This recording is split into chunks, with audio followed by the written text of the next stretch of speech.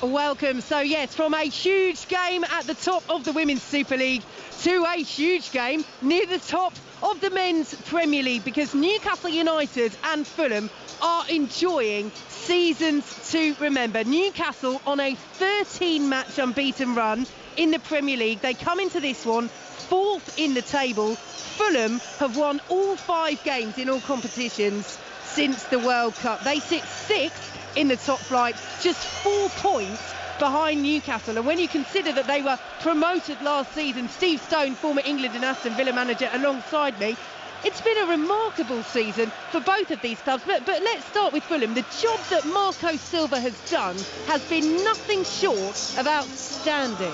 Well, it's been quite incredible. I think last time Fulham, when they came up, they tried to stick to their principles of trying to play out from the back and got stuck in that way just a little bit. This time they've mixed it up. They've got Big Mitrovic up front, and if you're going to play with him in your team, you need to have the ball. You need to progress your way up the pitch. There's no way you're going to be knocking the ball in the channels for him to run up for it. You need to keep the ball, get yourself up the pitch and put quality balls in the box. I also think they can defend deep and be difficult to break down. The defence is, it has conceded quite a few goals, but I think they can mix it really well at the minute. And Mitrovic coming back into the team today, I think is a big bonus for them. He's the goal scorer, he's the main man, but he's backed up by a lot of good players who are working as a unit, as on Newcastle at the minute.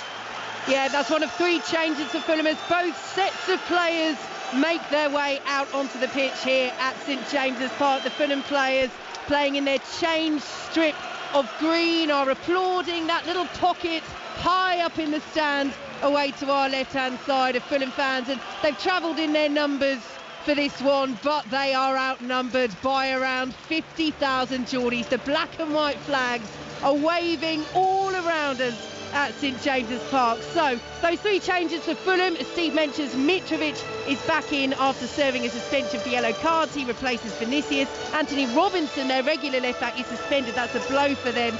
So Lavin Kurzawa makes only his 3rd start for the club. It's his first Premier League appearance since the 4-1 defeat by Newcastle earlier this season. And Issa Diop comes in for Tosin at centre half. The big team news for Newcastle, they're unchanged from the League Cup quarter-final win over Leicester. That means Joelinton starts after being charged with drink driving this week. Eddie Howe said before this match that he would make a decision in consultation with Joelinton closer to the game. Says that the charge came as a shock. He's very remorseful. We're supporting him and we understand the seriousness of the situation. He was stopped in the early hours of Thursday morning this week, Joelinton, and will appear before magistrates later this month. He had a decision to make, Eddie Howe, didn't we? And we've seen in the Premier League completely different circumstances, but in the last couple of weeks, Marcus Rashford being dropped by Ten Hag to the bench after being late, oversleeping for a team meeting, came on as a substitute. As a manager, it was a call that he had to make, and the call he's made is that Joelinton starts. Well, it's a difficult call for a manager, and as a manager in the Premier League, you'll get hit with these circumstances sometimes. It's not always about football. That's they've talked about him being remorseful and having to be educated in the seriousness of the offence. And hopefully he does understand that, because it's a really serious offence that he's been charged with. Not been found guilty yet, of course, but he's decided to get it out of the way, play the player now, and hopefully then it's put to bed. Either way, he could have left him out and given him a disciplinary and leave him out for 1 match and then bring him back. Either way is right. But the manager's actually seen fit to do this, and we have to go with Eddie Howe. He's made some really good decisions since he's been here as manager. He has the trust in his players and the board and the supporters, so let's go with it today. Alexander Mitrovic just coming over to the Fulham technical area in front of us, taking a swig of water from a bottle and now pacing his way back in those bright orange boots towards the halfway line. You just know, Steve, he's still a cult hero up there, Mitrovic. He will be part of the story in some way this afternoon. Well, that Fulham will score goals. They've scored a lot of goals this season, and he's been a big part of that. The biggest problem that Fulham have had with him is he's probably played about 14 games for them this season. He's been suspended, so you can get him on the pitch. You get crosses into the box. He's really dangerous, and the longer the game goes on that Fulham are in the game, the more dangerous he becomes, because if you can back Newcastle off into that box and you can constantly pepper the box, he's the one that will damage it. But they've got some quality players in the middle of the park. We've talked about Willian and Pereira and the likes of that. They've got some talented individuals in there as well. So this is not going to be a formality for Newcastle. This is 4th against 6th in the Premier League, and Fulham have just snuck up into that position. Nobody's really noticed them. I think they've won the last 4 Premier League games. They've been brilliant since coming back from the break from the World Cup, and they're going in the right direction. Both teams are going in the right direction. I think it's a really, really big game for both teams if they've got ambitions, with Newcastle getting in the top 4 for Champions League and actually Fulham pushing on to whatever they want to do, whatever their aspirations are this year. Let's not underestimate them, that's for sure. Huge match here on 5 Sports Extra. Over on 5 Live, you can listen to another huge game at Stamford Bridge. Chelsea with under pressure Graham Potter at the helm, taking on Crystal Palace. That's getting underway in the next few moments as well. And then later this afternoon on 5 Live, we have the North London derby, Tottenham against Arsenal. 3 crackers for you in the Premier League across the BBC. But here at St James's Park, our focus is on Newcastle United, 4th in the Premier League against Fulham, 6th in the Premier League. It will be Fulham to get us underway in their changed light green strip with the checked front of dark blue. Newcastle in the traditional black and white striped shirts, the black shorts and the black socks, and we are underway at St James's Park. Fulham in possession with Kene Tete, the right back, plays it downfield. Big cheer as the ball goes to Dan Burn. What a week it's been for him. Clears the ball straight out of play for a Fulham throw, but scoring that first goal for his boyhood club, the club that broke his heart when they released him as an 11-year-old, but he returns a year ago. And it was a brilliant goal. We were here to watch it as well against Leicester, weren't we, Steve? Cutting him from the left-hand side as Mitrovic is challenged down by the corner flag. Burn getting that long leg in. And it's another throw to Fulham, deep in Newcastle territory. I think Fulham be pleased, even though we just played a minute. They played in Newcastle's half right from the start. They didn't want what happened against Leicester, and Newcastle were dominant right from the start. You know, you've got to dominate Newcastle in terms of quieting this crowd down, play in their half, play towards their goal, not try to play too much around the back and invite their press on, because they're really good at that, as we've seen against Leicester. Newcastle's strength this season has been their energy, and they've been really, really top draw. But is it for Newcastle going to be after the Lord's Mayor Show, where they had such a good performance and the emotion of that cup game and everybody on the pitch and the fans, all the rest of it? It's just going to be, can they get back to the league performance and make sure they put this one to bed? It's going to be a difficult game for them. Fabian Schär clears away at the back for Newcastle. The header is met by Tim Ream and forward to Alexander Mitrovic. He sends it out to the right hand side. Fulham midway through the Newcastle half. Williams ball forward looking for the run of Harrison Reed, but it's gathered by Nick Pope, all in bright yellow. So we'll take you through the lineups. Pope in goal for Newcastle. The back 4 of Trippier, Schär, Botman and Burn. Ahead of them it's Longstaff, Guimaraes and Willock, with Almiron, who scored twice in that 4-1 win against Fulham this season. Joelinton and Wilson, who was also on the score sheet along with Longstaff up front. Guimaraes wins the ball for Newcastle, midway inside the Newcastle half, and spreads it out to Fabian Schär. Fulham with Leno in goal, the back 4 of Tete, Diop, Ream and Kurzawa. Ahead of them it's Palhinha and Reed, with D Cordova-Reid, Pereira and Willian supporting the former Newcastle cult hero Alexander Mitrovic up front. And here is Joelinton outside the Fulham penalty area, heads the ball to the left hand side, and Joe Willock will try the curler from the edge of the box. It was always going wide and easy for Leno to watch behind. 2 minutes gone, 0-0. Yeah, good mix of play there. Obviously, Fulham have tried to press high up the pitch. They're trying to sit on Bruno. Newcastle, we talked about the other night about right side dominant, making sure they shut those passes of play off.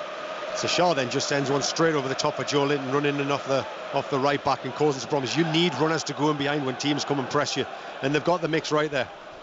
Good pressure from Newcastle as Fulham play the goal kick out through their own penalty area, and Longstaff wins that ahead of Mitrovic, but Fulham get the foot in and will be brought by Pereira down the left hand side to Kurzawa. Nice little interchange of passes from Fulham down that left hand side, and it's brought down now calmly by Palhinha, who sends it to Issa Diop, the centre half, plays it out to the right hand side, and William, lovely layoff looking for Harrison Reed, and will be intercepted by Botman, but he can't keep it in, and it's a throw to Fulham midway inside Newcastle territory. And we've touched on that 4-1 win that Newcastle achieved at Craven Cottage earlier this season, but we have to mention, I mean, the huge context. Fulham down to 10 men inside 8 minutes. Chalobah sent off for a high challenge on Longstaff. Completely different complexion on the game, of course, and can we read anything really from that result other than that Newcastle got the job done against 10 men? Well, they had to get the job done. It's not always easy against 10 men, but Newcastle got it done that day. Context, no. I think it's a different game altogether. I think Fulham have come to the terms with this league very, very quickly now, and they look confident out there. I've got to be honest with you, I'm watching them. They're not overawed by the fact that they've come to St James's Park and the atmosphere can be electric. They've quieted it down right from the start, playing out from the back, being comfortable with it, but then they will mix it, knock it over the top at times for Mitrovic. And they've just played it across their own penalty area. Miscue by Diop, under pressure. Good pressure from Joe Linton, and the ball goes out of play for a Newcastle throw, level with the edge of the penalty area. Goalless here on 5 Sports Extra, as Dan Burn will interchange passes with Joe Linton, and Joe Linton will now send it back central position to Fabian Schär. Schär, who sends it out to the right hand side. A few cries of shoot there from 35 yards out. Well, we've seen him do it. Guimaraes might, 25 yards out, slides it through instead. Longstaff, very good sliding block by Diop. It's behind for a Newcastle corner. Good play all round from both sides. Yeah, well, great movement to start with. You try to get the right back Trippier trying to get in as Shaw's got it, but he gets it played out wide to Almiron. Almiron just slips it into Bruno, who slide ball in for Longstaff, who was trying to make some little intricate runs. Still not quite confident in front of goal, gets a swing in it, but a great block. But again, good start from Newcastle, good into play again down that right hand side. So corner to Newcastle to be taken from the left hand side. As we look at it, Newcastle playing from right to left in this first half at St James's Park, and the corner is played short by Joe Linton to Almiron, who plays it to Guimaraes, 25 yards out, now picked up by Kieran Trippier, steps past Mitrovic, low ball into the area, headed away by Tim Ream.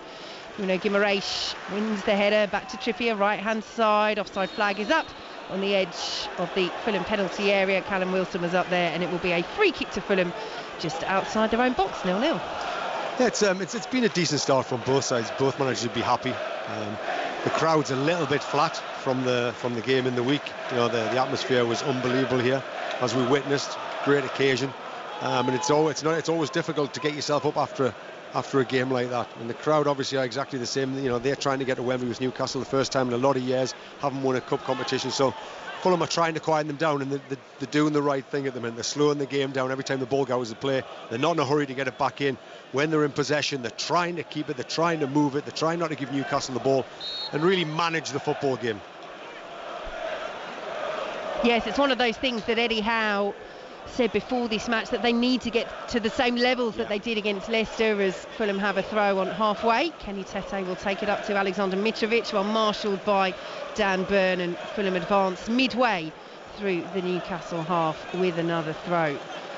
But yes, it's one of those, you talk about, Steve, how long it's been since Newcastle have won a trophy. 1969, the European Fairs Cup. If you want to go back to a major domestic trophy, it's the FA Cup in 1955. The fans here, how they would love to end that long wait this season. Southampton they will face in the two-legged semi-final, as the ball goes out of play on halfway for a throw to Newcastle, and Harrison Reed is saying, well, hang on a minute, what's going on there? I thought that decision was going to go our way. He tried to test Nick Pope, and it will be a throw instead to Newcastle on the halfway line. Send it forward looking for Callum Wilson. It's all the way back now with Bernd Leno, as the Newcastle striker can't latch onto it, and Tim Ream just taking a little bit of a chance, was under real pressure from Almiron. It's gone out for a goal kick. Now Almiron's furious, he says that should have been a corner. It's one of these, isn't it? You mentioned it early on, Steve Stone. Fulham will play out from the back, but there's been a couple of times there, the pressure on Ream and the miscue from Diop. Newcastle could get some joy there. Well, that's where Newcastle do get some joy. They're a really athletic side. They try to press as high up the pitch as they possibly can, and what they do by pressing up there, when they do win it, they just give the crowd a massive lift, and everybody's on their side right from the off. So yes, Fulham play for the back, play the way they try and play, but also try and mix it a little bit. You've got big Mitrovic up there, try and clip it over the press sometimes and back Newcastle off before you then try and play. Sometimes teams try and play out from the back right from the start and draw teams on. Sometimes you mix the play, you can back them off and do it both ways, and Fulham just got to be careful with that. They were just a little bit, you go, not so sure you need to be doing that so early in the game. Newcastle are good at the press. They would have looked at that. So Fulham with this set piece midway through the Newcastle half. Pereira is one of the players standing over it. Diop's big at the back post, isn't he? He's a huge figure. Yeah, he looks very 6'4", tall. isn't he? A really big, powerful. Mitrovic has gone down the other side, and they've obviously got something clever lined up. So Pereira swings it in. The header is won by Dan Burn, who's not shy of a bit of height himself at 6'7". Fulham almost win it back on the edge of the area. Do send it into the box. Diop sends the ball across, blocks away, and now the flag belatedly goes up. And St James's Park says, well, why didn't that happen before? But as we know, the officials like to let plays play out if there's a chance of scoring, but in the end the flag goes up and Newcastle have the free kick, 0-0. Yeah, it was Mitrovic making a run to the near post to start with there. I wasn't quite sure why he was really going to go there.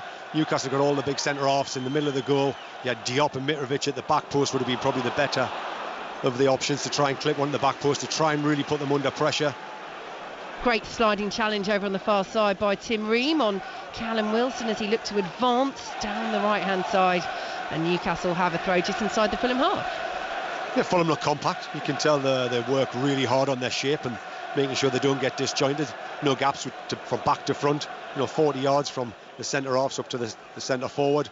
And they're nice and compact every time Newcastle get the ball to play through. Ball given away. William picks it up on halfway for Fulham, who are racing forward out to the left-hand side. Finds Andreas Pereira. Mitrovic is in the centre. Tumbles in the box. It's out on the left-hand side still as Cordova-Reid lays it off to Pereira. Mitrovic has got back to his feet inside the penalty area. Shot blocked. Tete comes and curls it over the bar.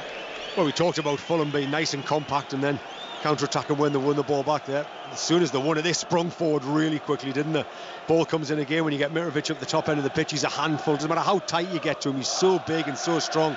He's back to goal, tries to get turned and have a shot, comes back out. William fires one over the bar, but there's the danger signs from what are a decent side in Fulham. You can tell they can score goals. You can tell they're compact. You can tell they're counter-attack. They will mix the play. This will be a difficult afternoon for Newcastle. Goal kick is sent long by Nick Pope, but Fulham pick it up again on halfway, and here is Andreas Pereira, another who is enjoying a fantastic season with Fulham after arriving in the summer from Manchester United, but that move breaks down and it's all the way back with Sven Botman just outside his own penalty area as Mitrovic lurks on the edge of the D. What a season he's having. 11 goals in 15 appearances in the Premier League. If he scores again, it'll be his best goal-scoring season in the Premier League in his career. And as Newcastle, under pressure, have it in their own half, now back with Botman on the edge of the D. It's remarkable, really, with Mitrovic, isn't it? I mean, there were questions from some, not from me, I'll add. I put him on my fantasy team right at the start of the season. But given that he only had 3 goals in his last Premier League season for Fulham, I think people questioned, is he going to do it regularly, as Callum Wilson comes down the right-hand side. Marco Silva thinks that was offside. Flag stays down. Wilson's ball into the area, deflected behind. Newcastle corner. We'll come back to that Mitrovic point in a moment because it touches on something you said, Steve, about playing to his strengths. But let's focus on this Newcastle corner, and good work by Wilson down the channel. Well, good work again from was Joe Linton right off the first minute, that running behind. And if Fulham come on the press and try to stop that ball into Bruno or Longstaff, they then just got that option of spinning it in behind if they get high. I mean, they've got a good line, I've got to be honest with you, Fulham. It's nice and compact, nice line, nice and high. But if you haven't got your shoulders turned as a centre-half and Wilson starts running behind you, some of them pacey, you've got trouble. So corner taken short from the right-hand side. Trippier, who's 25 yards out, will now deliver the ball in, looking for Joe Linton. It's well headed away, helped back into the area by Willett, cleared away by Kenny Tete, who was brought down just on the edge of the box, and Fulham have a free kick. 0-0, 12 minutes gone. So it just going back to Mitrovic, I think you nailed it, Steve, when you said it's about playing to his strengths. And last time they were in the Premier League, Fulham, he was in and out of the starting lineup, and they didn't always play to his strengths. And this season is showing what happens if you build a team around Mitrovic. Well, they've built a team full stop, not just a team around Mitrovic, and they use him as the focal point, of course they do, but Pereira and the number 10 there, they've got some Willian on there, they've got some good players around him as well. You're right, Mitrovic did not play enough games. He was in the team, but they were playing out from the back obsessively, and they did not get it forward at any stage. There was no crosses coming in the box from at any stage, so you weren't using his strengths, but this team has. And to score the amount of goals he scored is terrific. Lovely play by Harrison Reid to find Willian down the right-hand side. Botman gets the foot in, but Reid, early ball. Mitrovic was offside, leaves it out to the left-hand side. Is Cordova-Reid into the penalty area. Good run, thumping clearance by Fabian Schär. But Fulham are playing some beautiful stuff as they pick it up on halfway. Well, we just talked about Newcastle mixing the play, and Fulham are doing exactly the same. It's very similar styles. You're trying to play in between the lines when they can, but they're recognising when they're coming high, each team, and they're spinning one in behind them. Great ball over to the far side there for Cordova-Reid, and then he just cuts inside to try and lay one in. Just a look, you're just looking at both teams thinking they're both going to create chances. You look at Newcastle, we've looked at, can they score enough goals when they get lots of chances, but you actually expect Fulham to score one of the opportunities they're going to score because of how many goals Mitrovic has got so far. He's got a lot. Yeah, clinicalness is going to be so key, particularly for Newcastle, who have struggled with that. in recent games. 13 minutes gone, 0-0, but really good contest, and I think Marco Silva in particular will be delighted with how Fulham have started this game. They look the better side at the moment. They're certainly not overawed by any sense of occasion here at once again a sold out St James's Park. Over on 5 Live, it's still goalless between Chelsea and Crystal Palace at Stamford Bridge as Fulham play the ball over the top looking for Andreas Pereira, and he's got the better of Sven Botman, who pulled him back as well, but Pereira keeps his feet, lays it off to Willian. Willian's ball in, good header away by Cher, helped on the edge of the area by Almiron, who's really having to come back and defend there. Sliding challenge by Kurzawa. Ball goes out of play for a Newcastle throw, but that just sums it up at the moment for Newcastle. We know that Almiron's a willing runner, we know that he'll run himself into the ground, but at the moment the work he's doing is in his own half. It is, yeah, and I'm enjoying Reid in the middle of the park as well. He's coming short, little give and goes, and then he's spotting that, they're getting the press, so then he's spinning it in behind, and Willian's doing the same, little give and goes, and then they're recognising when the press is coming on and they're spinning. And Fulham are on the front foot all the time, they're winning the ball consistently. Interception by the centre half, Diop, who's picked up the ball on the right wing now, little 1-2, cuts it back into Willian, right hand side of the penalty area. Willian tries to play it across, it's blocked by Bruno Guimaraes. Fulham at the moment are all over Newcastle, they've got a corner. Too many straight balls from Newcastle, straight ball there from the centre half, trying to play into Wilson. Very easy for centre halves and midfield players to read. They probably need to play on the angle, trying to get into Bruno and create those angles. But as what we talked about before, Bruno is the key man in this Newcastle side, and if you stop him, you stop a lot of what Newcastle do, and that's the key at the minute. They're sitting somebody on him, so they're having to play other people, and they're just stepping through. The press is really good, Fulham. So the height up once again for Fulham. Reams there, Mitrovic of course as well, as Pereira prepares to take this corner kick from the right hand side. It's whipped in towards the edge of the 6-yard box, well met by Joe Linton, header out of the penalty area, only as far as Willian, who dinks the ball back in. Again Newcastle win the first header through Botman, the second through Wilson, helped back into the box. Mitrovic is trying to bring it down, appeal for a handball eventually is given against Mitrovic, and some cheers of celebration from the Newcastle fans as their former man is penalised, and Newcastle have a free kick. But it's fair to say, Steve, that they're under the cosh at the moment from a Fulham side who are playing with supreme confidence. Well, they play with supreme confidence, and Newcastle have got to make sure they don't underestimate teams. I'm sure they haven't. It's very difficult, we talked about, to get yourself up for games after a midweek with all the euphoria that went into the cup game of the weekend. Then you play on a Sunday at 2 o'clock. Sometimes it takes you till half time just to get going, for the manager can reset and say, listen lads, I told you this wouldn't be easy. This is exactly what's happening. They're the better team, they're working harder, they're on the press, they're outgunning you in every single area. All your individual battles you're losing so far, so they need to just make sure they're stepping up, and Newcastle are half pressing at the minute. But they've almost lost the ball on the edge of their own penalty area. Fulham, Palhinha dallying. Guimaraes stayed down as the ball. Newcastle just off it on the. Yeah, it's played forward by Fulham outside the Newcastle penalty area. Williams ball in, headed away by Fabian Cher, headed back forward by Fulham. Their first of the second balls at the moment, and Byrne does well there, just allows the ball to bounce out of play. And now attention will be given outside the penalty area as the referee allows the ball to bounce out of play. Robert Jones and Guimaraes looks to be in a bit of difficulty here. Yeah, he went in for the press. It's something he normally does. He sort of pops out of his hole from that deep line midfield player, and will go on their deep line midfield player, and he's won it a couple of times already. This time he just was slow in getting there, rocked his ankle in the tackle, and he stayed down right from the start. This is it'd be worrying for, because he is the playmaker for Newcastle. He's been a huge influence on the team since he's got here. So 17 and a half minutes play. Guimaraes still receiving treatment. Eddie Howe's focus, along with his coaching staff, is on communicating instructions to several of his players. Callum Wilson's just come over to have a chat. Joe Willock as well, in in-depth conversation with Eddie Howe. And Steve Stone, it's unsurprising, because it's obviously they hope that Guimaraes can get back up, but just having a bit of a break, having the ability to reset and have some conversations. I think you said it a couple of minutes ago, they haven't started yet, Newcastle. 18 minutes gone, 0-0. No, they hadn't started. They had one corner and they had an opportunity from Longstaff probably after about 2 minutes, and you thought, oh, it's going to be exactly the same. They're going to be bright, they're going to be sharp, but you could see as soon as Fulham got in possession, they're popping a little 1-2, switching the play. Then Newcastle come on the press. They try to find it in the pockets. If they can't find it there, they've got willing runners in behind and the wide men. So it's a good mix of play from Fulham. They started really bright, They look like a team who have won games recently. That's what they look like. I haven't seen a lot of them live. In fact, it's the first time I've seen them live, and they look like a good unit. They look like they're organised, and you expect that from Marco Silva as well. He's a really good coach. From back to front, they look solid, and it's going to be interesting. It's going to be a test to see how Newcastle can change it on the pitch at the first half, so to make sure they don't go behind. And if it gets to 0 at half time, how can Eddie change it? How can his managerial style, and what can he do about this game to change it so Newcastle can get back in this game at the minute?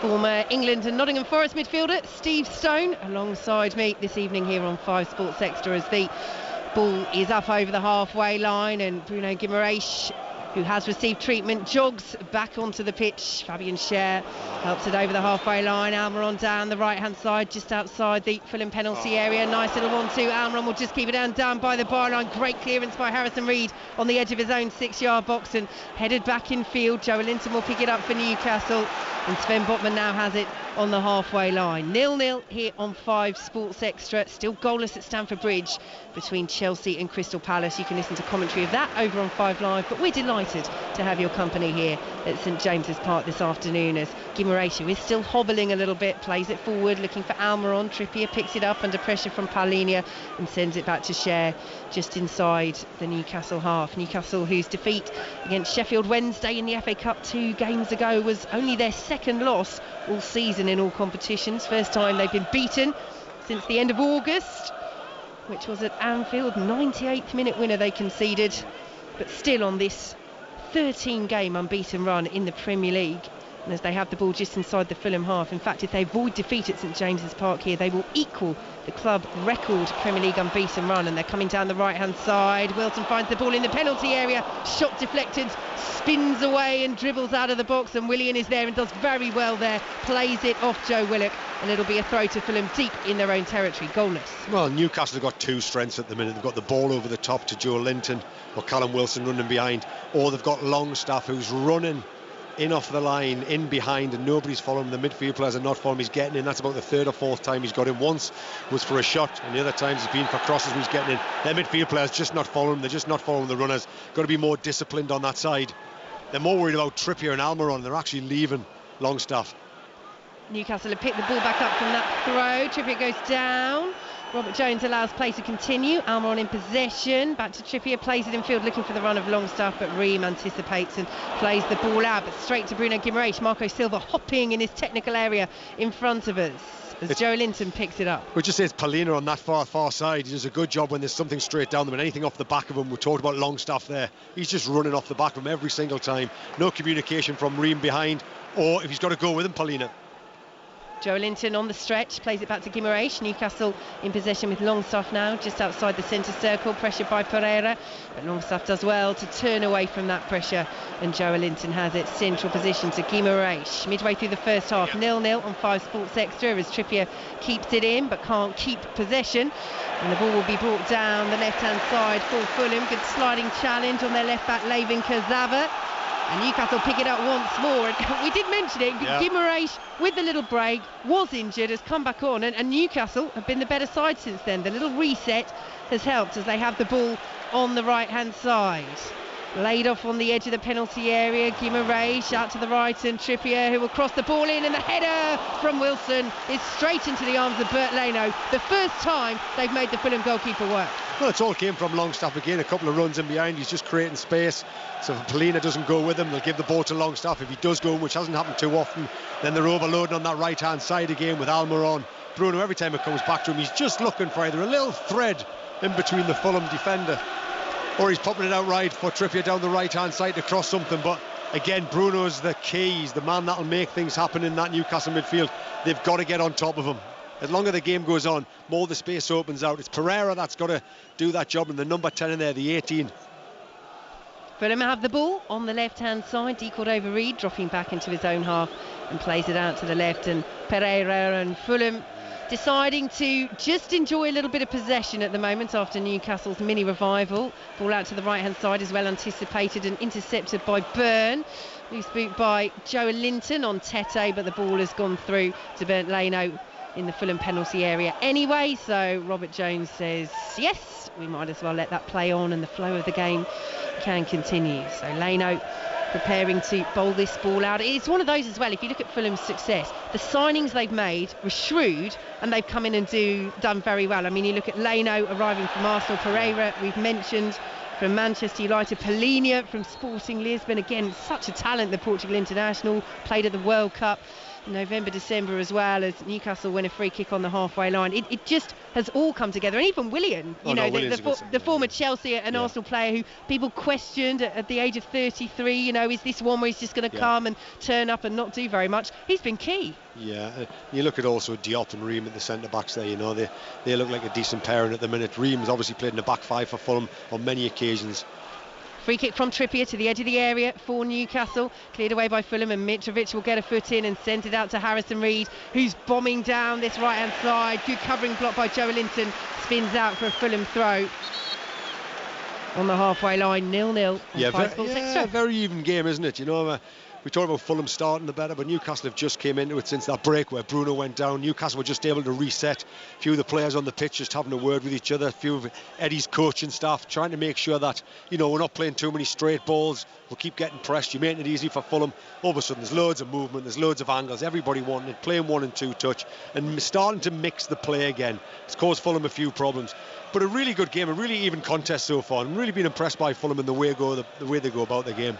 Yeah, good match between two sides that are living up to their high position in the table. As Steve Stone says, it's a really good contest here on 5 Sports Extra. 0-0, 25 minutes played in this first half. Still goalless at Stamford Bridge between Chelsea and Crystal Palace as Tim Ream picks it up on the edge of the Fulham penalty area, and Diop will send it out to the right-hand side, and Kenny Tete plays it over the halfway line. Fabian Schär is there, calmly, almost to Dan Burn, but in the end he didn't get the distance on it, so he turns and sends it back to Nick Pope instead. Good ball by Pope, good header by Tete to stop Joe Linton getting in down the left. Newcastle throw. Sometimes you've just got to turn teams, sometimes you haven't got to be too cute. Sometimes you just put it on the back of them and back them off, get them into their half, and that's exactly what Nick Pope did there. Put it right on the back of the full-back, and all of a sudden Newcastle are in Fulham's half. Fabian Schär coming forward from centre half, Almiron to Longstaff, out to the right hand side is Trippier, good block by Lazava, out on that left hand side, and Fulham will clear up towards halfway, but intercepted by Nick Pope coming out of his penalty area, and Newcastle bring it over halfway with Bruno Guimaraes, and Joe Willock now picks it up, sends it to Wilson, central position. Sean Longstaff to Almiron, urged to shoot outside the penalty area, squeezes it into the box to Guimaraes. Almiron out to the right hand side, and Trippier now. Good build up this play by Newcastle as Guimaraes swings it in. Well, they're appealing for the corner. They've got the corner, but the fans were asking about a potential handball there, and the ball goes out of play for a corner to Newcastle. Yeah, I'm just looking at Pereira. He's got to get across and help that left hand side of his. There's too many men of Newcastle on their right. They're just overloading that side of the pitch, and they're creating all sorts of problems. Palhinha's having a difficult afternoon in terms of people behind him, down the sides of him. He marks one and then somebody gets played to the other. So corner taken by Trippier to the far post. Very good take by Bernd Leno. The height was at the back once again for Newcastle. Sven Botman was there, Joe Linton as well, but Leno read it well and bowls it out underarm to Tim Ream. 0-0. Yeah, I would say it's a decent contest. When Fulham need to slow it down, they can do, because they're decent in possession, and they need to do that at times. When you come to St James's Park, one of the first things you must do is try and really calm this crowd down, and they've managed to do that so far in spaces and spells. Newcastle have had 5 minutes here and 5 minutes there, but Fulham will be really happy with the way things have gone so far. They would have probably liked to create more chances in the box. They put things in there. Newcastle starting to create a lot down that right hand side again. We've been here many times and we've seen how Newcastle try to work that side of the pitch, strong down the left but really strong down that right hand side, and the coaching staff of that are going to have to identify that from Fulham and try and get that blocked across there. Pereira and Palhinha are going to have to make sure that they've got their runners and follow people and be diligent with the work that they do, or they'll create more chances going down the right. Kurzawa just delaying to take this throw for Fulham. It's intercepted by Trippier, and Palhinha on the stretch can't dispossess Almiron on the halfway line, and here comes Dan Burn midway through the Fulham half, closed down by Reed and Willian, so sends it out to the left hand side eventually, and Joe Linton up against Kenny Tete, turns Kenny Tete, steps past Willian, Tete just gets back and gets a foot in, and Fulham will bring the ball away. And then again, they're so loath to clear long Fulham. Tete advancing through his own half. Burn makes the block. Fulham throw 0-0. Well, Tete Tete did well after initially getting too tight to Joe Linton there. Joe Linton turned him, spun and driving towards the box. Tete managed to get himself back in there. Did really well. Stuck had a good pace from him. But as he's coming out, he's looking at the top end of the pitch for someone to run down the sides.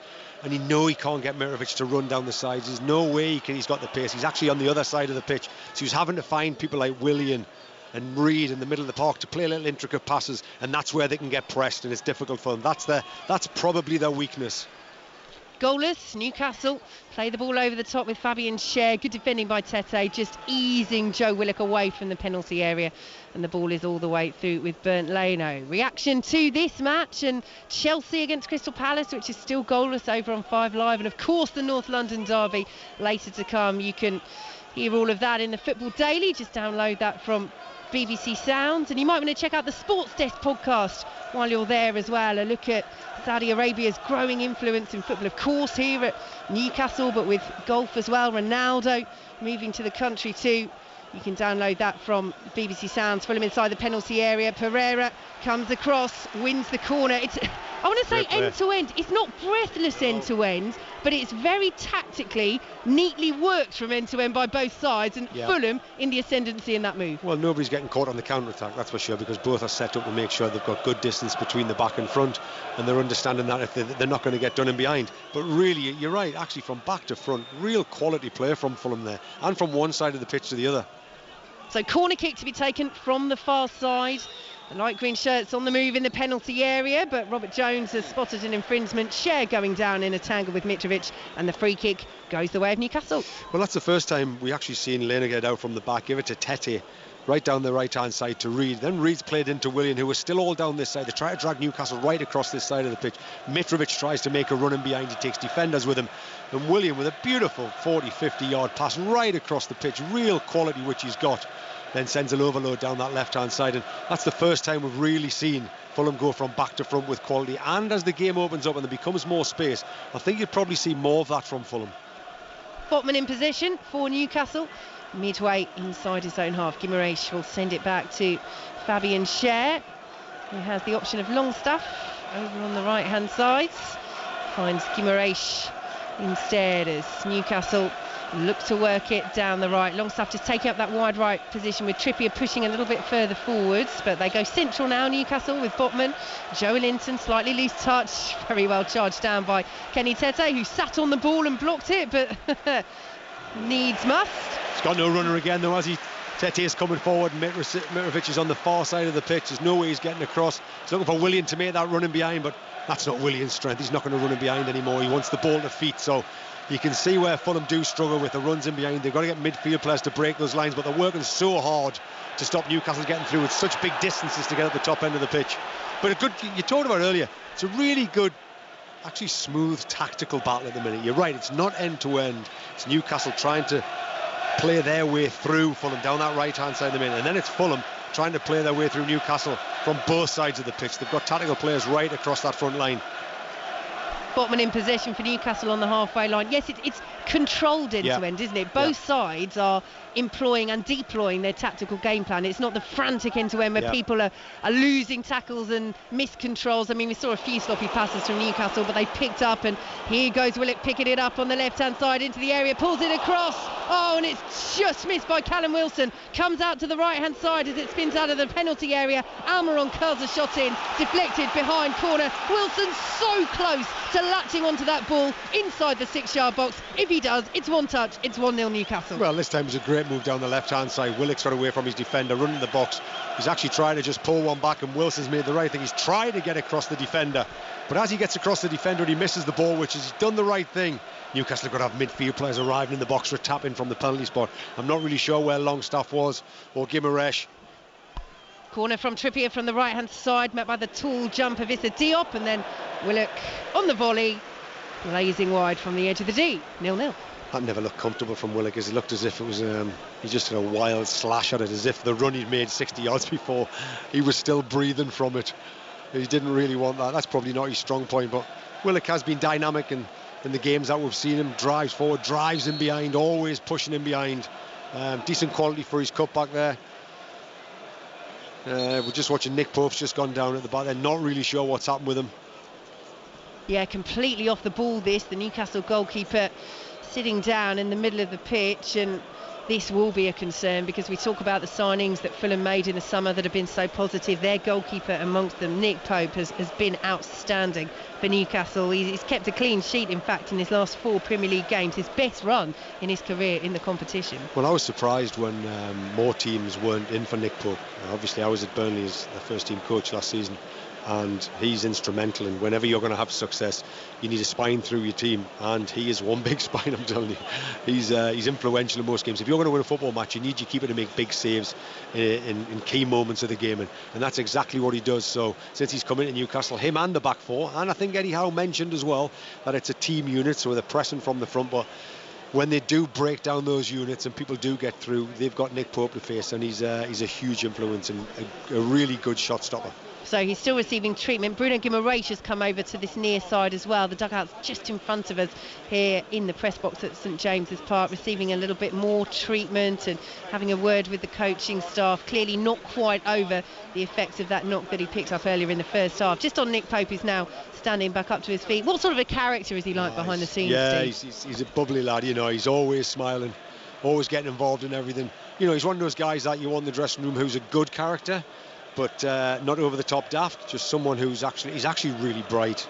He's a bright boy who you want around there. But also in your goalkeeper as well, you want somebody who can be calm at times and can be calm at the right moment. So he knows when to be one of the lads, but he also knows when he needs to do his job and be professional and get on with stuff. And you don't get to the levels he's got to with England and the rest of it without being good. But as a character, you want people like him in your dressing room.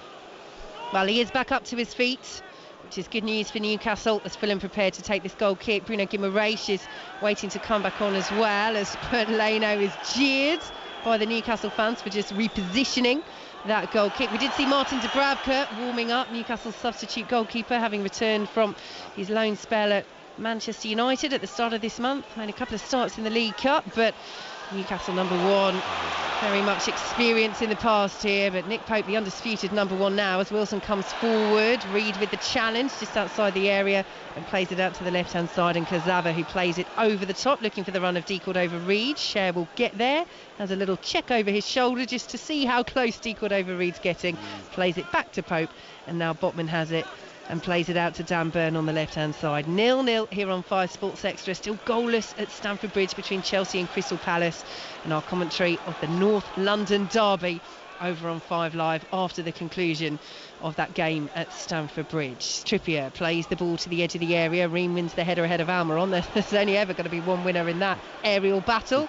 And Diop, outside his own 6-yard box, plays it out to the right-hand side. Good control by Willian. Dan Burn and Joe Linton just slip at the wrong time. Then a little push from Willett, but Willian's still going. His balance is gorgeous. He goes past Longstaff and plays it out to Harrison Reed as Fulham start to steam through the Newcastle half. Out to the left-hand side they go now. High ball into the area is poor. Everything but the delivery there for Fulham. Well, they're key moments in the game. I think Kazava's struggled in the game. He hasn't played a lot of football, and they've overloaded him on that left-hand side. It's been really difficult for him.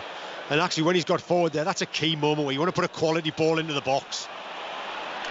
Sliding challenge by Longstaff to keep hold of possession. Here is Trippier into the penalty area, right-hand side, slides it down. Longstaff pulls it across, and Willett was there. Can't control inside the 6-yard box, and the ball goes behind it. Got a deflection on the way through, and it is a Newcastle corner, 0-0. Well, in the challenge on the edge of the box there, the Newcastle player wanted it more than the Fulham player.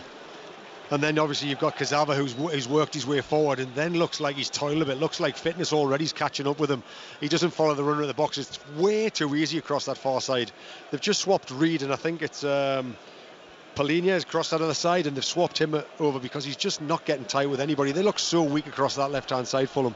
Good block in the end by Fulham to send it out for this corner, which Trippier will send in. Good header away by Palhinha, jumping on the edge of his 6-yard box, sends it up to halfway, and Sean Longstaff, who plays it out first time to the right-hand side, looking for Trippier, headed away by Decourt over Reed, but will be collected by Trippier, who now whips the ball, looking for that run at the far post from Joe Linton. Tete wins the header, bounces out of play. Newcastle throw deep in Fulham territory. Goalless here on 5 Live Sports Extra. Got to say on the other side, the Fulham fullback Tete has done excellent so far. He's been under a lot of pressure. Willian obviously doesn't double back up as much as he used to in his younger days, or if he ever did, to be fair. And Tete's got 2-on-1 a lot of occasions, but he's defended the back post really well against Joe Linton, who's been trying to run him hard, and Willock's overloading as well. So good defending from one Fulham fullback on one side and not so good on the other side with a boy who's actually come in and not playing much football.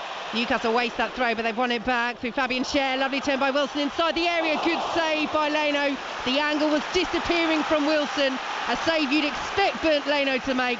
Pushes it over the bar. Another Newcastle corner. They're finishing this half strongly.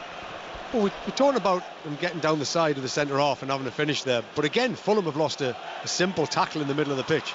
It's a basic challenge where at least you've got to put your foot in and make an attempt to win it. It's as if Reed sort of went in a little bit half-hearted. I think Shaw that came out with it. Then played it down the side for Wilson.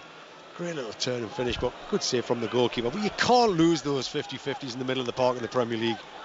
So Trippier with the corner, once again goes central this time. Everywhere you go, though, a tall Fulham player is there. This time it's Mitrovic who heads it away as Newcastle go all the way back to Nick Pope. And that's the challenge. Fulham so proficient in both boxes because of the height they have aerially as the ball is headed on into the penalty area looking for the run of Willock. But it's gathered by Leno, who bowls it out underarm to Willian, who again is turning towards Longstaff and now turns back towards his own penalty area. Longstaff putting on the pressure. Willian goes back to Ream, who plays it back to Leno. He's closed down by Callum Wilson.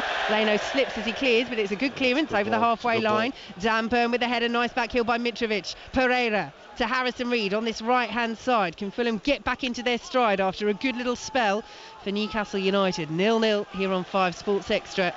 5 minutes to play. Is this a Diop?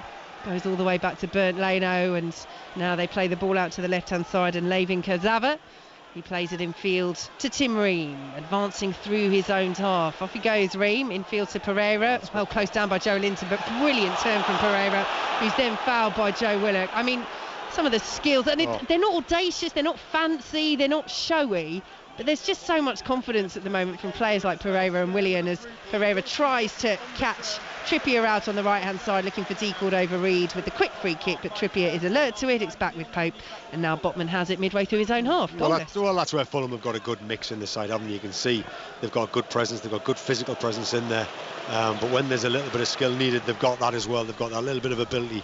And Pereira, you're right, has shown some great moments. Willian especially as well, showing some good moments as well. Good ball by Trippier. Wilson pulls it across. There's nobody there on the edge of the 6-yard box. It's cleared away by Kenny Tete for Fulham. Newcastle will send it back once again. Wilson picks it up right hand side of the penalty area, blocked away, and then cleared at the second attempt by Decord over Reed. Got a deflection on the way through, but Newcastle pick it back up, and again Newcastle pick it up right hand side. Guimaraes tried the back heel to Wilson, comes out to Longstaff, headed away by Kenny Tete once more. Newcastle really pushing. Longstaff went down, no free kick. Well, initially it looked like no free kick given. Pereira on Longstaff, but in the end Robert Jones does blow his whistle, and this is a very good set piece opportunity. Best part of 25 yards out, central position, free kick Newcastle, 0-0. Well, it looked a very soft free kick, we've got to say. Good pressure from Newcastle, putting the ball in the back, trying to then get it back in. Longstaff goes down really easy, but I think he's given the opportunity, Pereira, by just hanging a leg out and just putting his foot up. He'd be really disappointed to give a free kick away in such a good position with the likes of Kieran Trippier on the pitch and Bruno. It's a perfect spot for them, isn't it? Yeah, and Fabian Schär's there as well. We've seen him hit a few, but you would think surely it would be Trippier. His 3 goals that he scored for Newcastle since arriving last year have all been free kicks. He scored once this season, that was a stunner against Manchester City back in August. And Rob Jones is just saying no, that's not where the foul occurred. And Kieran Trippier, it's Rob Jones has moved the ball, the referee. Kieran Trippier almost picked the ball back up to remove it. Well, whether he agrees or not, Trippier, he's going to have to abide by the decision of the official. I think that is a little bit further back than where the initial foul took place. So now we're about best part of 30 yards out, still central position, gives him a little bit more ability in terms of angle to get it up and over the wall, but it would have to be pretty special from here. But then again, we know that Kieran Trippier is pretty special in these situations. Yeah, I don't think how far it is out for Kieran. I think he's got the ability to get it up and over the wall. Just gives that goalkeeper a little bit more time to see the ball coming. It was a good 5 yards from where he was originally going to take it. So Trippier repositioning this free kick. 2 minutes to play plus added time in this first half. Can Newcastle find the breakthrough? Schär is there as well. It's a possibility. Trippier is the probability, and it is Trippier. It's straight into the wall. Good leap by Tim Ream, and Bernd Leno applauds as the ball spins behind for a Newcastle corner. Got good power on it. It's on target, definitely. Fulham wall jumped. They've got such height in that Fulham wall as well, though, haven't they? They've got some big guys in the team. They're a physical side as well as being able to play. I do like the mix, what they've got. So Newcastle have played the corner short. Guimaraes and Almiron work it back to Trippier, who now plays the ball in, and the run was being made again at the far post, this time by Botman. Tete wins not one header but two and sends it out of the penalty area as Fulham look to counter. Pereira is racing down this right-hand side, but the back pass from Trippier just reaches Nick Pope. Goodness me, Harrison Reed was almost inadvertently played in there by Trippier, but Pope, good anticipation, came out of the penalty area, clears it out for a Fulham throw. Fine margin, yeah. Steve Stone. Well, Trippier's running back and you're looking, as he's going, you're thinking you've got to get full contact on the ball when you go back here. If you scuff it, he's coming through, he's expecting that, and Pope was in a really good starting position to start with, but going back to the corner as well, Tete again at the back post, has got two men on him. He's defended unbelievably well at the back post so far. Harrison Reed has nicked it inside the Newcastle half forward to Mitrovic, and now Palhinha. Good interception almost by Almiron, but it's picked up by Kurzawa on the left hand side as Fulham look to spread it to Decourt-over-Reed. Newcastle win the header and it's out for a Fulham throw. Well, I'm expecting a little bit more from Palhinha in those sort of situations. That ball's got to get there. He's a real quality player. Defensively, I'm expecting a bit more from him. He needs to get around the pitch and be a little bit more authoritative with the players in front of him. He's got to start dragging people around him because people are playing it around him. It's not easy for him. He needs to use his experience to get this team around him a little bit more on that right-hand side. Also in possession, I think he's got to be more assertive. He's got real quality. He's floating balls in there. He's got to drill it in there. The quality that he's got, he can make the difference. He's got Reed playing alongside him, who's having a right good go. He's using all the energy he's got, playing it short, playing it long, being a combative midfield player, but really needs to just up his game, Palhinha, alongside him, and that's his teammates alongside him as well. He needs to use his voice and his experience because he's getting overrun down that right-hand side. Newcastle in possession inside their own penalty area as we enter 3 minutes of added time at the end of this first half. That's for the challenge and the injury to Guimaraes. As Newcastle bring the ball down the right-hand side, can they find the breakthrough? Almiron has Trippier on the overlap. Almiron goes central instead to Guimaraes. Tried the little 1-2, good header away by Decourt-over-Reed. And Palhinha will clear up, but not quite away on the edge of his own area. Header is won and sent forward by Longstaff. Lovely turn, Wilson. Goodness me, so close for Newcastle. Bernd Leno gathers. Wilson looking for the curler in the bottom corner. It was lovely control inside the penalty area. Leno equal to the effort. Well, Newcastle win another second ball in the middle of the park. It's just a simple header. Fulham have just got to do better with the second balls. The basics of fighting and strapping in the middle of the park. They've probably lost too many. Goes straight into Wilson, who turns with a beautiful little turn. Nobody expected, but once he's opened himself up, you just expect him to slide it in that far corner. Keeper's ready, but that's the best chance of the game by far.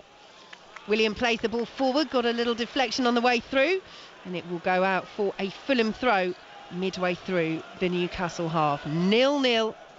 2.5 minutes of added time to play here at St James's Park. It's still goalless on 5 Live between Chelsea and Crystal Palace at Stamford Bridge as Tete prepares to take this throw for Fulham. Sends it long. Harrison Reed is pushed over there, is he, by Joe Willock. Eventually the play is stopped. Reed is down, and Rob Jones, I think, is saying that this may be a drop ball here. Fulham are saying, well, hang on a minute, we feel like we should have a free kick.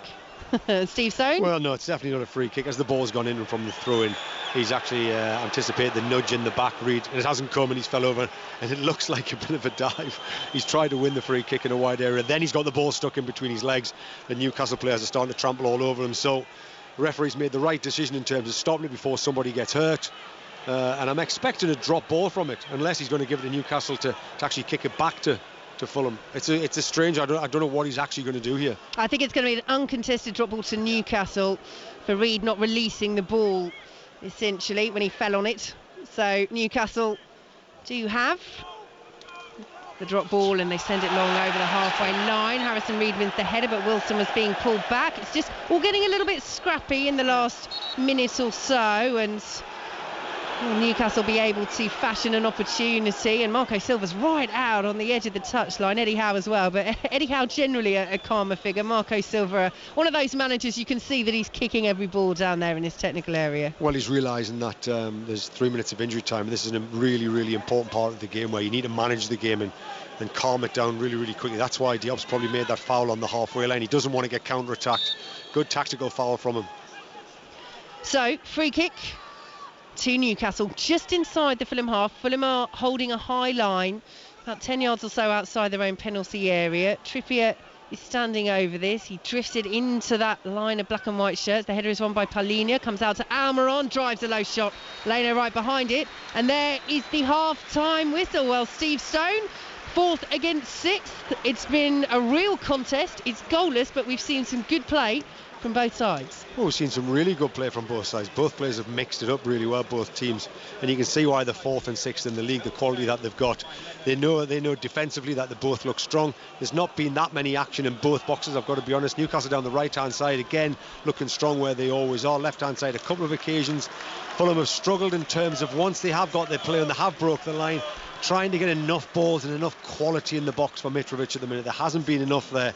Newcastle again coming down that right hand side have been really, really good. And if I was Newcastle manager at half time, I'd be saying keep overloading that right hand side, but making sure you're getting Willock and Wilson in the box where they're going to score, in between the 6-yard box. There's no point just Wilson being in there. They've got to get more bodies in there. There's too many men out wide for me Newcastle at the minute, too many men on the edge of the box. Get bodies in the box, overload there, and you're bound to just get a tap in.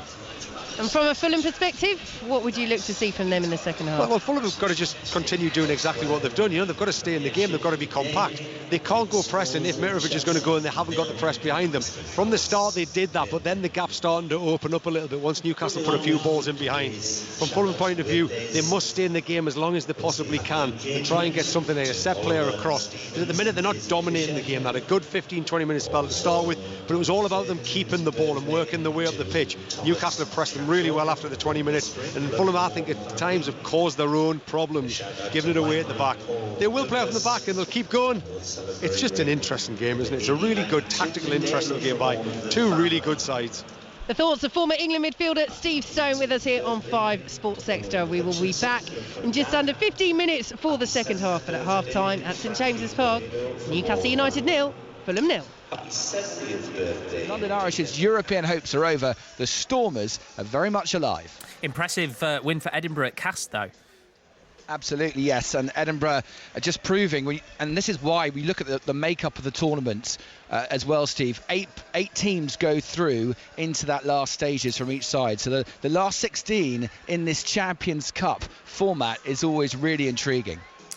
James, thank you very much indeed. Cast 21, Edinburgh 34. That's the European Champions Cup. In the Challenge Cup, it's currently Cardiff 42, Newcastle Falcons 10. Back to the Masters snooker final. Judd Trump and Mark Williams, watched by Jamie Broughton.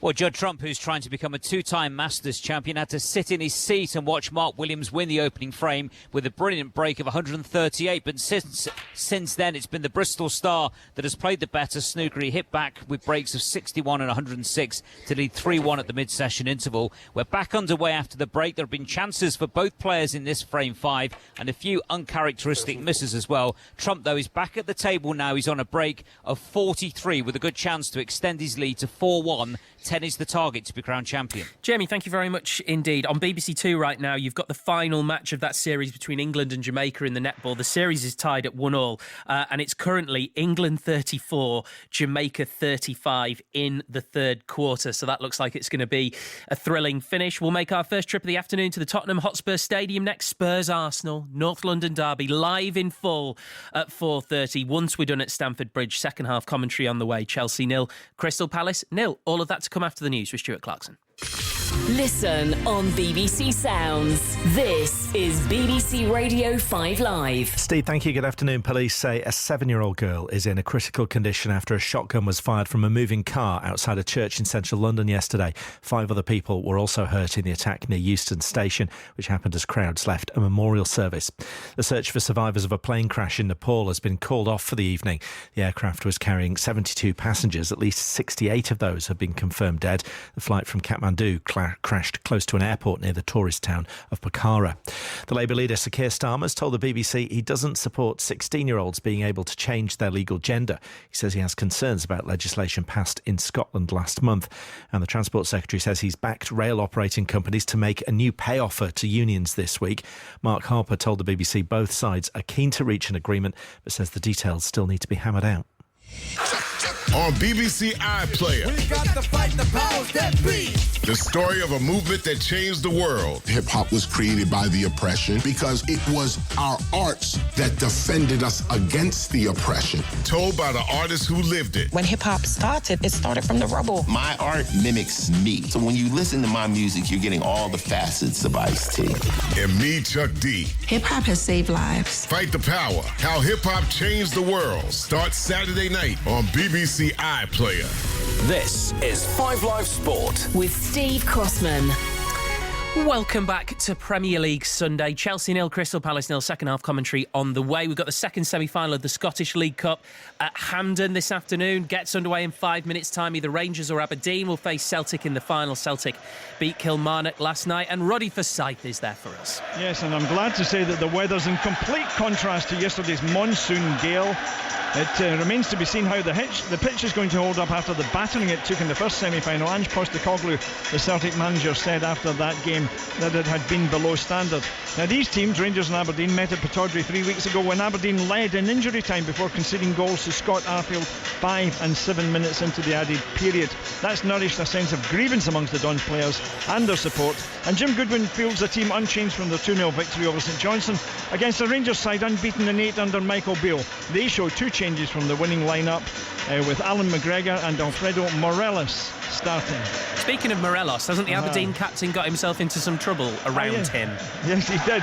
Anthony Stewart said in the build-up, he was having a chat in the semi-final press conference, and someone said to him, who do you rate the better striker, Antonio Cholak or Morelos? Now there's a trap there, of course, if you start answering these questions, but Anthony Stewart said that he and his teammates rated Cholak as better than Morelos. Jim Goodwin, the Aberdeen manager, summoned him to his office, then subsequently said that was a regrettable comment, and wouldn't you know it, Cholak misses out through injury, so it's the Colombian striker who faces his distractors from the Granite City. Hey. You see, it's right, it is a trap, but it's not a difficult trap to get out of. You just say, I don't like to talk about players from another team. Anyway. You would have thought so. That's what media training is for. You go, you see. Aberdeen have only won one trophy, haven't they, since 1990? It was this competition. And it was, yes. It's been there's been sparse pickings for Aberdeen, a team who many think should be the third force in Scotland, and of course who at one point were the power in the land under Sir Alex Ferguson before his knighthood days, right enough. But yes, there's a real hunger amongst the support. They've brought a big support with them over to our right, and we'll hear them. The teams are, I gather, in the tunnel, so we're going to be hearing from them very shortly. But yes, it would be a major achievement for Jim Goodwin and his Aberdeen players if they could annex a trophy at last. Thank you, Roddy. Roddy will keep us bang up to date. We've got commentary of Tottenham Arsenal in the North London derby from 4:30 on 5 Live and BBC Sounds. Let's make our first trip of the day to the Tottenham Hotspur Stadium. That's where we find correspondent John Murray and Clinton Morrison. Good afternoon, both. Good afternoon. Good afternoon, Crossy. John, great arena for what is always a great fixture. Yes, and it's another one of those matches this season. They seem to be coming along almost not on a weekly basis. They seem to be coming along on a daily basis, where you sit there ahead of the match and think, goodness me, this is important for both teams. And it's a North London derby, so it speaks for itself. But I think after the events at Old Trafford yesterday, the fact that Arsenal can come here and put themselves 8 points clear at the top of the Premier League, but on the other side of that coin, Tottenham really need a result. They need a result. The fans here desperate for a result. If it comes against Arsenal, all the better. And Antonio Conte down there on the edge of the coaching area this afternoon will need a result as well. So lots to play for. And that coaching area could be busy this afternoon, Clinton, knowing those two managers? Yeah, definitely. Both managers like to get involved. They like to throw their arms in the air, and they're passionate though. They're both top managers, passionate about the game. Sometimes it can border over the top, because when I saw Arteta doing it against Newcastle, I thought he slightly went over the top. But I do like the passion. It just shows passion, because if you have managers that are just standing there, fans don't like that. But sometimes you can't cross that line, and sometimes these managers do it, but they're passionate about the game. Antonio Conte has been sent off twice this season, two red cards, and of course Arsenal are currently facing charges, FA charges for their players surrounding referees. In back-to-back fixtures as well. There's an odd one, Clinton, with the time in the season versus the time in the year, because obviously of the World Cup break. I mean, Arsenal still won't be halfway through their Premier League season, even after that game. But despite that, it is the kind of week you look at and wonder if it will be not season-defining, but not a million miles away, because it's Spurs today and then Manchester United next Sunday. Yeah, and that's a tough game. Obviously, it's a North London derby, and we do make Arsenal favourites because their form they're in at the moment. Tottenham are not in brilliant form. They're relying on one man, and that's Harry Kane. We'll probably speak about him a lot later on in the show. But this is a huge week for Arsenal Football Club, because Man United, after that result against Man City, they'll think they're still in the title race and could cause an upset. And it's a big game. It's a big week for Arsenal, and Arteta would have drilled that into his players. When you were coming up the stairs, Clinton, I came up in the lift, and there was an Arsenal fan in the lift who said to me, so this is one fan's opinion. He said, if we win today, we'll win the league. Oh, wow. They still got to play Man City twice and Man United. I said, hang on a minute. Exactly. It's potentially a really big day for Harry Kane as well. Funnily enough, John, I was just having the chat with Roddy about when players are asked questions and actually it's easier than you'd think to avoid them.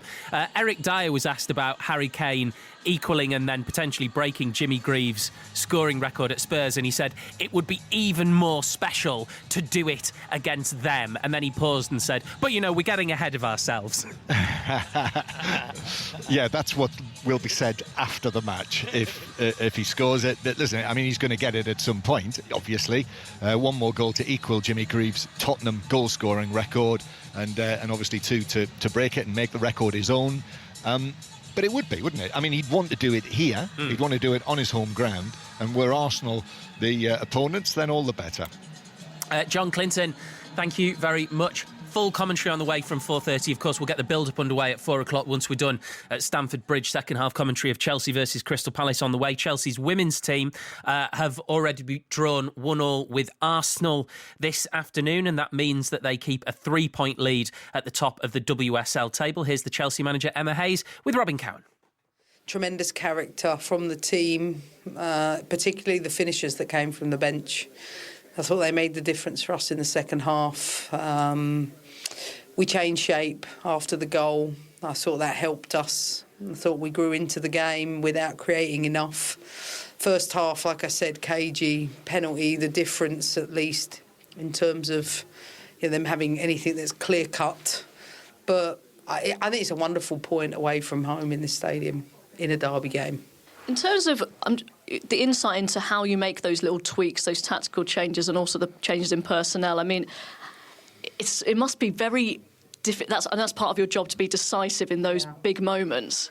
Yeah, I'm annoyed at myself for not doing it a little sooner. I felt we started to lose grip on the midfield, and Kim was growing in the game, and I was just about to change it when the penalty came.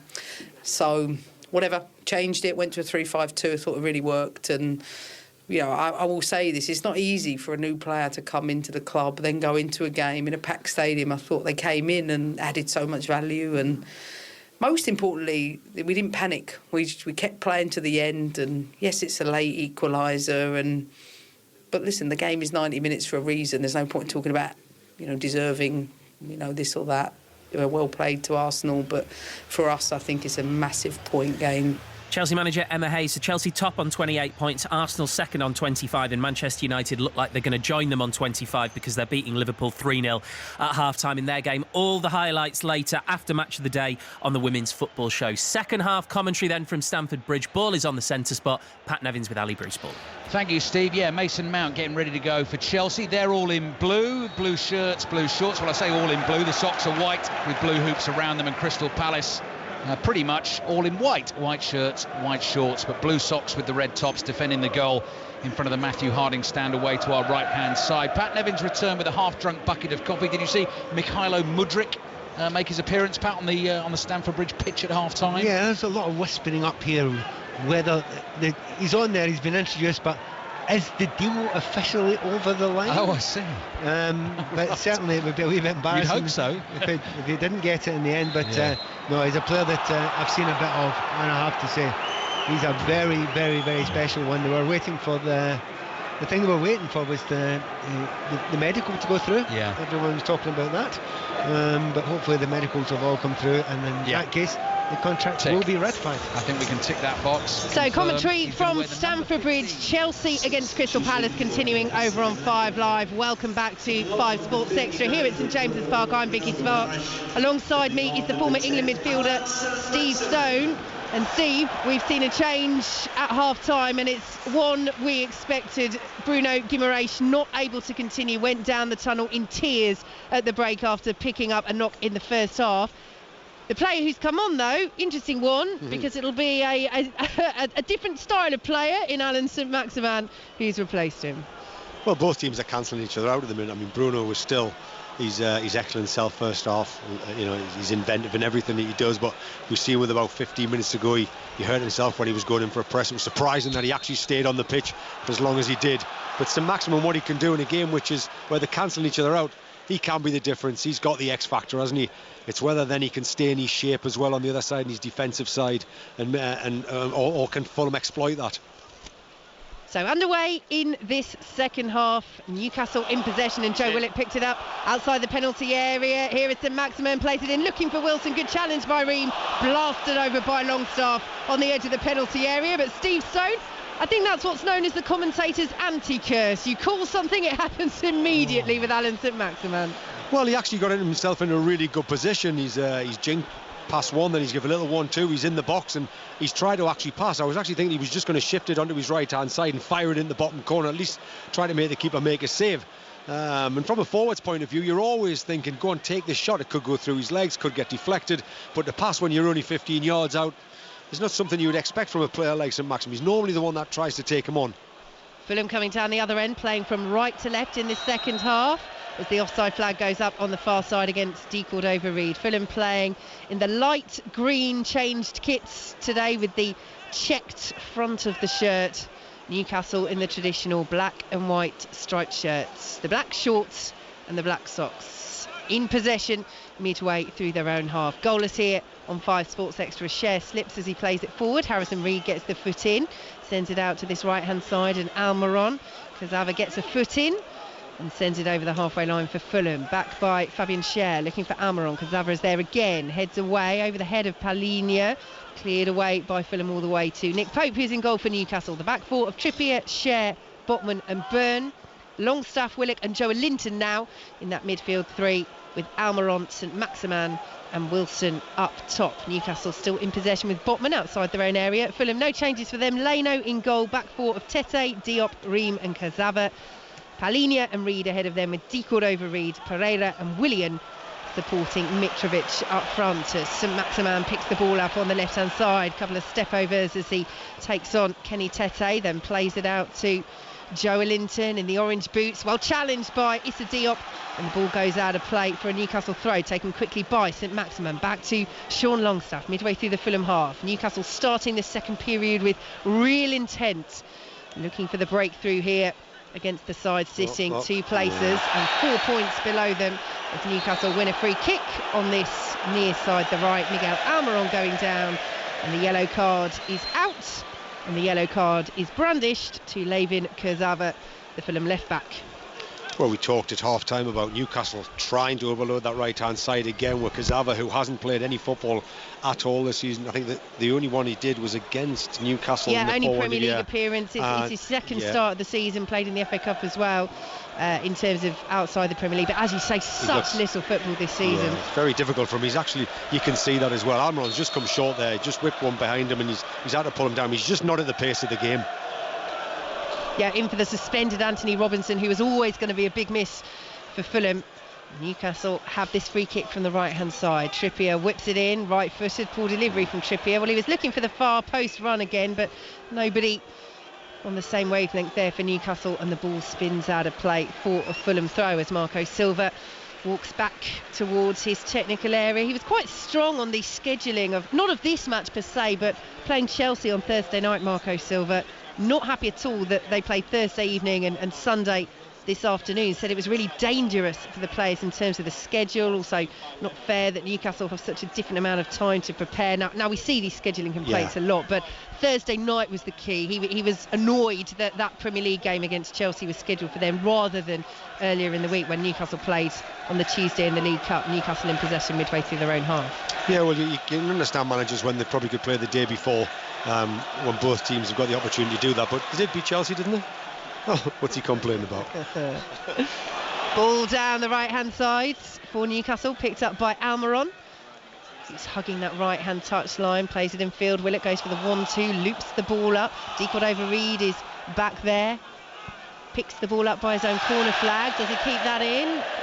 Referee says no. Almost very nice from Decourt-Overreed, but couldn't quite keep it in, and that will be a throw to Newcastle deep in Fulham territory. And noticeable that Decourt-Overreed, since Kazawa's picked up that yellow card, he's just come right back, hasn't he, just to help double up on Newcastle's right, Fulham's left. Well, the manager's obviously seen it. He's realised that they're so dominant down here, and they continue to do that. They've got 4 across here against their 3. It's an overload tactic that Newcastle use really well, and Fulham have got to get out here and try and stop it and follow the 1-2s and the little give and goes in these wide areas. Here we go again. Very nicely played by Trippier down to Almiron. Good sliding challenge from Kazawa, and it will be a Newcastle corner, and Trippier already over to take it. Yeah, well, Kazawa, obviously, we talked about, he struggled. They've got Reed, who's come across to help Polina.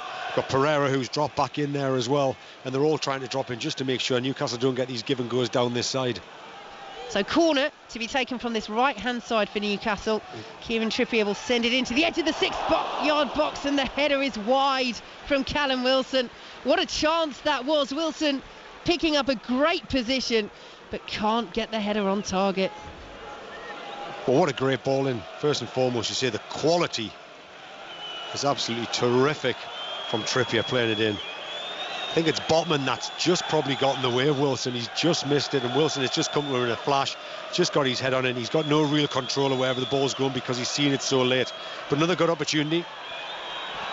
Well, he scored the early opener against Fulham in the reverse fixture in the Premier League this season. 6 for the season, Callum Wilson, even though he has struggled a bit with injury and illness of late as well.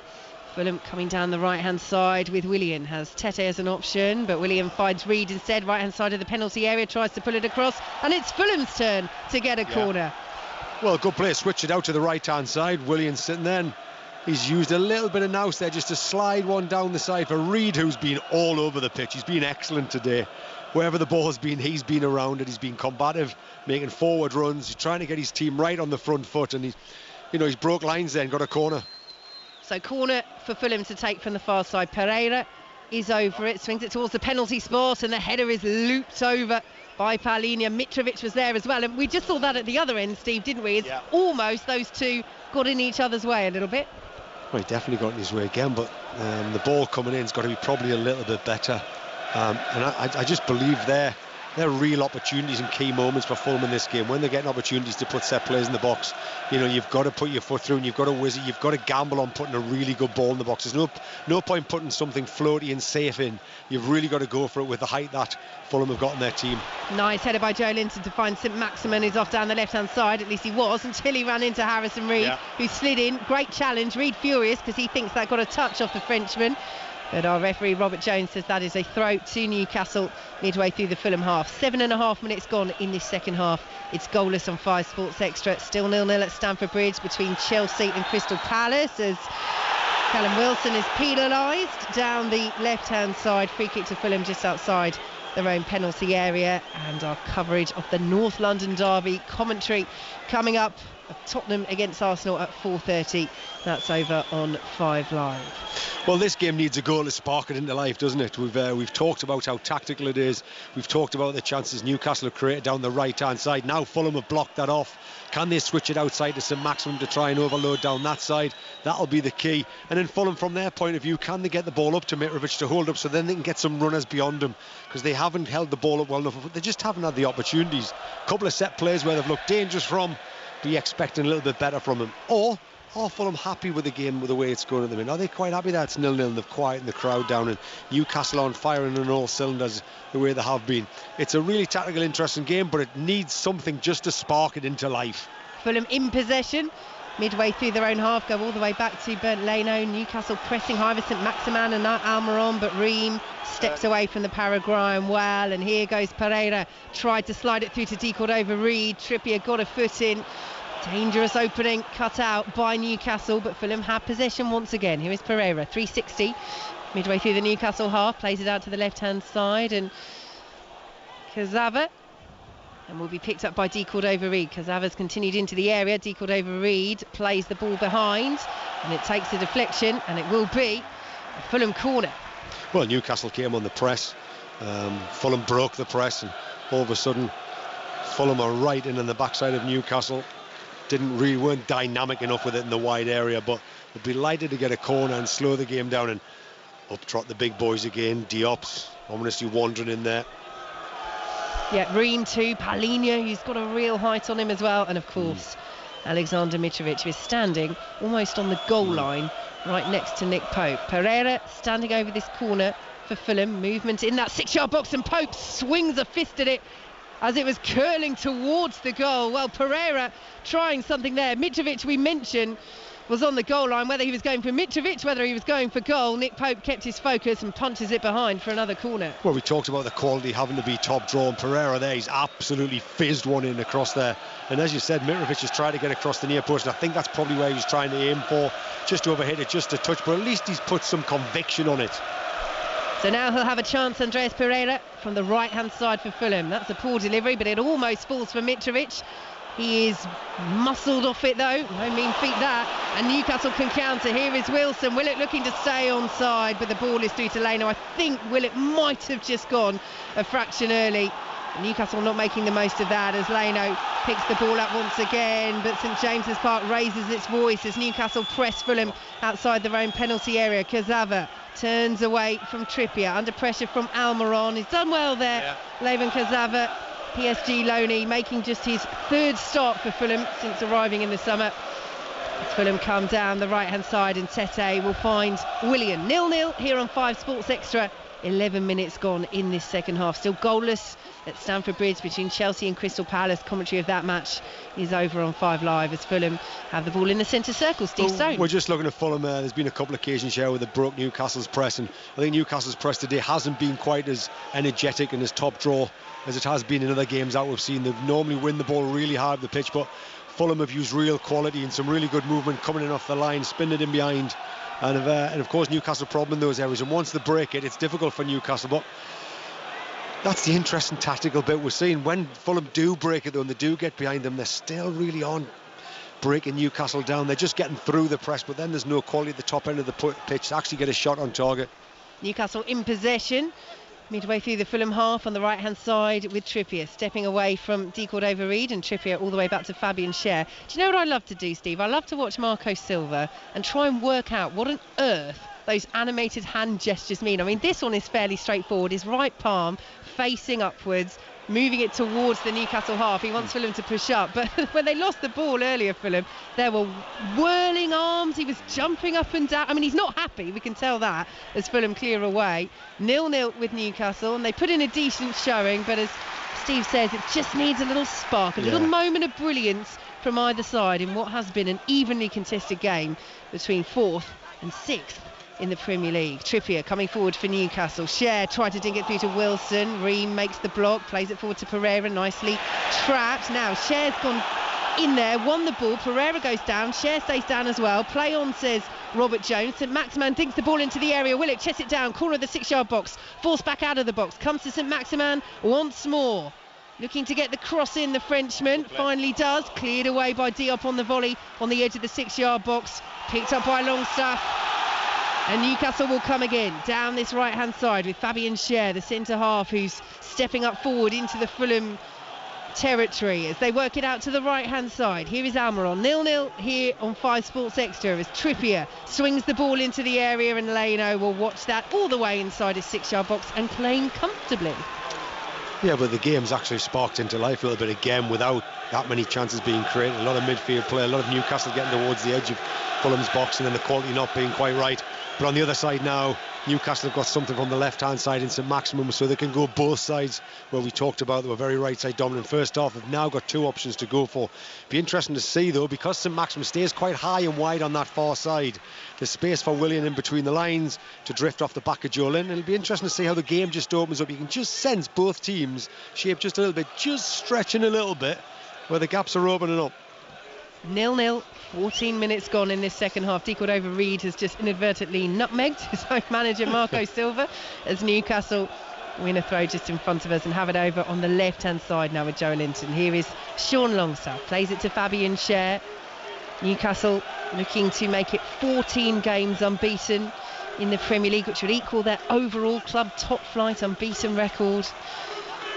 Fabian Schär picked it up inside the Fulham half, but a point will not be on their minds at the moment. This is an opportunity for both sides to try and get a win as Joe Linton goes down, tripped just outside the area, and that will be a yellow card for Tim Ream. And I tell you what, that's one that Tim Ream will take all day, because if he doesn't make that challenge, Joe Linton's into the box, shot on goal, huge chance for Newcastle to take the lead. Well, it was a great turn from Joe Linton to start with, and I actually thought as he was getting faced up by Tim Ream, you can see Tim Ream's going to make the challenge.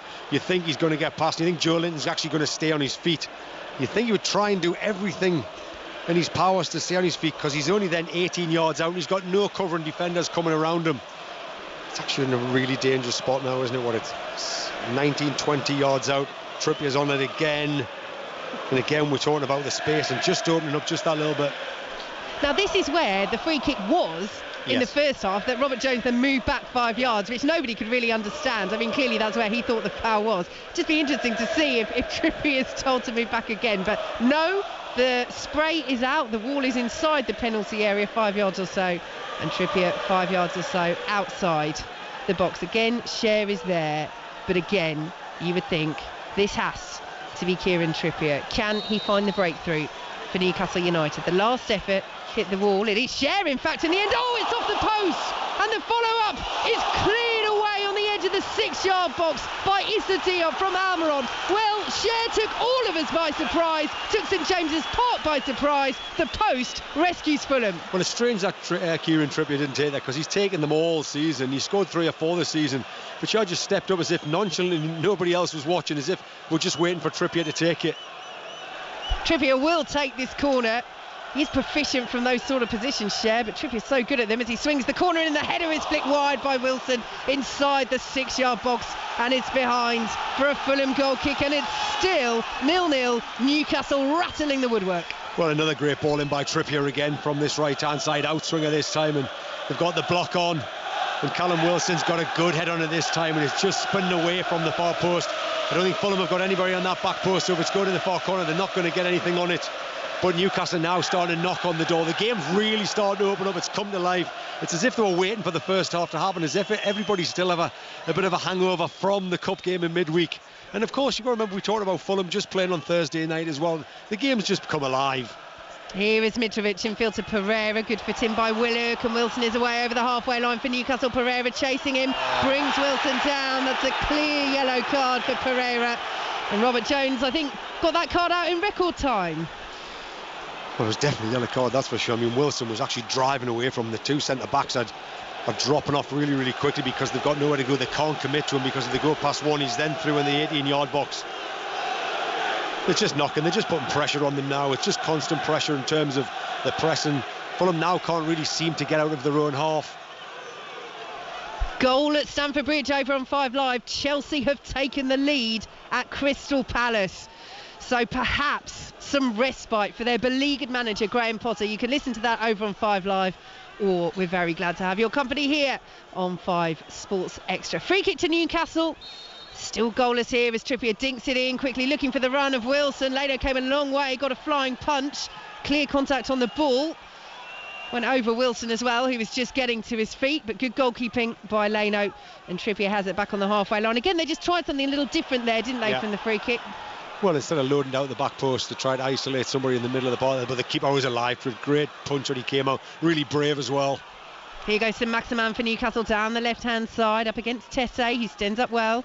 So Dan Burn will send it back to Joe Linton, who plays the ball right-footed. Brilliant ball to Almiron on the right-hand side of the area. Back to Trippier, curling ball in, headed away by Tim Ream. Mitrovic comes. Just about gets there and will try and release De Cordova-Reid down this left-hand side, and De Cordova-Reid will get there, and he has it down the left. 2 Newcastle players in attendance tried to play it infield to Pereira. Pereira still going. Is he brought down there? What a huge appeal. Fulham still play on. Andreas Pereira pulls it back. De Cordova-Reid can't control. Now Williams appealing, challenged by Palhinha. Willett goes down, Fulham come forward again, play continues, De Cordova-Reid down again, and again Fulham are furious, they're incandescent that they don't have a penalty. Newcastle finally pick up the ball inside their own penalty area. Botman sends it out to the left-hand side. I tell you what, VAR will be having a look at those, and particularly the first one when Pereira went down. Newcastle in possession with Saint-Maximin over on the left-hand side. We're still playing on, so VAR will be checking. Cher has it, 0-0, and suddenly that spark that Steve Stone was asking for has suddenly sprung up at St James's Park as Almiron has it. Central position, midway through the Fulham half, gets it back from Joe Linton. Almiron still going. Almiron into the penalty area. Almiron left-hand side, sliding block by Issa Diop. It's a corner to Newcastle. Now, what will VAR decide about the penalties at the other end? And is Rob Jones saying, don't restart this? He's been surrounded by Fulham players. Mitrovic is one of them. Williams there as well. What do we reckon, Steve Stone? Well, it's game on, that's for sure. I think Pereira might have gone down just too easy, and that's probably why the referee hasn't given it. But if they are looking at it and they see there's a pull on his shirt, it doesn't matter how easy it goes down, it's the pull on the shirt that's the foul. And that's what the Fulham bench and team and supporters are on about. They're saying, listen, if he pulls his shirt, he doesn't have to go down, it makes no difference. But then there's a tackle afterwards. And that one on Reid, and that's the one which I think that's reckless. Yeah. And again, whether he goes down too easy or not, that's not the point. It's the fact there's a foul on him. So we're now watching the VAR afterwards. Well, there's a lot for VAR to look at here. It's brilliant play. Initially, it looks as though they are seriously looking at the De Cordova-Reid one, which is the second one. It's right on the edge of the area. If it's on the line, it's a penalty. And the referee is going to the screen. So the replay that we've shown that we've been shown that VAR is seriously looking at, the second one for Fulham, De Cordova-Reid going down. Referee Robert Jones has come to the screen, and Steve, we know normally what happens when a referee goes to the screen. It's a penalty. But we looked at the first one. I've got to be honest, I thought the first one there was a chance there was a penalty. I thought Pereira probably went down a little bit too easy under the challenge, but still I thought the shirt was pulled and that could have been given. But then it's really, really frantic after that, and there's a lot of bodies and the benches go mad and everything's happening. It's a penalty. It's been given. It had to be. Trippier on De Cordova-Reid. And after that lengthy spell of play, I mean, can you imagine if Almiron had scored? I remember being at Burnley against Bournemouth and that happened. It was a goal one end, got ruled out, penalty at the other end. So after all that, it's a penalty for Fulham, and this will be very interesting because Alexander Mitrovic, the former Newcastle man, has had indifferent form from the spot this season. He's scored 3 out of 5, and it's not Mitrovic who's gone straight to the spot, it's Harrison Reed. Now it's Newcastle's turn to complain. Kieran Trippier is saying, well, I don't know what he's saying, but presumably I did nothing wrong. But we've seen the replay. It's a brilliant little step over from De Cordova-Reid. Trippier's already committed. He catches him. Yes, De Cordova-Reid feels the contact and goes down, but it's a foul, it's a penalty. And that's what Fulham are about to take. Well, it's definitely a penalty because we've seen them in VAR, and that's what VAR is there for. It's there to correct these decisions, right or wrongly. But we talked in the first half about Fulham not being strong enough in the tackle, not being good enough in the second balls. And what I've just seen there from Harrison Reed and De Cordova-Reid was where they actually put their foot in and won the first and second challenges. And that's what got them up to the edge of the box to actually then take the Trippier on the edge of the box and get the penalty. There's all sorts of shenanigans going on now for the penalty. There's 2 balls on the pitch. Yeah, 2 balls on the pitch. Nick Pope's got one of them. D. Cordova-Reid's got the other. He's now picked up that one from Nick Pope. It looks now as if it may be Andreas Pereira, although nobody's got the ball other than D. Cordova-Reid in his hands. But it's Pereira now stepping on the spot. And now the ball is given to Mitrovic. Yeah. It's like pass the parcel for Fulham. Do you know what? I wonder if that's partly to put off Newcastle so they don't know who's going to take it. So Mitrovic has had a very long, slow walk as Nick Pope is booked for his part in those shenanigans, trying to delay this spot kick. So Mitrovic very calmly walked across to the penalty spot as Newcastle makes a substitution. No, they haven't. Willock's still on the pitch. Anyway, we'll sort that out in a minute. Substitution half announced. Penalty to Fulham. Mitrovic against his former club. Pope goes the wrong way. And Mitrovic runs off to celebrate. Kicked it twice. Pope is off his own line. And he's come to talk about it with the referee now. What's going on here? Mitrovic ran away as if to celebrate. Pope comes off his line. I think he kicked it twice, Mitrovic. Let's have a look. Well, he slips as he kicks it. That's right. Yeah. Good spot, Steve Stone. He slips as he takes it. And Mitrovic has kicked the ball onto his standing foot. And the penalty will not stand. What drama at St James's Park. So unfortunate for Alexander Mitrovic. It is standing foot. He slips as he takes it and he kicks it with his right foot onto his left foot. It goes into the net. Pope immediately runs to the referee and protests.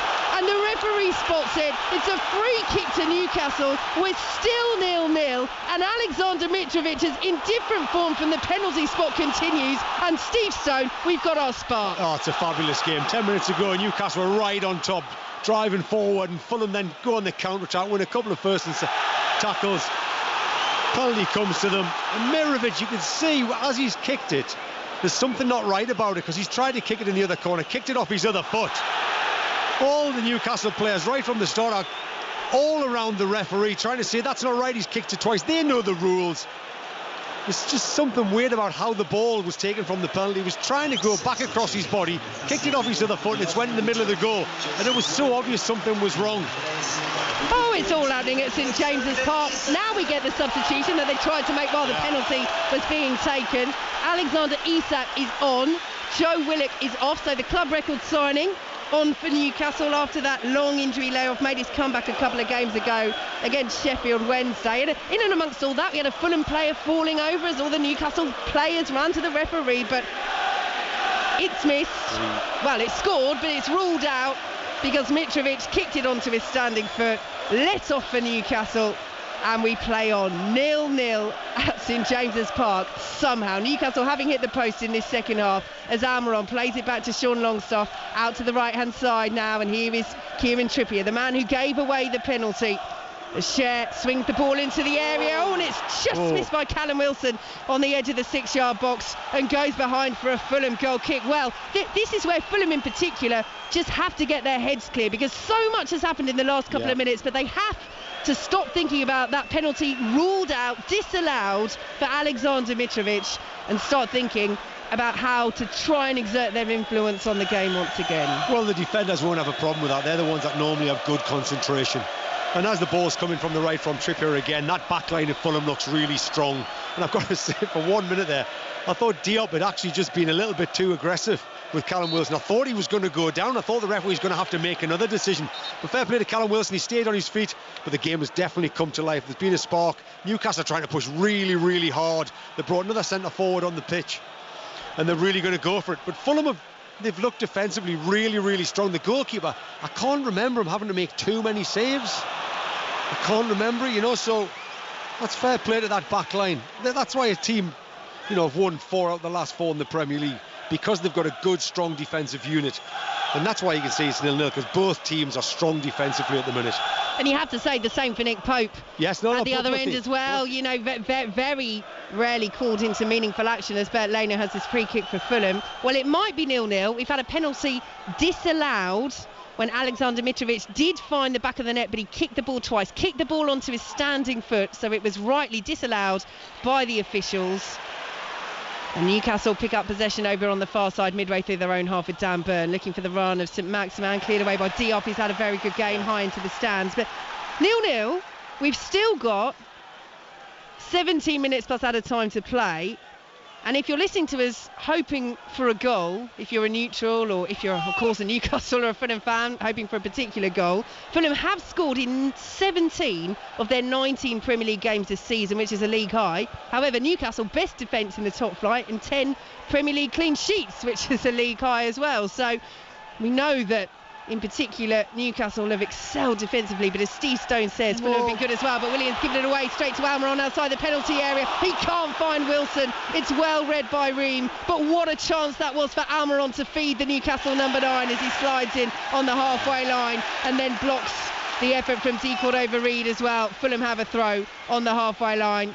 Kazava will take it, but well, we've had the liveliness in the second half, haven't we, Steve? Well, we just looked at Almiron as well there. Williams dribbling across the pitch, and Almiron's intercepted, and he's through on goal just to slide Callum Wilson down the side. Tim Ream stepped in with a beautiful interception. He felt loads of experience, and then you've just seen Almiron get back in. And that's why Newcastle have been successful this season, because when they do lose the ball, there's no disappointment in the team. It's just, let's get after it and win it back as a team. But Fulham have done exactly the same on the other side, and that's why both teams are cancelling each other out. I do think the longer the game goes on, Newcastle have just got to watch out that Fulham can score late goals. They've got called, you exert too much pressure in going forward, which of course they've got to do, but you've got to mind the back door. Newcastle have got to be careful. Oh, brilliant play by D. Cordova-Reid. It was brought down by Trippier. He's really winning that battle at the moment, having won the penalty, which Mitrovic scored and then saw disallowed for kicking the ball twice, kicked it onto his standing foot, and he's won a free kick here. Beautiful skill to get him past Trippier, and you know that it just, I'm not going to say it. I'm not going to say it. Some might say, watching this game, it feels like there's a goal in it for either side, but I'm not going to say that, because then we know it'll be 0-0. Tosin is preparing to come on, the centre half for Fulham. And Andreas Pereira stands over this free kick, whips it in, right-footed high into the area. Joelinton wins the header, it's up but not quite away. Newcastle do get second contact. Harrison Reed sends it back into the box. Palini was in there, brings it down, tries to get the shot away. Mitrovic looping effort, and it loops wide and behind for a Newcastle goal kick. Oh, he's desperate to make amends for that penalty that he saw disallowed, Mitrovic, against his former club, as Dan Burn has it outside his own penalty area, taking on Williams. It's very well there, Dan Burn, but then gives the ball away, and Fulham have it with Pereira 25 yards out, advancing towards the penalty area. Still going Pereira, ushered out by Joelinton. Kazava will send it back in. Lovely control by D. Cordova-Reid, edge of the box, trying to find room for the shot. Goes down, cleared away by Newcastle. Isak, good touch, nicely worked by St Maximin to Joelinton, and now Isak over the halfway line, evades the challenge of Diop. Not a Palhinha though, who came in with Tete, but Newcastle still have it, and St Maximin down the left hand side into the area. It's ahead of Wilson. Leno's chasing. Wilson will get there. Does he keep it in? Yes, he does, on the byline. Leno scrambling back. Good save as Wilson whips the ball across. Comes out to Almiron, who plays it to St Maximin. Edge of the area, drives the shot low, just past the post, and is behind for a Fulham goal kick as Eddie Howe has his hands on his head. Well, I've got no idea where to start with that play, I've got to be honest with you. But the referee's done amazingly well to start with. Isaac's just about to be pulled back by 3 players. Newcastle fans are crying out for a free kick, but he just gives himself a little bit of time to make the decision. Ball breaks and the play on comes out to St Maximum and beautifully comes inside. And as we talked about before, why would you pass when you're 18 yards out? This time he doesn't. He tries to smash one in the bottom corner. The keeper doesn't move. It goes inches wide. So double change for Fulham. Dan James is on for Willian, and Tosin is on for Andreas Pereira. So interesting to see how Fulham reshuffle this. What does this tell us, if anything, about how Marco Silva is approaching the final 30 minutes plus added time? Because Willian's been quieter in the last 15 minutes. Pereira has still been right in the heart of it. Well, what's happened is they've gone to a 3 at the back or a 5 at the back. It looks like they're going to go to a 3/5. But still putting on Dan James at the top end of the pitch, so they've still got a threat at the top end of the pitch with Pearson behind and trying to get Fulham's 2 wide men, which have been Willian. I think, like you say, Willian just struggled in the second half. Decent and lively in the first half, but couldn't quite carry the pace of the game, the energy. So he's gone 3 at the back, but he's also left the 2 wide men on to try and create some problems so he can still try and win the game. So Newcastle in possession. just outside their own penalty area. It's been a great second half here on 5 Sports Extra. 0-0 at St James's Park. Alexander Mitrovic with a penalty disallowed after he kicked it onto his standing foot. So 2 touches of the ball correctly ruled out by the official. Slipped as he took it, Mitrovic. So unfortunate against his former club. But let off for Newcastle as Kurzawa heads that all the way back to Bernd Leno, who's closed down by Callum Wilson. And Bernd Leno just picks up the ball and jogs through his own penalty area. A reminder, all the reaction to this match you can listen to on the Football Daily on BBC Sounds, and check out the Sports Test podcast if you'd like while you're there. A recent one on Saudi Arabia's growing influence in sport, Ronaldo's move as Mitrovic goes down outside the penalty area and is penalised. The free kick goes against the former Newcastle man. Newcastle want to take it quickly, but the referee says that Mitrovic is still down, so just wants to make sure that he is okay. Physically he might be okay. I'm not sure how okay he'll be emotionally, having seen that penalty ruled out here at his former club. Strange decision again from the referee. Been questionable in some of his decisions. Obviously VAR's helped him out. There I thought actually Mitrovic was going through and going, it looked like the foul should have been towards him, but obviously the referee's seen something different. He must have been pulling Trippier's shirt or his shorts. But it's been a lively occasion. It's been a difficult afternoon for the referee because there's been so much going on. There's been so much incident. So 11 minutes plus added time to play. Trippier in possession for Newcastle. Here is Fabian Schär, and now Sven Botman just outside the Newcastle penalty area, bringing it forward towards the halfway line, lays it off to Joe Linton. And you do wonder at what point either side might just start to think in the back of their minds, you know what, a point against a side that are just 2 places different to us. As Joe Linton catches the ball there. And you know what, he's not given Robert Jones, the referee, a choice there really, because he didn't initially, well, he has given him a choice, but Robert Jones has decided to go the way of Newcastle because the free kick initially wasn't given. The ball is cleared away. Joe Linton catches the ball, and so the referee either has to say, right, free kick to Fulham because you've caught the ball, or actually I do decide that is a free kick to Newcastle, which Trippier is over, wide right position, just about level with the edge, the right-hand side of the penalty area, and Trippier standing over it for Newcastle United. 0-0. Are we to have a breakthrough in the final 10 minutes? So Trippier over this one. It's a 1-player Fulham wall. It's Dan James, so not much height there. But it will, you would think, unless Trippier tries something different, go to the left, and it does. It's a good delivery. It's well headed away by Issa Diop, brought down by Joe Linton, turning, looking for the shot, deflection, and Leno just gets there ahead of the on-rushing Callum Wilson and Fabian Schär. Now he stayed down there, Leno. I think there was a collision there with Wilson, and the referee again has just stopped play.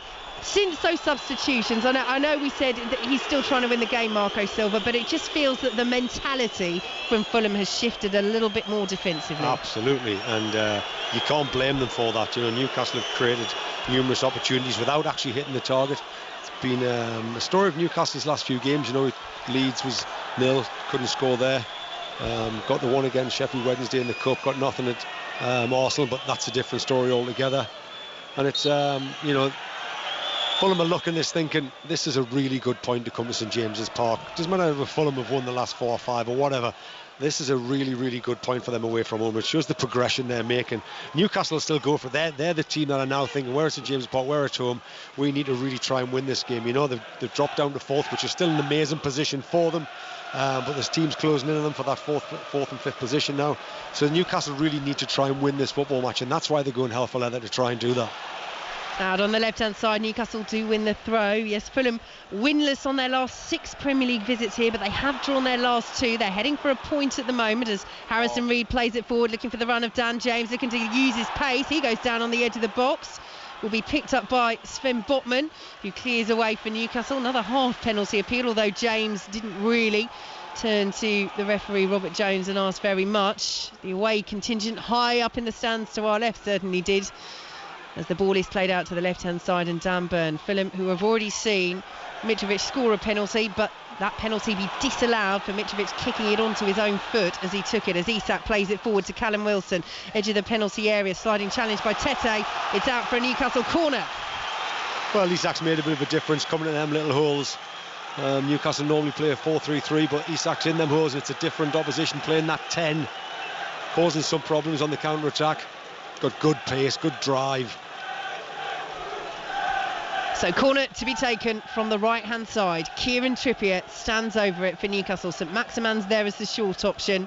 Again, it's a packed 6-yard box, and Trippier loops it high, looking for Joe Linton, who does win the header, and Leno comes and claims that very well inside the 6-yard area. Well, it's one of these where Leno is still down. Kazava, who's now playing at left wing back, has raced up to the halfway line and, with his body language saying, come on, play it quickly, we can be away on the counter. Burnt Leno, absolutely one thought in his mind, just waste a bit of time and try and help Fulham see out this clean sheet as Kieran Trippier picks it up, plays it back under a bit of pressure from D. Cordova-Reid, and Cher will go all the way back to Nick Pope. He's closed down by Mitrovic and will play it out to Sven Botman. Fulham trying to close Newcastle down, but not with the urgency. They're focused on preserving their defence at the moment, and if they can fashion another chance, as Marco Silva's right out of his technical area, I wonder if he just wants a little bit more from them in an attacking sense, as Almiron picks it up just outside the centre circle, plays it out to the left-hand side, and St Maximin back to Almiron, and now Longstaff on the halfway line, plays it forward, looking for the turn of Isak, who is bundled over, and that will be a free kick to Newcastle midway through the Fulham half. 0-0. We're approaching the final 5 minutes plus added time. Steve Stone, which way is it going? Well, it's difficult to call this. I mean, as you're looking at the minute, Fulham really can't get any good possession, can't get any drive to get up the pitch, keep turning the ball over too easily. At the minute, we've now got Isak that's coming at number 10 role again there. He's just received the ball from Longstaff on the half turn. Diop's had to come out of his centre-half position and take him down. So he's causing some problems. So if he can drag one of them centre-halves out and get slide down inside the other one, there could be opportunities for Callum Wilson, because that back four, back five has been rock solid so far for Fulham. So Almiron's run himself into the ground again. He's been replaced by Jacob Murphy as Newcastle prepare to take their latest set piece. Midway through the Fulham half, Kieran Trippier over it once again. The ball is lifted in. It's not the best delivery. Cleared away. Fulham have a player down inside their own penalty area. Newcastle are playing on with Fabian Cher. The block was almost made by Mitrovic and will be cleared away by Harrison Reed. And now the referee stops play because that player, Lavin Kazava, has stayed down for Fulham, and he is holding the back of his head. I think that's good refereeing. I know there's frustration around St James's Park, but he let it play on. Kazava's holding the back of his head. In the end, the momentum had gone for Newcastle in that attack, and so they can stop play and make sure Kazava's okay. Well, in the modern day game, of course, you've got to make sure he's okay, whether he's actually took a real physical bump or not. You can't take chances in these situations unless Fulham are trying to run down the clock, which he might be doing, but like you say, you can't take chances. Newcastle have pushed really hard. It's been the story of the game probably. Fulham had the first 20-25 minutes where they looked really strong and energetic. Newcastle really couldn't get going after their cup win in midweek, but second half they've really come out. St Maximin has made a bit of a difference on that left hand side. Isak's made a difference in the 10. He's made some good substitutions, Eddie, to try to affect the game. But on the other side of it, Marco Silva's made some good defensive substitutions to try and block stuff up as well, by putting an extra centre half in there. So when Diop does come out to challenge Isak, he's got the other two centre-halves sitting alongside him, so as Callum Wilson is difficult to run down the side. I've got to say I've been really, really impressed by Fulham. In an attacking sense, it's difficult to come to St James's Park and have lots of the ball and affect the game on that side of it, but defensively, they've been sound and they've been solid. But they've still got 4 minutes plus stoppage time to go, and we know both teams can score late goals. And they were a disallowed penalty away, Fulham, from taking the lead. And to win at St James's Park in the Premier League is something that doesn't really happen for opponents since Eddie Howe was appointed by the new owners back in November 2021. Manchester City and Liverpool, the only sides to win here in the top flight since then. But Mitrovic kicked the ball onto his standing foot. That's why it was disallowed. And the other key moment in the second half, Cher rattling the post with a free kick that everybody expected Kieran Trippier to take, but Cher certainly showed his set-piece prowess, the width of the woodwork away from giving Newcastle that lead. Now St Maximin has gone down and stayed down. Newcastle still in possession. They're playing on. St Maximin eventually getting back up to his knees as Joe Linton picks it up midway through the Fulham half. Isak now sends it out to the left-hand side, and Dan Burn, early ball in, blocked away by Kenny Tete. It will be a Newcastle threat. So these are St Maximin's looking around, I think, saying, you know, come on, put it out, I'm down. But Newcastle don't want to. It's 0-0. No. They've got 2.5 minutes plus added time to play, and St Maximin, he's all right. He's back up to his feet. And we play on. Here is Isak, who's picked up some good pockets of space since coming on the club record signing. Challenged on the edge of the box, fairly so, says referee Robert Jones. And Fulham will play it to Tim Ream, who plays it down this left-hand side. Well intercepted by Jacob Murphy, who plays it forward to Trippier. Lovely touch to get it out from under his feet, as does Wilson. Edge of the D, pulls it back to Isak. So Maximin wants it on the left. Isak goes right instead to Murphy. And now Trippier. Newcastle moving the ball fast, moving it freely. Can they get it into the penalty area? They will now with Longstaff, who lifts it in, looking for the header for Wilson. And it's bundled in by Alexander Isak on the goal line. And Newcastle, late on at St James's Park, have the breakthrough against Fulham. 1-0 they lead in the Premier League. Well, we talked about the late goal. Newcastle just kept going and going and going. The substitutes have been positive, and St Maximin and Isak coming on the pitch to try and win the football match. You just sensed there that Fulham had just sat back and didn't get anywhere near the cross for the first time in a long time in the second half. The ball into the box is quality. There's been too many that have hit the front man from Trippier. This time it's Longstaff who knocks it to the back post for Wilson to head back across. And because Newcastle have got two centre forwards on the pitch, we talked about it in the first half, just get the bodies in the 6-yard box. And Isak just pops it in from 2 yards out. You've got to get bodies in your 6-yard box, and you have to get quality in the box, and that's exactly what happened. They've just kept going, knocking on the door, and I just thought they'd never get that goal.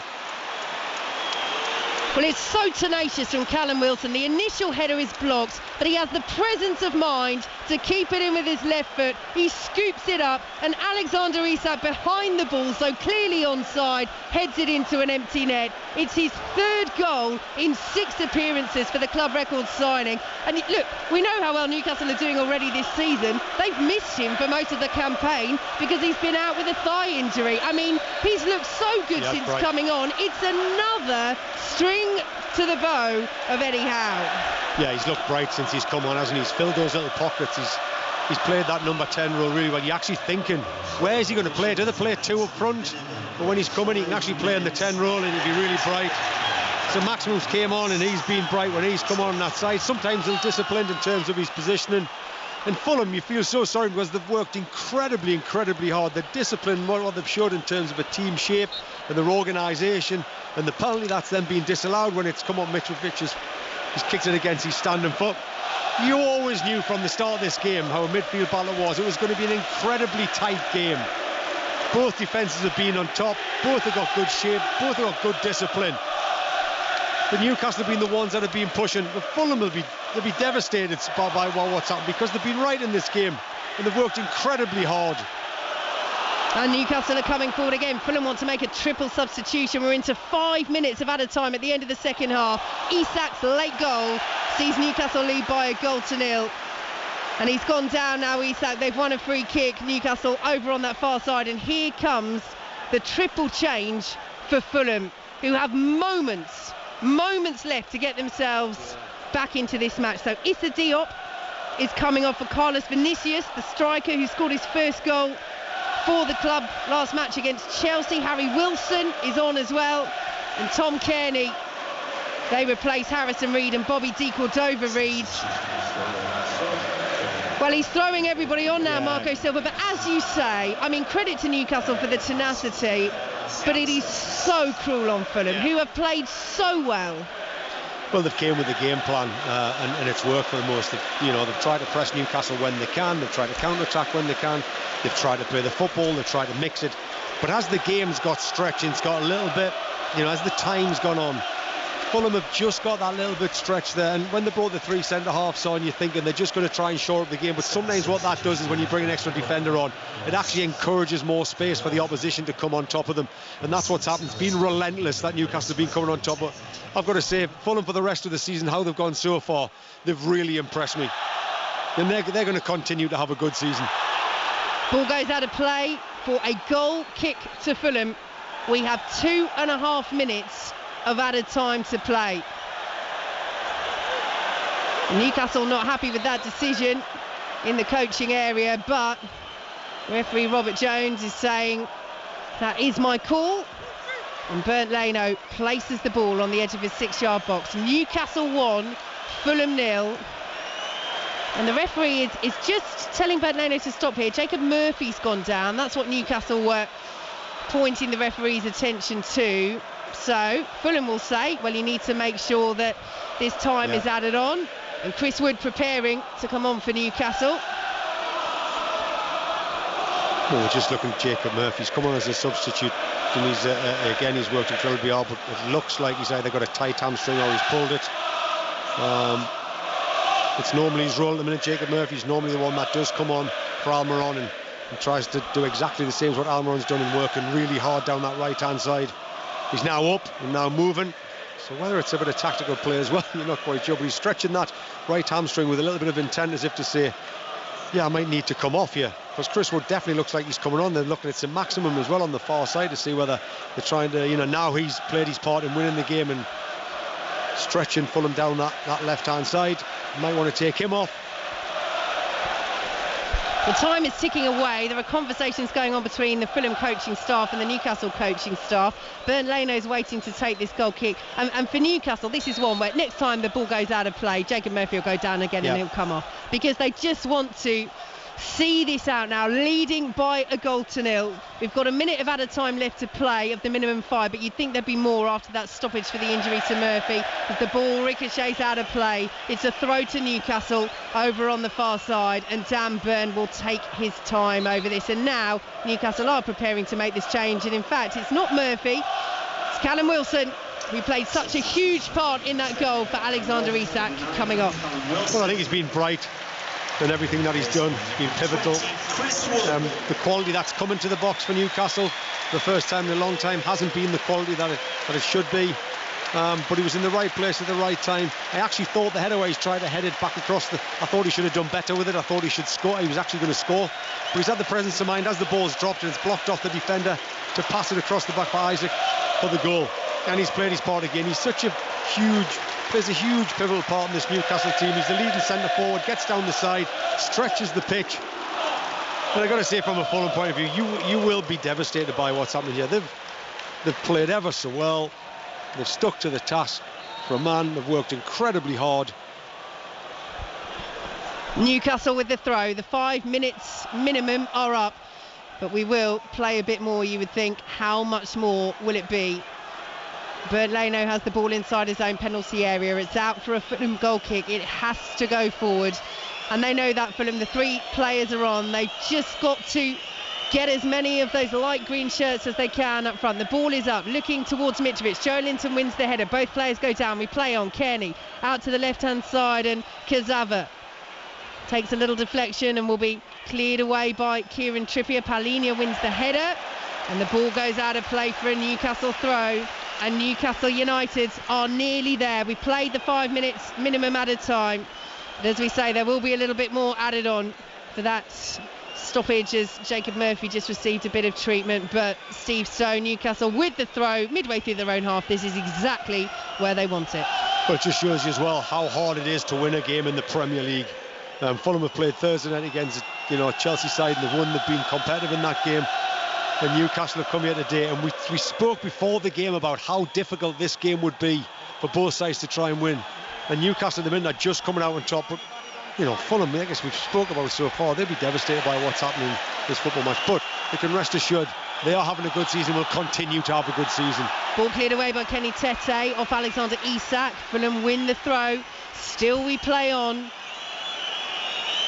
They have to get it forwards. Initially they go backwards, Fulham, to toss in, and now Ream as the whistles go around St James's Park, but the only one that matters is the one from referee Robert Jones as Mitrovic flicks it on, but there is the full-time whistle, and Newcastle with a late goal from club record signing Alexander Isak have broken Fulham hearts. There were just 2 places between them coming into this match, but Newcastle find a way at the end after Mitrovic sees his penalty ruled out against his former side. It's 4 games unbeaten in the Premier League for Eddie Howe and Newcastle. It's their best equaling run in the top flight. And Steve Stone, this feels like a big 3 points for the Magpies. Well, it's a massive win after you look at the game in midweek, where you have to follow up a big win with another big win. That's what top teams do, whether in the Champions League, whether in the league, or whether in the cup competitions. Teams like Man City, Manchester United, they continue to win. Sometimes it's not always pretty, but they win football matches. They find a way. And normally their substitutes are the key pivotal moments in a game. And Newcastle's were that today. When Newcastle had to make those changes, they made the positive ones with St Maximin, and Isak's come on to get the winner. And that has been the difference today.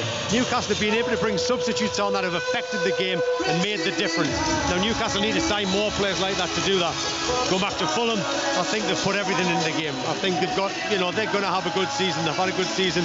They've went under the radar, but they're really, really well organised. I've said already, they'll be devastated by what's happened today. But they'll also take consolation for the fact that they've come to Newcastle United and put on a real show today. They've made a real game of this. They're a top side at the minute. They're going in the right direction. But Newcastle found a way to win, and that's really, really important at this stage of the season. And we said at the start of commentary, didn't we, that Alexander Mitrovic would play a part, whatever happened this afternoon in the story.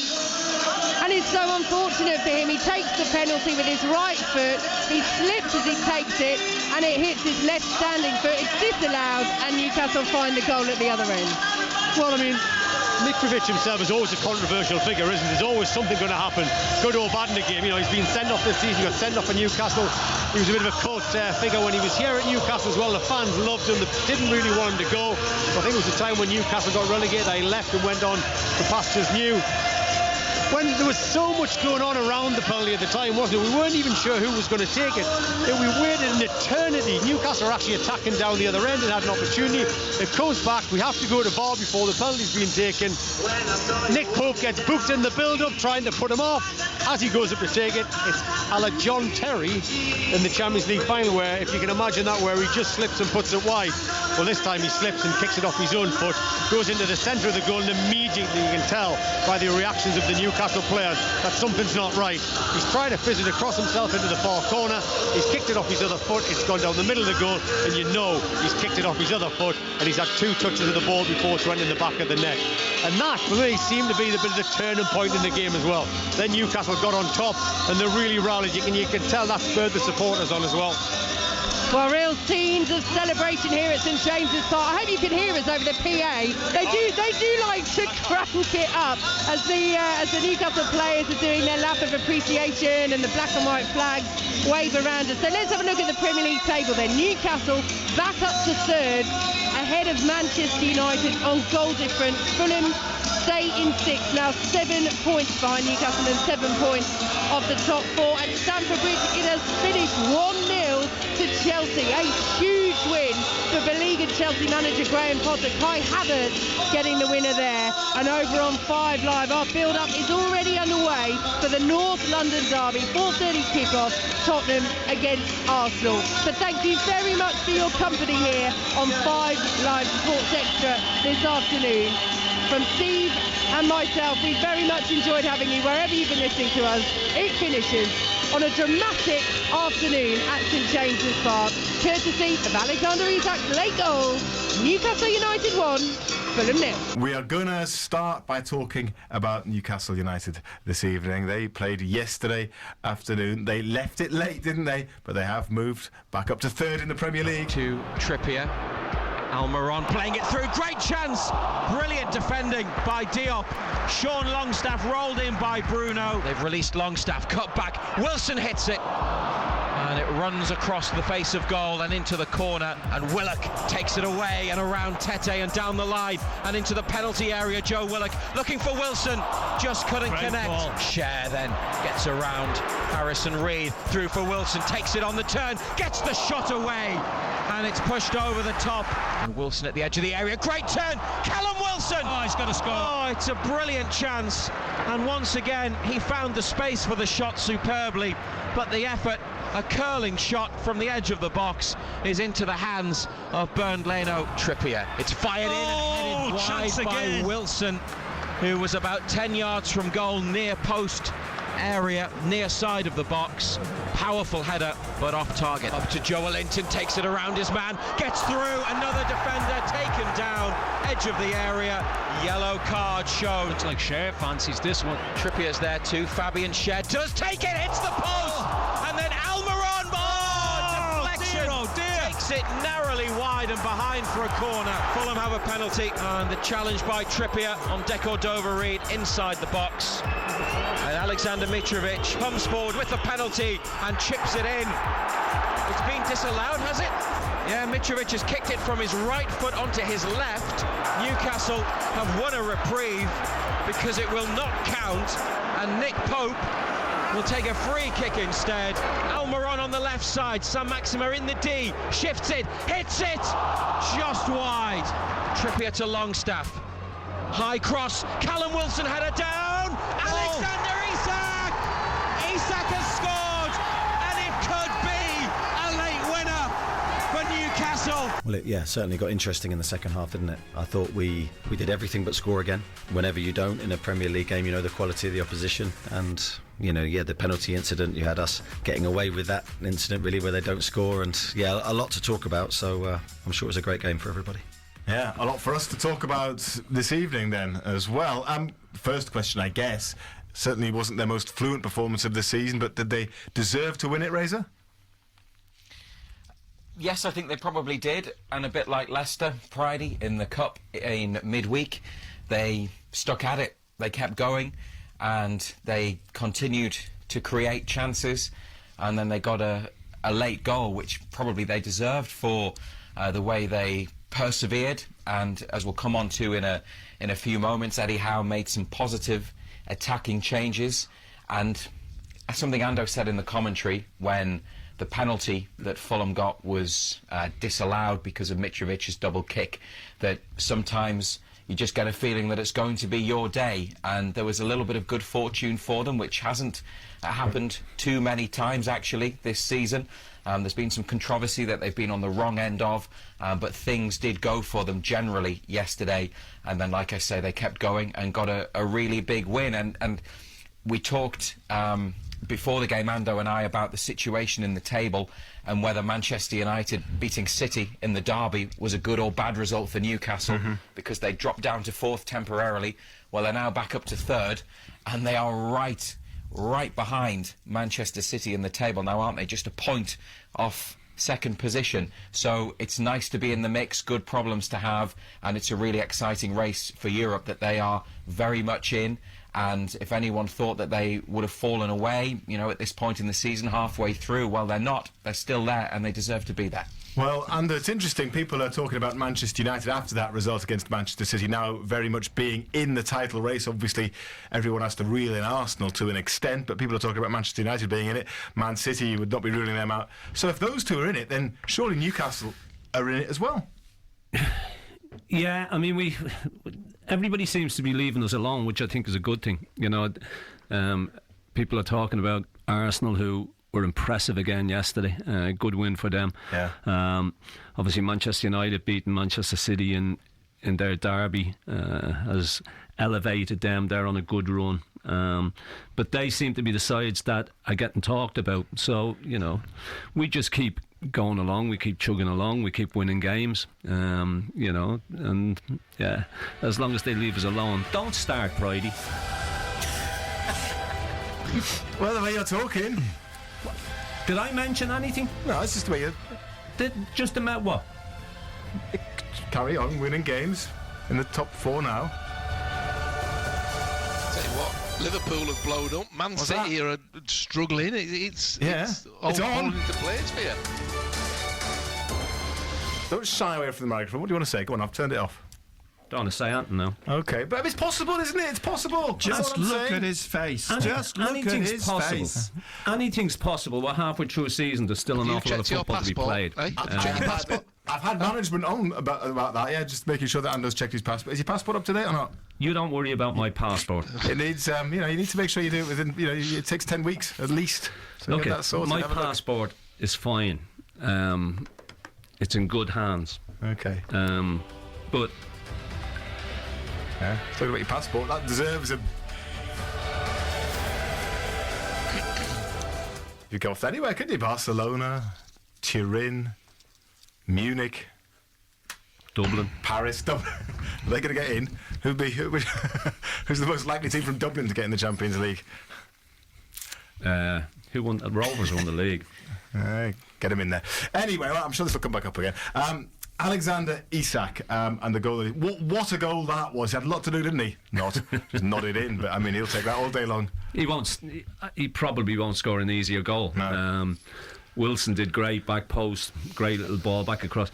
We spoke about Wilson beforehand, in previous games. He hasn't scored in 8-9 games now, I think 10 games maybe, where he hadn't got chances, and he had a few chances on Saturday that he didn't convert, but he set Isak up. It was, he's never going to miss. It was, as I say, probably the easiest goal he'd score. And that was the first time, Razor, that he's had the opportunity to actually link up with Callum Wilson. It's been either or up to now, hasn't it? Yeah, we've been waiting for this, and there are still going to be discussions about how you can fit them into the team together.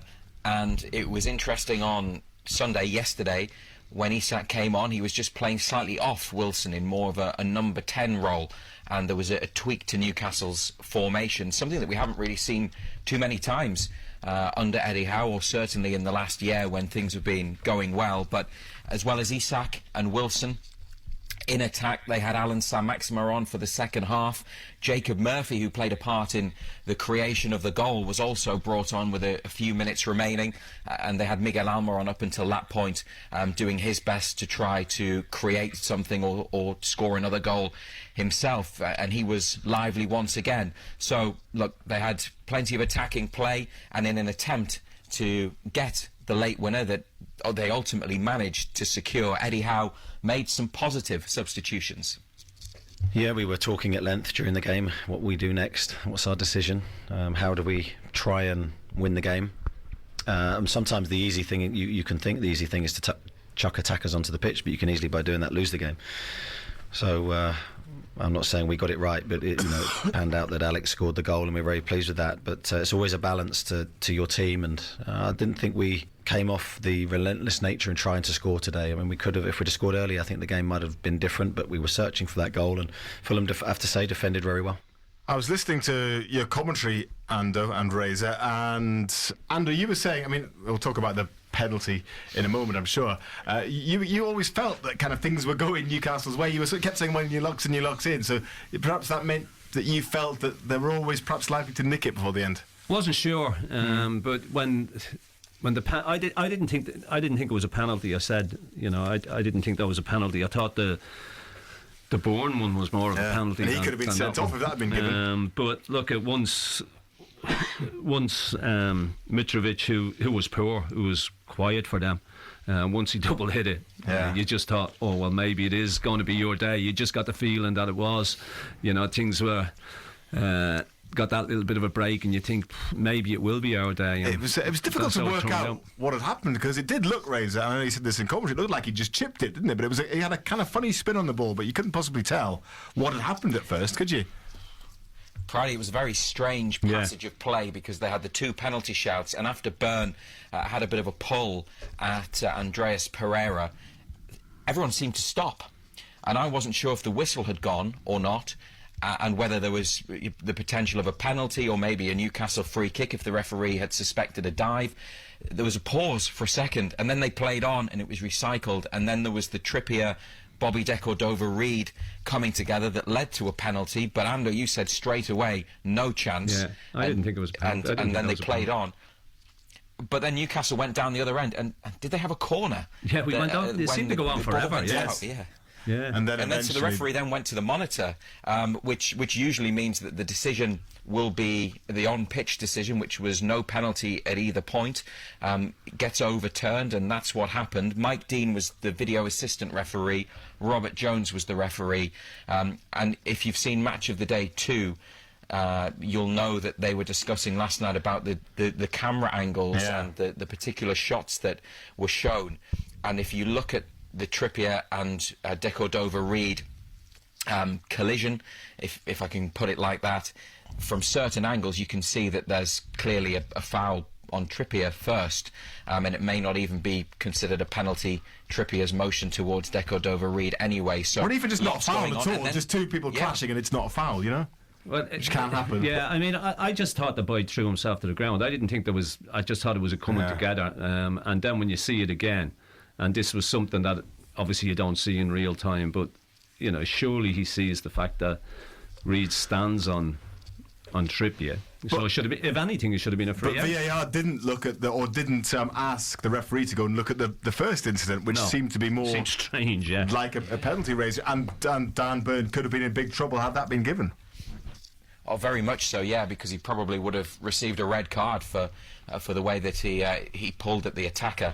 And then the penalty kick itself, Pridey, from our position, it was very, very difficult to see, but Newcastle were adamant. I mean, Nick Pope was almost back up before the ball had hit the net to run to the referee, who, in fairness to him, saw it straight away and took action, but it was difficult, again, from our seats in the commentary position, to know exactly what had gone on. I wasn't sure if there was the possibility of encroachment, but it was a double kick from Mitrovic, which is a foul, and then the penalty, which is a foul. You can't do that from a penalty kick from the spot, so it was disallowed, the goal. And let's hear it a little bit from Kieran Trippier in a moment on the incident, but firstly, this is what Eddie Howe's view was of the whole penalties situation. Yeah, I had no idea what was going on, to be honest. I couldn't see his feet as he lined up. I could only see that he meant to go, I think, on the left side, and the ball ended up going on the right side, and you always think that's a strange occurrence. I had no idea what had happened. I was very pleased to see that he had, obviously, the double touch, and these things sometimes happen.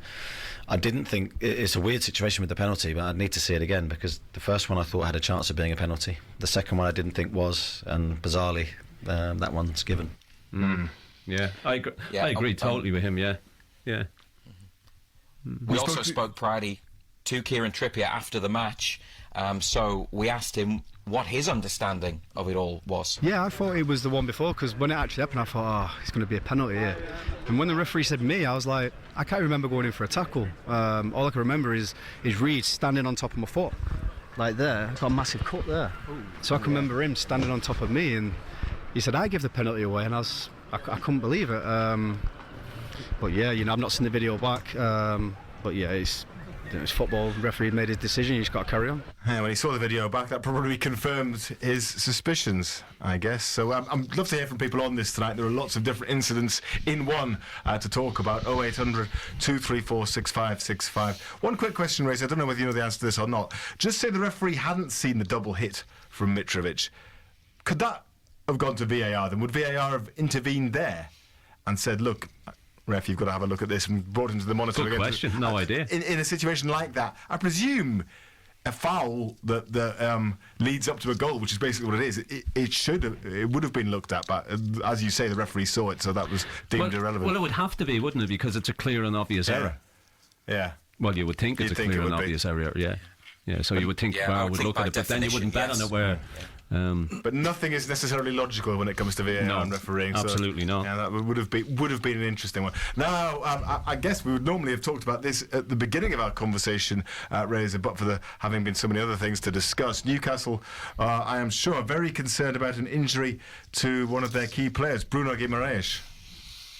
Well, we don't have any more information tonight, so we'll have to wait for an update from the club. But Bruno left St James's Park yesterday on crutches and with a protective boot on his right foot.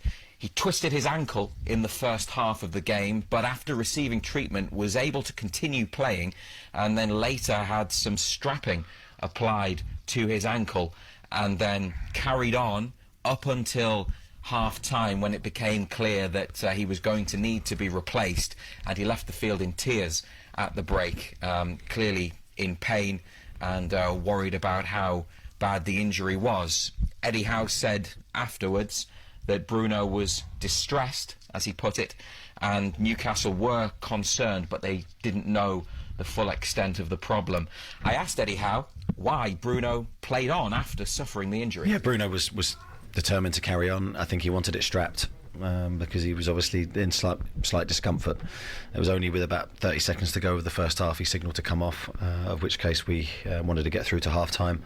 and then it was a simple decision to put Maxi on and play a slightly different way. But hopefully with the injury it's not too bad, but with these things you just never know, and the player is concerned. Well, earlier this month, Eddie Howe suggested that more injuries could force Newcastle to become active in the transfer market. So with Bruno off injured and John Joe Shelvey unavailable for probably a few more weeks, they need another midfielder, don't they? Yeah, with Bruno's injury, and we'll try and get a quick assessment of how bad that is. We're very light. So, yeah, it's obviously an area we'll look at. Yeah, hoping for the best with regards to Bruno, but we'll see what happens in the transfer window. Not that long left now, of course, a couple of weeks.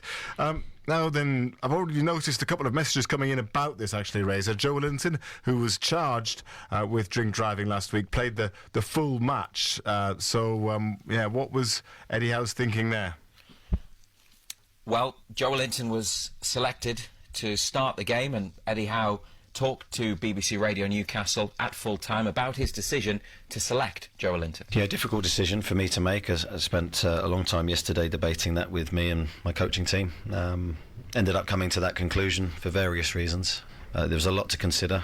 We understand, as I said on Friday, we understand the seriousness of what he did. But we have to take a lot of conditions and a lot of thoughts into account, and ended up starting him today. Yeah, and we can't talk about what he is alleged to have done. It is an ongoing case, so that means we can't discuss it, but we can talk about whether or not it was the right decision to play him or not, and I can see a few messages coming in on that topic, which we will come to a little bit later on. A couple of other things, Razor, as well. Tickets went on sale this morning for the first leg of the League Cup semi-final. These are the tickets, for the away leg, which is at Southampton, and Newcastle have been given a maximum allocation of 3,200, which is 10% of the capacity of St Mary's, and that's in line with League Cup regulations. Tickets initially went on sale this morning to season ticket holders with 100 or more away points, and Newcastle have said tonight that ticket sales for the second leg of the semi-final, that's the game at St James's Park, will go on sale from 10 o'clock tomorrow morning. More details, as usual, on Newcastle's website. And tomorrow's FA Youth Cup tie against Arsenal has been moved to St James's Park as well, Razor. You can go along to that. I think I will, yes. Under-18s against Arsenal. It's the fourth round of the FA Youth Cup, and they were due to play it at Whitley Park in Benton, next door to Newcastle's training ground. But it's been switched to St James's. Kick-off's at 7, and if you want to go along and watch the under-18s, you can. Tickets are £3 for adults and £1 for concessions. Thank you very much indeed, Razor. Give us a call on 0800 234 6565. As you've been hearing there is a lot to discuss with Ando tonight. Scott, who is a Newcastle fan, he's on the line now. Hello there, Scott. Hi, fellas. You all right? How are you, Scott? Hello, mate. Yeah, what's on your mind, Scott, then, after the game yesterday? Well, first point I'd like to make was, you know, the penalty decision. Yes. Which one? Of the Newcastle one. The one that was given, or the one that wasn't? The one involving Trippier. Yeah. Yes. Do you know what I would say to the Fulham defender? Go on then. I'd say, come on, mate. Did he really trip you over? Oh dear. Oh, you've been working on that, haven't you? You've been Scott, working on that all night, fellas. Come on. Come on. I suppose since watching Ando last week, the bar's been set quite high for humour in this programme. Like, watch them doing the burn dance, you know. So yeah, you're right, Scott. It has been set high, so you're going to have to come up with better than that, I'm afraid. On a serious note, what I was thinking is Fulham's been one of our bogey teams. I don't know if you look at the stats, but I'm absolutely convinced it's quite a bogey team we've got. They seem to always, I won't do too many old jokes here, I was about to say trip us up, but we seem to get issues with Fulham. But I just think it's just testament of the new Newcastle team that it's scrappy games like that we're pulling out wins, where in the past they'd be like losses or draws, you know.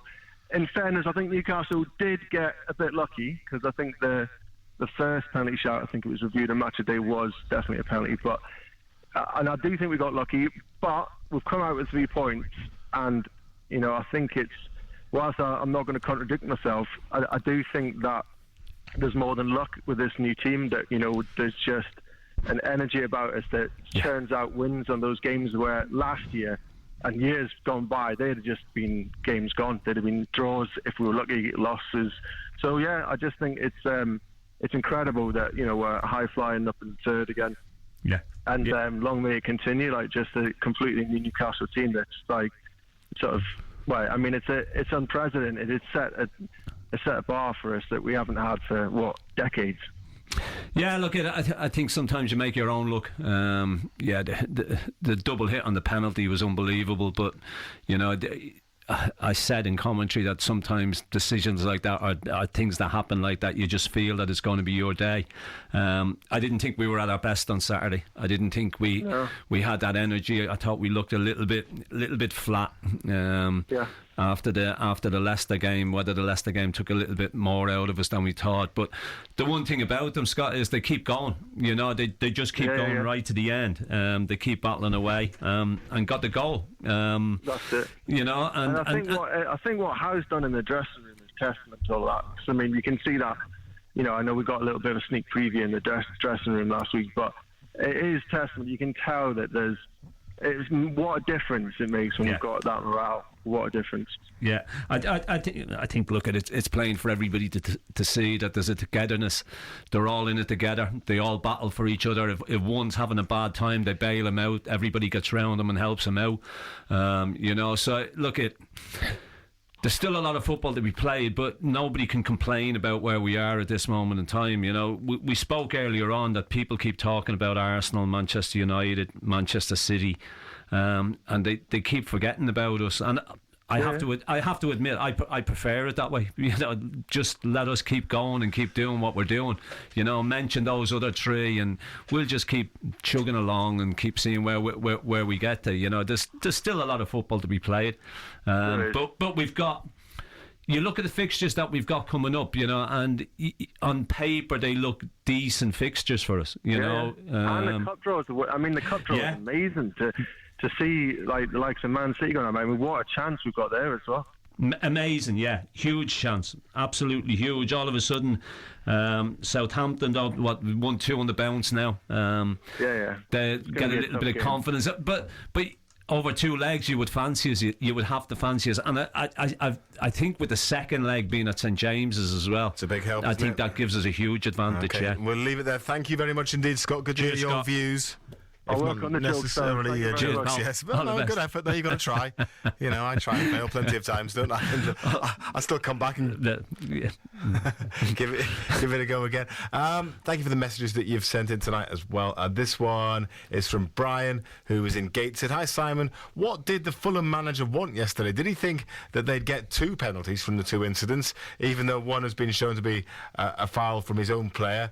He also complained about having to play yesterday. Surely both clubs agreed to playing Sunday instead of playing tonight, says Brian. I'm not quite sure what happened there. I don't know how much leeway you get if he had complained, and whether they would have switched it, because look, at the end of the day, we all know that TV companies have the final say on when games are played. I think the point about the penalties that he was making afterwards was, if the first one had been given, Dan Burn would have been sent off as well, so that whilst Mitrovic might have still done the same thing with the spot kick, they'd have been down to 10. Look, they got the penalty. If Mitrovic had scored the penalty, would he have been complaining? Probably not. He probably feels that his Fulham side did enough to get a point. I thought Fulham were decent. I didn't think they were bad. They were an awful lot better than they were when we were down there and absolutely battered them. They had a little bit more about them. But look, he can't have it both ways. He got the penalty. They missed it, double kicked it.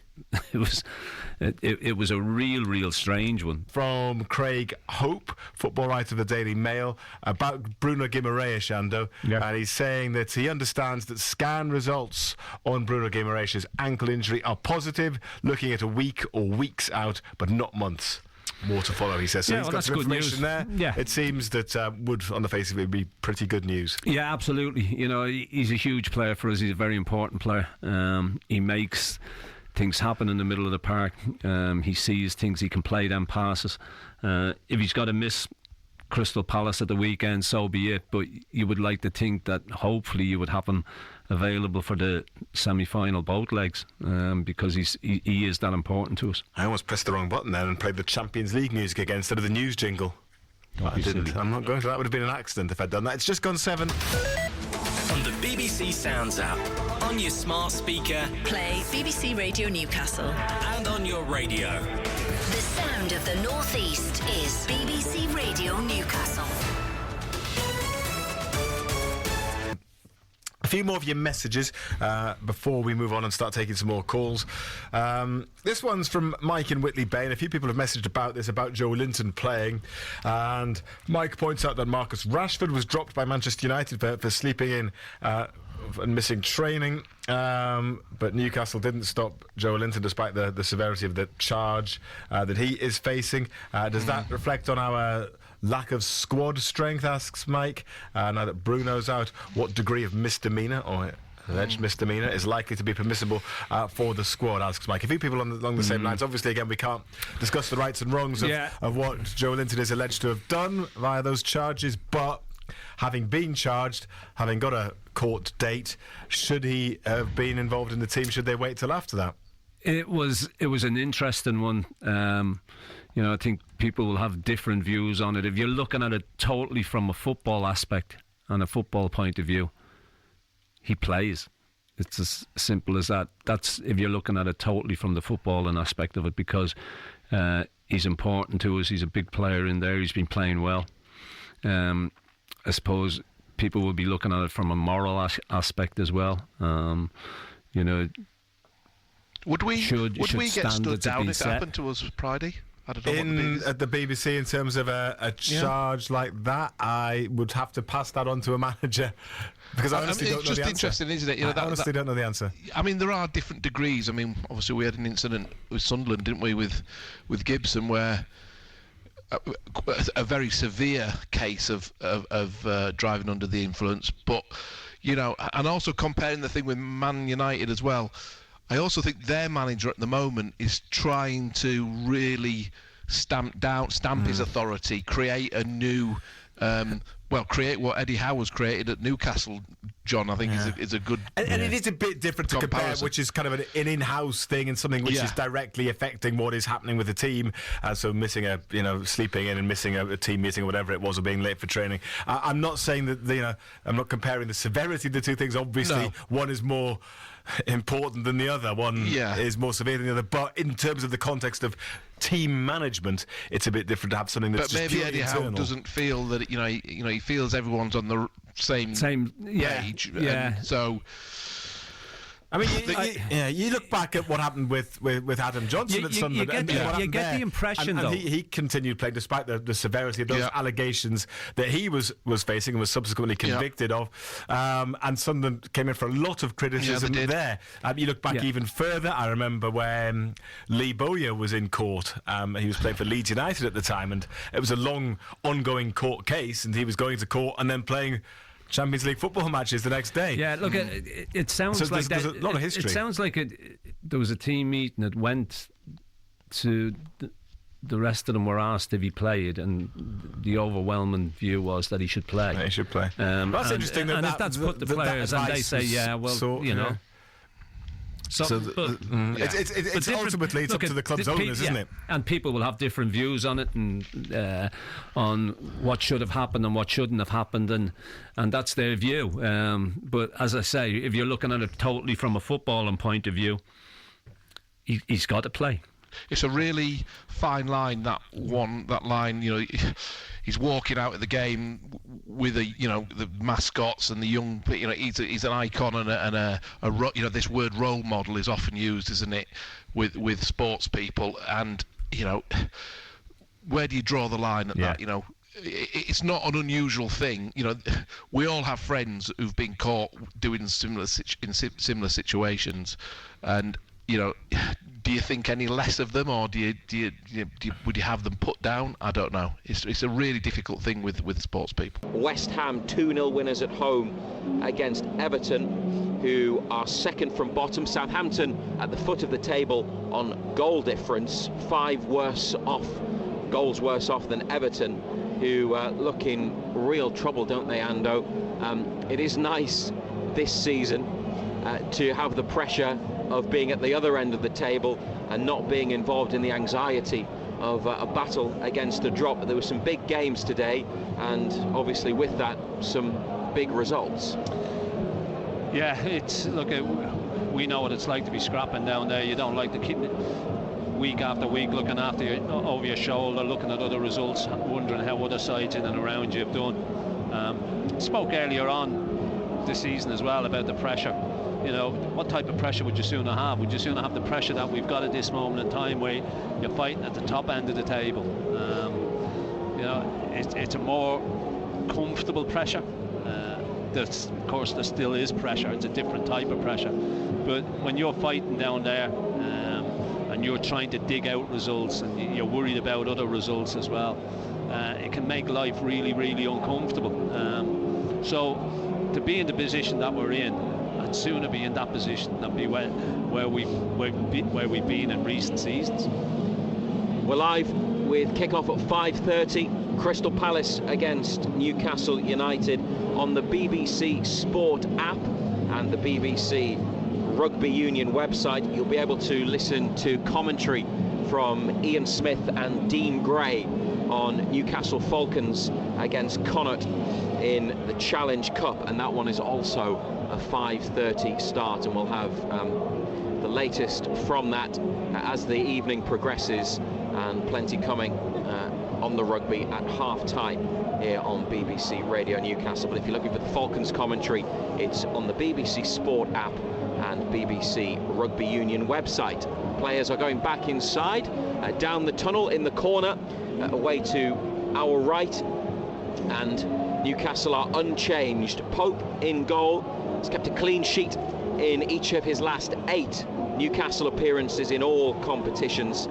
Trippier, who's created the most chances from set plays of any player in the Premier League this season. Cher, Botman and Byrne. Bruno starts.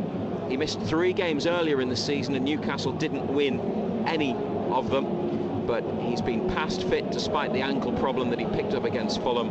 Longstaff and Willock alongside him in the middle. Almiron, Joelinton and Wilson, the front 3. Callum Wilson scored here on Newcastle's last 2 visits, but he hasn't found the net in any of his last 7 United games. The bench: Dubravka, Lascelles, Sam Maxima, Ritchie, Lewis, Isak, Manquillo, Murphy and Anderson. And Crystal Palace: Guaita in goal, Ward, Richards, Gahey, Mitchell, Doucouré and Schlupp, Ayew, Eze, Zaha and Edouard. And a bench of Johnston, the goalkeeper, Milivojevic, Elise, Mateta, Klein, Hughes, Riedewald, Wells Morrison and Ozo. When Alexander Isak came on against Fulham in the second half, he was playing just off Callum Wilson, effectively in a number 10 role last weekend, and Eddie Howe says the Swedish international isn't just a centre forward. Possibly play Alex in a number of positions, so I think he can play as an out-and-out number 9. I think he can play as a second striker that he did when he came on against Fulham. I think he can play wide, but probably wouldn't be his favoured position, but he can play there, definitely wide left and possibly at times wide right. So that versatility is one of the things that attracted to him in the first place. I was just really pleased with him last week. He energised the group, he came on and made a big difference to the team. Of course, he scored the goal, which was a brilliant moment for him, and hopefully one that can really kick him on. Certainly love to see him continue with that kind of ratio. I think, the reason we brought him in was because we really believe in him and the qualities that he has. I believe he's a goal scorer. I also believe he's a goal creator. And I think he had a huge impact coming off the bench against Fulham, just changing the dynamic of our play. He brought a real speed and athleticism and technical ability to the front line. And I just loved his goal because his goal was that of a goal scorer. He was on the move in the box, ball went beyond him, but he didn't stand still. He followed the flight of the ball and Callum picked him out really well. So it was great to see our 2 strikers combine. Before I ask you about Crystal Palace, you've got a number of players who are playing really well at the moment, but just how good has Sean Longstaff been for you over recent weeks and months? Yeah, Sean's been excellent. He really has. Does a lot of work, a lot of tireless work for the team in every phase, really. I think we ask a lot of our midfield players physically, especially the wide ones, and Sean's played that role on the right-hand side, but he's played it very intelligently. As I say, physically very good, tireless with his energy, defensively very good, and I think improving all aspects of his game. So I think there's goals in him as well. I think that those will hopefully come in the future. But to this point, I think he's been a vital cog in our team. From a coaching point of view, how much satisfaction do you take from seeing that growth in a player who a year ago was in and out of the team and probably had an uncertain future because his contract was coming to an end? Yeah, I think when you go back to where Sean was a year ago, I think there was probably a lot of uncertainty attached to his future. I don't think he himself quite knew. I think he's Newcastle through and through and was desperate to be here, but wanted to feel probably valued and wanted to see a path for his future career. Where was he going to play? How many times was he going to play? You can never give those guarantees to any player, but what I did see was someone that was very committed and I believed could have an important part in our future. So getting the contract sorted for him, I think, was a really big thing, and I think probably that show of faith and trust helped him then feel closer in the group. And then this season he just hasn't looked back. But I got to say his attitude to his training and to his work has never changed from minute one to now. And Crystal Palace, they secured a late draw with Manchester United the other day. What are you expecting from them this weekend? Very good team. I think the two games we've had against them have been very tight. Although we probably had the better chances in the first game, the league game, which we didn't take. It was still a tight game, and the Carabao Cup game could have gone either way. So now we travel to their ground, and that's always a tough place to go. It will be a good atmosphere. We obviously go there in good form, but we don't underestimate the challenge. Patrick's a very good manager, and they've got some very dangerous players. The Make a Difference Awards. Everyday acts of kindness make a huge difference to people across the North East. And we want to honour and recognise those who make a difference where we live. Make a difference. Find out how you can nominate someone on BBC Radio Newcastle Breakfast with me, Matt Bailey, on Monday. Together, we can make a difference. BBC Radio Newcastle.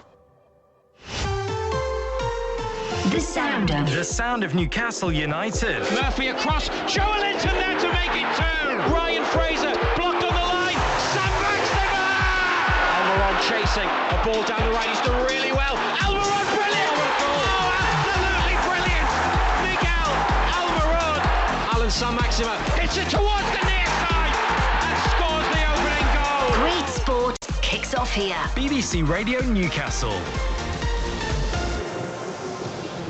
Miguel Almiron goal that we heard there was a winner against Crystal Palace in the Premier League at home last season. He scored twice against Palace, Almiron. Both of them the decisive goal in 1-0 successes at St James's Park. He needs one more this season to get to double figures for Newcastle. He is still their leading goal scorer. Some of the coaching staff from both clubs making their way along the touchline from the tunnel and onto the benches, which are away to our left. There are a lot of press photographers with their camera lenses trained on the dugout area, waiting for the managers and for the two teams who are lined up next to the tunnel. And referee is there, Craig Pawson, the South Yorkshire official. His third Newcastle game after the home draw with Bournemouth and the goalless draw with Manchester United away. On VAR duty, Jared Gillett with assistance from Gary Bezic. Anthony Taylor is the fourth official at Selhurst Park, and Mark Perry and Scott Ledger have assistant referee duties along the touchline. And here come the teams. Referee bouncing the yellow and blue ball as they head towards the halfway line. And some Premier League branding that's been erected, and that's where the players will stand as the league's anthem will be played in a moment after Glad All Over, Crystal Palace's signature tune. And Newcastle, they are wearing black and white training jackets, but the strip they'll be wearing today is their third choice kit, the white and green. And Pope is all in yellow, short sleeves, even on a freezing cold night like this. And Palace, they've got red training tops on, but it's red and blue shirts, stripes, blue shorts, and blue socks with a bit of red at the top, and Guaita in luminous green. The officials all in black. And it's Pope in goal, Trippier, Schär, Botman and Byrne, Bruno, Longstaff and Willock, Almiron, Joelinton and Wilson, and Palace, Guaita in goal, Ward, who played for Eddie Howe at the start of his career at Bournemouth, Richards, Gahey and Mitchell, Doucouré and Schlupp, Ayew, Eze and Zaha, and Edouard, who has 5 goals this season. The last was a couple of weeks ago when they were knocked out of the FA Cup at home by Southampton. Newcastle's bench: Dubravka, Lascelles, Saint-Maximin, Ritchie, Lewis, Isak, Manquillo, Murphy, Anderson, and Palace goalkeeper Johnston on the bench, Milivojevic, Elise, Mateta, Klein, Hughes, Riedewald, Wells Morrison and Ozzo.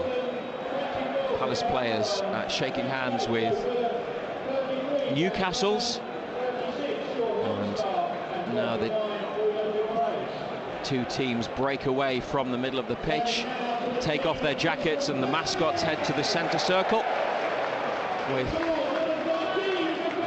the officials soon to join them, and a photographer getting ready for pre-match photo. It's not quite the same as we get at St James's Park with the pre-match displays, but some of the Crystal Palace fans away to our right, which is generally the noisier end of Selhurst. Got some blue and red flags and a couple with the Palace crest with the eagle on top of a ball on top of the Crystal Palace. We're only a couple of minutes away from getting started, Ando, in what is another big game. But as you were saying earlier, you will feel confident. You have to feel confident. Of course you do. The run that we're on, we only lost one all season, and that was under dubious circumstances as well. You know, okay, you can throw the FA Cup defeat in there, but you know that wasn't your first 11. He made an awful lot of changes, brought a lot of fringe players in, and they didn't grab their opportunity. But of course you've got to be confident coming here, the run that we're on. You know, I don't think this side fears anybody at this moment in time. They're quite capable of giving anybody a game, and tonight shouldn't be any different. You know, they'll fancy the chances of coming here, not just getting the result, but picking up all 3 points, and rightly so, because of the way that they're playing. Newcastle huddled together. Some final words before they get going. Palace lined up, ready for action, and they're going to be kicking from left to right. From our view, we are on the opposite side of Selhurst Park to the camera position, so it'll be the other way around when you watch the footage. But Newcastle get the game started, rolled back to Fabian Schär, forwards looking for Wilson down the left, and we're live on BBC Radio Newcastle and NUFC TV. Joelinton to Wilson, back to Joelinton, corner of the box, dispossessed, and Ayew chips it down the line and keeps it in, crosses halfway. Willock and Byrne get back with the challenge and play it against the Ghanaian international. Palace's number 9 on the right hand side of their attack today, and it's a Newcastle throw. They've lost the ball again. That's good play once more by Ayew, good feet a couple of times. And 30 seconds or so into the game, over it goes to this near side. Palace possession, back to goalkeeper Guaita, and a long ball forwards towards the halfway line, where Byrne is beaten in the air by Ayew. Lucky. Botman gets the better of Edouard, but the clearance from Newcastle is straight to check Doucouré. And Palace in the final third on the attack. Ward from fullback with a cross, takes a big deflection, and Bruno's first meaningful touch, playing it up to Wilson. Back it comes to Longstaff, gets around one opponent, tackled by another. Mitchell now back to Gahey, middle of the home team's half of the field, and a floated right-footed pass onto the chest of a stooping Joel Ward, who plays it back into Palace's half on the right. Chris Richards and Mark Gahey to Tyrick Mitchell, the England international, down the line, but straight to Kieran Trippier. Almiron on it, turns, goes back to Trippier, closed down by Zaha. Bruno with a little bit of space, and a crossfield ball that gave Ayew a sniff, but Byrne plays it back to Botman. Joelinton trying to find another white and green shirt. Crystal Palace have the ball. Doucouré down the line. It's just beaten the run of Ward. It's too far ahead of him, and Newcastle have a throw in the left full-back position, taken quickly by Byrne. 0-0. Bruno playing it off a red and blue shirt, and another throw. Third minute of the game. Some nice football to get out of the corner, and then they go back to Botman. It's a high ball towards Wilson, headed on by Ward. Down the line looking for Ayew. It's rolled out again, and it is a Newcastle goal kick. Yeah, just too much pace on it. Zaha trying to play Ayew in, was never getting there.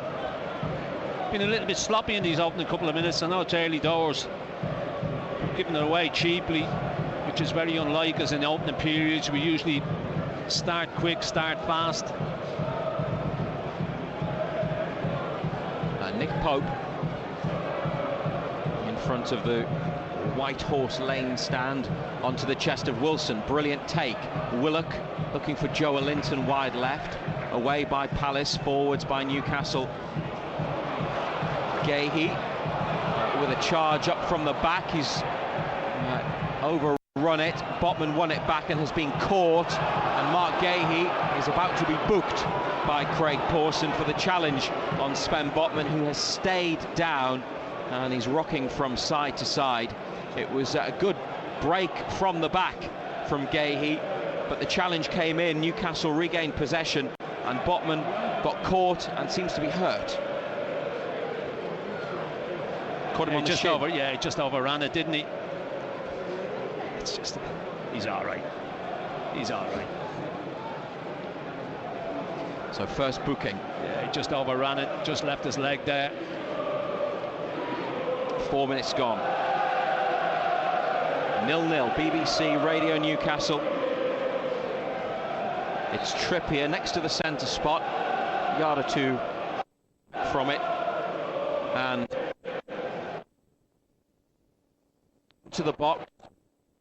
Byrne, Joelinton on the left, and Willock. Newcastle with the ball wide left. Joelinton, Botman, and now Trippier behind halfway.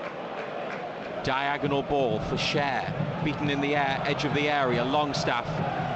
Cher takes it back inside to Bruno. Better. Trippier better in front of halfway, bit of possession for Newcastle, and now Willock trying to flick it on to Joelinton. It's headed away, and it's on the floor with Ayew, who's had a couple of good runs so far. Forward pass, Newcastle have it back. Joelinton to Almiron on halfway on this near right hand side. Longstaff playing it back to Cher, and Bruno moving it to the left wing to Willock. A 1-2. Bruno's return ball's got Joe Willock in. Now into the box. The cut back from Willock. Almiron! Right foot again, isn't it? On this near side, misses the target from Willock's ball across into the ground and behind. Yeah, well, Willock's definitely got the legs on Ward. Left him for dead. Great little ball played across, and he just throws a right foot at it, doesn't he? It's a chance, you know, because he's coming in all alone. got to go back across the keeper. He's got no confidence in that right foot. Big chance. Crystal Palace 0, Newcastle United 0. 7 minutes on the clock. Guaita goes long with the goal kick. Longstaff header forwards. Willock takes it down. Longstaff again looking for Wilson, away by Gahey. Cher with a header towards halfway. Cher with another header. Willock on his chest, trying to find space. Dispossessed by Zaha, who's shifted it and moved inside. Plays it back towards Richards, who is the right-sided centre-half for Palace, with Gahey to his left. And it's with their goalkeeper, Guaita. Mitchell inside. Helped on by Schlupp. Trippier away. Palace throw, left full-back position. Neither side can really keep it. No, it's early doors, but the ball's like a little bit of a hot potato at the moment. We had a bit of trouble a few moments ago with our connection, our broadcast line at Selhurst Park. Hopefully everything is okay, and you can hear us now loud and clear. Botman has the ball at his left foot.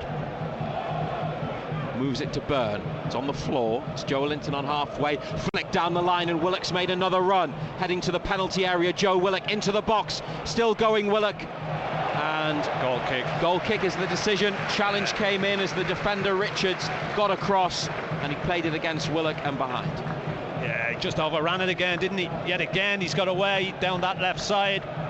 Our left side, their right. Ward, not the quickest. Just overruns it. Defender does well because he waits for him to get there actually, and then just plays it off. Willock goes behind, goal kick. And pressure on Willock. Well, he's being chased by Doucouré, who got back to him, and then it was Richards with the defending in the box. The goal kick was onto the chest of Botman, but Palace have won it back just behind the halfway line, and now it's helped on by Schlupp to Mitchell.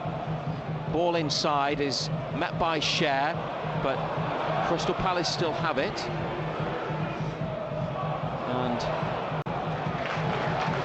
And they were looking for Zaha on the left, but out it goes, and it's Newcastle's ball. They've got Zaha left, Eze just behind Edouard, Ayew on the right. Their front four. Still goalless in the early stages, inside 10 minutes. Trippier's throw to Almiron in space, and he carries it and then moves it over to the far side of the pitch to Byrne. Joe Linton gets out to the touchline, receives the ball to feet, looks down the line, and it's Bruno making the run, and they've got space again, Newcastle, on the far left side. Bruno cuts back inside into the area, sweeps it across to Almiron, laid off to Longstaff, trying to help it through for Trippier, but headed away in the box by Mitchell. Longstaff then intercepts the header, and Almiron makes a challenge. Great challenge. Edouard Great and Newcastle challenge, well played. Have the ball again, right side of central midfield. Longstaff to Trippier, down the line, but stopped by Mitchell, and it's a throw.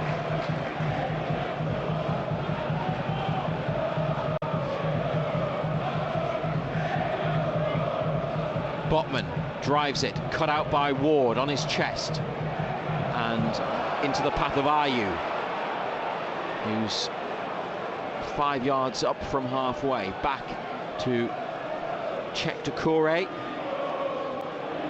His first season at Palace, Doucouré, more than £20 million from Lens in France.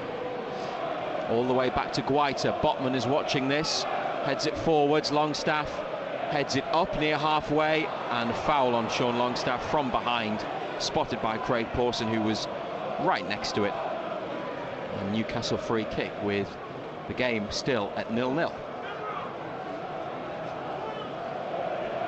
Yeah, it was just Edouard had got himself into an offside position from the goalkeeper's kick, couldn't go for it.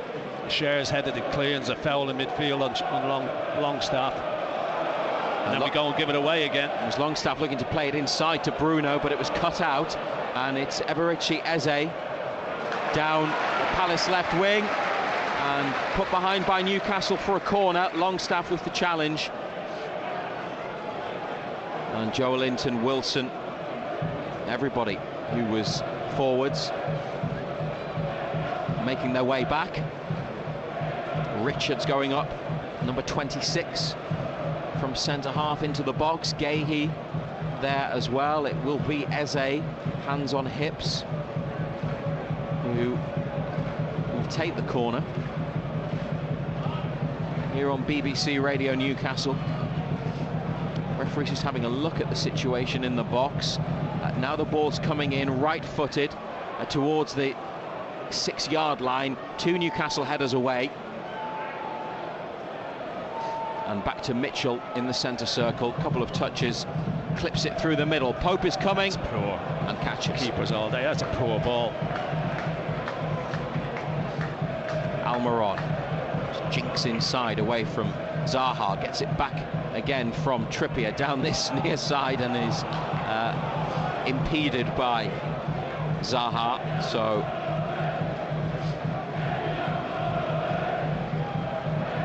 free kick.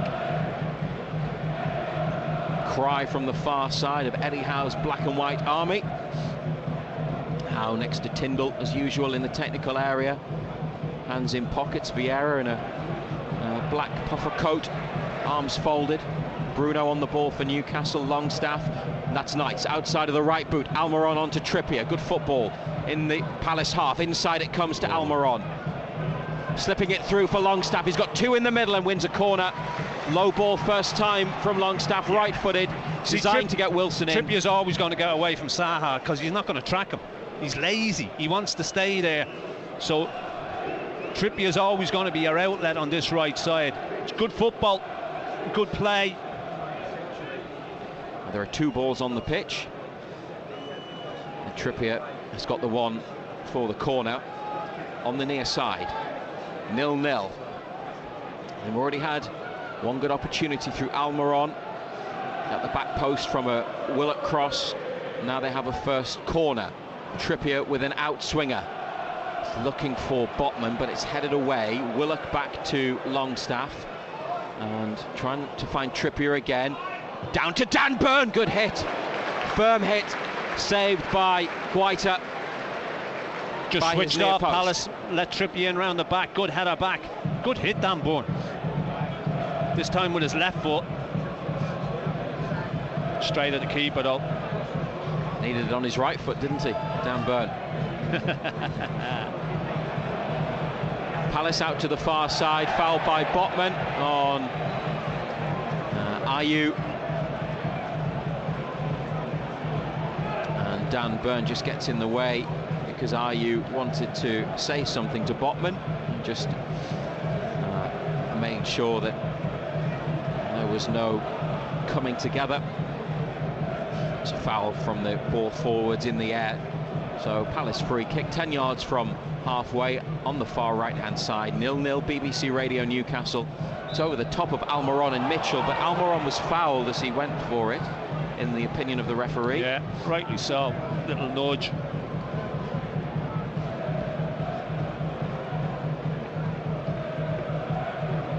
Share back to Botman on the D in front of Newcastle's box, and Burn inside to Botman, who comes forwards with it. Longstaff gets the ball and then plays it over to Burn, who's got quite a bit of space actually on the far side. He comes infield and is tackled by a sliding Odson Edouard. Newcastle have given possession away, back to Palace. Richards on the right in the defensive third, has to use his goalkeeper, and it's square across the box to Gahey. Plays it around Almiron, and they've beaten the press, Palace. And this is Eze in off the left, away from Trippier, who pulled at him, although Trippier says, I tell you what, he's lucky. He's lucky. Referee again in a good position, and yeah, I didn't see a great deal of difference between that and what Gahey did.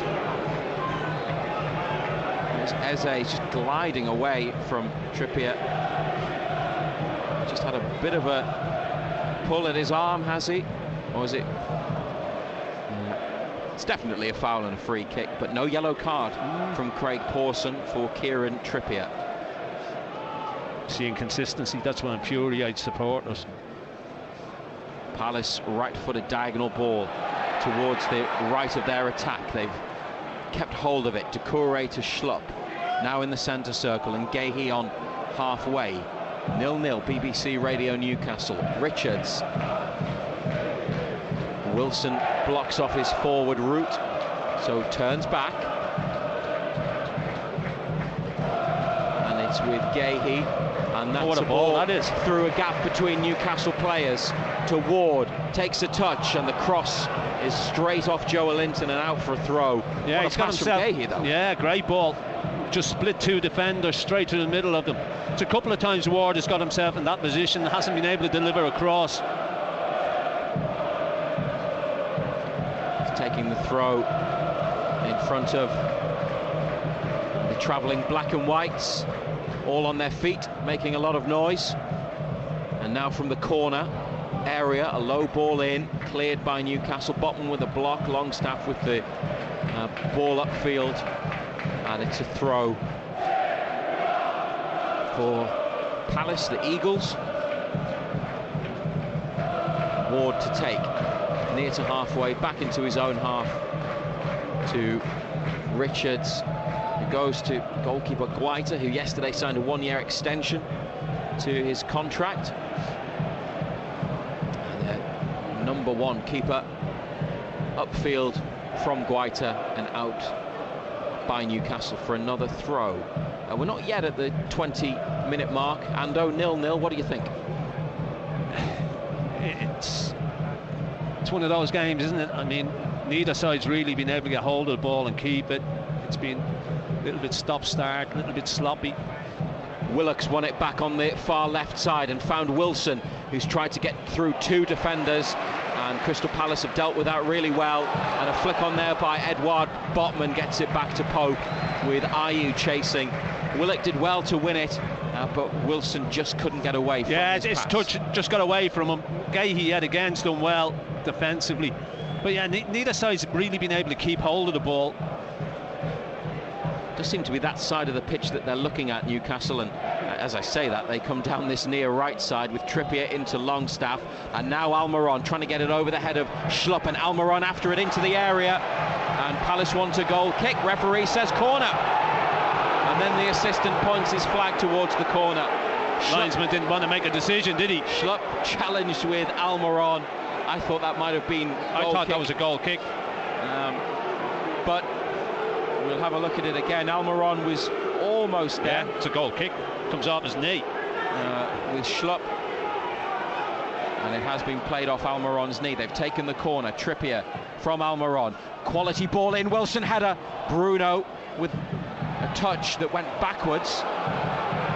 It's a good technique from Trippier on the ball in, and Willock now with a header near to halfway. Trippier inside to Longstaff. They've used it nicely, Newcastle, as they try to construct another attack, and carrying it forwards down the left is Fabian Schär, who's on a good run, and this is Joelinton. Got nothing on it, did he? Opened up for him as well. Got himself in there. Good little ball. Schär played into his path. Didn't have to break stride, but got nothing on the shot. When you see that chance from another angle, I think it's the best opportunity of the game. He's made a run into space. It's 12 yards out, could go either side, low, straight at the keeper. It's a big chance, and it's still 0-0. Bruno with a couple of attempted forward passes. Byrne inside to Bruno, 35 yards out, back to Schär on halfway. Botman into the Palace half. Bruno tries to spin and turn away. Ball is won back by Palace, and now Schär is in a good position to get there before Zaha and roll it back to Pope. 0-0.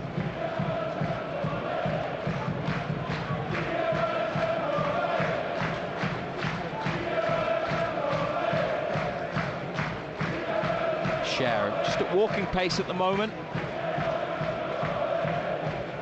Back to Botman, out to Byrne.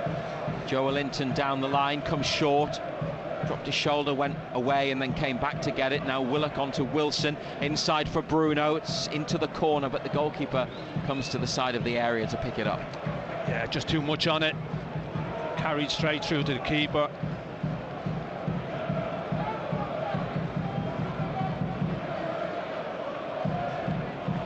Guaita getting a bit frustrated, so are some of the home fans. He eventually throws it over the head of Almiron to Mitchell. Cher on his chest, then lost it. Longstaff wins it back. Cher, nice turn. Good football there in the end from Fabian Cher, and Botman onto Byrne, who is bringing it up to halfway, goes down the line. Willock's got it again. First touch, but presents it to Richards, who sticks it out into the stand on the far side for a Newcastle throw, 12 yards from goal. Yeah, good ball down the line. Joelinton takes it, gets it back from Willock, and he's heading back to halfway. And it's Botman now to Cher behind the centre circle. Kept possession, Newcastle. And Cher's coming forwards with it, drops his shoulder, he's going on a run, pokes it outside to Longstaff, who lets it run for Trippier. On now to Almiron, that's a corner. You see, that's definitely a corner. Yeah, this is it. Zaha on this side, he just goes asleep. And he they've doesn't want taken to the corner quickly, and Trippier floated into the box towards Byrne, headed away. Willock 5 yards outside the box, left side. Back over to the right it comes. Trippier onto Almiron. Takes it down, looking for Longstaff. Back to Trippier. And now Botman in possession. Out to Trippier again. Inside to Bruno. First time onto Almiron. And down the line for Longstaff. Defender clears. Mitchell. And Botman on his chest, and Trippier back to Pope. The quick corner was a possibility because, as you were saying, Zaha just doesn't want to do it. Yeah, he just doesn't want to do it. He doesn't want to do the defensive stuff.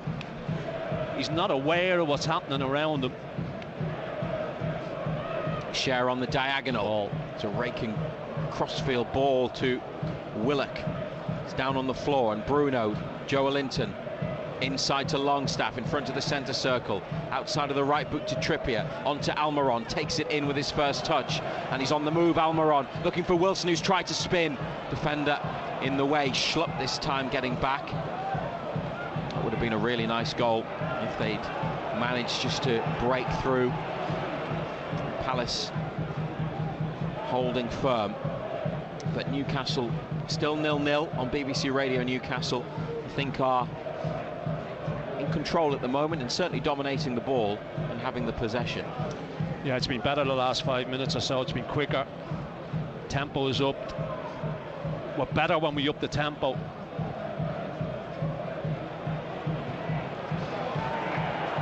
There's a foul in the centre circle, and it's gone the way of Palace. Bruno with the challenge, and he doesn't quite agree with the referee. He's telling him no, but Schlupp is the player who's down.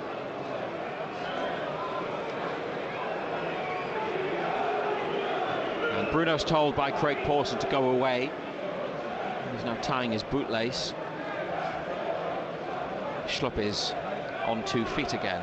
Bruno had the ball, turned away. Schlupp made the challenge. He half left his foot there. He caught him on the top of the foot. Eyes on the ball from Bruno, and Schlupp went in hard as well, but referee got hurt. Inconsistencies.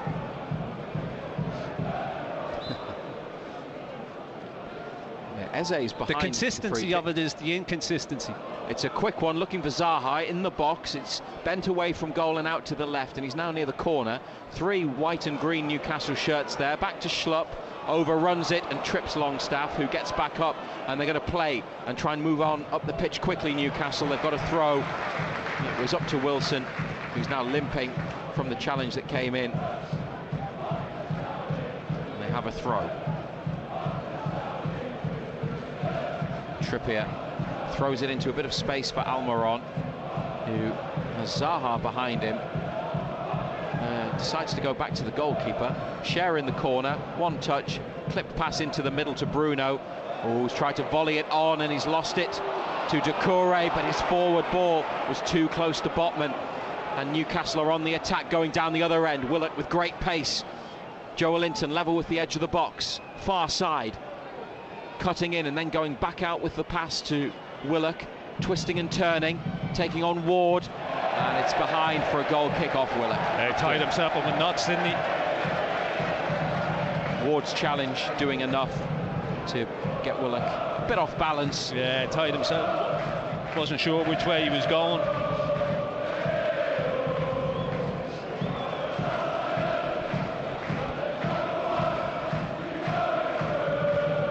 38 points going into tonight's game, Newcastle.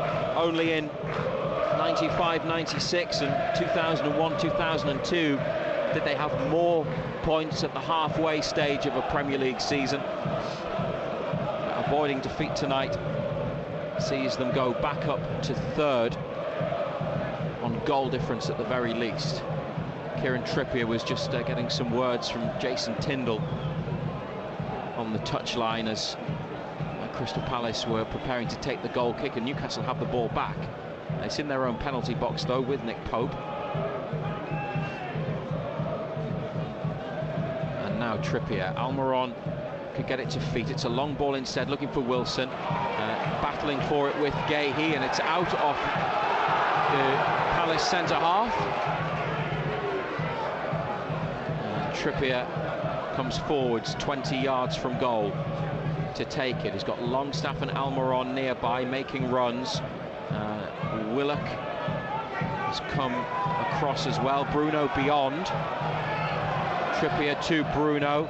Down the line towards Almiron. Hooked clear by Mitchell. Another Newcastle throw. Trippier picks up a spare ball. Short to Longstaff. Back to Trippier. Out off Eze.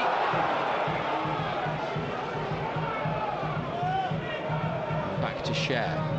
Bruno with Eze behind him takes a touch and flicks it outside of the right boot back to Botman, middle of Newcastle's half. No goals yet. They've had a couple of chances. Joelinton and Almiron with them. Trippier trying to pass it forwards, blocked by Palace, and Zaha left of centre on the attack. This is Edouard pushed away from goal. Mitchell is hurt, receives the ball. I don't think he wanted it. Seemed to injure himself, Tyrick Mitchell, when he intercepted Trippier's forward pass to start the Palace attack. Gahey now goes back to the goalkeeper, and on the 18-yard line with Almiron closing down, it's through the middle from Guaita and straight onto the chest of Newcastle's Fabian Schär. Burn wide to Joelinton, holding off Ward and wanting to come inside, and does come inside. It's really good, strong play by Joelinton. Wilson with a touch and lifts it over the defender, Gahey, who has blocked him off, and the whistle's gone for a Newcastle free kick, 30 yards from goal in a central position. Yeah, good play, great little touch. Just lifted around Gahey, who's already been booked as well. No further punishment other than the free kick. Joelinton with some excellent work. Wilson with a touch and then lifted it over on the bounce. That not a booking? Mind you, there's been a few that's been bookings and he hasn't given them so. I suppose if he didn't already have a yellow card, yeah, he probably would have done, but that shouldn't make any difference. No, to show him a card, but nothing else for Mark Gahey. And Newcastle with a free kick, and it is 30 yards, maybe a little over 30 yards from the goal. Fabian Schär hit the post from a free kick last week. Kieran Trippier is the other option, obviously. Guaita is on his right-hand post, directing his wall across a little bit to the left. Schär's jogged away, and Trippier moves the ball again with his hands and steps back, and it's rolled short to the left to Bruno, into the area towards Schär, and then headed away and back in by Willock, but behind. Training ground one, wasn't it? Bruno just peels off, they go short, he just whips it across.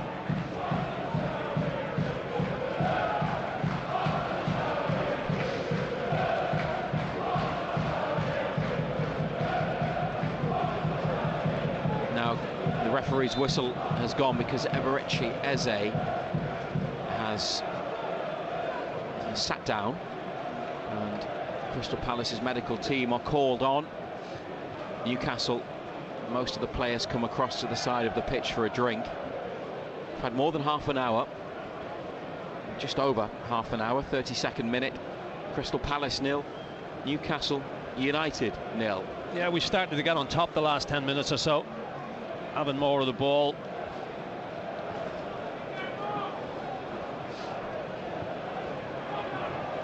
And should be in front, you would think, maybe with the Joe Linton chance, which is a very good opportunity, but hit it straight at the keeper.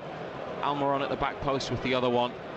Nick Pope has had nothing to do at the other end yet. No, I've seen very little of Palace as an attack and threat. Joe Linton chance was a big chance. The Almiron one, you'd have said if it was on his left foot, he would have scored.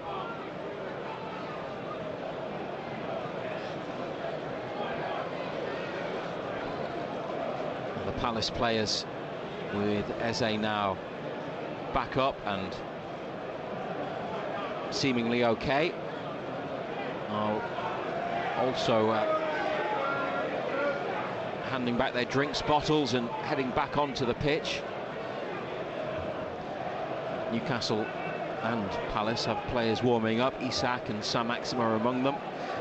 It's an unchanged team tonight. Bruno starting in midfield, no problem with his ankle, despite the concern last weekend.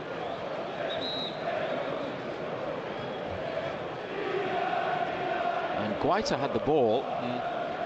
He's got it bound.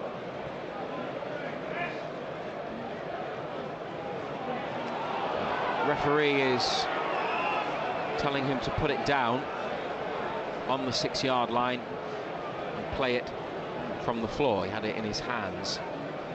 The match will restart with a goal kick, as it should do.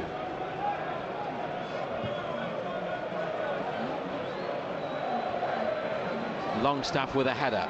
Ayew on his chest. Newcastle with it back through Wilson, looking for Willock. They've lost it. Wilson with a challenge, then another tackle from Crystal Palace, and Zaha on the attack on the left wing. Ayew into the area, tried to get the ball across goal.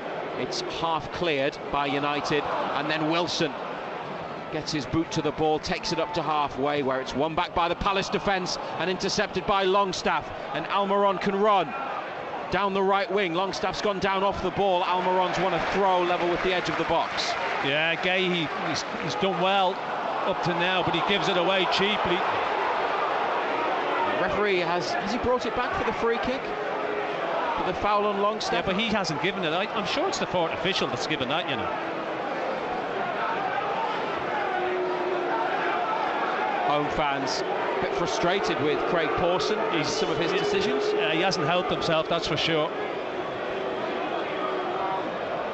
0-0 at Selhurst Park, 10 minutes to half-time. It was Mitchell pulled back Longstaff, while Almiron was a few yards ahead and making progress upfield. Trippier with the free kick inside to Longstaff. High ball into the box towards Joe Linton. Richards away. Willock with a header. Down for Wilson, trying to get the shot off. Bruno, now Almiron taken off him by Zaha. Good defending.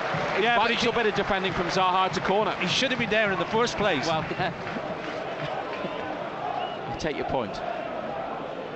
Just wouldn't quite fall in the right way for Newcastle there. Wilson had it, was back to goal, and then tried to turn. Bruno didn't really have the opportunity to shoot and moved it on to Almiron. He was going to go for it with his left.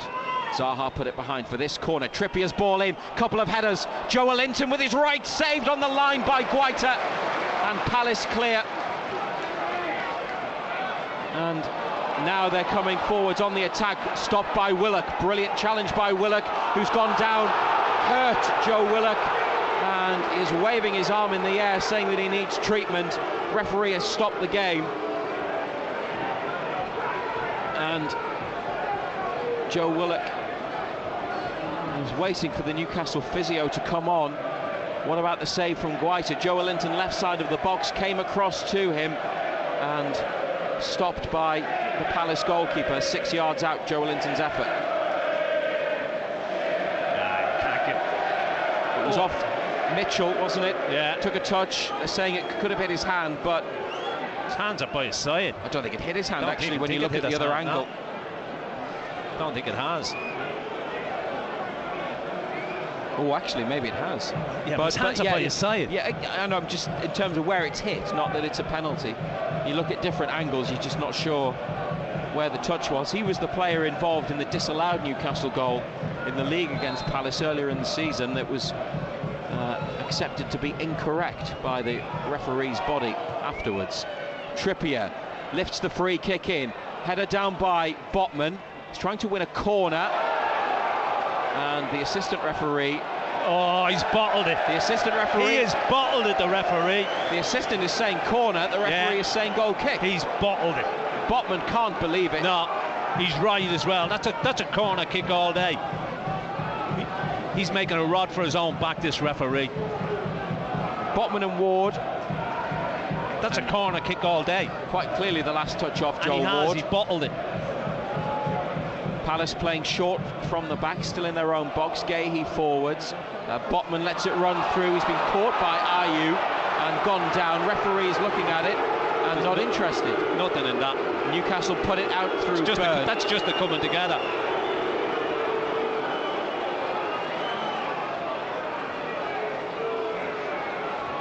Now both teams have reason to be annoyed with Craig Pawson.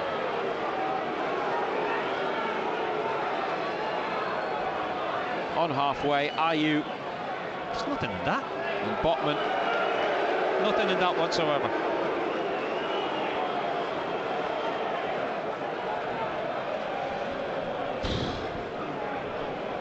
No contact allowed whatsoever. Well, because Byrne put it out, Ward gives it back to the Newcastle defender. Botman with it, and he's played it onto the head of Zaha. Bruno's there fortunately to nod it forwards, and Almiron coming across to head it back to Trippier, who can't find Almiron with a return ball, and then Ayew plays it against Trippier. It was all a bit scrappy and untidy, and Longstaff a bit better onto Bruno, over to Byrne, forwards first time to Willock, takes it nicely on the turn, great searching ball into the left corner for Joelinton. Wilson in the box, Joelinton cuts back inside, pushed away as far as Willock, edge of the area, floats it across to Almiron, who takes it down, and then, well, did he go for goal? Did he try to get Willock in? Yeah, of course he did. It's a goal kick. He's tried to whip it, hasn't he, with his left foot. Does what we've seen him do in the past. He's taken it inside and he's just tried to whip it. He's got nothing on it. You listen to BBC Radio Newcastle. Yeah, he tried to whip that. 5 minutes to half time, goalless. And another opportunity in the box there for Newcastle. A reminder that the Falcons match against Connacht in the European Challenge Cup is on the BBC Sport app and the BBC Rugby Union website. They also started at 5:30. The Falcons are leading 21 points to 14. Trippier with a header down the line. Eze stronger in the challenge to play it back to a teammate. Longstaff makes a block. Palace throw.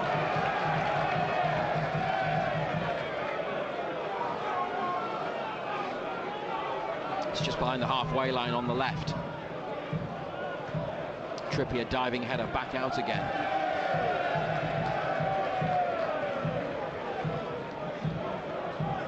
Now they're looking for a spare ball.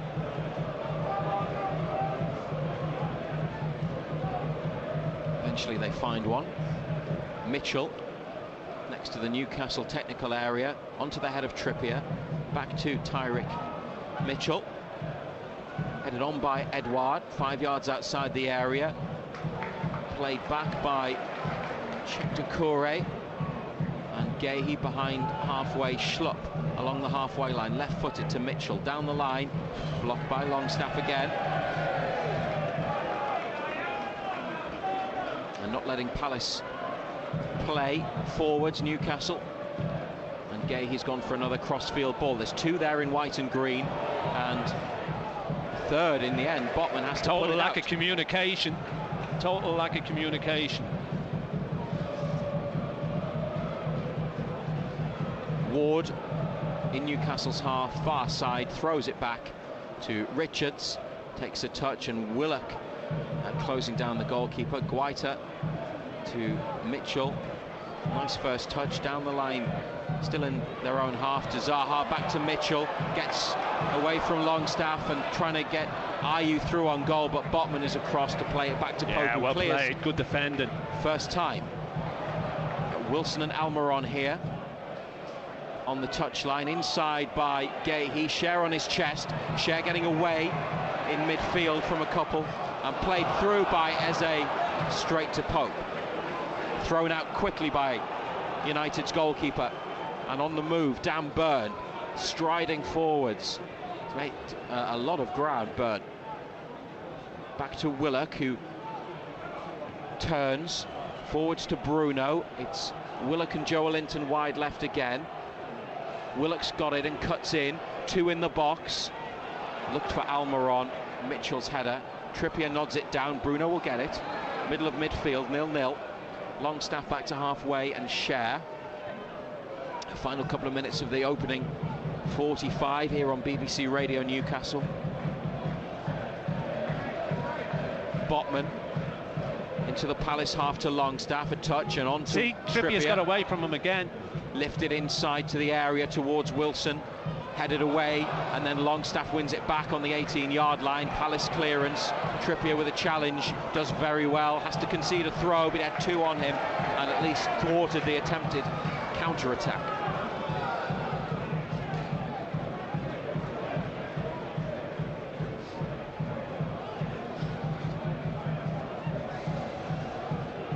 And it's Mitchell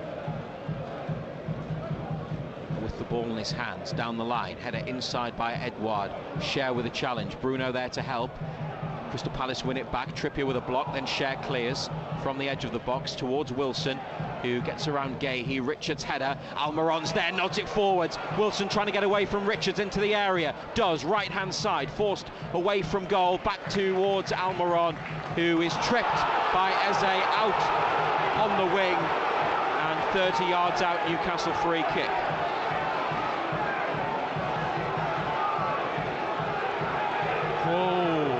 Tell you what, that's an interesting one. Why? I'd like to see it again. I'm not too sure if he didn't throw himself, you know. And it was Wilson who played it back out to Almiron, and Eze did that action, pleading innocence, just arched his back and hands out, saying didn't touch him, but free kick given. Trippier, good ball in, Share at the back post. It's ended up in the hands of Guaita. Don't know if it touched Share or if it came up a defender, but it comes to nothing from a Newcastle perspective, and it's upfield again by Palace. But Willock's got away on the far side. He's been very lively and really positive in this first half, Joe Willock, and finds Bruno. And Share looking for Willock's forward run again, edge of the area, header clear. Doucouré now over the top towards Zaha, and the flag has stayed down, and Trippier with a challenge, and then Edouard blocked and behind for a Crystal Palace corner. No offside flag against Zaha when it was played through, and Newcastle survived with a bit of last-ditch defending. Zaha looks at the referee. Trippier made the challenge, Share was there as well. It is a corner. He's not offside. He's not offside. Every time he feels the slightest touch him, he just falls. Challenge was outside the box anyway. Doesn't he? No, he just falls, just throws himself. There's absolutely nothing in nothing that. in it at all. A minimum of 2 additional minutes has been added, and we're into that now. Outswinging corner, whipped in towards Richards, who heads it wide, got up well, but it's past Pope's left-hand post. Yeah, he did get up well, didn't he? He's tried to just direct it back where it came from. Born in Birmingham, Alabama, in the United States, Chris Richards. It's only his 7th appearance for Crystal Palace, and I think it's really their only effort, isn't it? And off target. Eze with the corner, and Richards wide. 0-0. Willock on the left, back to Byrne. And Newcastle just with some possession now at the back. It's Botman. He's gone for a big one though towards Almiron on the right, who tried to bring it down under control, but Mitchell got there to win it back. Share forwards, Longstaff on towards Wilson, holds it, man at his back, but then tackled. And Richards to Gay, he left-footed, clipped ball forwards. Trippier and Zaha compete for it. Newcastle headed away. Bruno back to Pope, and first time out to the left wing by Pope. Willock trying to take it out and around Ward. Almost ready for the referee's whistle. That's it. And as Dan Byrne crosses the halfway line, Craig Pawson blows for half-time here on BBC Radio Newcastle, and it is Crystal Palace 0, Newcastle United 0, and the players head into the corner. Eddie Howe walking down the touchline with coach Graham Jones. No goals, John Anderson, but they have had a few chances. Yeah, they've had a couple of little half chances. Joe Linton and Almiron. You'd have thought if it was on Almiron's left foot, he probably would have scored. Joe Linton, big chance, but got nothing on the strike whatsoever. It's a comfortable save. Should be getting more on it, should be doing more. But it's been very scrappy from both sides. We've been the better side, there's no doubt about that. Palace have only had the one effort on target, the big centre-back from a header, puts it wide. The referee hasn't been great yet again. I think he's made a rod for his own back, but look, it's still 45 minutes to go. I thought as the half wore on, we became better. We became more of the dominant side in it. But we need to be better in the final third. And that's the key, that's the difference then. Because they have had some joy getting down the sides. Willock and Joe especially Linton against on the Ward. left. Yeah, especially against Ward. You know, he's not a young boy anymore, Joel Ward. His legs aren't what they used to be. Definitely due him for pace. But as I say, we need to be better in the final third. Second half from Selhurst Park on the way. Right here, stay with us on BBC Radio Newcastle. Half-time, it's Crystal Palace 0, Newcastle United 0. Ask your smart speaker to play BBC Radio Newcastle. A cane toad so giant, wildlife officers thought it was a fake, has been found in a North Australian rainforest. He's been nicknamed Toadzilla. Matt Bailey at breakfast. So that toad, right, he's had Christmas, and he's like, you know, I've overindulged over Christmas. I have had a few chocolates, I have put on a little bit of weight, and then someone's come up and gone, look at that fat toad. The park ranger who spotted him said that it looked like a football with legs. Weirdly, that's how people have described me since Christmas, actually. The sound of the Northeast at breakfast. BBC Radio Newcastle, making a difference in the Northeast.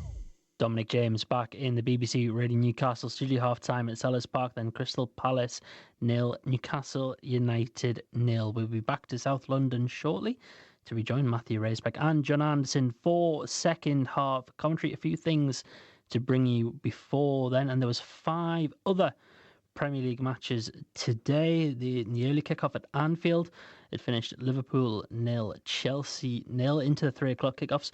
It finished 1-1 between Bournemouth and Nottingham Forest. Another draw as well, 2-2 between Leicester City and Brighton at the King Power Stadium. Aston Villa, though, they went away to Southampton and won 1-0. Ollie Watkins with the goal for Villa there. And West Ham beat Everton 2-0. Jared Bowen with both of the goals for the Hammers. In the Championship today, Norwich beat Coventry 4-2. Preston North End went to St Andrews and beat Birmingham 2-1. The game between Blackpool and Huddersfield was postponed due to a frozen pitch today. Bristol and Blackburn played out a 1-1 draw, as did Queen's Park Rangers and Swansea City. Millwall went away to Cardiff and won 1-0. Stoke City with a 4-0 win over Reading. The former Newcastle striker Dwight Gill on the score sheet there. 1-1 between Watford and Rotherham. And the only other game in the Championship today was between Wigan and Luton. Luton going away to Wigan and winning 2-0. In the Championship tomorrow, though, it's the Weeties Derby. Sunderland welcome Middlesbrough to the Stadium of Light. We have build-up plus full match commentary here on BBC Radio Newcastle. The Black Cats head coach Tony Mowbray has been speaking to our Sunderland commentator Nick Barnes. Looking forward to the challenge. Sometimes you could say derby games, they become, it doesn't really matter whether they're at home or away because of the emotion of the game. But I think at our stadium, I think the supporters have got a huge part to play. I know they get mostly wrapped up in the rivalry of it as well, and sometimes if it isn't going well or the other team are having too much possession or they're having some corners or shots, it can become a bit nervous. But I would just urge the fans to be as they are, as positive as they are, and that's why I say to the team, we have to play forward, we have to put the ball in the box, we have to be aggressive, we have to be an attacking team, because it wraps the fans up in the emotion of the football match. And I've been a footballer and a coach away at stadiums that are on fire, and it's so hard when the emotion is dragging the ball to the home team's goal. And it's what we need to try and do, make them feel the massive pressure, not only the 11 players they're playing against, but the 45,000 who are cheering them on from the sidelines. And finally for me, Darren Williams was on our programme.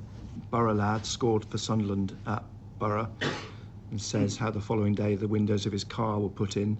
As a player, do you have any memories of playing and that sort of, that's the intensity of the game, isn't it? I suppose it can be, and I suppose it's becoming more and more. We've all heard the stories of what's happening at Goodison, at Everton this week, and the players. And I mentioned it. We had a chat about pressure this week, and how's Ellis Sims feeling? He goes to Everton, his car gets surrounded, and yet he's only played 10 minutes and 7 minutes off the bench. It's modern day football, the passion, the emotion of football. It's so high profile, and social media impacting it constantly. It's a different world from when I played, we played, and I just want the players to play with the emotion and embrace the intensity of this game, but don't forget to play. Don't forget to express your talent, because I think the best players affect games with their talent, and we've got some really, really special footballers, and it's important that they turn up and show that at the weekend.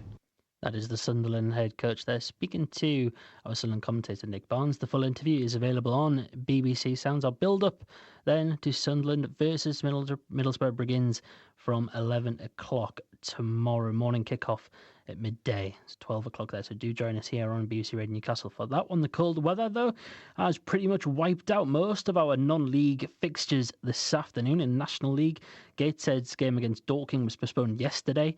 But in National League North, Blythe Spartans picked up an excellent point away to Gloucester today. They were 2-0 down after just 14 minutes and had Nicky Devidics, the midfielder there, was sent off after 24 minutes. But the Spartans battled back. Troy Chabai netting just before half-time, then Isaac Walker levelling the scores just after the hour mark, and then Blythe held on to make it so they held on to grab a point, and it was 2-2. And afterwards I spoke to the Spartans manager Graham Fenton. More than pleasing, just showed a load of character, really good understanding of how to play against a side with an extra body.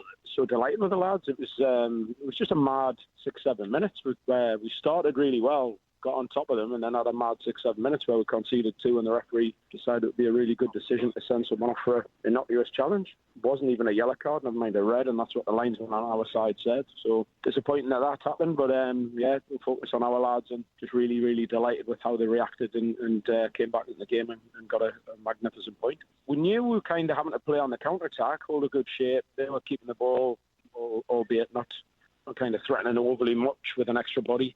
So yeah, the goal really helped us in terms of momentum and positivity at half time. And we just said to the lads, look, we're going to get opportunities, whether it be off a set piece or a counter attack, and we got one. And again, look, I'll be honest and say it probably wasn't a penalty, but we'll take it. So I don't know if the referee was trying to even it up after one bad decision. He's made another bad decision. So that's the way it goes, and we've got a little bit of luck after a bit of bad luck. Yeah, I mean, a point against Gloucester, who I think started the day in the playoff places as well, so you might have taken a point before you even went there. But, no, not really. No, I mean, I've watched some footage of them, knew where we could exploit them before their first goal.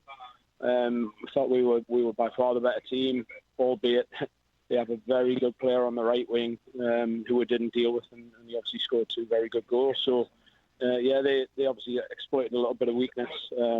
But yeah, in terms of teams, it was certainly nothing between them. In fact, I would probably say that we were the better team across the game.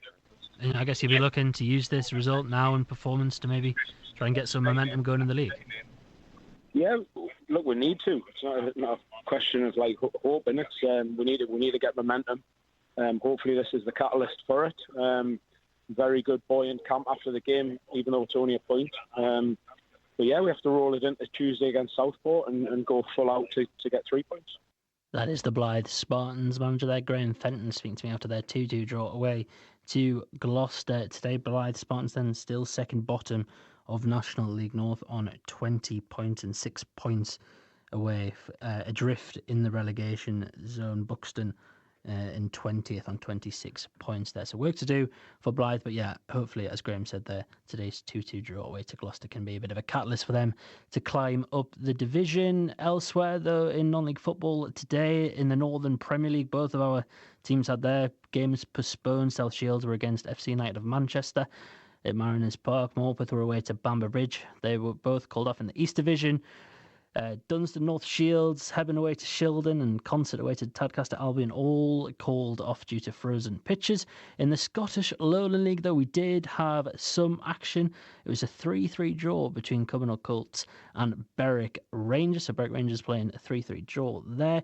All of our Northern League games today, they were called off, though, due to frozen pitches. Tomorrow, though, in the Women's Championship, after last week's River Wear Derby win, Sunderland will be looking to keep up the momentum going as they take on Birmingham City. Tomorrow kickoff is at 2 o'clock. Durham, who were on the receiving end of that 3-2 Derby defeat, will be looking to bounce back tomorrow at lunchtime. Midfielder Saoirse Noonan spoke to the club's website ahead of the visit of Southampton to Maidencastle, and Noonan says they're looking to put last week's game behind them. Yeah, look, it's been tough, but I think we have to park it now and kind of move on. And yeah, look, we have a big game here Sunday, and first game of 2023 at home. So yeah, look, one that we're looking forward to. And I think we need to put in a performance for ourselves and for our fans, because it is important, and we haven't been getting the results. But look, hopefully we can start with one Sunday. And yes, Southampton up next, a team who've had a really good start to life in the Championship, and a team we haven't played before, so a little bit of a different test for us. Yeah, of course. I think you see there's been loads of different results throughout the season, and as I said, look, we're just focusing on ourselves now, and we need 3 points, and that's what it's all about at the end of the day. We definitely heard all the fans down in Sunderland, so we need them more than ever now behind us, and we hope they all come out on Sunday and get right behind us again, and hopefully get the win. That is the Durham midfielder there, Saoirse Noonan, speaking ahead of their Women's Championship match against Southampton tomorrow at Maidencastle. It's a 12 o'clock kickoff there. To rugby union then, where our secondary commentary game of the day is happening in the European Challenge Cup. The Newcastle Falcons are against Connacht. Kickoff was also at 5:30, so it's half time there in BBC Radio Newcastle's rugby union commentator Ian Smith can tell us how it's going so far. Timing was terrible, Dom. It just started literally as you came to me. The second half got underway with Conor Fitzgerald putting a high kick into Newcastle's 22, and Connacht are just pushing the buttons at the moment, putting Newcastle on the back foot as they work the play out towards the right-hand side of the field. Newcastle started this game really strongly, and by 19 minutes, should I say, so halfway through the first half, they'd raced into a 3 converted try to nil lead, so they were winning 21-0. Then Connacht started coming back into the game in the second half of the first half, 2 tries for themselves, and the half-time score at Kingston Park, 21-14. As I say, we just started the second half. This game could go either way, obviously. Thank you very much, Ian Smith. Commentary continues then on the BBC Sport website and app. If you want that one, just go to the BBC Sport website, go into the Rugby Union tab along the top, and Rugby Union, it's just there, so you can click it there and you can hear full match commentary with Ian Smith and Dean Gray from Kingston Park. A couple of other things to bring you before we head back to Selhurst Park. And in the basketball last night, the Newcastle Eagles lost 97-92 to the Manchester Giants. The Eagles are next in action in the BBL Championship Tomorrow afternoon against the Bristol Flyers. Tip-off is at 4 p.m. In the WBBL Championship, though, this afternoon, the Durham Palatinate won against the Caledonia Gladiators 69-67. And then tonight, the Newcastle Eagles women's side are against the London Lions. Tip-off at the Eagles Community Arena is at 7:30. In the ice hockey then, and the Whitley Warriors tomorrow, they are playing a little bit of a local derby their way to the Billingham Stars in North Division 1. It's a 5:30 start there. So that's all you up to date locally. And just quickly in the tennis, Andy Murray was knocked out of the Australian Open today against Spain's Roberto Bautista Agut after a pretty valiant display there. But that's all from me here in the BBC Radio Newcastle studio. It is time for us to head back to Selhurst Park for second half commentary of Crystal Palace versus Newcastle United in the company of Matthew Racebeck and John Anderson. Matthew Racebeck and black and white legend John Anderson. BBC Radio Newcastle. Thanks very much, Dom. 0-0 after the first 45 minutes. Newcastle out first for the second half. Crystal Palace coming back onto the field now.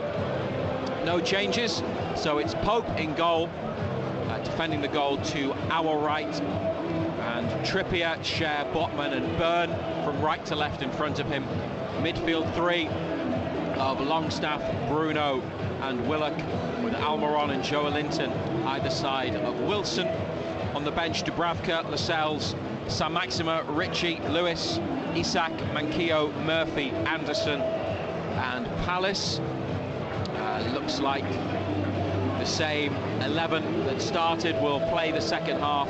Guaita in goal, Ward, Richards, Gahey, Mitchell, Doucouré and Schlupp, Ayew, Eze, Zaha, Edouard up top, and their bench. Johnston the keeper, Milivojevic, Elise, Mateta, Klein, Hughes, Riedewald, Wells Morrison, Ozzo. The home team start the second half here on BBC Radio Newcastle, and they've lost the ball. Willock winning it back for Newcastle, and Wilson potentially being fouled, but the referee says play on. They're in the final third. Longstaff to Almiron, now into the corner. Back to Bruno, back through for Longstaff, and then cutting it back towards Willock. Here it comes to Wilson, just inside the area, trying to find room for the shot. He's played it to Byrne, whose cross is blocked, and Palace get it clear, and the home player had stayed down in that Newcastle attack, and the referee, Craig Pawson, has stopped the game. It was the player who challenged Callum Wilson, and it was checked to Doucouré, and he seemed to hurt himself in the act of tackling Wilson. Play was allowed to continue. Newcastle had the ball on the attack, and now the match has been stopped. Well, it was all of their own doing. They give it away. From their kick-off, they give it away so cheaply. They're so lackadaisical on the ball. I mean, that's just the coming together. There's nothing in that. Two of them go down. And the two of them look like they're hurt, but Wilson was able to get back up and play a part in the attack. While Doucouré is being looked at, Joelinton, Byrne and Botman, some of Newcastle's left side, are passing the ball around, involving Nick Pope as well, keeping warm. They got into a good position in the box, didn't they? Longstaff with the cutback, which was, I think, just behind Willock. That's what I said at the end of the first half, Razor. It's that ball in the final third, that quality in that final third that has let us down. I mean, if ever there was a game that's there for the take, and it's this one, because Palace have shown absolutely nothing going forward. If we just up it and make our decision making better, we'll win this, and we could win it comfortably. Ball is on the floor and in play again with Newcastle.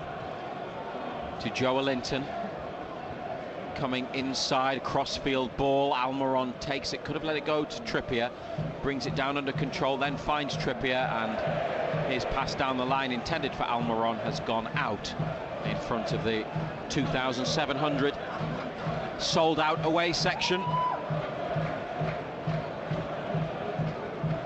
And Mitchell down the line. Edouard with Bruno and Trippier near to him. It's forwards by Newcastle. Wilson on towards Willock, but cut out by Doucouré, who was okay and able to carry on after needing treatment. Eze with good skill gets around Trippier in the final third, edge of the box, looking for Edouard, cleared by Cher. Still on in the attack, Palace. Longstaff pushes the ball away from Schlupp, and it's now back with Gahey and Richards, closed down quickly by Wilson. Good ball. Finding Ward, the full-back, and Botman comes across to put it out 25 yards from Newcastle's goal. 0-0, 49th minute.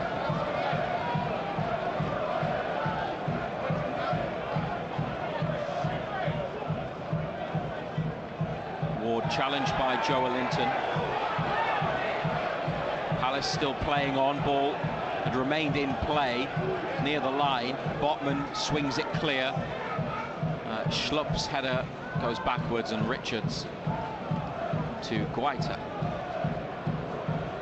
Almiron chasing Mitchell, who has to turn and go back to Gahey on the left in a defensive position. Now pinged through the middle onto the chest of Cher. Joelinton's making a run, and Cher's trying to get him in, but the ball cut out by Ward. Right idea.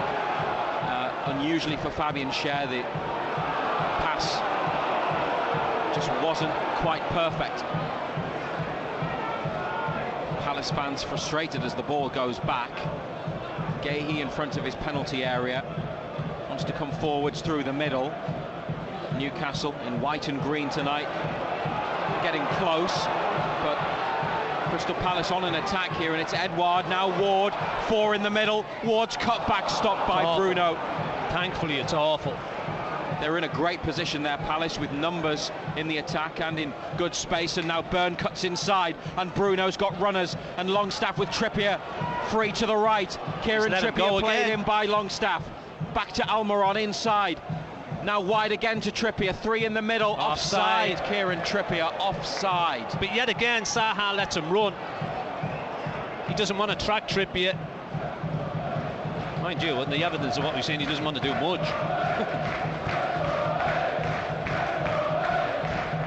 But a big shame that there was an offside in that attack. Yeah, but he shouldn't be offside, Trippier. He's looking straight across the line, he's last man. It's a good run, but he shouldn't get himself into an offside position. The England manager Gareth Southgate is here, sitting next to the Palace chairman Steve Parish.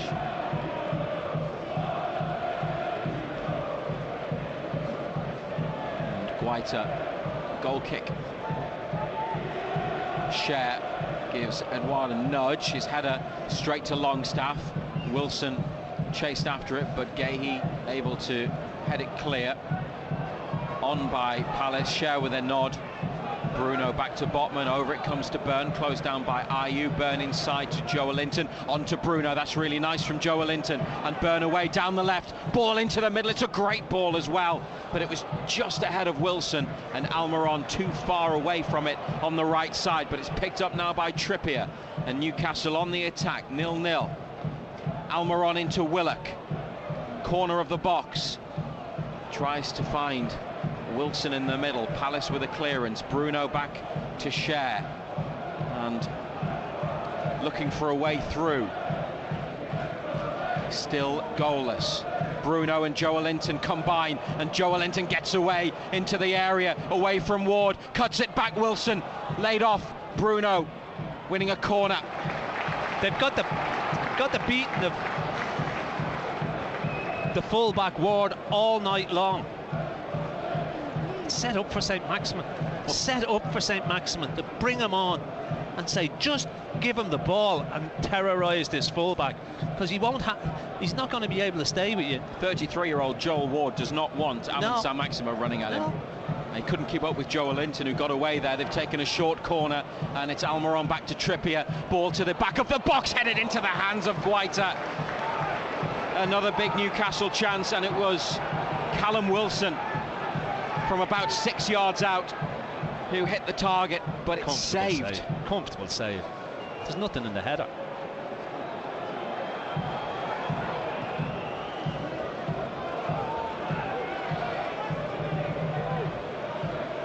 Our view obstructed by the pillar, the beam holding up the stand, blocking that goal, the one Newcastle are attacking. Joe Linton helping it on towards Willock, won back by Crystal Palace near halfway, and then Botman with a block on Edouard's through ball. Crystal Palace have it back, in Ayew to Ward, to Richards, and a pass to Gahey, furthest outfield player back, around Almiron and Mitchell on the far touchline. Cher gets his boot to the ball, hooking it out for a throw. They haven't passed the ball forward all night, Palace. Once they've got over halfway line, they haven't passed it forward. They've gone back every time. 0-0 on BBC Radio Newcastle. This could be something. Zaha near to the corner on the left. Cher defended well and concedes a throw. It's taken quickly. Zaha dragging the ball back. Nice footwork and losing it to Longstaff, who wins the Newcastle throw. Now, this is their 4th away match in London this season. They picked up 7 points already in the capital. 0-0 after 55 minutes in this one.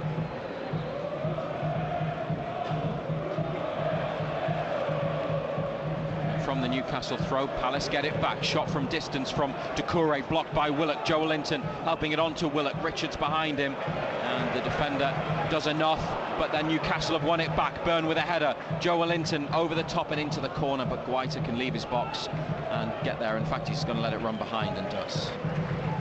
Poor ball.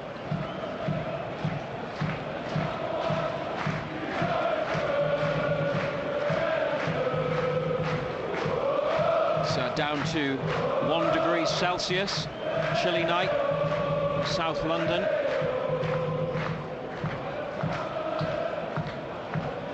And Crystal Palace giving the ball away on the left side. Newcastle then giving it away. Then Eze straight to Cher, and Bruno on halfway, back to Cher. Caught late, Bruno. Referee signals that he saw it, but waves play on. Willock, good ball to Joe Linton, just near the D. Back to Bruno, who's up and okay. Trying to find Longstaff. They've lost it. Mitchell and Schlupp, the left-sided central midfield player, trying to stretch the Newcastle defence. Cher gets across before Zaha and puts the ball out.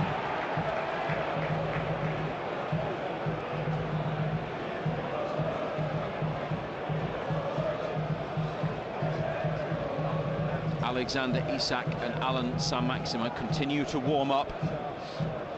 Callum Wilson with a good chance from a header in this second half.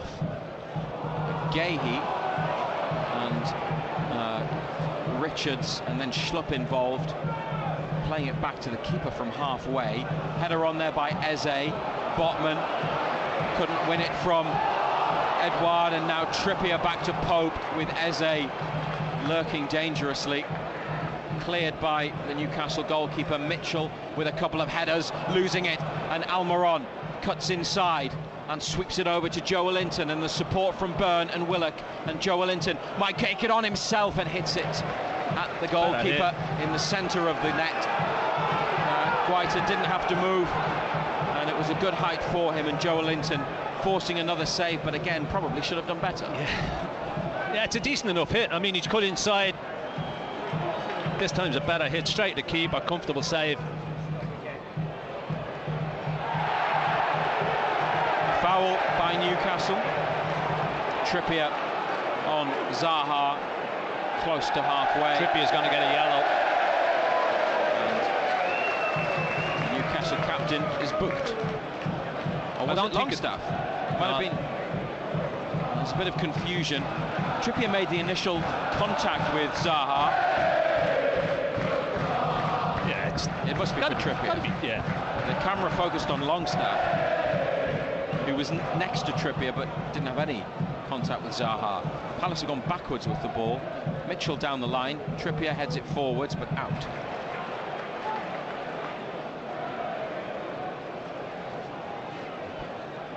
That's a foul throw. Play goes on. Back to Guaita. Almiron closing down. Keeper takes a touch. And away it goes. Joelinton's header forwards. Wilson trying to get there before Richards. Clearance by the defender. Jordan Ayew with nice control. Well. And then a ball inside. That's got good feet, Ayew. Palace's number 9. Joelinton was hurt in that piece of play. He's back in position but was limping. 0-0. It's a bit better from Crystal Palace. They're looking for Edouard in the box, helping it on towards Zaha, but behind. He's been awful, Edouard. He's been... Cher is attempting to help Zaha up, but he's refused the offer and punched the floor in anger, Wilfried Zaha. The referee has hamstring asked the Crystal Palace medical staff to get ready to come on. Physio runs across. It's not with all the running he's done tonight. He's holding his right hamstring and he's eased himself off the field, Wilfried Zaha. He made a run there and you just see him just pulled up. So they have 10 at the moment. And we've got the dangerous Michael Elise who scored that free kick against Manchester United the other night, who could come on in his place. Now, there are other players available to them. Jean-Philippe Mateta on the bench. And Zaha still being looked at. Newcastle have a man advantage for the moment, with the score at 0-0 on BBC Radio Newcastle. This is Wilson, just dropped off and moved it out to Trippier.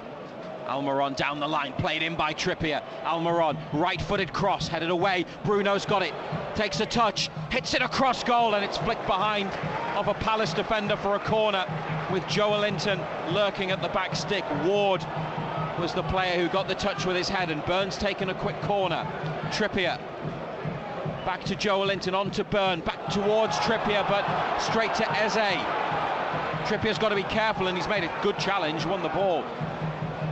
Newcastle with Zaha back on his feet but still not on the pitch at the other end. Cher, right wing, cuts in off the touchline. Mighty hit it, Fabian Cher, still going.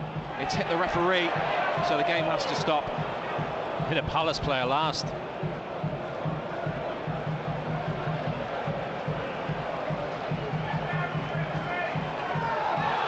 Referee's given it to Sven Botman. And now it's Dan Burn to Joe Willock, left wing, 30 yards out. Bruno, foot on the ball, and around Ayew. Burn inside to Botman. Zaha is back on. We're into the final half an hour. Botman with a lovely ball. Clipped over to Trippier on the far side, into Almiron in the area. Takes it outside the box, Almiron. Was thinking about the shot. Dan Burn takes a touch, doesn't hit it. Finds Joelinton in the area. Willock now just outside the box and wide left to Joelinton. On the attack, Newcastle. Willock turns and goes back wide left to Joelinton, looking for the opening goal. Every Palace player behind it. Botman to Cher. Trippier makes a run. Cher plays him in. Brilliant ball. Trippier now with a cut back, up and behind, and corner. Better. Great little ball over the top. Good run.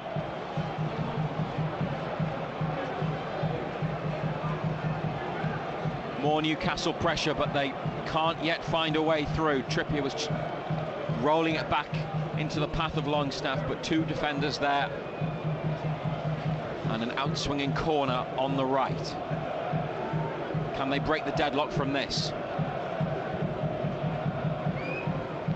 Trippier towards the near post area, and it was Sven Botman who went up for the ball, and it's headed over. It's a chance, isn't it? Couldn't get it back on target, Botman. It's gone wide of the near side of the goal. The header from Trippier's corner, under pressure from a defender. Yeah, Zaha's gone down again. That is a chance. Yeah, just couldn't swivel his neck.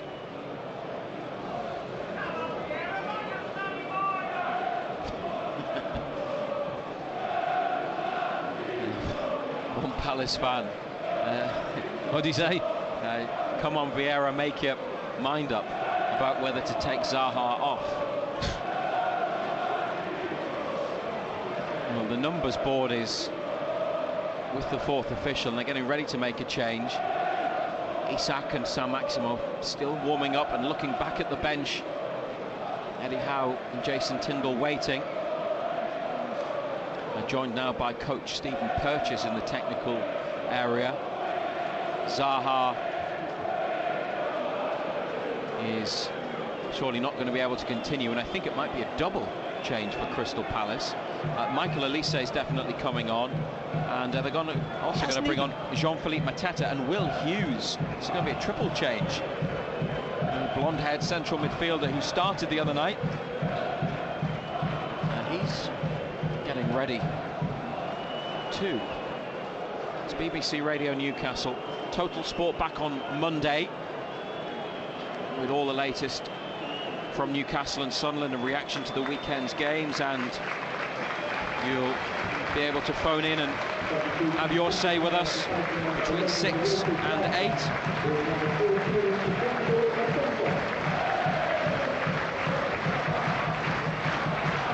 Tomorrow, remember, we have commentary from midday on Sunderland at home to Middlesbrough in the Championship across all frequencies on BBC Radio Newcastle. So the changes: Eberechi Eze has gone off, Jeffrey Schlupp has gone off, and Wilfried Zaha has gone off. And the three coming on to confirm: Will Hughes, Jean-Philippe Mateta, and Michael Elise.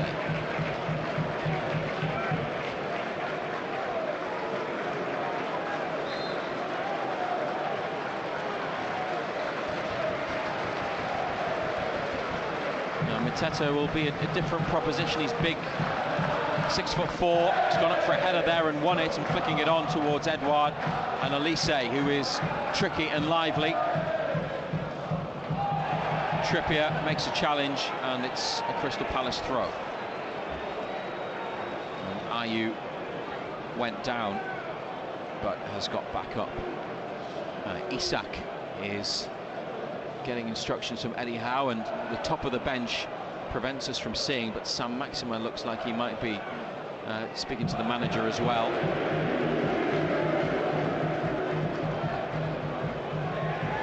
Palace with the ball at the back. It's Ward.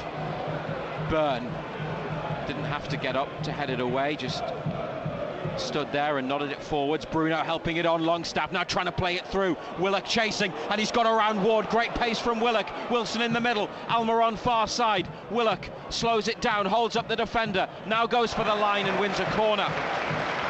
He'll have nightmares tonight, Ward. Players with pace just keep running at him all the...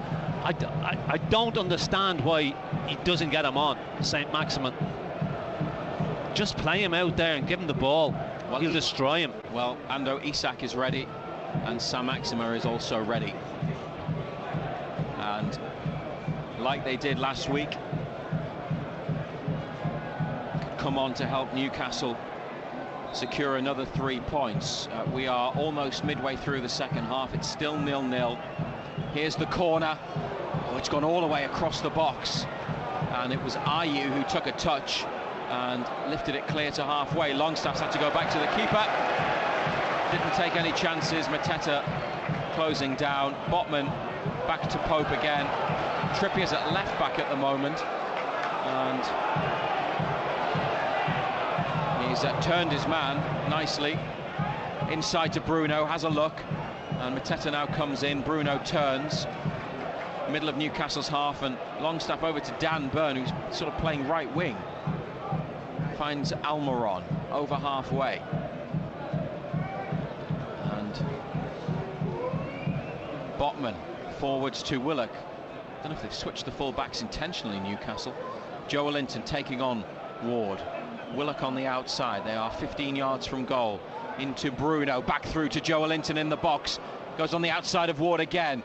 It's blocked, and Willock keeps it in. Still in the penalty area, digs out a cross. Longstaff was about to volley, it was taken away from him. Almiron dragging it back, edge of the area, gets tackled and fouls. Crystal Palace free kick. Taken from the wrong position. Newcastle substitutions are coming. And Callum Wilson replaced by Alexander Isak. Straight swap. Yeah, not surprised. Hasn't really been at it tonight. For whatever reason. Doesn't look at 100% at his best, Wilson, since coming back from illness over Christmas. Yeah, he's... And Joe Willock's going off. Strange one. Strange one. I think Willock's done well. He's been lively. And they'll have Joe Linton's power and running in central midfield now rather than on the left wing, and Alan Saint-Maximin to go up against Joel Ward. And he's not happy, Willock. Having words with the... Eddie Howe is talking to him and then gives him a pat. Had a word in his ear, and Jason Tindall comes across to acknowledge Willock. I think he's been very good tonight.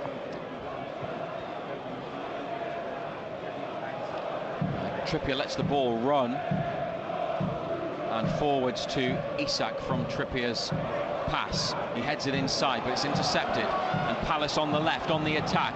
Here comes the cross. Bruno is there. That goes up and it's gone backwards. Hasn't left the box.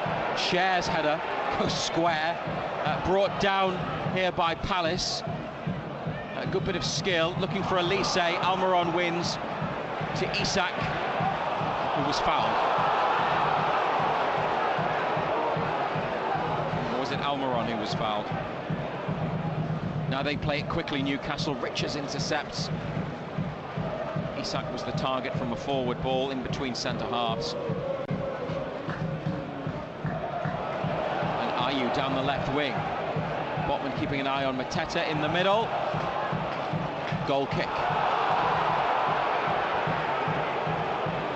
Groans from Crystal Palace fans.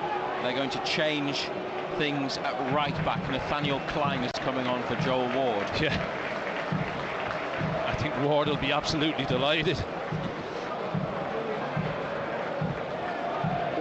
Klein, another player that Eddie Howe had at Bournemouth. He was there on loan 4 years ago, and he was replaced by Ward in the team tonight. Comes on for him on 71 minutes. 0-0 at Selhurst Park.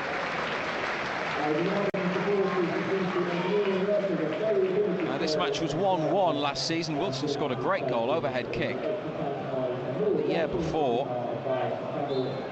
which was a behind closed doors match, was decided by 2 late Newcastle goals. Wilson on 88 and Joe Linton on 89. And they'll need something quite late today if they're going to win.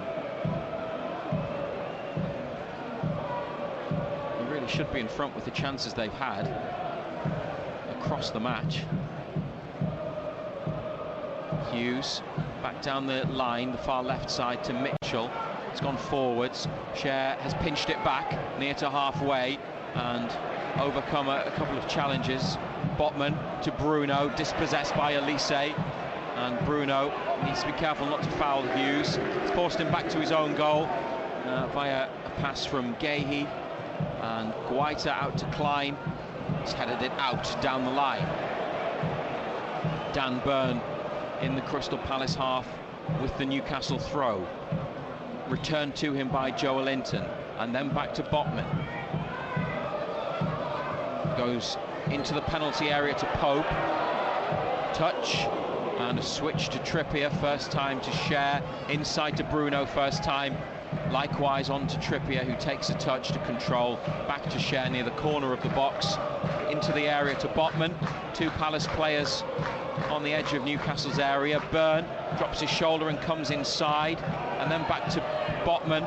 And out on the left is Saint-Maximin with bright orange boots. Back to Botman. Joe Linton towards Bruno. Palace have won it back.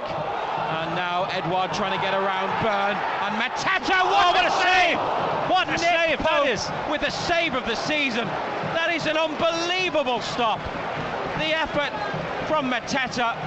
was powerfully struck and was heading into the far top corner of Pope's goal, and he has produced, even by his high standards, an unbelievable save to push it over for a corner. That's an unbelievable stop. So well hit. Strong right hand. Just pushed it over the top. Great save. Best chance of the game. Palace's only real chance. They have a corner. Pope comes and then gets back on his line. It's headed away. Bruno out to the near side, beaten to the ball by Doucouré, and back towards the centre circle to Mitchell. Under pressure at the moment, Newcastle. Elise on the left wing. That's taken a touch off Joelinton, and Botman is able to nod away. Isak then blocks Doucouré, who has a go himself, hits Botman in the area. Pope comes and slides and picks up the ball. What a stop, with the England manager watching. That's incredible from Pope. It was so powerfully struck, he hardly had any time to react. Joelinton now to Bruno. Almiron making a run, goes instead to Trippier on halfway, comes back inside and gets tripped by Will Hughes, who gets a yellow card. Palace sub.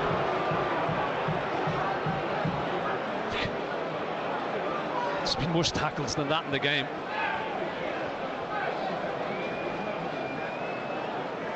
And Trippier felt the contact come in from Hughes as he came back in with the ball inside. It's on the top of his left foot. And Newcastle will have a free kick to take. The two players that came on only had a couple of touches, not had a lot of time to have any impact on the game. We take another look now at the save from Pope. Strong right hand. Oh. And it was Edouard playing it back to Mateta. He hit it so well and so powerfully. He thought he'd scored.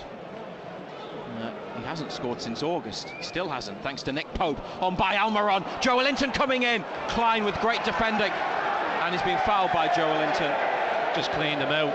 He was just a bit behind the play, Joelinton, when the ball came across, beat Isak, and he couldn't get there in time and caught the defender after he'd cleared it. Yeah, it just caught him. Good defending, Klein, seeing the danger, got across, cleared his lines. Joelinton just followed through.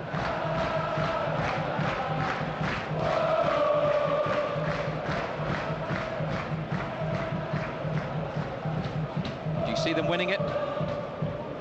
15 to go, 0-0. Still finely poised, isn't it?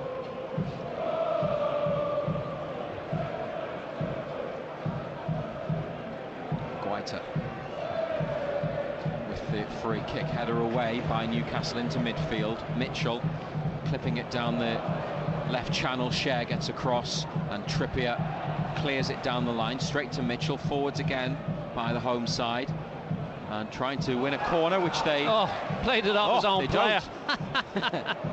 It was Ayew, smacked it against Mitchell. Goal kick. And that wasn't what they were looking for. Pope rolling it square, short, along the 6-yard line to Botman. Longstaff back to Sven Botman, and a big left-footed clearance away. Klein had a yard on San Maximo, won the header, and then Doucouré brings it in, but Bruno's knocked it forwards and Isak gets there in the corner. Richards with a challenge. It's a throw. No, it's a corner kick. Is it a corner kick? It is a corner.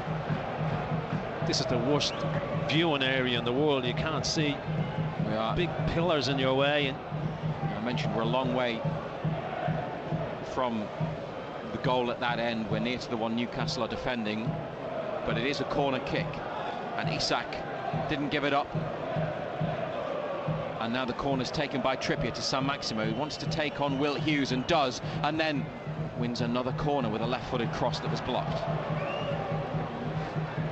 And this time Trippier goes and gets the ball. They might do something different, Newcastle, but San Maximo is making himself available short back down the line. Hughes has stayed out there to watch it.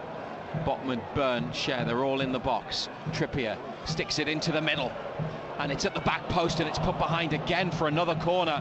Joelinton, the closest player in white and green. Mateta with the defending. Yeah, you can't really see from here, can you? There's a big pillar right in the way. And the roof of the stand. Yeah, it just comes down. Again, another chance, Newcastle. Less than 12 minutes of normal time to go. Trippier, outswinger, right-footed. Scher at the near post tried to help it on. It's come out to Elise. It's all alone, not many other blue and red shirts there. And Alan Saint-Maximin on halfway intercepts his forward ball and starts to go on one of those runs. Plays it to Isak, who takes it out wide left. Richards with him. Isak rolls it back to Joelinton. Tackled by Elise, and it's a throw. Which Joelinton takes himself. And Isak skips inside. Back to Joelinton. And they've moved it over to the far side. Trippier had a bit more space. And out wide to Almiron. Had that good chance in the first half with his right. Rolls in Trippier on the overlap. Takes a touch. Now the cross. Alexander Isak header at Vicente Guaita. Got up well from Trippier's ball in. 7 or 8 yards out, but straight at the goalkeeper. Again, no pace on the ball. No power on the header. Comfortable save for the keeper. Good build-up play again.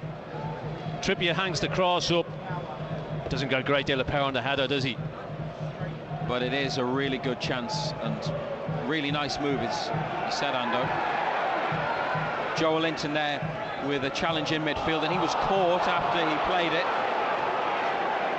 The referee has given Newcastle another free kick. Joelinton to Trippier. Almiron makes the run. They're trying to get it over the head of the fullback. Brilliantly brought under control by Almiron, who goes on the outside of Mitchell and still has it in the corner. Longstaff to Bruno, edge of the area. Bruno square, cut out by Klein, who bursts forwards over halfway, carries on his run, getting Palace up the pitch, but they've lost it, and Bruno can move, and he's got Saint-Maximin to the left. Isak inside. Goes to Alan Saint-Maximin in the final third, held up by 3 blue and red striped shirts. And Byrne back to Botman, and it's slowed down a bit, but Newcastle switch it from Botman. That's a brilliant ball to Trippier. Almiron is down the line. It's into the area by Trippier, looking for Isak or Longstaff. The header away is straight to Almiron, who has a touch and then a shot, which took a deflection. Corner. Left-footed. Went for the far corner, went across goal, clipped off the defender, and another Newcastle corner. More pressure now in the final 10 minutes. Pope with a brilliant save at one end from Mateta, a stunning save. It's still 0-0, but they're on the hunt for a winning goal. And Trippier with yet another corner kick. Towards the back of the box, Scher is there, and it's gone behind for another corner. Far side this time. That was their 12th corner, this will be their 13th.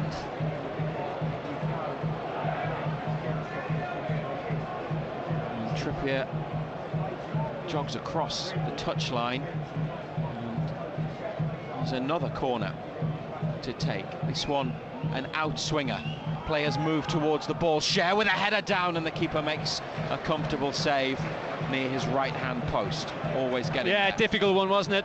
Under pressure from defenders. Got up well, headed it down. Comfortable for the keeper.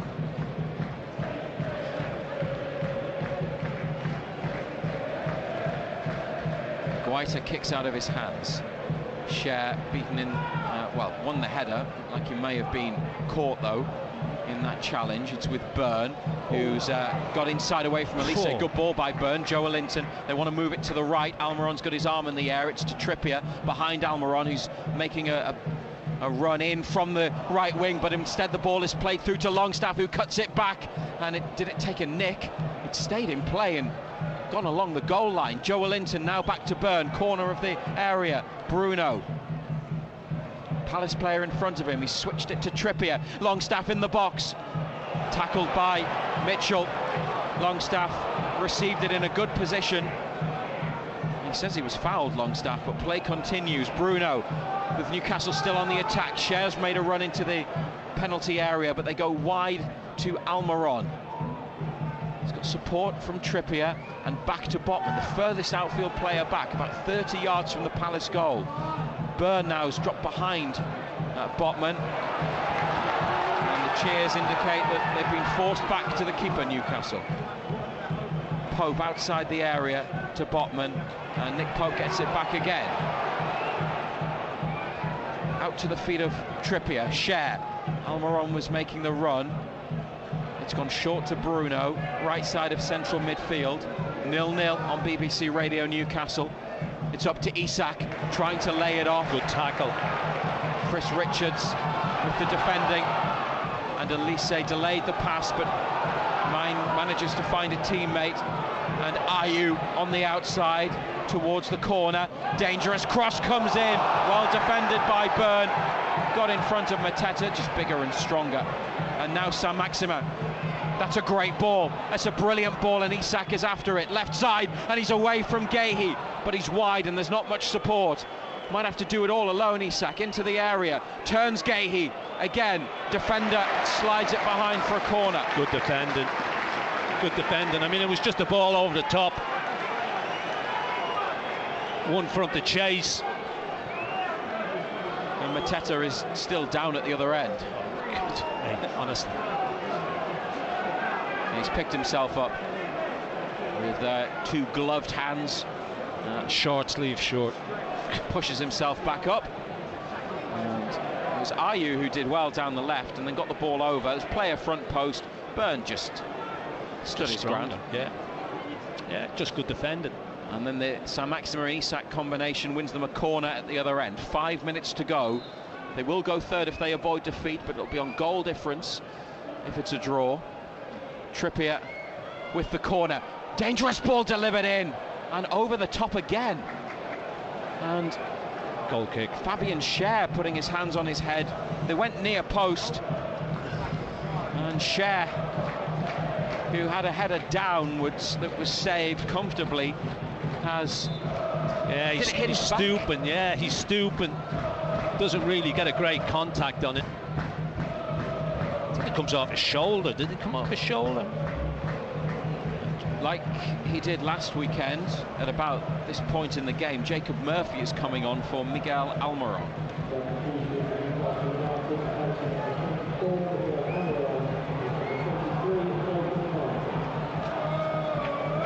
Newcastle's third change goes on to the right of the attack.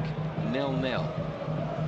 Follow us on Twitter at BBC Newcastle for a link to some reaction from Eddie Howe and maybe a player tonight, or whatever the score. Still have time to win it, Newcastle.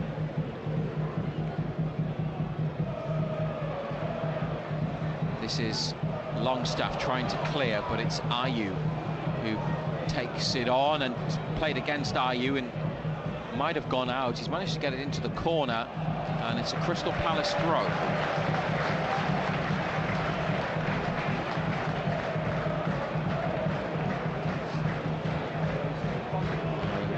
It's 5 yards from the corner flag. Mitchell to Ayew. Mitchell again shifting it, and then the cross towards Edouard, and Mateta's lost it to Saint-Maximin, and Byrne is trying to give him some support. Saint-Maximin is running and has been stopped by Doucouré, who gets booked for the challenge near halfway. Edouard's been really poor.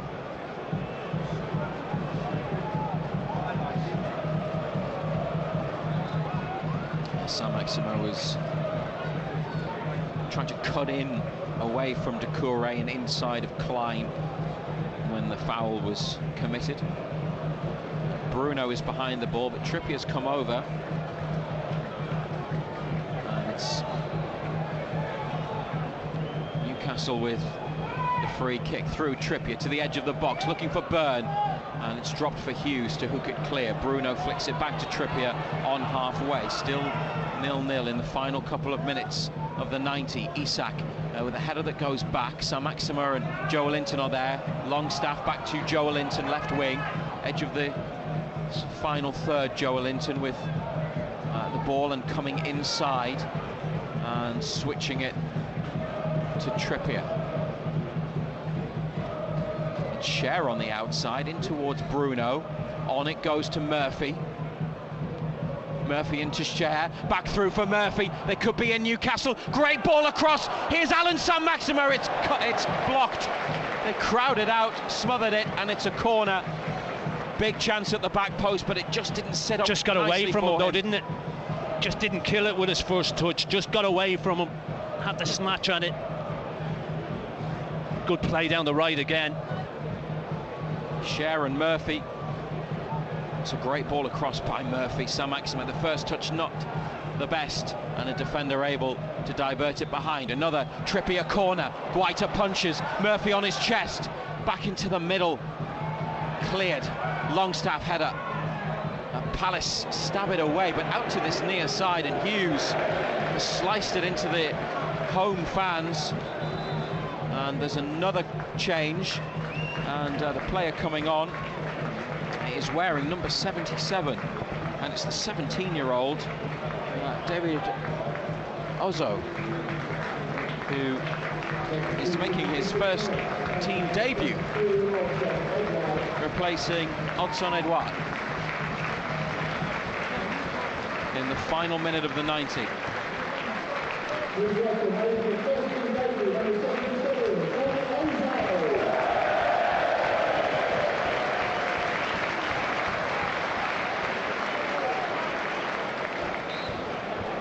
We should soon receive the numbers board from the fourth official. Newcastle have taken the throw.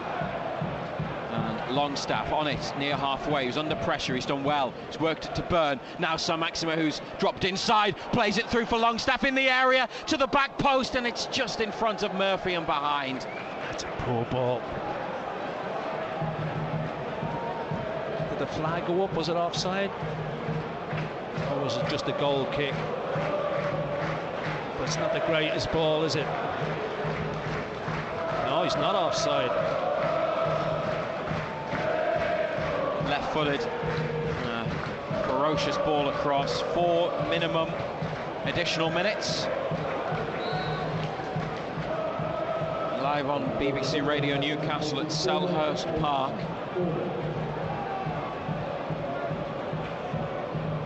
It could be a third Premier League 0-0 in 4. Isak has fouled Hughes, barged him over. It's close to the halfway line, far side of the pitch. Obviously, they're thinking about trying to win it. Newcastle, they don't want to be losing it. If they avoid defeat, it is that club record. 15 top-flight matches without defeat. Palace, Mitchell runs towards the ball, then goes back again, now takes the free kick, clipped up to the edge of the area, straight to Byrne.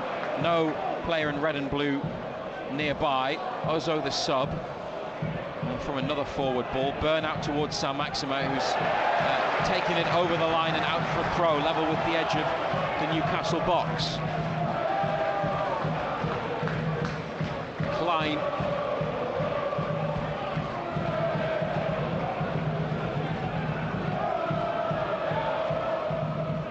the throw, and Olise inside to Ozo. Doucouré is heading back and then gives it to Hughes, gets away just outside the area. Olise left-footed on the right, away from Byrne. That's a risky situation for Newcastle, and Botman clears it from a low ball into the box. Out for another throw on this near side, 20 yards out. Klein is carrying the ball down the touchline. Longstaff's got across and got into a good position to clear, but it's come out as far as Hughes, and then Cher away. And then they push up United, and Richards down on his thigh. Back to the goalkeeper. Murphy working really hard to close down Guaita. And away it goes by the keeper. Byrne into the corner on the left. That's gone out.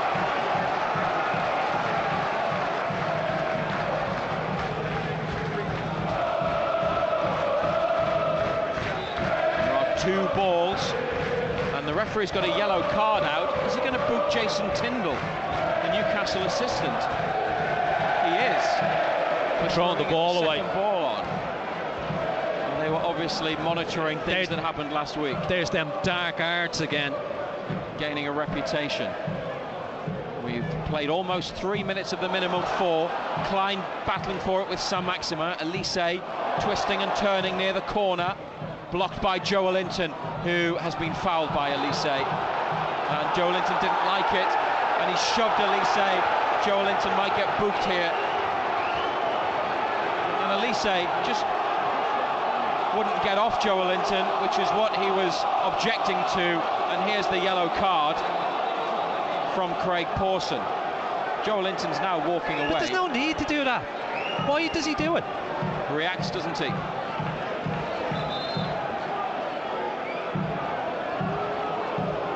Joelinton booked. Elise booked. Yeah, you're going to book one, book them both.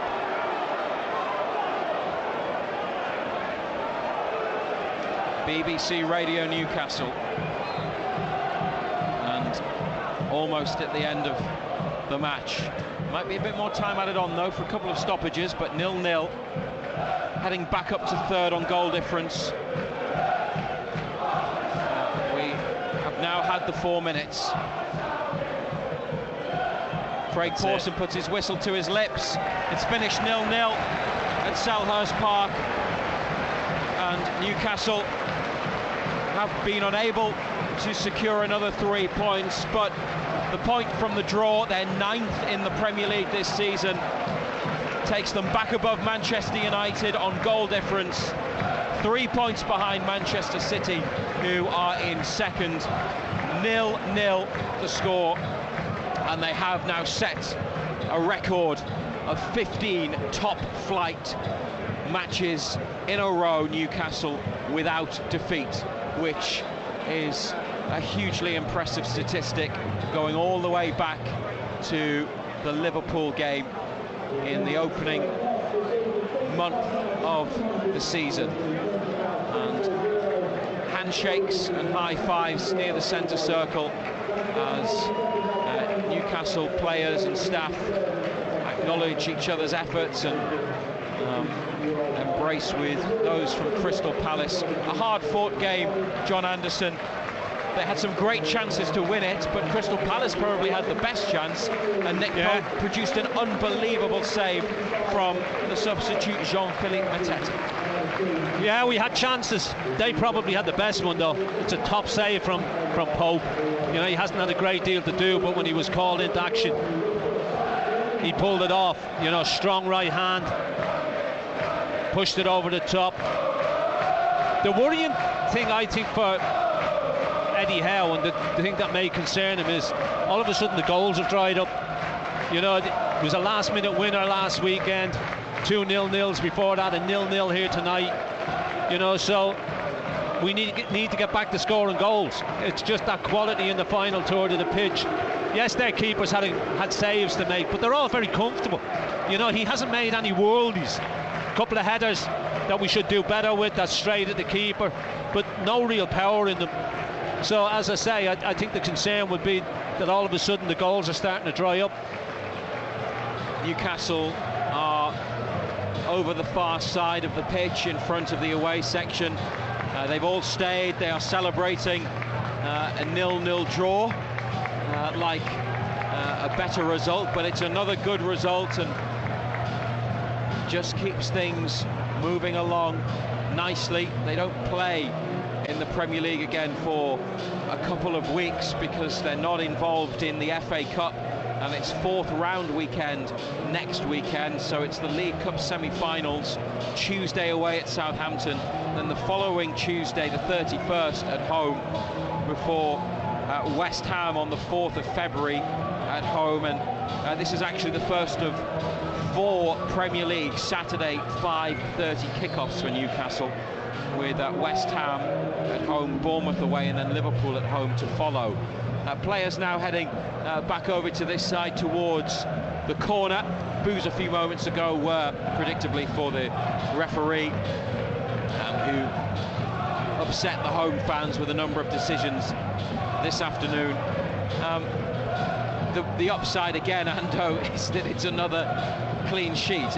Still 11 goals conceded in 20 Premier League matches, thanks to Pope's incredible save. Not too many other good chances for Crystal Palace, and that is a 12th clean sheet in the league this season. Yeah, look, at defensively we've been really solid, really sound. We weren't asked too many questions defensively tonight. I thought Palace were poor, I really did, especially going forward. They asked no questions whatsoever.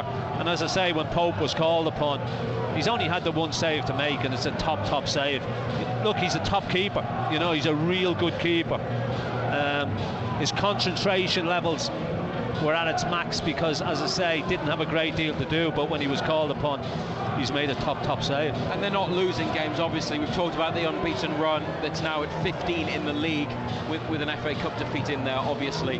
But picking up points, yes, you'd rather win, but they're not losing, so they are still in a really good position. And the result the other day with Spurs losing at Manchester City means that Newcastle, in one of those Champions League spots, are currently 6 points ahead of Spurs, who, when they play again next, will have had an extra game than Newcastle. So they don't play till Monday away to Fulham, but that gap, that cushion to the Europa League place is 6 points. Yeah, look at it.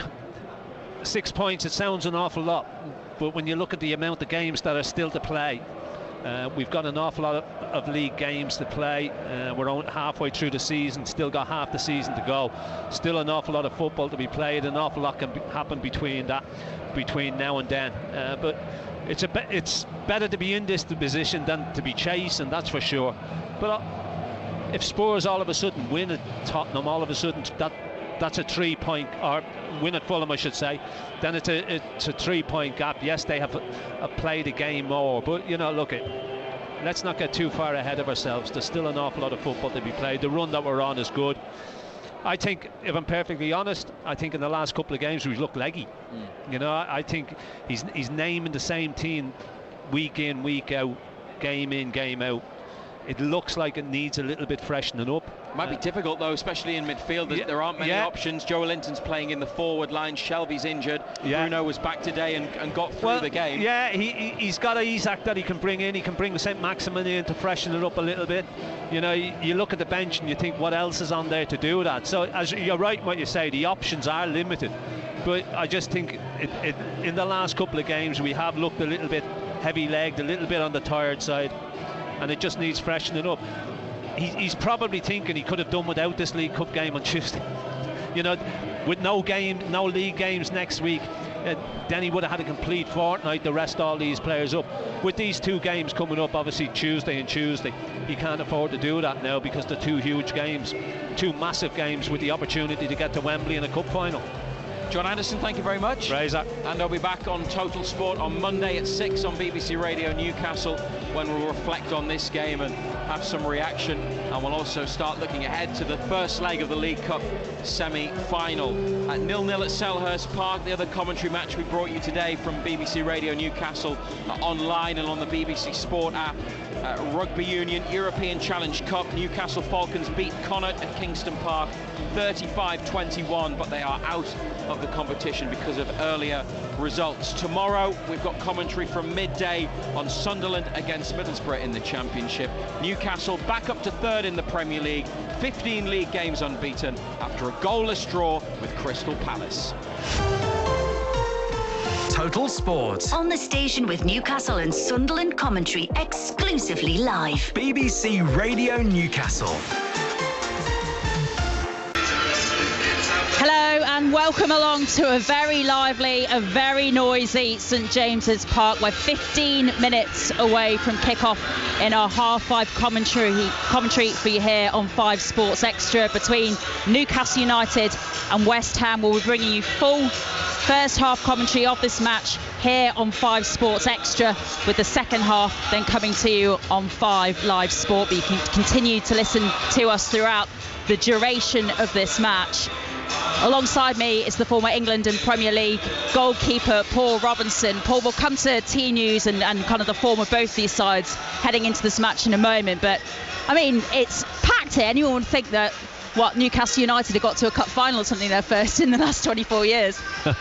It's great. I mean, I always enjoyed playing here, and it's a one-club city, and to have a little bit of success that they've not had for a lot of years. To see the amount of fans that are in the stadium now, I'm more worried of me and you at the moment, these two flags that are above us that are going to land on our head. But there's a real carnival atmosphere every time Newcastle play. I was up here on New Year's Eve for the Leeds United game. It wasn't a great game, but the support here now, there's a real belief, and there's a real belief of a success. I like what Eddie Howe's done with the way that he's conservatively spent his money, sensibly spent his money, built on what he had to keep this team in the Premier League. Then he's built on that again. He hasn't just gone out and signed world stars who are at the end of their career looking for a payday. He's signed to build a team. He's signed players that will improve his side, and he's constantly done that. And the lad walking towards us there, coming off the pitch, Kieran Trippier, I think he was the catalyst for everything. I think he was the most important signing that started this revolution, if you like. Yeah, and just the one defeat in the Premier League so far this season for Newcastle United against Liverpool.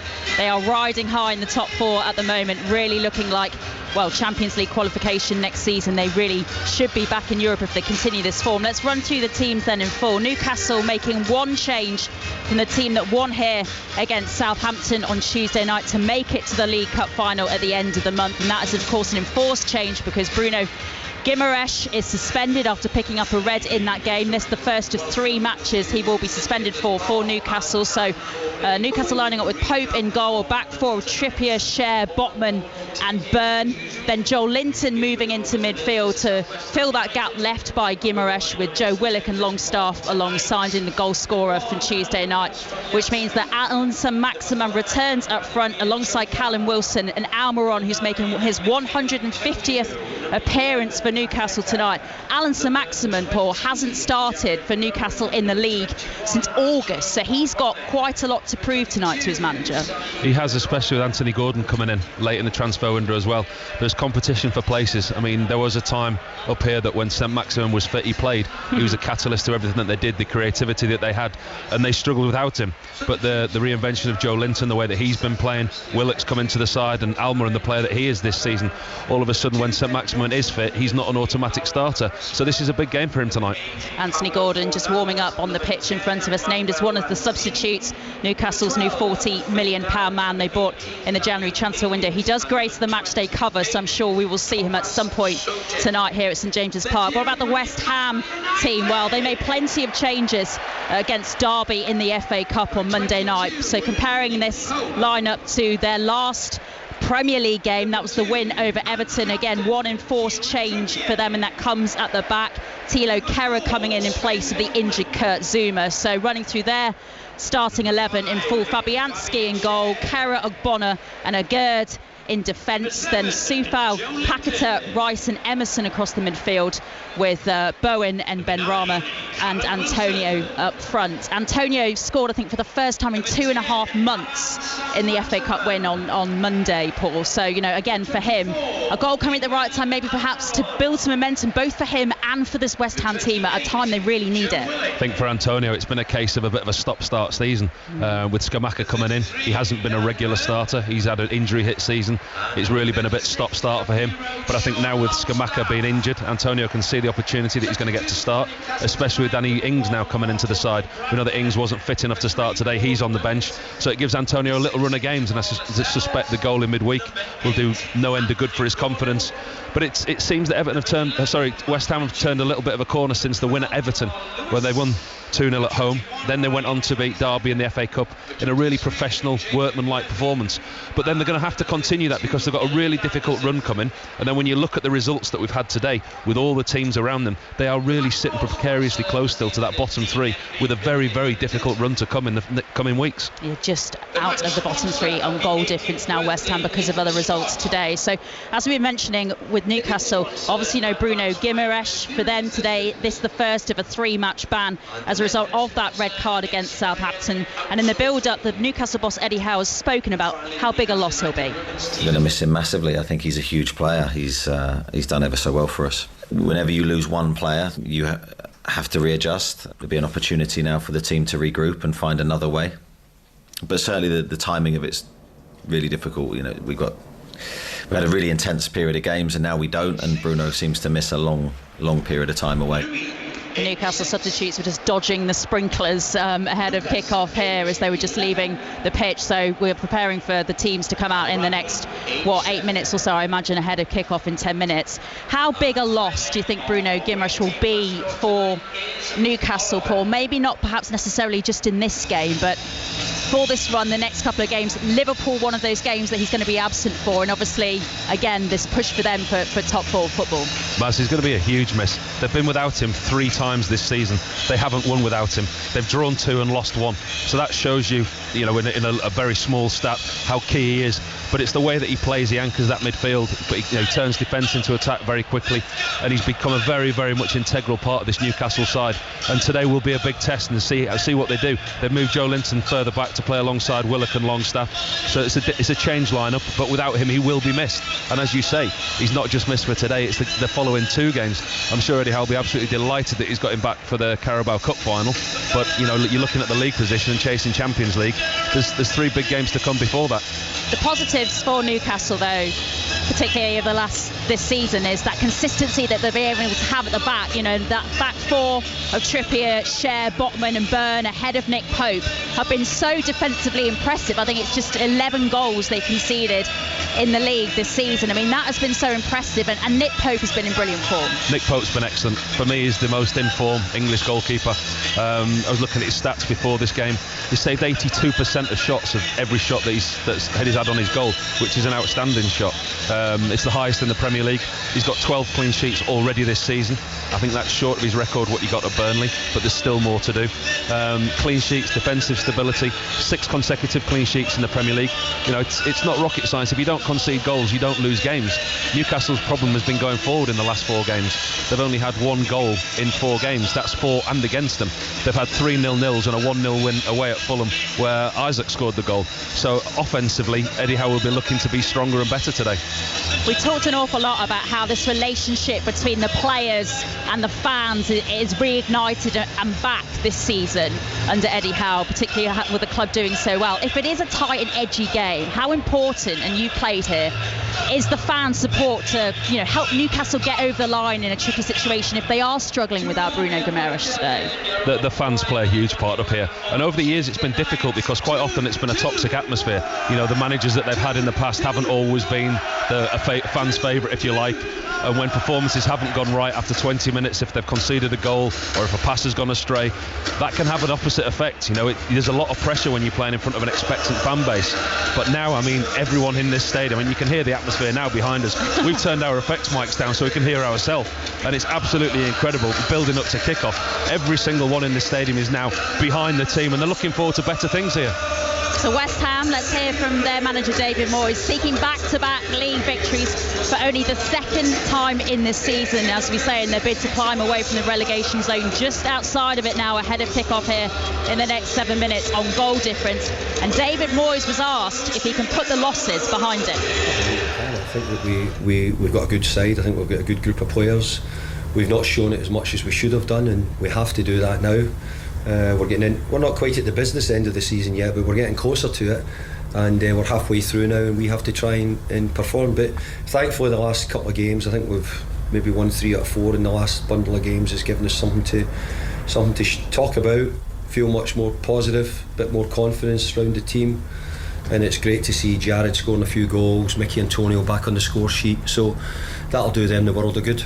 It must fill you with a bit more confidence going there, having won your last 2, having kept a couple of clean sheets. It does, and winning is always the key. I would like my performances to improve, bits of the performances, but when I came the first couple of years ago, what was important was how we get out of the problem we were in, and we had to do that first and foremost. Then we started looking at how we could play better, how we look.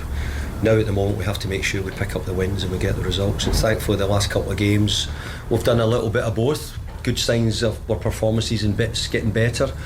Good signs of keeping doing right things, keeping clean sheets, really important. Good signs that Jared Bowen and Mickey Antonio are getting goals now, so we're beginning to get goals from the areas where we thought we weren't. So hopefully it is moving in the right direction. I can't tell you what the atmosphere is like here at St James's Park. 5 minutes till kick-off. We're waiting for the players to come out onto the pitch. They're just lined up in the tunnel. Everywhere you look, on all four sides of this stadium, there are black and white flags being waved by the Toon Army, by the Geordie fans. The Gallowgate end to our right, absolutely filled with black and white jerseys and black and white flags. There's a Brazilian flag there as well. Obviously, Joe Linton and Bruno Guimaraes, who's not playing today, two huge Brazilian players for Newcastle this season, and the home support here is absolutely fantastic. Newcastle well back as one of the big teams in the top four of the Premier League at the moment. But just talking about momentum for West Ham, Paul, you know, we mention it, back-to-back wins for them. What kind of momentum do you think that might be able to give them? Because this is going to be such a tough atmosphere for them tonight. It's going to be a very tough atmosphere for them. It's always a tough place to come as an away team, but West Ham, it's vitally important now, and it's been made even more so by the results today. The bottom of the table has just got very, very close and very congested. West Ham have turned a corner after a great home win against Everton. They put in a professional performance, like I said, at Derby, and you could see what it meant to David Moyes to keep momentum going, like you quite rightly say, by his team selection. They went there with a very strong side, put in a performance, got their win, and they were looking to come and get something today because their games to come. They're at home to Chelsea, they're away to Tottenham, and they're at home to Nottingham Forest, and then they visit Manchester United. So if they don't pick anything up today, on the horizon, the games that they've got to come, it's a tough outlook for them. Players are just lining up on the pitch ahead of kick-off. Declan Rice, the West Ham captain, applauding the West Ham fans high up in the stand, in the Leazes stand to our left. The West Ham travelling support really quite impressive, and obviously a long journey for them to make it all the way up from East London here. West Ham's record away from home in the Premier League this season, Paul, really poor, failing to win any of their last 8 Premier League away games. I mean, this is going to be a really tough ask for them, particularly, as you say, with perhaps an important player in Kurt Zouma unavailable for them tonight. You make a really good point, Maz. Their away form is the worst in the league. They've got 5 points away from home all season, and that's a joint low with Bournemouth and Leeds, and that's really relegation form. Everybody goes on about how home form is so important to stay in the league when you're in a relegation battle, but you have to pick points up on the road. They've lost 16 of their last 24 away matches, so it is something that's an Achilles heel for David Moyes' team. And players now just preparing, going through their last pre-match routines ahead of kick-off here. All the pre-match routines now just finished, and the Newcastle players just taking on water on the touchline as Jason Tindo, Eddie Howe's assistant, just goes through some last bits of preparation with them. It looks like Newcastle are going to be defending the Gallowgate end in this first half as Joe Linton goes through his pre-match routine on the pitch. It's funny to think now, Paul, that Joe Linton a couple of seasons ago was a player really not loved at all by the Newcastle fans, but now those kind of famous Hawaiian shirts with Joe Linton's face all over them is kind of a staple of a Newcastle fan now coming to watch him here. Well, Eddie Howe's taken a lot of plaudits for what he's done up here and the way that he's purchased players and melded them together as a team. But I think what you can also give him a lot of plaudits for is the way that he's improved players. And Joe Linton been the obvious one, as well as Almiron as well. Botman's come in and done an outstanding job. But Eddie Howe's, the way he's coached the players, the way he's made players better. Callum Wilson, even, I think he's improved his stewardship. But Joe Linton has come on, I mean, he's unrecognisable from the player that he was. He was playing as a striker, he was playing off the wide. Eddie Howe's dropped him deeper, he's played him as a midfield player, and he's been one of Newcastle's best performers. And he's gone from should he be playing, why is he here, the Newcastle fans getting on his back, to almost been irreplaceable and one of the first names on the team sheet. Newcastle players just in a little huddle just together ahead of kick-off, and they have indeed swapped ends. So after the toss of the towing cost there, that it looks like West Ham are now going to be defending the Gallowgate end in this first half, and Newcastle are going to be shooting towards it as they now do just come together in a huddle just in the centre circle on the left-hand side of the pitch there. And we mentioned there Nick Pope joining into that huddle there. I mean, that defence is so hard to break down for teams who are scoring goals, Paul, and West Ham are not a team who are really scoring very many at the moment. No, it's going to be, I mean, if you were looking to predict this game, you'd say it was going to be 0-0 because neither team are scoring pretty much at the moment. But it's an interesting tactic what West Ham have done there. They've turned around. For people who don't know and haven't been to St James's Park, there is a real slope on this ground, and it's very, very difficult as an away team when you get stuck in that Gallowgate end in the second half and Newcastle are piling under pressure. If you look at the halfway line, you look at the advertising boards, and then you go down to the corner, you can see there is a real slope on it, and you don't actually realise you're on pitch level. And for whatever reason over the years, Newcastle have never corrected that. And it's a tactic as an away team we always used to try and do, was to spin them round in the first half. I never knew that. There we go. We are underway in this first half then. Here on 5 Sports Extra, Newcastle United against West Ham. The 5:30 kickoff today in the Premier League, and Newcastle is shooting from left to right as we watch. So towards the Gallowgate end in this first half, as Joe Willock there going forward on the right looks to have just picked up a slight knock and is just limping slightly. So it is going to be a throw-in for Newcastle on this near side touchline. Trippier takes it short to Almiron, making his 150th appearance for Newcastle today. He tries to get it in a tight angle with Byland and does so to Willock. Ball and in! What a start for Newcastle United. Joe Willock with a fine finish and a tight angle on the right. Pinpoint precision. Brilliant start for Newcastle. Seconds in, Newcastle 1, West Ham 0. Well, Maz, it was so easy, and it looked for all the world that the ball had gone out behind the byline. The VAR are going to check that. It was so easy from a Newcastle point of view. Simple throwing works between Willock and Kieran Trippier through Emerson's legs, and it looked like the ball had gone out. Ball got cut back towards Joe Willock, and he strikes it across Fabianski into the far side. We're looking now, we're getting the VAR replay. Do you know what? That's very close. Yeah. Almiron there as he gets the cross in. We said it was a very tight angle just on the byline as he tried to get the ball into the 6-yard box. Oh, it looks out, doesn't it? It is out, so this goal is going to be disallowed. Yeah, but it looks out. That is and it is indeed, we think, going to be ruled out, this goal, but still real early warning signs there for West Ham. If this goal is ruled out, I mean, a let-off for them, really. It was worrying how easy it was from a West Ham point of view, that the throw-in was taken by Kieran Trippier in the corner. The ball was worked through to Almiron, through Emerson's legs, and it was cut back, and they had all the space in the world to get the strike on goal. The goal has been ruled out. Very unfortunate from a Newcastle point of view, but even from here, Maz, I think even we saw that, didn't we? Yeah, we did call it. Happy to say we did think it was a very, very tight call on the byline as Almiron tried to get the ball in, but real early warning sign there for West Ham, and perhaps a let-off for them, but Newcastle not letting up at all. And now it's the ball through the middle for Callum Wilson, and that one will count. Callum Wilson with a fine finish. The ball straight down the middle. He fires it into the back of the net. Seconds after having a goal ruled out, Newcastle are ahead, and this one will count. Newcastle 1, West Ham 0. Well, they've scored 2 goals in 30 seconds, and again, so easy from a Newcastle point of view. One straight ball from Longstaff, wins the ball in the centre of the midfield. Callum Wilson finds space between the 2 West Ham centre-halves. He's one-on-one with the goalkeeper from 25 yards out. Does an absolutely fantastic job. Very cool finish. West Ham, from the goal kick that the goal was disallowed, Antonio loses possession. Newcastle win it back in the centre of the pitch. Longstaff breaks up possession, slots the ball through to Wilson, who looks onside. Left foot strokes it round Fabianski. What a start for Newcastle. But for West Ham, I mean, Declan Rice was just standing there in the centre of the West Ham half with his hands on his hips. He's now gesturing to his teammates to calm down. But the play there from West Ham just really looking like players low on confidence. You know, Antonio with his pass, as you say, and just giving the ball away so easily. It's amazing. They looked like they were just in shock from the goal. I mean, it was from the goal kick. The ball was ruled to be out of play for Almiron's cutback for the disallowed goal. Fabianski kicked it upfield. Antonio couldn't hold it up. Joe Linton and Longstaff broke up possession. One pass through to Callum Wilson, and within 20 seconds of the goal being disallowed, they've gone 1-0 up Newcastle. What a start for Newcastle. Not even 4 minutes in, and they've had the ball in the back of the net twice. They lead West Ham 1-0, and this is precisely the start that David Moyes will not have wanted for his West Ham team. No, somebody just needs to get hold of the ball for West Ham and just calm things down. They're all over the place at the moment. They've had no possession whatsoever. I mean, the game's only just kicked off. We're less than 5 minutes in. Antonio now on a foray forward down the left. He's trying to get it into the area, loses out though. Good work there from Byrne to dispossess him, and Newcastle pick up possession again with Almiron just on this left-hand touchline as he feeds the ball in to Trippier and then receives it again, but it has gone out for a throw-in on this near side touchline.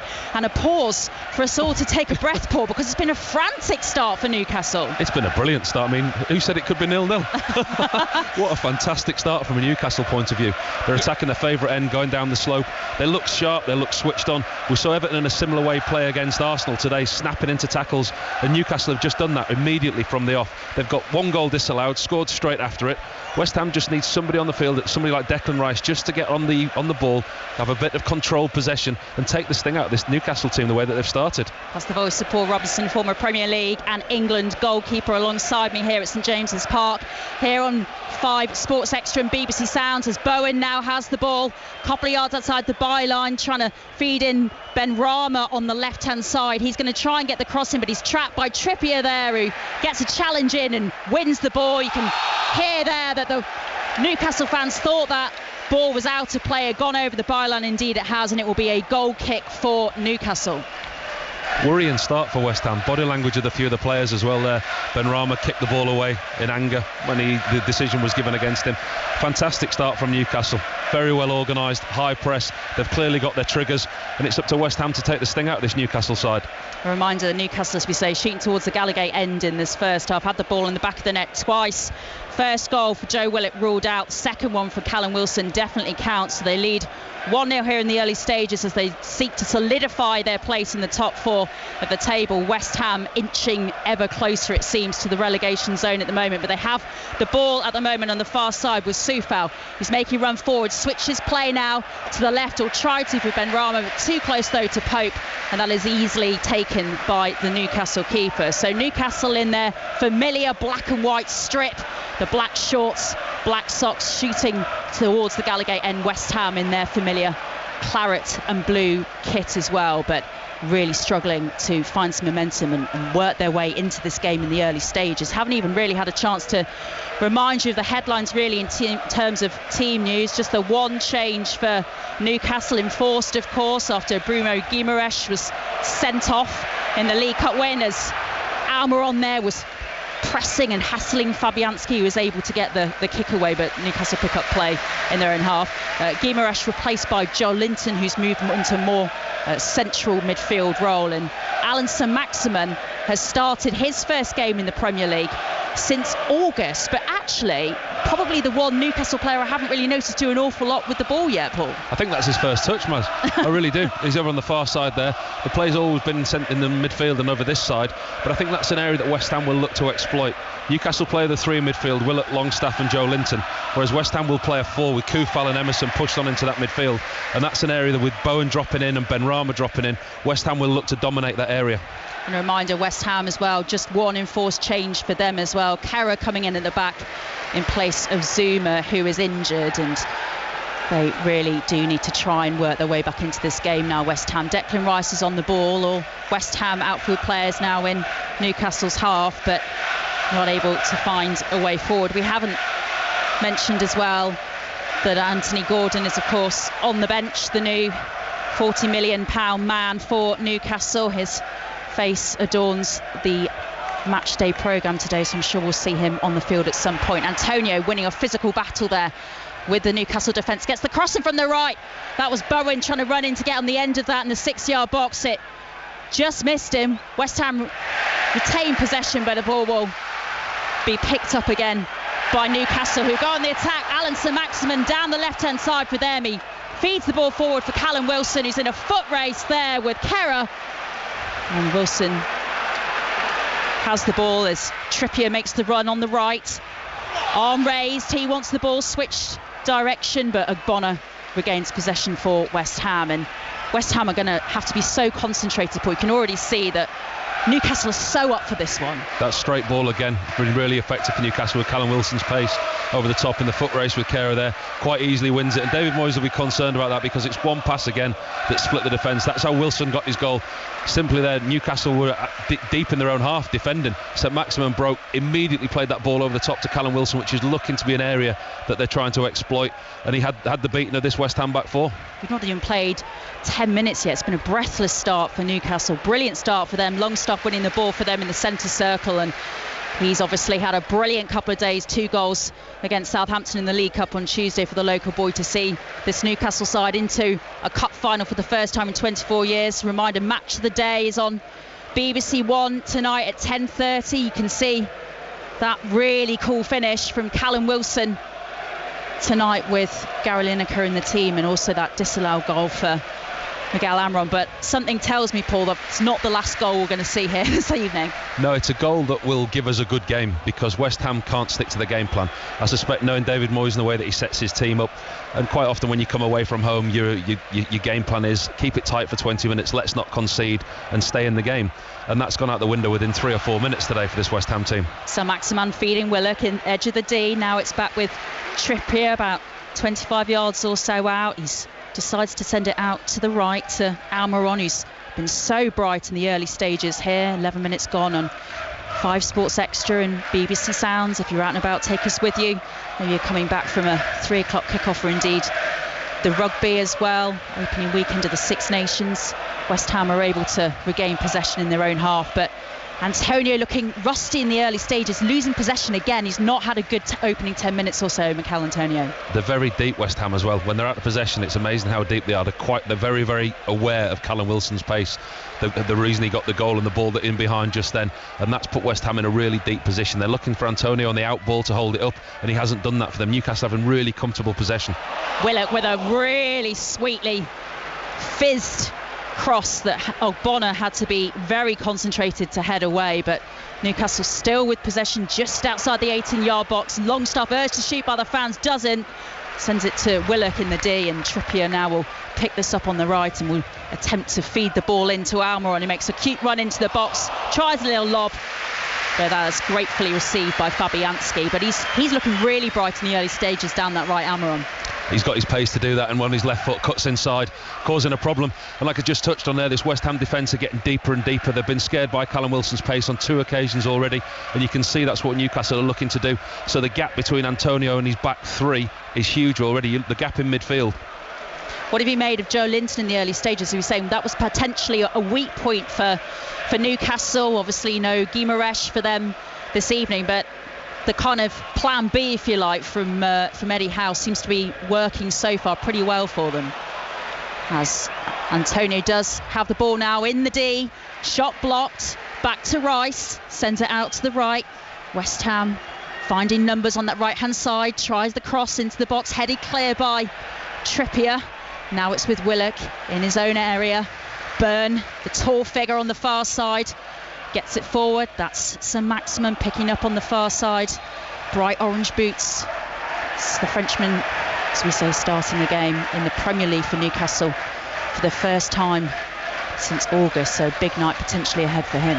Yeah, the midfield area that you touched on, I think that will be something that David Moyes will have spoken to his team about before the game. As Antonio there was battling down Byrne, as a long ball over the top from West Ham, but the Newcastle defender really concentrated to clear the danger. Because without Guimaraes in there, Longstaff, Willock and Joe Linton will sit as a 3, and then when you're out of possession you're looking for Saint-Maximin and Almiron to come in and do the defensive side of things, whereas West Ham will play with a 4 across the midfield in Kufal, Rice, Paqueta and Emerson, with Bowen and Benrahma dropping in, so they will have more manpower in midfield, if you like, more players in midfield, and they'll look to dominate that area, and it's an opportunity for them to get some decent possession, because they haven't had that yet. But you look now, they're out of possession, they're very easily drop into a back 5, and even from a goal kick they're sitting very, very deep. 14 minutes gone here at St James's Park. Newcastle still on top with that 1-goal lead, really making a statement in the top 4 of the division of the Premier League at the moment. Goal kick is taken by Pope, and now it's sent forward by Newcastle. That was for Saint-Maximin on the far side, and West Ham though pick up possession with a Bonner, and he sends it forward to Benrahma. But all of this play inside West Ham's area, as Aguerd is fouled there, and that will be a free kick for West Ham, a couple of yards inside the Newcastle half. He's good, Almiron, he's good at tracking back. That's one side of his game that he has improved on with Eddie Howe in charge. We all know how good he is going forward, the threat that he creates, but actually tracking back there and helping out his defender in front of Kieran Trippier, that's a part of his game that he has got better at. Bonner back with Fabianski after West Ham take the throw in just inside their own half, and Antonio, one of those players going up in the centre circle to try and win back possession. Rare loose ball there from Cher, and now it's Emerson with the ball at his feet, making a run forward for West Ham. Shouts of handball there as it deflected off a Newcastle player at the edge of the 18-yard box. Trippier waves claims away with his hand as he tries to feed in Joe Willock, who is out-muscled from the ball by Emerson and Bowen, and West Ham are going to try and build again from the back. Didn't really look like a handball opportunity, that. He's done well there, Emerson. He's been quite direct when he's got the ball on this left-hand side. He's got a bit of space, gets in behind Alma, and he runs at the defence, and he's very, very direct. Runs at Kieran Trippier. Trippier just puts the tackle in, and as Trippier tackles him, it flicks up off his right boot and hits his arm. No real call for handball, but I think if that led to a goal in the penalty box, we might be having a different conversation. Soufal on the far side, running forward. He's going to try the crossing again. That's targeting Antonio. Shot comes out to edge of the D, blocked. That was Paqueta, and the Newcastle player has gone down. I think that's Cher, or is that Botman who's gone down? Really felt that one, and we could hear that connect. With the Newcastle player there. Paqueta really took that shot on so well at the edge of the D. That really hit him with some force. Well, thankfully he's sat up. I mean, the ball's cleared and it comes out to the edge of the box, and Paqueta couldn't have hit it any sweeter, and it hits him absolutely flush in the face, and he sat up pretty quickly. The medics are on looking after him now. It would seem that he's okay. We hope he is, but it was an impact from very, very close range from Paqueta, and Paqueta seemed to pick it up on the half volley. He couldn't have hit it any sweeter. That was the epitome of putting your body on the line. Jamal Lascelles warming up on the touchline. This obviously reminds us, and certainly you can watch the highlights of this game later, as we say, on Match of the Day, but very similar to that Alexander Isak moment on Tuesday here against Southampton, when he connected again the ball with his head when he was trying to close down that James Ward-Prowse free kick, and again similar distance and similar power in this shot today here from Paqueta. Oh, Paqueta couldn't have hit that any better, and the fact that we've got the monitor in front of us and we're not seeing TV replays as yet is not good, but he's up on his feet, which is fantastic news.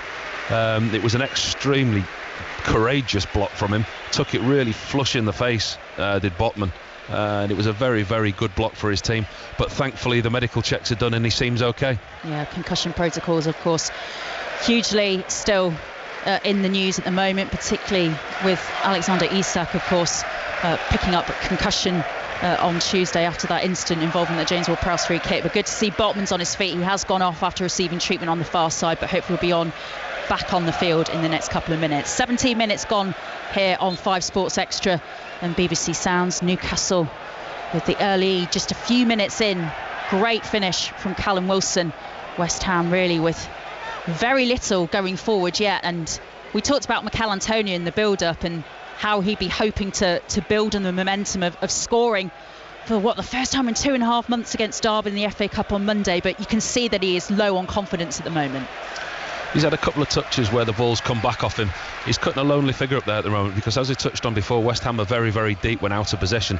When they do win possession, they hit it direct to Antonio, and Antonio's got Botman and Shaw right in behind him, and they're making easy work of it at the moment. He's cutting a bit of a lonely figure. He needs support from behind him.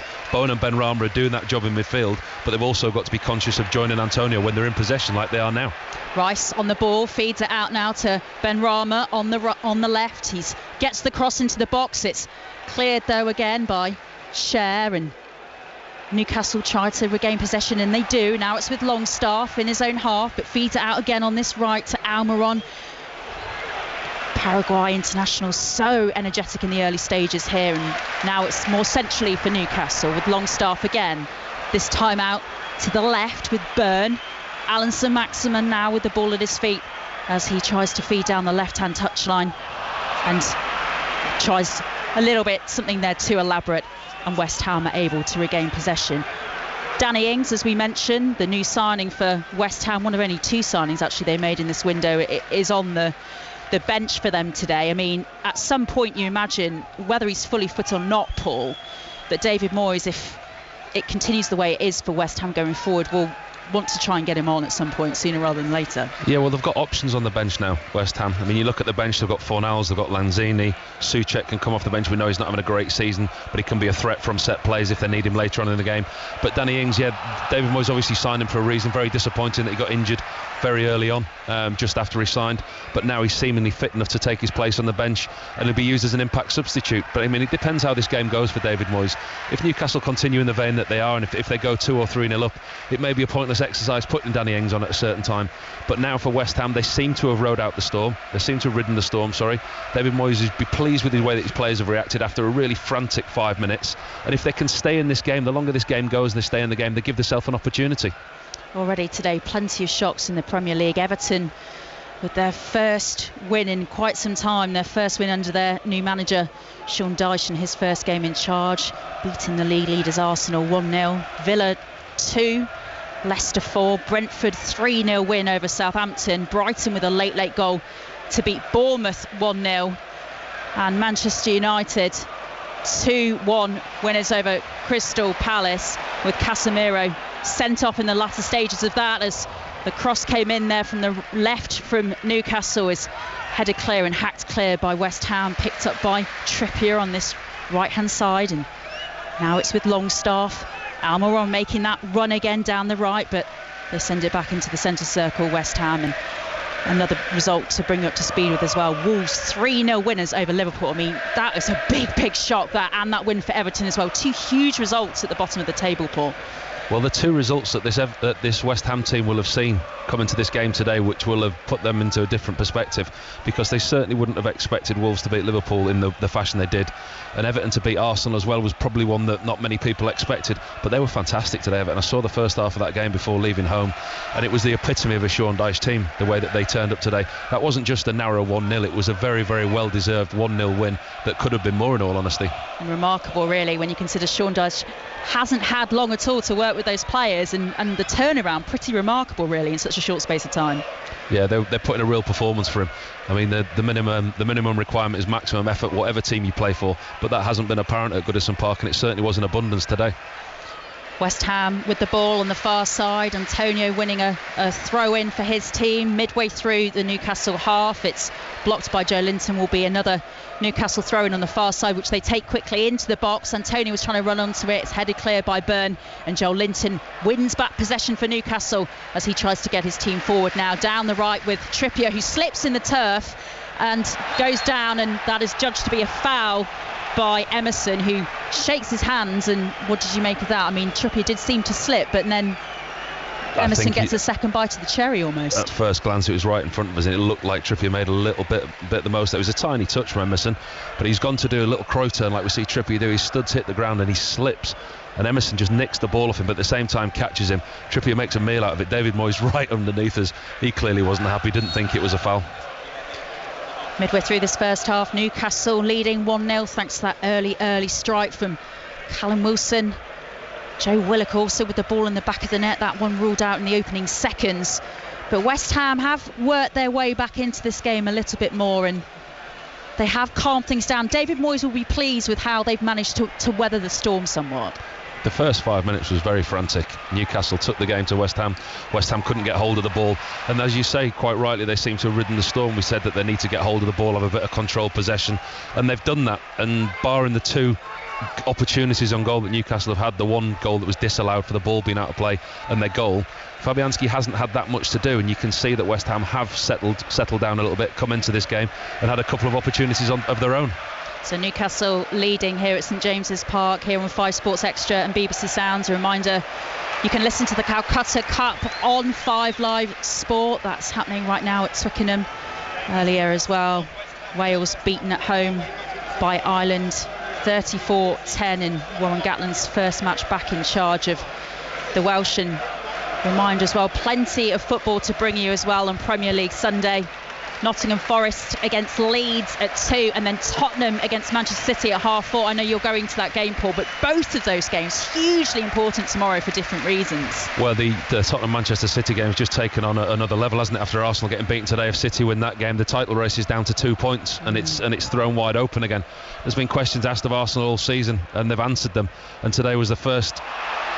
As Newcastle, there was a free kick taken by Trippier, couple of yards inside the West Ham half on the left, and then it was headed just to the edge of the 6-yard box by Dan Byrne, and Cher trying to get on the end of it there, just a shot wide of the left-hand post. But again, very much a set-piece opportunity, that which almost came off for them in the very early stages with that Joe Willock chance as well. The trajectory of the free kick was excellent from Kieran Trippier. Difficult one for a goalkeeper to come to, very flat, slow rising. Dan Byrne got a real good flick, and Shaw ended up one-on-one with Fabianski, and he just got there in front of the goalkeeper, got a toe end on it, and it just went wide of the far post. Another warning sign for West Ham, still trailing here by 1-0, still not really offered a huge amount going forward. There is going to be a free kick though for West Ham, just in front of the Newcastle technical area.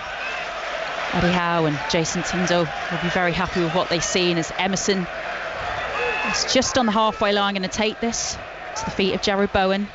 He's trying to feed in Ben Rama on the left hand side, but Newcastle win it, and it's back with Newcastle in the West Ham half, although now West Ham regain possession but then lose out again. I mean, this is sloppy stuff at times from West Ham at the moment. Almiron, Willock now with Longstaff out on the left. It goes with Joe Linton.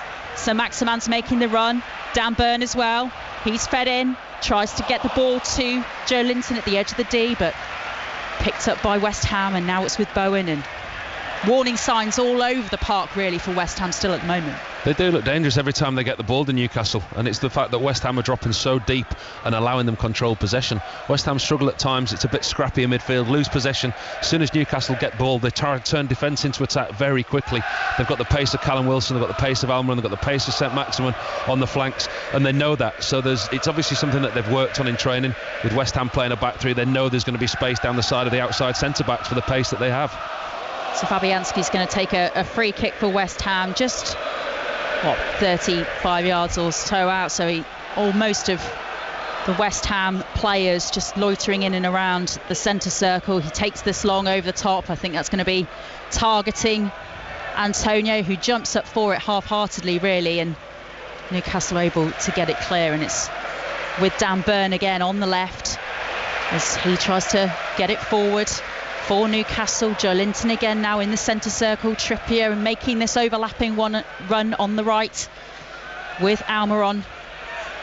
West Ham players all back now in their own half. The relationship between Almiron and Trippier has been really impressive as well in the early stages. They're really looking like a team and a well-oiled machine down this right-hand side for Newcastle. It's the communication from Trippier. He knows what he wants from the player playing in front of him. I'm not sure Almiron is the disciplined midfielder who will track back, but having that coach of a player, if you like, in Kieran Trippier on the field has helped Almiron with his defensive side of his game. But Newcastle do look dangerous every time they get the ball. West Ham look vulnerable. They don't look comfortable. They're playing with a back three, but as soon as they lose possession, it's a back five, and then the midfield's on top of this five. Every time that West Ham look vulnerable is when they lose the ball. Newcastle have the ball again in the West Ham half. Almiron, another player, and we mentioned it ahead of kickoff, not one that really hit the ground running here at Newcastle when he first joined. So much hype when he did join from the MLS, but again Eddie Howe really showing that he's been able to develop these players, as Antonio now and Declan Rice tried to feed the ball into Ben Rama, shot from the edge of the D, looped up though over the bar, and that probably by some distance West Ham's best chance so far in this match. He should do better, Ben Rama. He's got the ball on his favoured right foot, comes to him about 14 yards out. He's got the goal in front of him, nobody really closing him down. He has an opportunity to shoot. Great interchanging play by Declan Rice. The ball goes into Antonio, lays it off to Declan Rice, who runs across the box with it, lays it into Ben Rama's path, coming in off this left hand side on his right foot. He's got an opportunity to have a strike on goal, and he should do a lot better, should at least test Nick Pope. He should get it on target certainly, so it will be a goal kick for Newcastle. Coming up to 29 minutes played here now at St James's Park. Newcastle coming out the block so quickly with that early goal from Callum Wilson, and looking full of confidence. And it is a packed St James's Park here as well. We talk about the special atmosphere at games here this season. Special atmosphere here on Tuesday night for that League Cup win. It's going to be a special atmosphere at Wembley at the end of this month as well, as West Ham with Soufal with the ball on the far side. He tries to feed in Antonio. He goes down under a challenge from Botman, I think that was, and it will be a free kick for West Ham just inside the Newcastle half. Yeah, it's better from Antonio there. Just dropped a little bit deeper, got good possession, held the ball up, brought Declan Rice in just as he did earlier on there with a chance for Ben Rama. A couple of opportunities there where Antonio's got to hold the ball up, and he's done a really good job of it.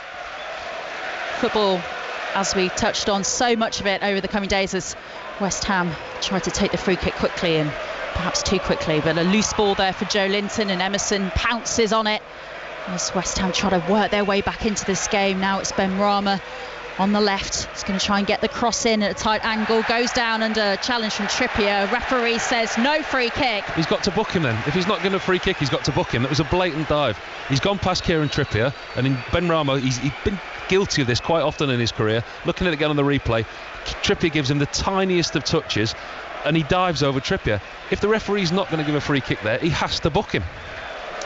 Well, it will be a goal kick for Newcastle. No bookings as of yet, but Benrahma, well, going down very easily, let's say, in that coming together with Kieran Trippier. So much football, as we say, over the coming days on 5 Live. Reminder, FA Cup replays Tuesday and Wednesday as well on 5 Live Sport. Sheffield United against Wrexham replay on Tuesday night for the chance to play Tottenham in the 5th round. Declan Rice on a mazy run forward, trying to lead from the front. Declan Rice. Emerson now, corner of the 18-yard box, sends it more centrally. Shot is blocked from the edge of the D by Byrne. Comes out again and just wide of the left-hand post. That chance from Paqueta, and that probably as close as West Ham have come. A lot better from West Ham, a lot better. A couple of chances in decent areas, bit scrappy in the box, balls bobbling around. Jarrod Bowen gets a couple of deflections, comes out to Paqueta, swings his right foot at it, not his favourite foot, gets a deflection and goes out for a corner. West Ham coming back into this game. Set piece might be the best opportunity for West Ham to get back into this game. It's going to be a corner then from the left, which is going to be taken by Declan Rice, who's just standing over the ball now and lining it up on the corner there. Referee just making sure it's placed correctly. Corner comes in from the left and is in, and the equaliser from Paqueta. The ball was not picked up as the cross came in, as the corner came in from the left for West Ham. Paqueta with a simple finish, and out of nowhere, West Ham are right back in this game. Newcastle 1, West Ham 1. Well, they looked like they were creeping back in this game, West Ham. Give them a lot of credit. They went 1-0 down very, very early on. Got some control possession. That's just a simple corner kicking by Declan Rice.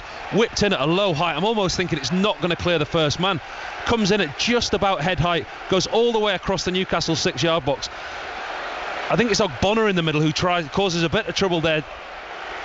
Takes the eye of the Newcastle defenders, ends up with Paqueta at the far post, who has the simplest task on his favoured left foot. He's fighting with Kieran Trippier at the back post, just comes off the post, touch with his knee, drops down, slots it past Nick Pope. Really scrappy goal, but West Ham have probably deserved it, coming back into it. They all count, and as you say, Ogbonna there coming across, almost kind of unsighting Nick Pope as well. He didn't realise until very late on that Paqueta was coming in. Certainly wasn't pretty, was it? No. Effective though, and we said that a set piece opportunity might be the best chance for West Ham to get back in this game, as Benrahma's now got possession as well, and this could be another dangerous moment for Newcastle. Suddenly this defence, which has looked so strong all season, all out of sorts at the back there. Cher trying to take far too long. Benrahma closing him down, almost feeding the ball in to a teammate in the Newcastle area, and suddenly out of nowhere that Newcastle defence has been a real strength for them this season, but it looks all out of sorts as Newcastle now down the other end but lose out to possession to West Ham, as Joe Linton then picks up the ball, and Almiron now on this left again with Trippier. He tries to feed in the Paraguay international in the area, and it will go out for a throw-in on this near side touchline. Well, two teams with some belief now. Newcastle defensively, we talked about them before the game, what an excellent run that they've been on, the run of clean sheets, the run without conceding, and then that's probably one of the scrappiest goals that they'll concede all season. Joe Willock now, after the throw-in was taken by Trippier on this near side touchline. Now Byrne trying to feed in Sam Maximin, who maybe showed a little bit too much of the ball there to Soufal, but it will be a throw-in for Newcastle on the far side after the ball went out of play. Byrne takes it quickly to Joe Linton, edge of the area. Now it's more centrally with Willock, who show and go really, not even looking, sends it through to the right with Trippier, and it's blocked off a West Ham player. Will be another throw-in for Newcastle, which is going to take quickly on this near side touchline, and to his teammate Willock. It's frantic, isn't it? It's almost as though we're in the last 5 minutes of a game that both teams are desperate to win. Neither seem to get any controlled possession for any length of time. It's been a real end-to-end game, and it's gone in spells. Newcastle have had the better of the start. West Ham have come into it and had the better of the last 10 minutes. But nobody really has any possession. It's like they're both trying to go all out to win this game before half-time. That's Paul Robinson with us here on 5 Sports Extra and BBC Sounds. 10 minutes plus stoppage time to go to half-time here at St James's Park, and West Ham really finding a goal when it really was needed for them from Paqueta. An equaliser, simple finish from him from a corner from the left from Declan Rice after Callum Wilson had put Newcastle ahead in the very early stages, and Rice is on the ball again now, and this is a different West Ham side now. Bowen and Paqueta, the goal scorer, on the right. West Ham playing with a bit more freedom now that they've managed to work themselves back into this game. Emerson now on the left. Gerd sends it forward now over the top. That's picked up by Byrne and headed clear again, but Newcastle not able to get that consistency, and Saint-Maximin on the far side, as he loses out in possession, is struggling to get into this game somewhat. He's been a very bit part player in the first half. Most of Newcastle's dominance has come down this right-hand side where they're in possession now with Trippier and Almiron once again. Almiron on the tight angle on the right. Doesn't send it to Trippier, instead with Willett more centrally. Now it is out with Kieran Trippier on the right. Newcastle players all in West Ham's half. West Ham all back defending, but make it quite congested. So limiting options for Newcastle going forward at the moment. The pace of Callum Wilson has forced this West Ham defence back out of possession. We've said it so often, but that's once again created a problem for Newcastle because they're having controlled possession in front of a back five with a back four in front of it, and if they're not moving the ball quickly enough, they're just having controlled possession without going anywhere. West Ham is slowly stepping up the pitch, putting the pressure on, and they've won the ball back up on the halfway line with Declan Rice. Declan Rice really leading from the front here. One possession back again. Now it's with Ben Rama. He's made the run forward. He's at the edge of the D. He tries to get the shot away, just again a couple of yards wide of the left-hand post. I think Nick Pope had it covered, but he took the shot on. He does so well, does Ben Rama. He comes in off this left-hand side onto his right foot, gets inside Trippier, cuts inside Botman, opens the goal up. The goal's gaping for him. All he has to do is hit the target, and he tries to reverse it, and he snatches his shot wide of Nick Pope's near post. But again, positive signs from West Ham, all by Declan Rice winning possession in the middle of midfield.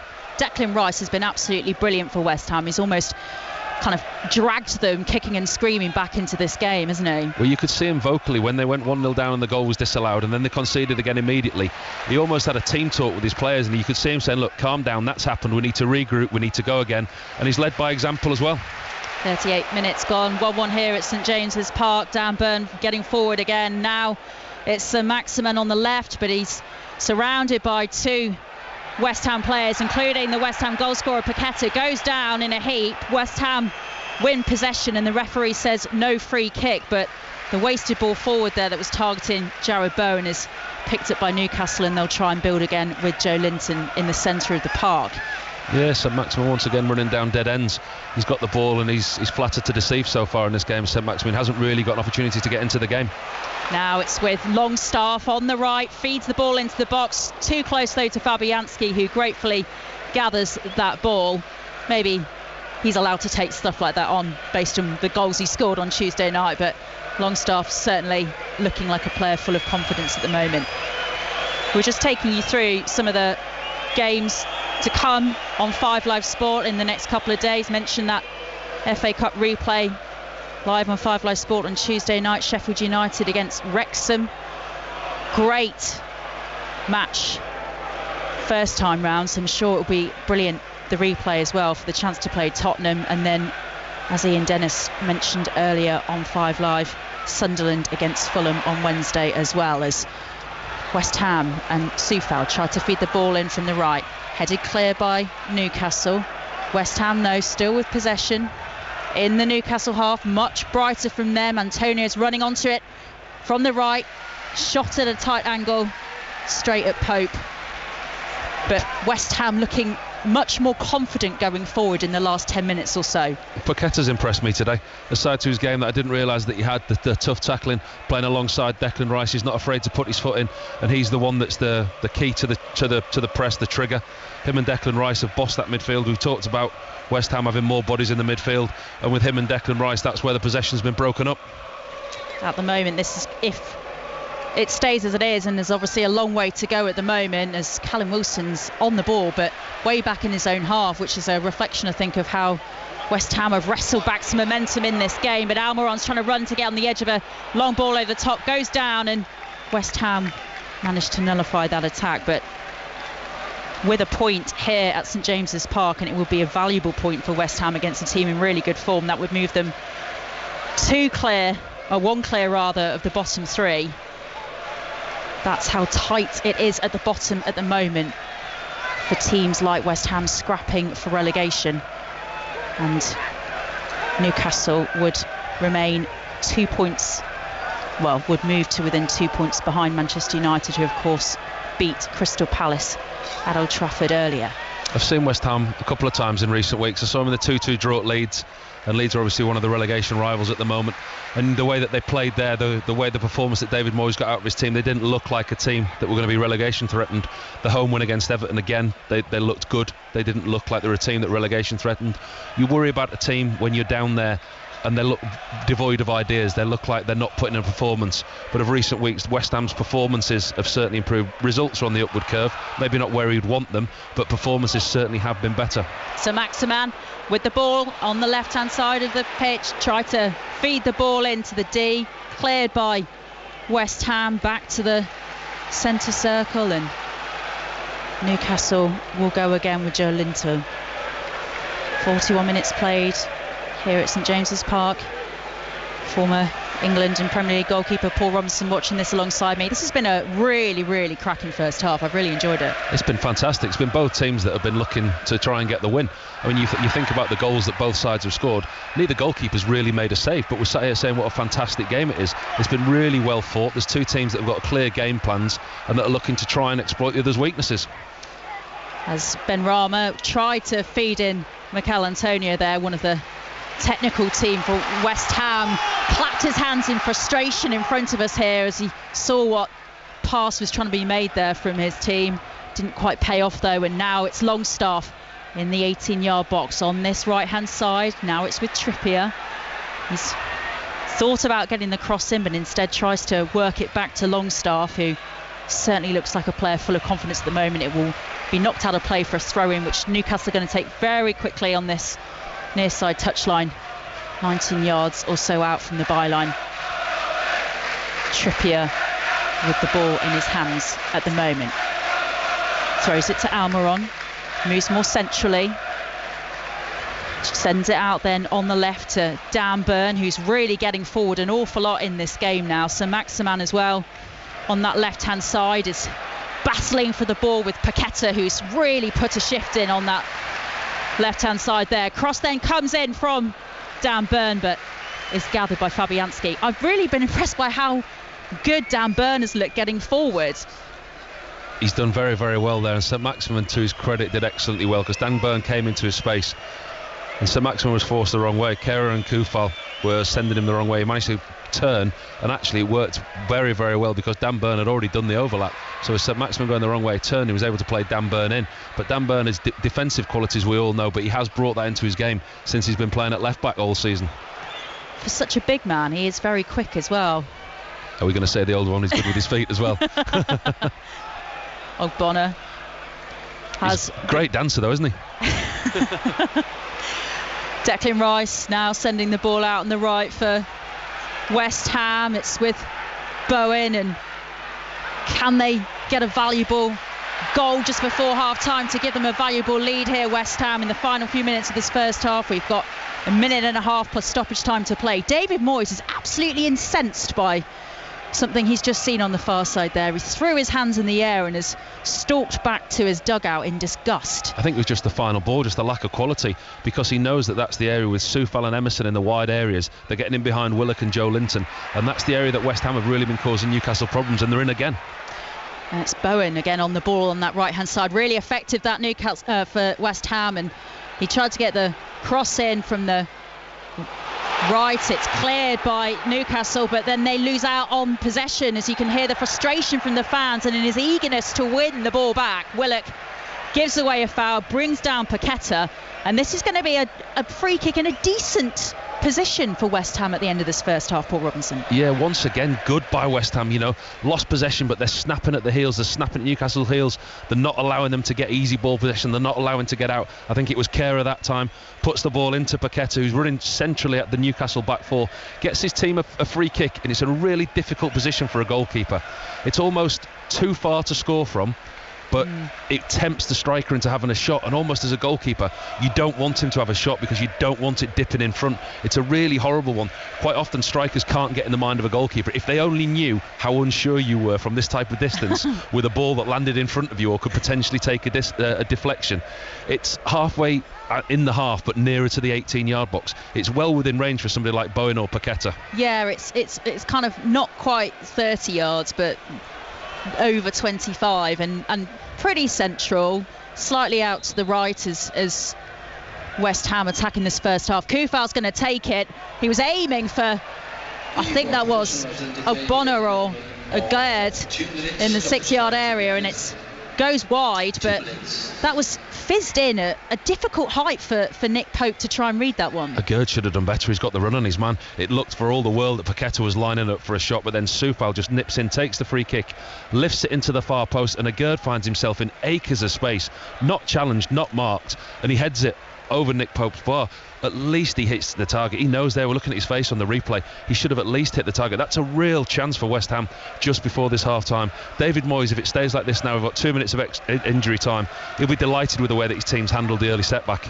Yeah, how they've worked their way back into this game. So we are into that 2 minutes of stoppage time at the end of this first half, as Paul says. Probably got about 70 seconds or so to play here at St James's Park.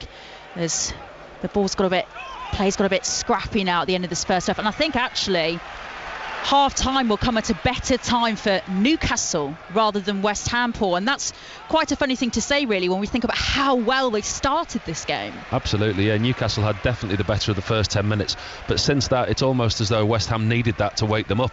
They've grown into this game and they've arguably been the better side. Looking at the stats, it's almost 50-50 in possession, attempts on goal. Fabianski's not had a lot to do other than in the first 10 minutes. Yes, Newcastle looked dangerous and threatening with the balls over the top with the pace that they've got, but it's actually West Ham who have had the better clear-cut chances of the two sides.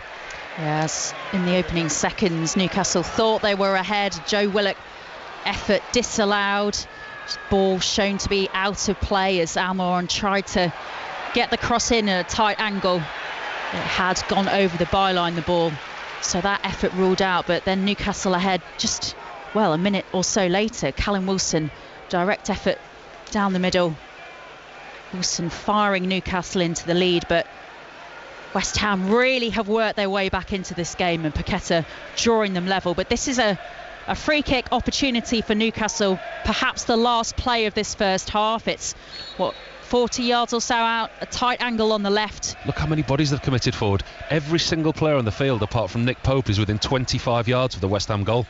No surprises who's standing over this ball. Trippier takes it, fires it in, it doesn't beat the first man, and that is indeed the end of this first half. And, a really, really entertaining 45 minutes so far here at St James's Park, Paul Robinson. Been a great first half. Not how David Moyes would have wanted to start. Brilliant start by Newcastle. Had the goal disallowed, immediately got the ball back and went at the other end and scored. Went 1-0 up. And then West Ham have grown into this game. You've got to give them a lot of credit. I think on the balance and play, possession-wise, it's been very, very fair, very even. On the possession and opportunities and to on goal, you would say that West Ham have had the better of it. Do you think that the absence then of Bruno Guimaraes is something that we saw Newcastle having as West Ham worked their way more back into that first half? I mean, to begin with, obviously going ahead and the frantic start that they made, it didn't look like they missed him, but it seems like they've now are missing his kind of stabilising presence in the centre of that park. It's something that West Ham have clearly worked on. They're trying to exploit with Soufal and Emerson in the areas behind Joe Linton and Willock. They're not natural defenders and they're leaving a little bit of space, and those wide areas are where West Ham are having the majority of their joy. Yeah, really, really entertaining first 45 minutes here at St James's Park. As we say, Joe Willock's early effort disallowed, then Callum Wilson making it 1-0 to Newcastle, but Paqueta with a really well worked finish from a set piece for West Ham, drawing them level, and it is 1-1 at the break, which at the moment would move West Ham a point clear of the bottom three, would move Newcastle 2 points to within Manchester United in third place at the top of the Premier League. But it is half-time here at St James's Park. Mark Chapman is going to bring you all the reaction to today's games so far, but first Guy Mowbray is with Mikel Arteta. Mikel, tell us your verdict, your assessment of the performance today. Well, a huge disappointment, obviously. We knew that was going to be a real test for us with the circumstances of the new manager, the style of play, the way the crowd reacted.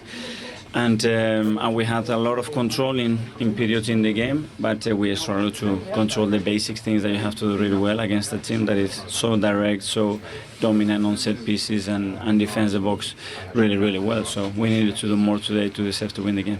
What's disappointed you the most? Is it, as you say, the attention to detail at the back, or is it perhaps not creating enough today? Well, obviously, conceding the goal the way we did it after training, it's a lot. It is disappointing, but as well is their strength, and obviously the opponent plays as well.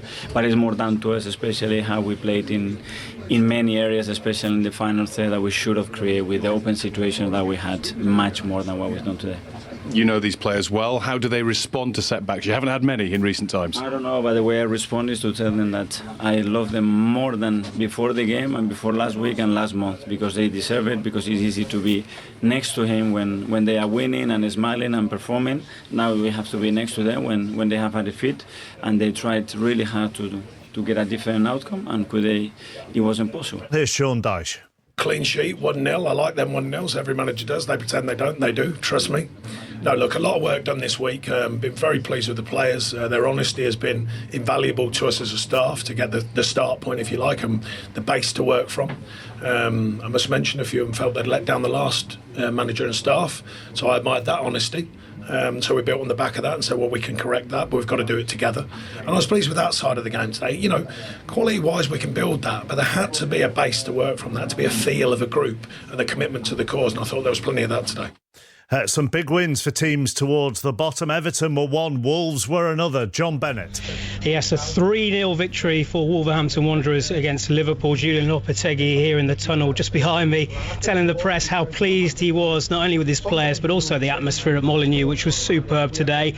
Liverpool, though, was so poor defensively. Their awful 2023 continues, and Jurgen Klopp blamed a dreadful first 12 minutes. Joel Matip scored an own goal, then Craig Dawson fired in on his debut. Brilliant finish. So 2-0 down after 12 minutes, and Liverpool didn't really respond well enough until the opening stages of the second half, but they couldn't break through. Excellent defending from Wolverhampton Wanderers, and Ruben Neves made it 3 after a brilliant counter-attacking move led by Adama Traore. So it's 3 Premier League away defeats in a row now for Liverpool, and for Wolves, they're out of the bottom 3, and it's 2 home Premier League wins in a row for them, and Molineux was bouncing today. They are. I'll give you the table shortly. Here's Jurgen Klopp with Jonathan Pearce. You've had great days and you've had horrible moments, but have you had a horrible opening 15 minutes like that before? Probably not. Conceding early goals is not completely unfamiliar to us, we know, but the way we conceded them today, that was absolutely, it's not acceptable, to be 100% honest. It happened anyway, and obviously when you see the whole game without the goals, and you think, okay, Liverpool played in moments an outstanding away game without scoring, in a lot of moments a good away game without scoring, but the first 2 goals we conceded, the third one I don't count, because that's now was the first time they passed the halfway line, I think, in the second half, and they scored there. That's fine, but the other 2 goals, going into a game with all the things I said before the games, with all the things we said during the week, with all the things we did during the week, and then this is the start, is really horrible. Is that concentration? Look, so just saw one player in our team was full of confidence, Stefan. So he's on the ball, blah, blah, blah. And then the rest trying to get it back. And then you do yourself not a favor in these moments. We gave easy balls away, but the 2 goals, we were passive. It needs to be changed very, very quickly, doesn't it? Everton, Newcastle, Real Madrid. Oh, yeah. We would have changed it yesterday already. That's true, 100%. I I have no words really for it. Sorry. Match of the day, 10:30 tonight on BBC One. Arsenal have 50 from 20, Manchester City 45 from 20, Manchester United 42 from 21, Newcastle 39 from 20, Tottenham 36 from 21, Brighton after they won today 34 from 20, Brentford won as well 33 from 21, Fulham 32 from 22, Chelsea 30 from 21, Liverpool now 10th, 29 from 20, Villa beaten at home by Leicester 28 from 21, Palace 24 from 21, Leicester 21 from 21, Nottingham Forest have 21 from 20, Wolves now 20 from 21, Leeds have 18 from 19, Everton 18 from 21, Bournemouth 17 from 21, West Ham 15 from 21 and Southampton 15 from 21 after their 3-0 defeat at Brentford. Here's Nathan Jones with John Southall. Really disappointed, really. For the biggest thing for me is, as I've said in previous interviews, I look at the game today and I don't see me in that team. I don't see me in it in terms of if you've watched my teams play, they're aggressive, they're front-footed, they go after teams, they're a bit of nastiness about them. We defend the box well, we put balls in, we try to score goals. I didn't see much of that today, but that's my fault. That's my fault because I've compromised. I've tried to give them solutions because they're Premier League players and there's some internationals in there that like to play, and you've got to do this. That's not my team. That's not my team out there, and that's the frustrating thing, and it's entirely my fault. Why have you compromised? Because surely you've got to come here with your ideas and you've got to stick to your ideas, haven't you? But look, we've had to compromise first of all for personnel, first and foremost, but then we've also given them solutions and they've asked for certain things, and we've done that and we've given them that, but it's been to my detriment, if I'm honest. So look, we go back to basics. We go back to what I know, to what I want to be, and then we go from there. In the Championship, Norwich 0, Burnley 3, Rotherham 0, Sheffield United 0, Huddersfield and QPR ended 1-1, Hull beat Cardiff 1-0, Luton did the same to Stoke, Middlesbrough 3, Blackpool 0, Millwall 1, Sunderland 1, Preston 1, Bristol City 2, Reading and Watford drew 2-2, and Birmingham came from behind to beat Swansea 4-3. Let's go to Old Trafford. Casemiro sent off as Manchester United beat Crystal Palace 2-1. Eric Ten Hag is with Gary Flintoff. Eric, got rather feisty towards the end, but how much character did your side show to win that game? I see this is a good team and they stick together and they stand for each other, and you see that in the outcome of this game, and you see that in the total process, and of course and then in the result. In terms of the sending off, which clearly did make a difference, what did you make of that sending off, but also on a wider theme, the implementation of VAR in a decision like that? Clear. Casemiro is crossing the line. We have all seen that. No one can deny that. But I think when you see that incident, there are going many more players crossing the line. Also players from Crystal Palace, and they started and taking the risk of a bad injury. So I'm unhappy with the refereeing. It was so inconsistent, and not only in this game, in the game in Palace, there was definitely a big red card on Mateta, who's the elbow on Martinez. They don't interfere. Last week, Eriksen, bad injury, out for 3 months, and no interfering. And today they interfere. So that is something is difficult to accept. But yeah. I suppose another plus point today, Marcus Rashford, another goal, but in terms of the quality of the goal and the finish, and obviously you'd moved him into that central position, what does that make you feel like as a coach at that point when something works in that way? It's great, but it's more about the team, and we're doing together with my coaching staff, and so we're bringing variations. We do it already in the lineup, in the start 11, to bringing variations to be dynamic. But of course, with that sub, you want to create a difference in a game where opponents bringing them in trouble. And I think we did it because they are focused on a way of defending, and then you get with Garnacho and with Rashford in the center, you get a total different dynamic, and I think we took benefit from it, and it was a great team goal for me because the movement, the passes between the lines, the combinations, and then finally a great cross from Luke Shaw, and the finishing was great to see. Sheffield Wednesday beat Plymouth in the battle of the top two in League One. So they both have 61 points. Sheffield Wednesday have played a game fewer, though. Ipswich drew at Cambridge, there in third. Derby beat Morecambe, there in fourth. Bolton managed to get a late win over Cheltenham, and they're in fifth. Barnsley complete the playoff picture. They are in sixth after a 1-1 draw at Portsmouth. The bottom four in League One: Forest Green Rovers, Accrington Stanley, Cambridge and Morecambe. As far as League Two is concerned, the leaders Leyton Orient got a win. They beat AFC Wimbledon 1-0. So they are top. They have a 4-point lead over Stevenage, who could only manage a draw at Sutton. Thank you very much to Mark Chapman and the team that's running us up to date with everything that's happened so far in the Premier League and in the Football League so far this Saturday.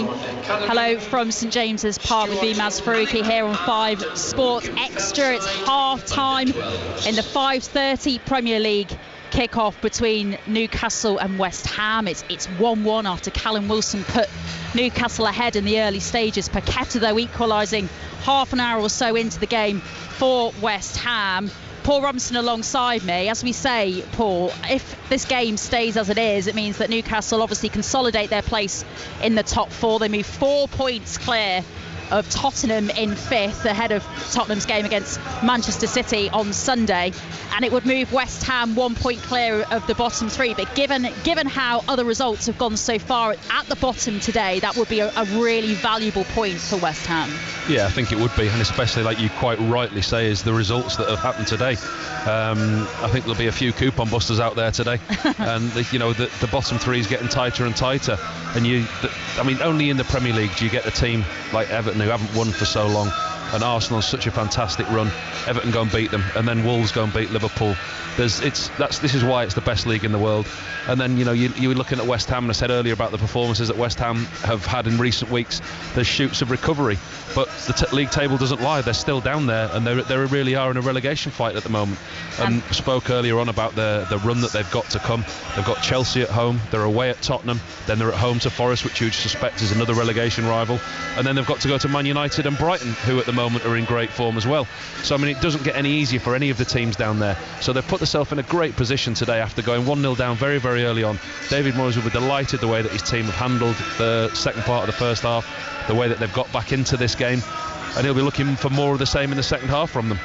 Anthony Gordon, one of the Newcastle substitutes, just warming up on the pitch at half-time in front of us here. Jamal Lascelles as well, Newcastle's club captain, with a ball as well, just going through some warm-ups, some routines. Interesting to see what changes Eddie Howe might make in the second half, and indeed what changes David Moyes might choose to make in the second half. Just running through then some of the other results today in the Premier League for you, and we'll discuss some of these more. That win for Wolves is absolutely massive, and Liverpool's season, again, it goes from inconsistency to inconsistency, Paul. Well, the pressure's got to mount on Jurgen Klopp at some point, surely, hasn't it?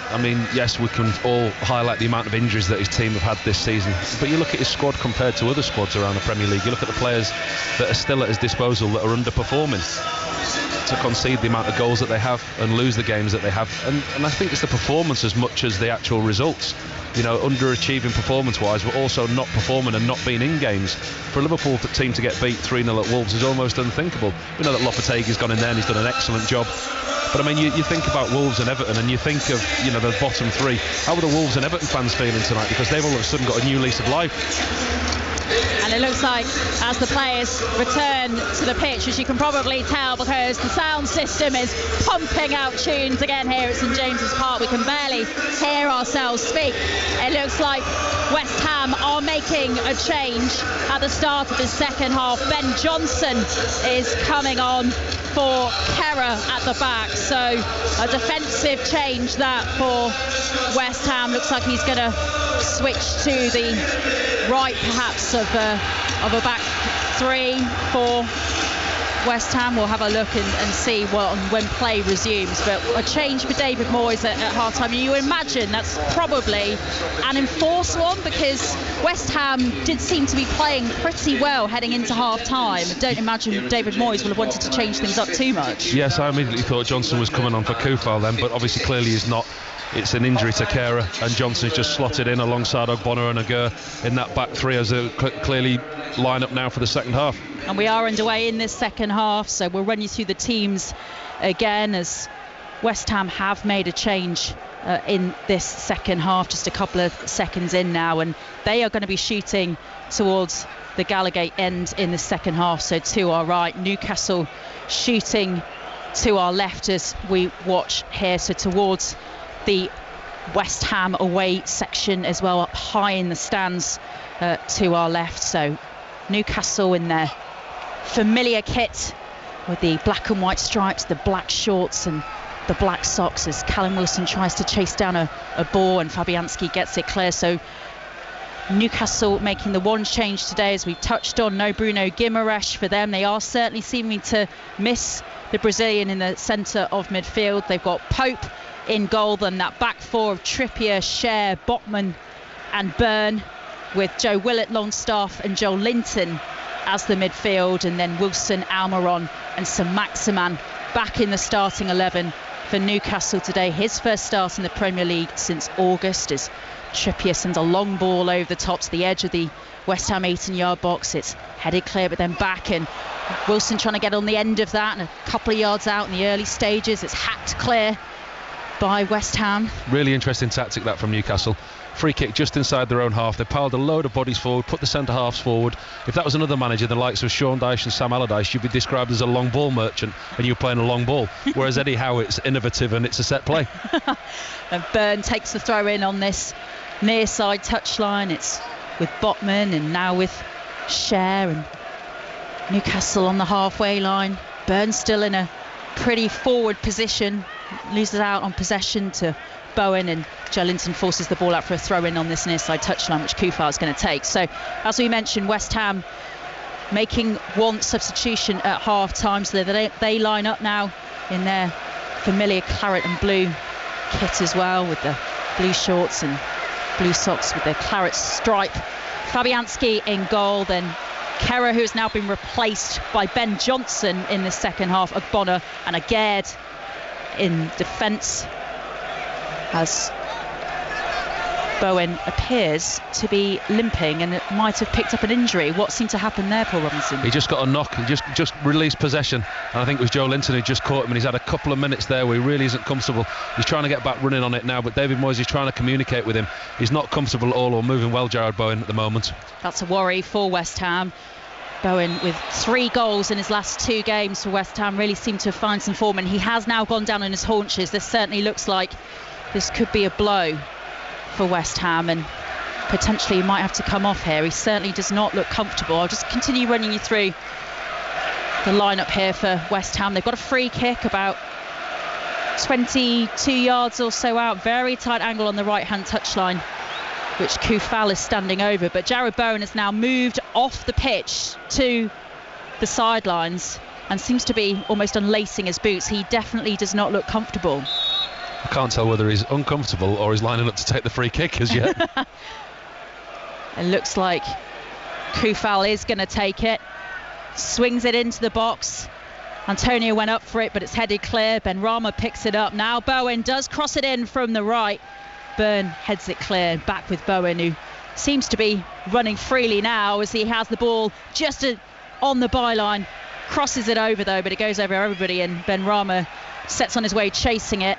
Rice picks it up, and West Ham are 18 yards or so out here, deep in Newcastle's half. It on the left, cross in, header wide. That was from Declan Rice, and decent play in the early stages, my apologies, in the early stages here from West Ham. Well, he's fooled us all there, Jared Bowen, because when West Ham are in possession, he looks very comfortable and free-flowing. As soon as they're out of possession, he starts limping again. And I think he actually fooled Willock there in the Newcastle defence, because he was limping around. He all of a sudden picked up possession, burst into a sprint, made a great one too, and flashed the ball across the box with his right foot. West Ham's best opportunity for the second half. Just finished the lineup for you for West Ham. Went through their defence in that change for them at the start of the second half. Johnson on for Kerr. So Soufal, Paquetá, scorer of their goal, Rice and Emerson in midfield, with Benrahma and Bowen alongside Antonio up front. And we did think that Bowen would have to go off. He is still running a little bit gingerly, but seems to be all right when West Ham are going forward, and he is trying to get forward now. Comes up for a challenge with Botman, and it goes out for a throw-in on this near side touchline. It's one of them injuries where he's okay when his team's got possession. It's just when he's out of possession. Soufal takes this throw in midway through Newcastle's half, and Paquetá sends it back to Ogbonna. BBC 5 Sports Extra and BBC Sounds bringing you the action here for St James's Park. 1-1 between Newcastle and West Ham, with 6 minutes gone of this second half here. West Ham and Rice with possession on the halfway line. Certainly a brighter start from West Ham in this second half. Very promising early stages for them. There was a long run there forward for West Ham, and Soufal, I think, that was brought down. Is going to be a free kick in a decent area, this, and potentially another good set piece opportunity this for West Ham. Yeah, they've got a free kick in a dangerous area. We saw them exploit Newcastle's weaknesses at defending set plays that we haven't seen of late from Newcastle, whether it be from a free kick or a corner. West Ham had a couple of opportunities in the first half, and they've got another free kick here in a dangerous position. In possession, West Ham have looked a lot better since they conceded that goal. They've grown into the game. They seem to have control of the ball now for a lot longer periods, and Newcastle are worried about them on the break. So this is probably 30 yards or so out. Pretty central again, couple of yards inside the edge of the left-hand edge of the 18-yard box as West Ham attack the Gallowgate end in the second half. And Paquetá, goal scorer, and Emerson both standing over this. Johnson, the only player not forward for West Ham for this set-piece opportunity, is Emerson, who takes it, looping into the box, headed again by Byrne, clear, but picked up by Soufal, and another header out from Byrne. Newcastle looking a little bit nervy in the early stages of the second half. That defence certainly not quite clicking as we've seen it do so well for Newcastle over the last 12 games or so. And an elaborate clearance there from Dan Byrne. Johnson picks it up, and West Ham, this is much more measured and controlled West Ham that we've seen in the early stages of the second half so far, Paul Robinson. Yeah, there was no apologies or disguise on what Newcastle were trying to do there through Dan Byrne. It was clearly clear the lines and get out the box down the field. West Ham had a lot more concentrated possession at the start of this second half. Former Premier League and England goalkeeper alongside me here at St James's Park. Bowen in a physical challenge there with Alan Saint-Maximin, judged to have given away the free kick, judged to have brought down Saint-Maximin, who's wipes his nose and then is pulled to his feet by his teammate Dan Byrne. Bowen seems pretty upset there and confused really about why he's been penalised for that challenge. I think he's a little bit unlucky there. You can see what he's done. In rugby they call it a handoff. He's just trying to get his balance there. He's put himself in a position where he can try and turn on the ball. He's put his arms out for balance, and just at the wrong time Saint-Maximin's run into his hand. It was a quite clear handoff and wouldn't be given in any rugby league game. And you can hear the fans here at St James's Park trying to really energise their team a little bit. It has been a flat start in the opening 9 minutes of the second half really for Newcastle. West Ham certainly have grappled the momentum back really, and the home fans trying to urge their side on, and maybe this is going to be the chance for them. Almiron on the right, feeds in Trippier, cross from the right, and that was Wilson trying to get on the end of it. So Maximin tries the shot, it's blocked at a tight angle on the left by Fabianski, and goes out for a throw-in on this near-hand touchline. Good save by Fabianski. The ball just loops to the back post of Saint-Maximin. Newcastle's first real pressure in the second half. Kieran Trippier in acres of space down the right hand side, lifts it to the far post. West Ham don't deal with it. It breaks to Saint-Maximin, who fires it in at Fabianski's near post, manages to get 2 feet on it. It's a decent save. Actually, it's Koufal in front of Fabianski who makes the block. So a good opportunity that for Newcastle, and play's been paused again here as the referee stops play again. Joel Linton unhappy with the referee's decision, throwing the ball back, and this is going to be a free kick for West Ham, which Fabianski is going to take.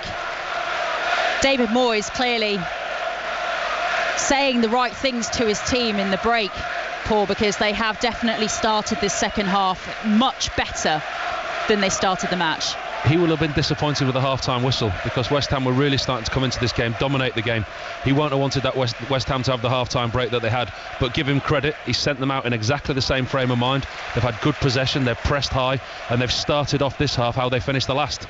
10 minutes into the second half here at St James's Park, 1-1 between Newcastle and West Ham here on 5 Sports Extra. Remember, you can listen to the Calcutta Cup, the opening weekend of the Six Nations, over on 5 Live Sport, and then coverage of this match here will follow after the conclusion of that match. Newcastle with the ball in their own half. Byrne is trying to feed in Joe Linton, but that midfield for Newcastle is getting overrun at the moment, and Bowen has the ball now on the right hand side. Tight angle, gets the cross in for West Ham. Players jump at the left hand corner of the 6-yard box. That was Ben Rama, and the ball is cleared, but West Ham pick up possession again, and this is a really good spell for David Moyes' team. Johnson now to Soufal on this right. Bowen's looking energised. There was that moment where we thought he was going to have to be substituted a couple of minutes ago, and he's now looking full of energy again. 3 goals in 2 games in the colours of West Ham for Jarrod Bowen at the moment. Well, that was brilliant by Antonio. It just set the tone for what West Ham have been about this second half. Closing down, dropping into midfield. Joe Linton thought he had comfortable possession. Antonio just comes on the blind side of him and takes the ball off him, and West Ham have been the epitome of that in the second half. They've pressed high, they've had good possession, but saying that, now they're getting hit on the counter-attack. Trippier feeding in on the right as Newcastle try to go in the counter. Almiron's now going to try and take this throw-in quickly. It's on the far side for Newcastle, and he feeds it back to Joe Linton in the centre of the park. 1-1 between Newcastle and West Ham. Almiron with the ball on the far side, trying to feed it in. Joe Linton now, and Joe Linton goes down in the box, shouts for a penalty, but I don't think the referee is going to be interested in that one. That was a clear dive, and there's a melee of players, a real gathering of players coming in. Joe Linton's laughing. There's no real cause for a penalty at all. It was a blatant dive, and Joe Linton, rightly so, booked. And Joe Linton has been booked indeed for that. Thank you, Mark. Welcome along to St James's Park, our listeners on 5 Live Sport. 1-1 between Newcastle United and West Ham here. It's been a really, really entertaining game. Newcastle with the ball in the back of the net in the opening seconds through Joe Willock, but Miguel Almiron in the build-up as he crossed the ball at a tight angle on the right. The ball was over the byline, so VAR ruling out that goal. But 2 minutes later, Callum Wilson with a brilliant finish as the ball was drilled through the middle of the West Ham defence for him to finish to make it 1-0 to Newcastle, and they were well on top in the early stages, but West Ham have worked their way back into this game, and a really, really well worked set piece opportunity for them. Paqueta drawing them level 32 minutes into this match as the corner was drilled in from the left from their captain Declan Rice. Former England and Premier League goalkeeper Paul Robinson's watching this game alongside me here at St James's Park. As we say, Newcastle with all the momentum in the early stages, Paul, but West Ham and David Moyes will be delighted with the way his team have wrestled back momentum in this game. For the first 10 or 15 minutes, Newcastle were excellent. They had the goal disallowed, like you say, they got their goal, and it looked like it was going to be a long afternoon for West Ham, but give David Moyes' team a lot of credit. Since they went 1-0 down about 15 minutes into this game, they've been the better team. They've dominated the midfield, they've got more bodies in midfield. Soufal and Emerson in the wide areas have caused Newcastle all kinds of problems in behind Willock and Joe Linton, and West Ham have ended the first half the better team, and in the second half they've come out and done exactly the same. They've dominated possession, caused Newcastle problems. Declan Rice and Paqueta in the centre of midfield for West Ham. They've been excellent today. Yeah, half-time almost coming at the wrong moment for West Ham, because they really were on the ascendancy as we came to the end of the first half here. Reminder, of course, there's no Bruno Guimaraes for Newcastle today after that red card he picked up here on Tuesday in the League Cup win over Southampton. So Joe Linton moving into a more midfield role for them, and at the moment that is not working. West Ham well on top, but not ahead in this match at the moment. But can they get ahead in terms of making this momentum count for them? For them, they've made one change in this match so far, one substitution at the start of the second half. Kerrer, who was the one change for them from their last league win over Everton. He, of course, had replace the injured Kurt Zuma. Well, he's gone off at 45 minutes played, and Ben Johnson has come on instead. And we believe that was probably an enforced change, Paul, because as we were saying, I'm sure there was nothing that David Moyes really wanted to change about his West Ham team as they came up to half-time. He might have changed the first 5 minutes. He might have wanted to start the game again, but certainly not personnel. They were excellent from that point onwards. Willock feeding the ball out now to Sir Maximin on the left, tries to cross it in to Callum Wilson. It's headed clear by West Ham, and Joe Linton goes down again. He's just been booked for diving, Joe Linton, a couple of minutes ago. He's gone down again very easily in a similar area in the West Ham box, and now there is a foul on a West Ham player. Trippier judged to have fouled the West Ham player on the far side, but Joe Linton's gone down twice in a matter of minutes very easily in the Newcastle box. What did you make of this particular incident, Paul? It's Joe Linton and Aguirre again. And only moments earlier was Joe Linton booked for a blatant dive, so you can understand why the referee hasn't been forthcoming in giving this one. He just wins the ball on the back of Emerson. It's Emerson actually, it's not Aguirre, and it's just a coming together. There's nothing to that. VAR won't look at that. There'll be no intervention. But once again, Joe Linton going down very, very easily. 16 minutes played of this second half then on BBC Radio 5 Live and BBC Sounds. 1-1 here as Fabianski takes the free kick for West Ham. They're shooting from left to right as we watch here in this second half, so towards the Gallowgate end and towards that famous stand in the second half as Newcastle regain possession in the centre of the park, and now they feed it out to Sir Maximin, who's on one of those mazy runs forward, feeds it now to the D, and Almiron trying to get the shot away. Now it's with Willock. He's so many West Ham bodies in front blocking him, so he has to send it all the way out right to Trippier, who crosses it in, and there's a coming together there was the Newcastle players were challenging Fabianski for the ball. The Newcastle fans think that was a physical battle, a bit too physical, and it's that Joe Willock that's gone down there clutching his right knee. It looks like a coming together between Callum Wilson and Joe Willock. It looks like they've got in each other's way at the far post there. But Newcastle just slowly coming into this second half. St Maximin's been really quiet. He's been given his first opportunity to start the game today. The first half he's really poor, ran down a few dead ends, did very, very little on that left-hand side. Most of Newcastle's positive play in the first half came down this right-hand side with Trippier and Almiron. St Maximin's found it a little bit difficult to get into the game. I'm just wondering how long it is before we're going to see Anthony Gordon or a change made, because St Maximin has struggled to get into this game. But from a West Ham point of view, sorry Maz, they've been excellent in the midfield. They've really bossed that midfield area. They've exploited the spaces. They've played with 3 at the back, allowing them to have 4 midfielders, which is 1 more than Newcastle, and they've really dominated that area as the game's gone on.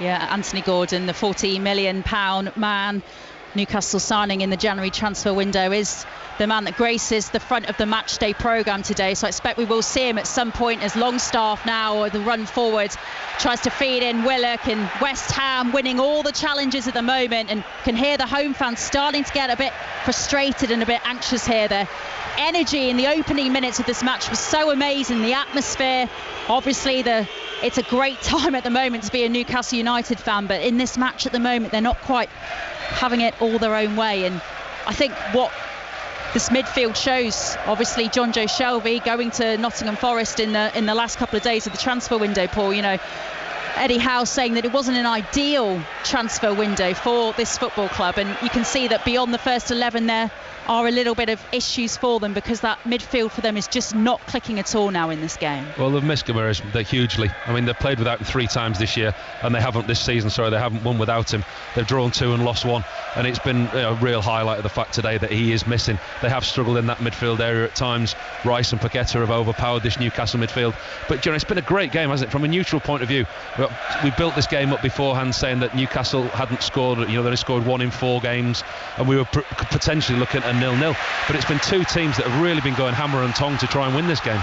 And Newcastle have regained possession after West Ham were trying to go on the attack. Willock now on to Sir Maximin in the left. He goes more centrally, and a poor pass there is blocked clear by West Ham, and Dan Burn's going to take the throw in midway through the West Ham half. Now it's with Longstaff. Trippier on the far side, raising his arm, he wants it. There's been really good link-up play in the early stages of this match, in particular between Trippier and Almiron down that right-hand side, but at the moment it is not clicking for them, and West Ham really looking on top with 18 minutes played in this second half here at St James's Park. All of the outfield players back for West Ham defending, and that's a really poor bit of work there for Newcastle, a sign I think of how frustrated they are in the second half.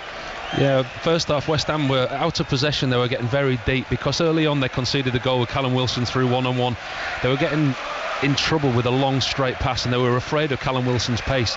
They were dropping very, very deep with a back five with four in front, and they were causing themselves a lot of problems, whereas in this second half they're now pushing higher up, they're winning possession higher up the field, and Newcastle are finding it difficult to break them down. You can watch the two goals. The first goal, really sweetly taken strike by Callum Wilson, and a clever set piece from West Ham to make it 1-1 through Paqueta. Match of the day, BBC One, 10:30 tonight. Newcastle regain possession now. Almiron making the run on the right. Battle there with him and Johnson. Aguerd there on the far side as well, and it will go out for a throw-in on the far side, and that will be a West Ham throw-in. It's going to be interesting in this game to see which manager moves first. You know, what their in-game management's like. We know that they've both got quality on the bench. West Ham, they've now got Fornals, Lanzini, they've got Danny Ings there, Souček, who hasn't been playing well. You know, on a Newcastle point of view, they've got Murphy, they've got Fraser, they've got Anthony Gordon, we know. And it'll be interesting to see as to which manager flinches first, because this game is very evenly balanced at the moment. Antonio now with the ball, feeding it forward now for West Ham. Newcastle think that was offside, but play continues. Ben Rama crosses it forward. Soufal in the box. Header goes a bit wayward. Now Paqueta, the goal scorer for West Ham, with the ball at his feet. He's in a battle there with St Maximin, who wins back possession. The home fans like that one. Almiron now out to Willock. Listen to this St James's Park crowd. They really want to cheer this team forward. They need to show something, Newcastle, for their fans in the second half. They have yet to do that really going forward. Almiron now. That was for Wilson as he tried to feed it in at the edge of the D. It's blocked, but it's back with Newcastle on the halfway line, and they're being urged on by this vocal St James's Park crowd here. That was brilliant by St Maximin. Key to his game, their defensive capabilities. He's not renowned for his defensive ability, but he worked back so hard there, won the ball back for his team deep in their own half, but making his way forward. I just wonder if his race is run. He's looking very tired, very jaded. We know he's not started many games this year, and it's looking like that his race is run. Yeah, he's really breathing heavily, Alan St Maximin. This is his first start in the Premier League since August, so he really hasn't played an awful lot of games or started a lot of games for Eddie Howe, and it might be a moment that he's going to switch things up. Looks like certainly like there's some activity going on in the Newcastle dugout, and we can see there that Anthony Gordon is going to be coming on now. He's getting his instructions from Jason Tyndall. I imagine it will be Alan St Maximin he will probably replace, Paul. Yeah, I can't say it won't be Almiron, because Almiron's been in good in fits and starts. He's not been as good as he has been the whole season, but certainly out of the two you would take St Maximin off.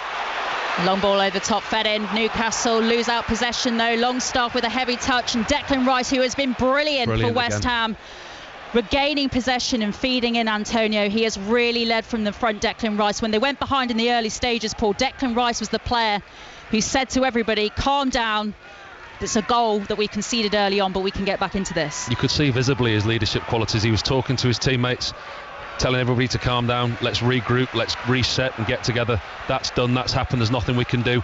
His leadership qualities, both vocally and in his performance, have been there today. He's covered so much ground as well. Him and Paqueta have been outstanding. Halfway through this second half here at St James's Park, still 1-1, but Newcastle really not showing the energy, the pace, the intent that we saw certainly on their run to the League Cup final in the early stages here, when they took the lead quite spectacularly in the early stages. Almiron though now in a central position, Dan Burn up there as well. St Maximin now on the left, run into the box. He is trying to get the shot in, but Soufal wins back possession, and Bowen now is going to take this forward for West Ham, but it's blocked again by Botman.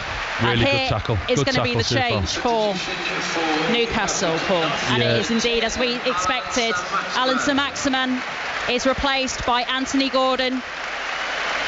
Signed from Everton for £40 million in the January transfer window. Anthony Gordon going to make his Newcastle debut here. He's got a lot to live up to with the transfer fee. We know there was talk of him going to Chelsea last season and a huge transfer fee for him. I think he's underachieved at Everton this season.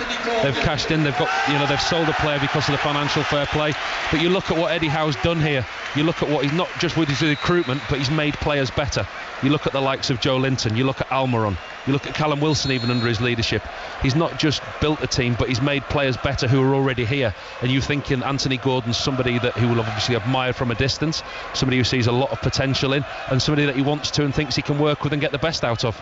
Yeah, that was that video that Newcastle's social media team posted over the last week of Howe meeting Anthony Gordon for the first time, saying how much he was looking forward to working with him. So certainly has shown already that he can really make the difference and improve a lot of these Newcastle players. And Anthony Gordon on the field now, he's making a run forward, but West Ham with possession, and Fabianski with the kick out.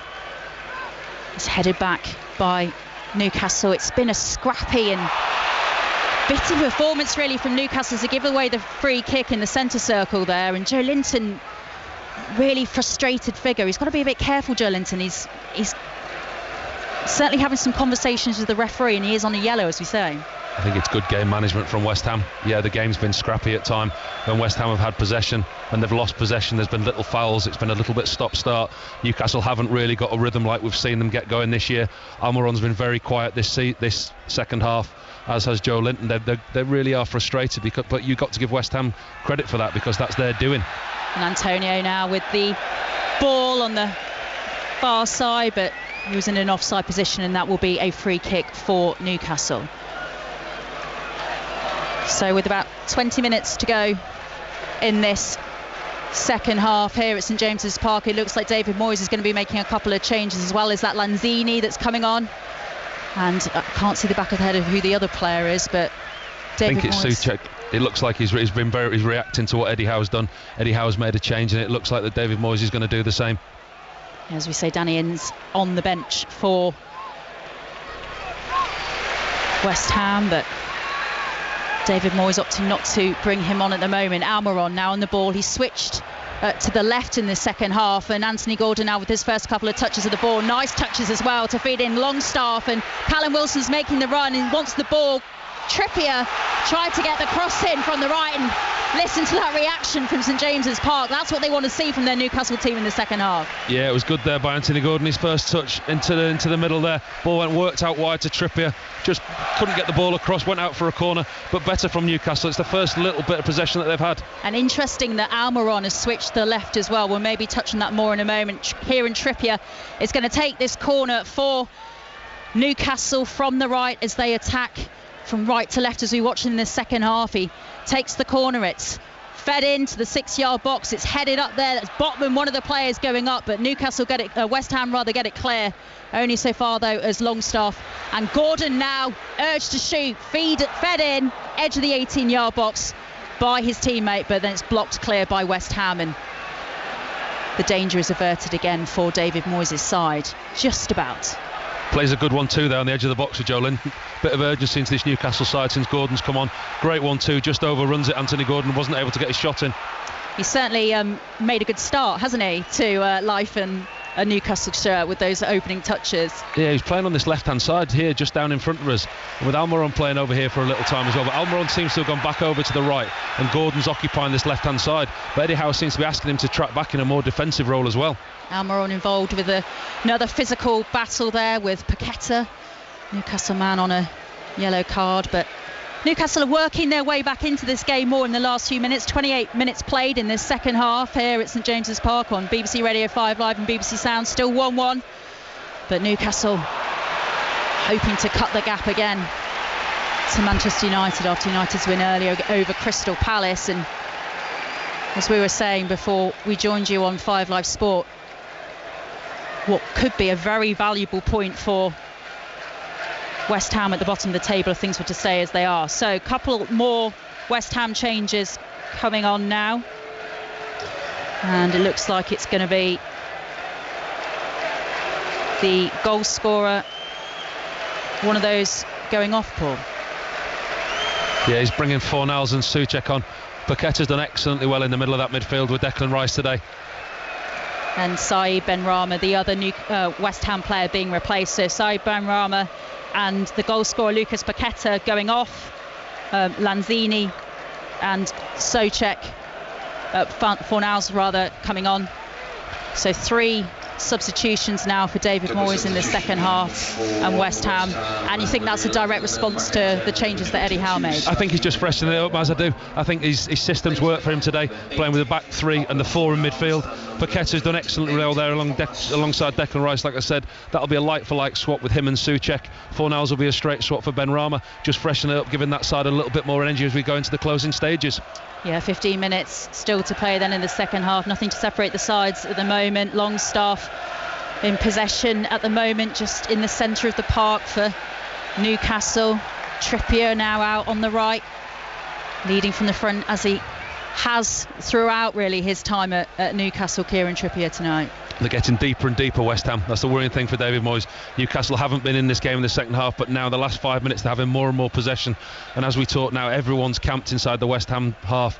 Out of possession, West Ham seem to be sitting deeper and deeper and are struggling to get high up the pitch. There was an interesting moment as well where Jared Bowen, we thought, was going to have to go off in the early stage of the second half. He was really limping and down on his haunches, but he seems to have recovered really well as he tried to make a run forward there with West Ham, and Declan Rice with possession on the far side in the Newcastle half, and Fornals, one of his first touches of the ball, as it's Emerson now on the left. West Ham lose possession though, and Almiron's going again forward. He's worked so hard today. Now he feeds in his new teammate Gordon, and that's a lovely ball for Callum Wilson as he runs forward at pace. Brilliant tackle though there to bring him down, and that was really good defensive work there from... That was Agurd, wasn't it? What a fantastic tackle that is by Agurd. That's just saved his team a certain goal against. Callum Wilson finds himself through once again, one-on-one. Almiron does brilliantly well, and Anthony Gordon's been given licence to roam in field. Anthony Gordon comes in off this left-hand side. Almiron finds him in the centre circle. He opens himself up, and he quickly releases Callum Wilson, who's in behind Agurd, one-on-one. Agurd manages to make up the ground on him, slide in and make a tackle just before he manages to pull the trigger. Absolutely goal-saving, fantastic tackle by Agurd.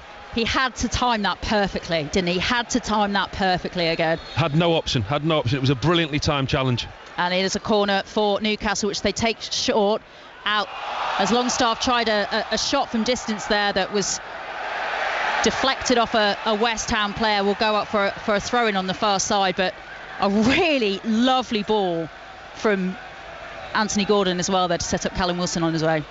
When you look at it, he's been the difference. You know, we talk about Newcastle's changing intent in the last 10 minutes, but it's no coincidence that it's since Anthony Gordon's come on.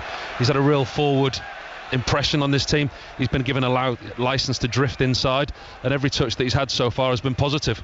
Nice little 1-2 there with Newcastle's new man, with Joe Willock and Longstaff again, and Newcastle enjoying a much brighter spell as Trippier made the run forward on the right to try and gun the end of a long ball from Longstaff. It does go out of play though. That will be a West Ham goal kick, but there we go, see Almiron run and place the ball for Fabianski on the edge of his 6-yard box, because Newcastle now realising that momentum is with them. Yeah, they're just getting a sense that they can maybe go on and win this game, but from a West Ham point of view, it's a really difficult time in the game, because if you go open up and try and win this game, a point away from home at Newcastle for West Ham would be an absolutely excellent result for them, but at the same time they don't want to go and try and win this game at the risk of losing it.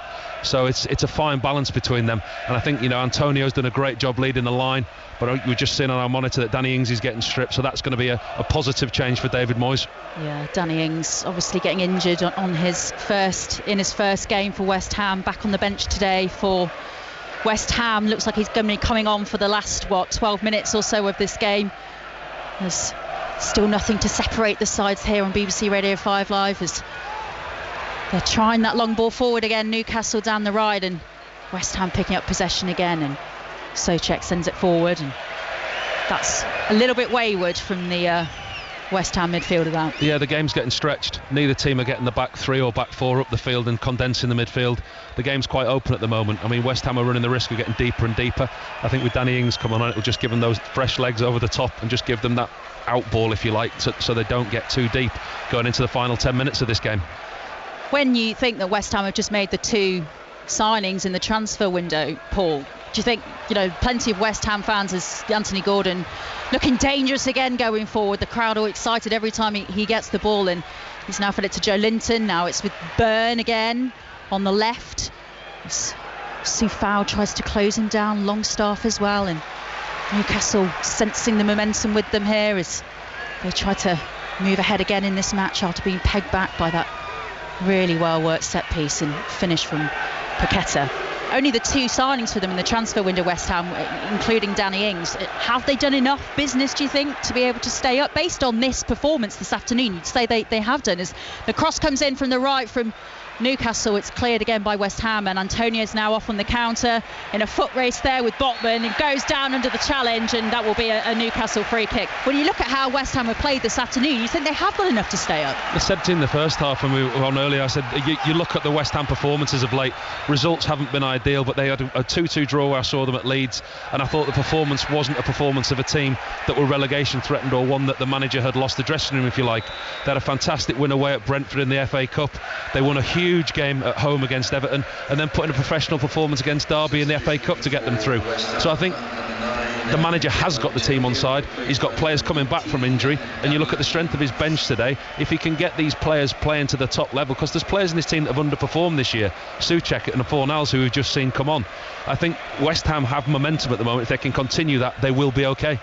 And both sides, in fact, making a change. The one we expected for West Ham as Miguel Almiron goes off for Newcastle. He's going to be replaced by Jacob Murphy, and the home fans here recognising the effort that Almiron has put in this afternoon in the colours of Newcastle. But Danny Ings, as we expected, has come on. He has replaced Mikel Antonio, who scored for the first time in 2.5 months on Monday, Paul, and certainly looked like he built in confidence in this game in the 80 minutes that he played in a West Ham shirt this evening. Yeah, he certainly did, and that's like the rest of this West Ham side. We're just touching on there about the performances.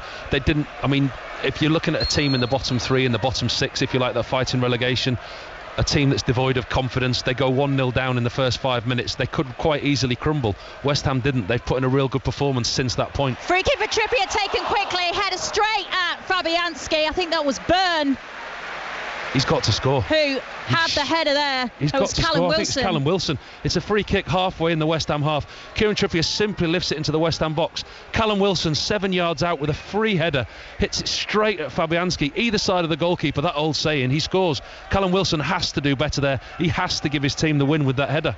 Given how well he took his shot on in the first half as well, I'm surprised that he didn't do better with that effort. He's in acres of space. There's nobody around him. Really poor defending from West Ham from such a simple direct free kick halfway inside the half, just floated into the box. Wicked free kick from Kieran Trippier, and the ball's gone out on the byline, and West Ham were trying to claim it was a goal kick. It will be a corner though from the right as Newcastle attack in the second half, and Trippier's going to take this. He's just whipped in an absolutely lethal dead ball situation, set piece opportunity a couple of seconds ago for Callum Wilson. Can we see something similar from this corner that he's going to take now? I still can't believe Callum Wilson missed that, man. He brings the corner in, headers go up, shot goes in from Anthony Gordon, blocked. He took that on at the edge of the D, but it was always going to be blocked. There's so many West Ham bodies back defending that set piece opportunity. It has deflected though for another corner. Again, Trippier raises his right hand. Again, Anthony Gordon lurking in that D area. Corner comes in again from the right, header over the top, and that was another opportunity gone for Newcastle. That's a great block by Jared Bowen. The ball just breaks out the box and it falls kindly to Anthony Gordon. On the half volley, he puts a side foot on it rather than striking with the laces, and he looks to be going towards Fabianski's bottom left hand corner. Jared Bowen puts his body on the line and puts a great block in there for West Ham. Fabianski now just taking his time. I think we've got to the point in the game now where West Ham would quite happily take a point here. A point here in a performance like they've got would be an excellent result for them. Newcastle will go on and try and win this game. 38 minutes of the second half played, so we really are into the final stages here now. 84 minutes gone in this game. This would be a cruel moment if West Ham were to get nothing out of this game now, and we talked again about this earlier, but it's so important they do get something from this game, Paul, because up next for them they've got Chelsea, then Tottenham, and Nottingham Forest. So the next 2 games in particular, big derbies, really tough matches. It's so important that they try and get something from this game. They've got a really difficult run ahead them, and they've also got to continue the momentum. They're coming off that fantastic Premier League victory against Everton, beating Derby in the FA Cup. They've got to continue momentum, and a point here would be an excellent result from in doing that. They've got a really difficult run ahead, like you said, and especially with the results how they've gone today, with Everton winning, with Leicester winning, with Wolves winning. All of a sudden everything down the bottom comes very condensed. If they can take a performance and any kind of result or point home from here today, David Moyes will be delighted. And they have a corner here, their first corner for a while. Obviously it's a corner from the left, and Declan Rice is going to take this, and this is a corner situation from the same side as when they scored their goal in the first half, West Ham. So every Newcastle player back defending this. Rice takes the corner from the left. It is headed clear by Byrne. Bowen brings it back in though into the 6-yard box, and the subsequent effort goes wide of the left-hand post. But Declan Rice in no hurry to take that corner, just as you say, Paul. I think West Ham now very, very happy with a point if that were to be the case today. Well, we're coming up to the last 5 minutes, and they've put in an excellent performance today. So now for them it's to close the game out. They've got to have some very good game management between now and the end of the game. Be very sensible defensively what they do. Don't give Newcastle opportunities. And if they do get a chance to go down the other end of the pitch, like they did just then with a set play or a corner, maybe take the opportunity of getting a sneaky away win. 606 follows us here on BBC Radio 5 Live. I'm sure the lines are open for you if you want to call. 0808 5909 693. Plenty of West Ham fans perhaps really, really happy with a point if they can get it here. This place has been so impressive. The form of Newcastle has been so impressive here over this season, but a rare lapse at the back for the Newcastle defence from a West Ham corner in the first half. It is Newcastle though on the attack though. All of West Ham's outfield players back defending their 18-yard box. They haven't got the ball clear yet though, and Newcastle are right all there, camped out trying to get this ball in. Cross though from the right, too close to Fabianski, and he gratefully takes that ball, lies on the turf, and he's going to be in absolutely no hurry to feed this out. From a West Ham point of view, they've got to get higher up the field there. Every single player on the pitch there, apart from Nick Pope, was in the final 25 yards of the field, putting pressure on this West Ham team. They really are looking to try and close this game out and get away from here with a point at the moment. They've got 4 minutes plus stoppage time to hold on. West Ham still 1-1. A point here at St James's Park, given the form that Newcastle have been in this season, given what they did on Tuesday night, reaching their first cup final in 24 years, and all the noise and all the atmosphere and everything that this place brings, and that relationship with the fans now making it so difficult to come here and get anything. And the way this game started for them as well, Maz, let's not forget, in the first 5 minutes, Newcastle had a goal disallowed, then they went 1-0 up, and they could have been 2 or 3 up in the first 15 minutes. So to show the character and performance that they've put in for David Moyes since then, they deserve a lot of credit, West Ham. Yeah, and David Moyes will be really happy with the way they've battled their way back into this game. And Newcastle do have possession in the last 3 minutes of this match. Long ball over the top there for Callum Wilson. It will go all the way out though for a West Ham goal kick. But West Ham are playing very cleverly in the last few minutes here. Newcastle with lots of possession, but West Ham very happy to see them play it around the central area, which they have been doing. And again, Fabianski will be in absolutely no hurry to take this goal kick as we enter the last 2 minutes plus stoppage time of this match. And you can see Declan Rice communicating to his team, look, telling his defenders what they need to do, get them up the pitch, keep everybody organised. And he was like that from the first 2 minutes when they conceded. He's been a real leader today, Declan Rice, both vocally and performance-wise. Hasn't he? He's been the difference really in terms of dragging them back into this game almost single-handedly at times in the first half. He really has, and the ground that he's covered as well, both with and without the ball. Makes it a very interesting conversation come the next transfer window if Declan Rice will still be in the colours of West Ham come next season. Well, it's looking more and more unlikely the longer it goes. It's his lack of interest in signing a contract, and you wonder where West Ham do go from there, because they rely so heavily on him. He's such a key, integral part of what they do, and he's proved it again today alongside Paqueta, who's played extremely well. But I think Paqueta's performance is, it's down to having somebody like Declan Rice alongside him.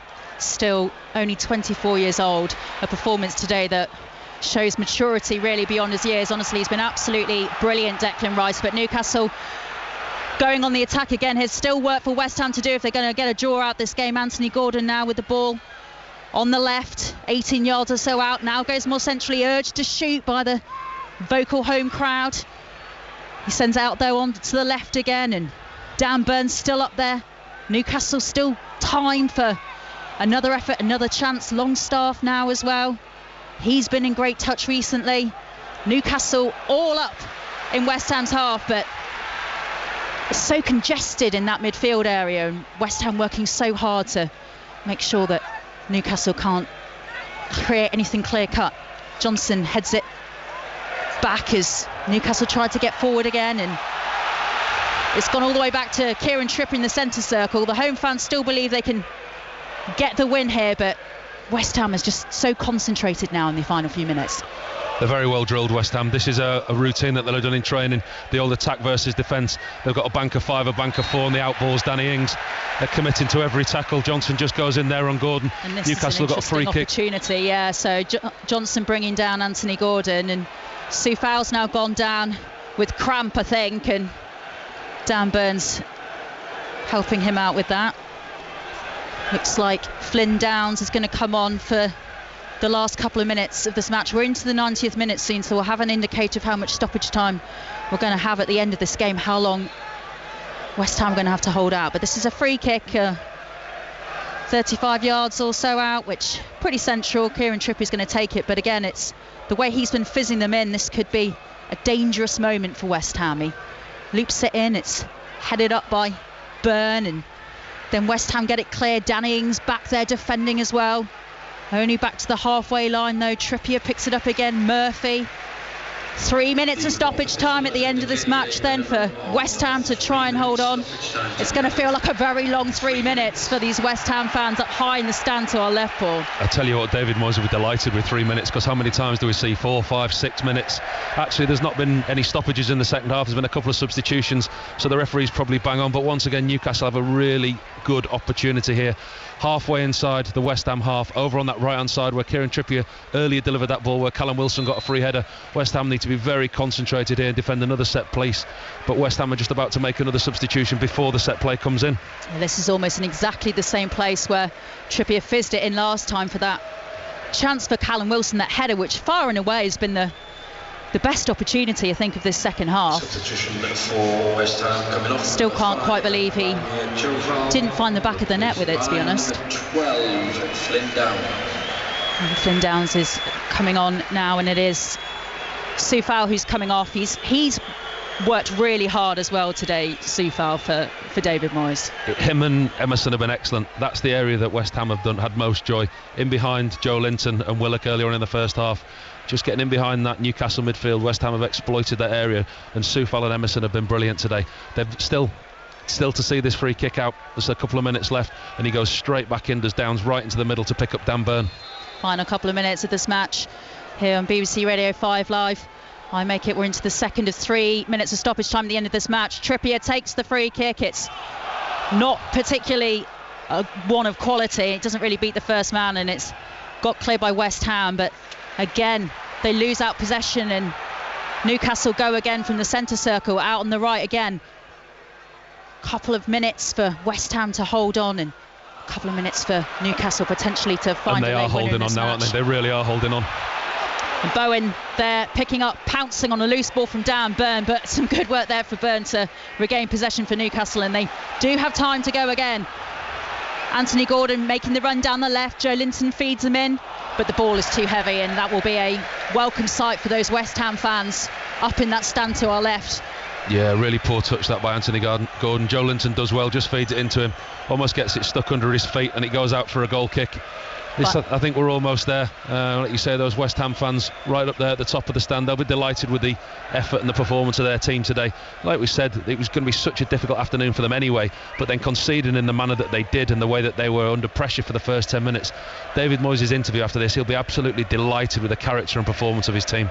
By my watch, we've got about 20 seconds or so to go of the 3 minutes of stoppage time. Fabianski in no hurry at all to take this goal kick. He does so now, and it's high into the centre circle, and then there's a clash of heads there, and the Newcastle player has gone down, and we'll just have a slight pause in play here.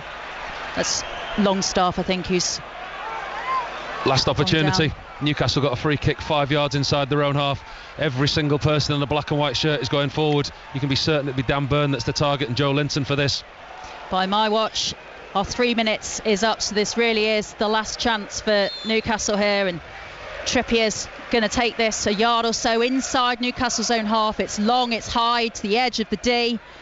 Header goes up from Dan Burn, but Newcastle lose out, and it's Declan Rice on the ball, and then Fornals now on this right hand side for West Ham, and Declan Rice is still up there, loops it forward to Jared Bowen, who can't get on the end of it, and then he fouls the Newcastle player as Newcastle then go down, and that is the full-time whistle. So it is ended then.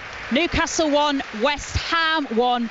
And you would say, Paul Robinson, that is an absolutely huge point for West Ham, given the situation at the bottom of the table and given the results that they knew from the 3 o'clock games ahead of kick-off here at St James's Park. They were the better team today, Maz. They really were. They went 1-0 down to a Newcastle team who came out the blocks. They started really well. They had a goal disallowed, and straight after that they scored. But since that point, West Ham grew in confidence. They grew in performance. It certainly wasn't the performance of a team that are fighting relegation. Full of characters. Declan Rice was excellent. Paqueta again was excellent today. David Moyes will be absolutely delighted with the character and the performance of his team today. I'm very much looking forward to hearing what he has to say, because I think West Ham were the better team. They deserve to win that. At half time at St James's Park, we will have some reaction to Sunderland's draw with Millwall in the Championship. Earlier we'll have all the non-league scores and some analysis of them as well. That coming up during the break at St James's Park at half time. West Ham with 5 changes. Fabianski, the goalkeeper. 3 centre-halves. Kehrer, who is a German international, played once at the World Cup, and they signed him from Paris Saint-Germain in the summer. Ogbonna, who's been around at West Ham for a number of years now, and Aguerd, who is a Moroccan international, 30 million from Rennes in the summer window, and was also playing at the World Cup in the Morocco team that got all the way to the semi-finals. Soufal and Emerson are the 2 wing-backs. Rice and Lucas Paquetá in midfield. Bowen and Benrahma in the attack, with Antonio through the middle. He was one of their scorers, Mikel Antonio, at Derby in the FA Cup on Monday night, and scored one of West Ham's 4 goals here last season in a 4-2 victory. It was on the opening weekend of last season. It was the first time that St James's Park had been full since all the lockdowns and behind closed doors football, and Steve Bruce was still managing the team at that point. Newcastle, Pope in goal, Trippier, Share, Botman, Byrne, Willock, Longstaff, voted Player of the Month for January by Newcastle supporters, and Joe Linton, Almiron, Saint-Maximin, only a 6th start of the season for him, and Wilson, no goal in his last 10 for Newcastle in all competitions, but he does have 6 in total this season. Dubravka on the bench with Dummett, Lascelles, Gordon, Ritchie, Lewis, Fraser, Murphy, Anderson, and West Ham's bench, Heggie and Anang, 2 young goalkeepers, Johnson, Cresswell, Fornals, Lanzini, Downs, Ings and Souček. BBC Radio Newcastle. We'll bring you every Newcastle United and Sunderland match exclusively live. And here come the 2 teams, led out by Peter Banks, the referee, wearing orange, and his assistants Eddie Smart and Nick Greenhalgh. Simon Hooper, by the way, is the 4th official, and a reminder that Neil Swarbrick, assisted by Richard West, on VAR duty tonight. One of Eddie Howe's points there, Ando, in the interview that we heard was about moving on from Tuesday, and of course they're still going to be on a high, and everyone's excited about Wembley. It's such a meaningful thing, but they've got important league games to play between now and then, and he wants them to maintain, if not improve, on what they've been doing in the Premier League over recent weeks and months. So he's had to try to as he said, there's been a big effort to make sure that the players are definitely ready for tonight and not still thinking about Southampton and what they achieved. Yeah, it's difficult, you know, obviously a big night on Tuesday night, very emotional as well, emotionally draining for players as well, because, you know, big opportunity, a cup final at stake. They got through it, they booked their place at Wembley. They've now got to concentrate on the league, and sometimes you've got one eye on that cup final. You don't want to miss out, you don't want to be injured, you don't want to pick injuries up and get those little demons in your head. So it's, yeah, they've got to get back down to earth, they've got to get very grounded, and they've got to concentrate on 3 very important league games before that cup final. How much are they going to miss Bruno, because they've had to change it around today, and he does things that nobody else can do. He's such a quality player. Yeah, look, he makes things tick in there. You know, he's got people around him who do the hard graft, and I'm not saying that he doesn't graft, but you know, they put the boot in. He's the guile. He sees it.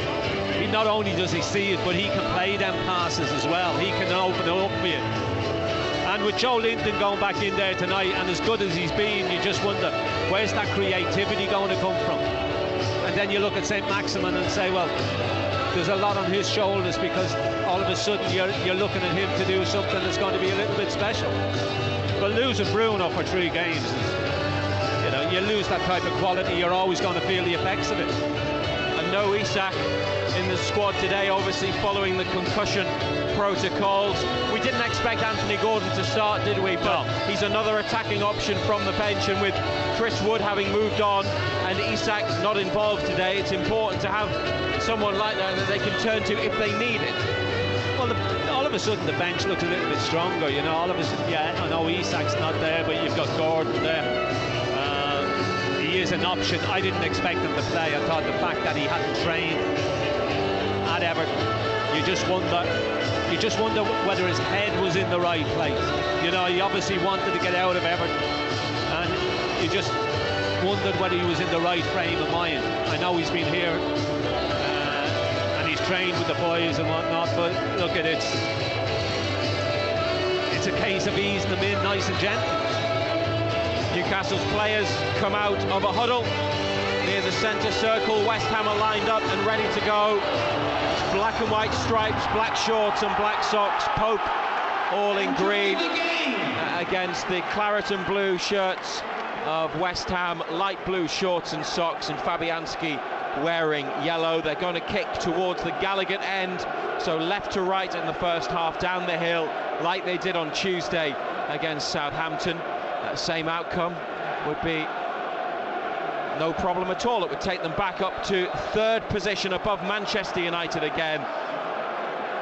And the match has got underway. BBC Radio Newcastle, NUFC TV. Back it goes to Cher, Longstaff to Trippier, and then down the line this near side to Willock, finding Almiron, put out by West Ham's Naif Aguerd, and Newcastle throw. Joe Willock's limping after that challenge. He's holding, I think it was a clash of knees. Yeah, it's his left knee.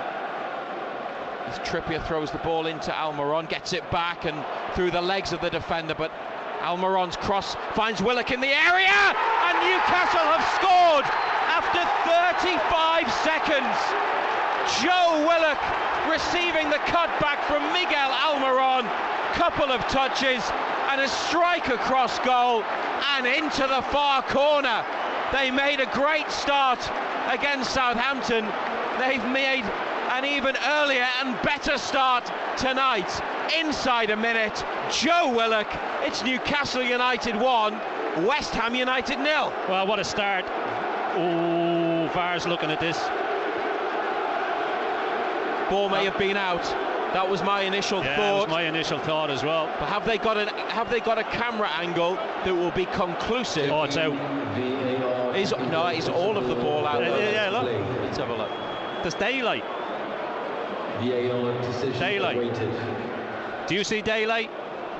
At that angle that we're looking at behind Almiron, it suggests that the goal may not count. And the referee says no goal. Ball was out from Almiron. I must say that as the play was going on. We were a bit hesitant, and that's what I assumed had happened, but the assistant referee didn't spot it. The ball was probably obscured from his view by Almiron, so how could he see? Now Wilson's played in. This is the chance for 1-0, and yes! Callum Wilson takes it. What a start! And Wilson has scored his first Newcastle goal since the end of October. Denied by VAR, but Callum Wilson rolled in, has responded with the opening goal, and surely this one will stand. A brilliant left-footed finish, one-on-one with Fabianski, and after 3 minutes, it's Newcastle United 1, West Ham United 0. Well, it's a quality finish. You know, they just out-muscled West Ham in the middle of the park. Joe Linton wins it. Great little through ball, Longstaff. Great finish. Fabulous finish. Just threaded the ball through. He's got onto it, doesn't break stride. Knocks it straight past the keeper. A perfectly timed run by Wilson in between two of the three centre-halves. Left-footed, and he was just on the 18-yard line as he guided it past Fabianski, celebrates in front of the Gallagher end. 2 goals inside 4 minutes. One of them counts, one of them stands. Willock disallowed. Wilson with a great finish to make it 1-0. And they're on the ball again. There's loads of space for them in midfield, Newcastle. And it's Almiron down the right wing with Trippier. This is relentless stuff at the start. Trippier in towards Willock. Might run for a corner. West Ham managed to clear it from the line. Longstaff with a header back to Cher. He's kept it in. Rice has got it. And then Joelinton intercepts, carries it back, leaves it for Cher. Tackle comes in from Rice. And now Antonio might have a chance to get away down the left. West Ham looking to respond with an equaliser. Sven Botman in the way, and Almiron on the right keeps it in, finding Trippier with a pass back towards Almiron. It's gone out, and the flag is up this time. That's twice Trippier's looked for Almiron, and the ball had gone over the line. It's a throw for West Ham just in front of Newcastle's bench. 1-0. It's been a breathless start. I mean, 2 goals, 1 disallowed. Didn't let it get them down. Responded straight away and got one that did stand. Willock throwing himself into challenges, then Almiron makes a block on halfway, and out it goes. BBC Radio Newcastle. And Wilson with his 7th of the season, and that run without a goal was stopped at 10 matches. He needed it, and they're delighted that he's got it as Bowen goes on the attack for West Ham. Long ball over the top, playing it back to Benrahma on this near West Ham left side. Heading for the goal line, tackled by Trippier, who plays the ball against Benrahma, and it's handball, so it's a Newcastle free kick. Didn't know what he was doing, did he, Benrahma? He got it on this left side. Nobody in the box, to be fair to him.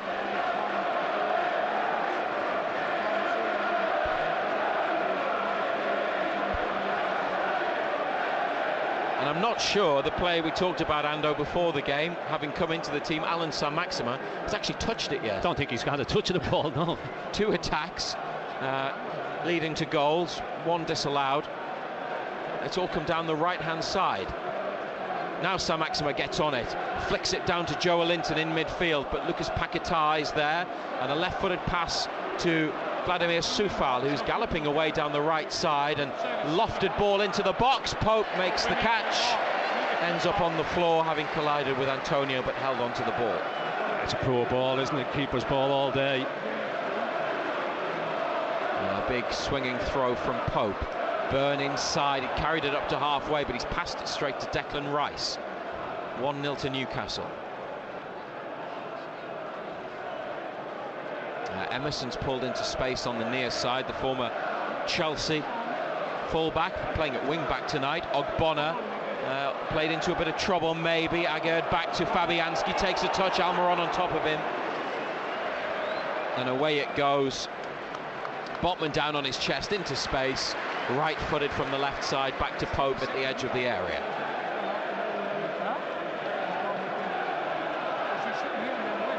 That high press again, isn't it? Almiron's work rate, desire to get close to people, close people down, chase the ball down.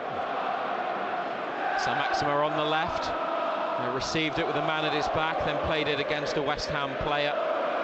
Rice, right side of central midfield.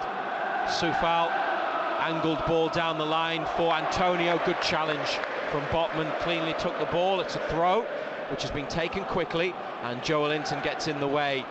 Plays it to Byrne, gets it back on the line. Byrne again, and lifted clear into the middle of Newcastle's half. Wilson has collided with Lucas Paquetá, and Rice in front of the centre circle, rolling it along the floor to this near side. Emerson back into Rice. Willock closing down. Aguerd to Rice.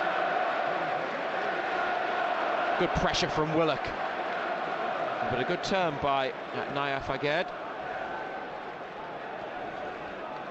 And forwards it goes to the edge of the area. Antonio with Botman on the left in the box, whipped across by Antonio, but nobody close enough to goal to get on the end of it. They're still on the attack, West Ham. Soufal with a cross that's blocked by Newcastle. Comes back to Lucas Paquetá, dispossessed by Alan Saint-Maximin. Only Wilson up ahead, but he's gone for it with a brilliant ball down the left, and Wilson has got there. That's fantastic play from Saint-Maximin. Wilson now looking for support, corner of the area, tries to break his way through into the box. Ogbonna is there to clear, and played into midfield where Bowen pushes it back to Paquetá, and Rice to Emerson. It's been played at quite a high tempo this match. Newcastle lead 1-0 in the 9th minute. Back to Fabianski. West Ham, their ever-present goalkeeper. It's been number one for 4 or 5 seasons now, and he lifts it onto Kieran Trippier's head on halfway. Forwards from Trippier. West Ham header. Botman to Longstaff, sliding, gets it back to Trippier, who switches it to the far left side to Byrne. Joelinton to Longstaff, and back to Botman. Square to Share, almost in the middle of Newcastle's half. Tossed over to Byrne, brings it down with his left and rolls it inside to Botman.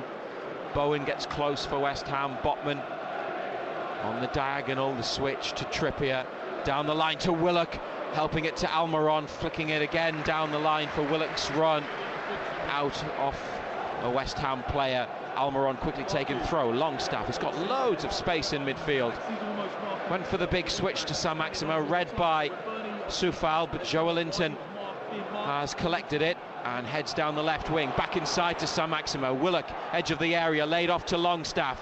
Over it comes to Trippier, takes a touch, and then another to pass it to Almiron. Shifts it inside.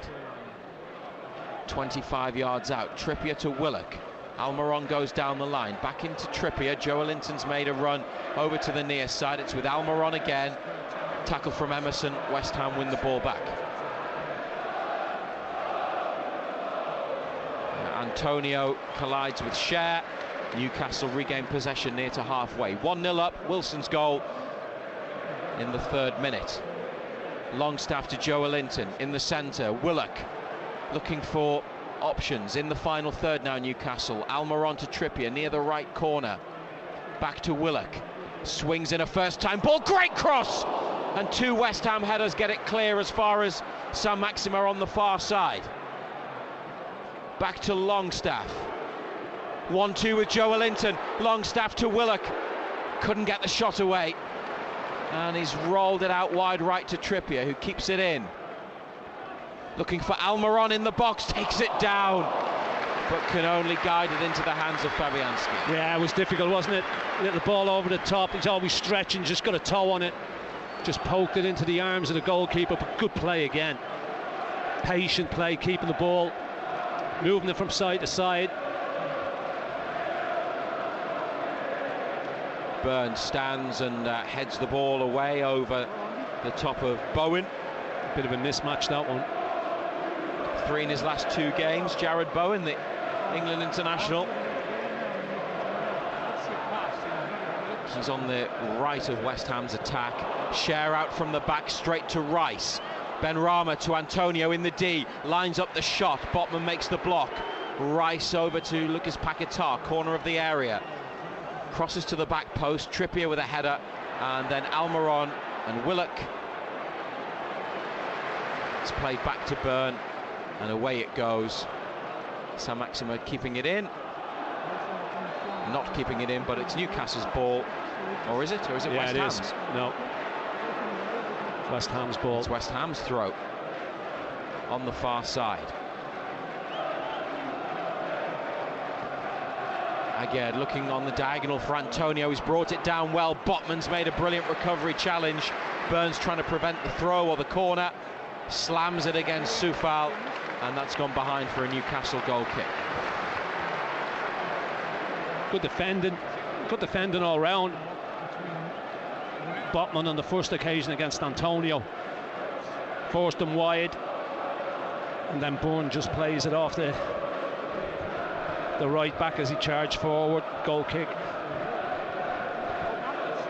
Callum Wilson, the scorer of the only goal tonight that counts, and it was Longstaff's through ball in between the defenders, and Wilson with a lovely finish one-on-one with the keeper. Confident sort of chance you expect a player of his quality to take. Longstaff back to Botman. Earlier Willock had one disallowed after Almiron had cut it back with the ball having gone out of play. Botman trying to get Saint-Maximin in over the top down the left. Soufal got up and headed it inside to another West Ham player. Saint-Maximin acknowledges the pass and the idea. Benrahma to Emerson. Almiron gets back to him and commits a foul in front of David Moyes, the West Ham manager. Wearing a navy body warmer, David Moyes, and hands in pockets as the free kick is taken. Back to Ogbonna, former Italian international.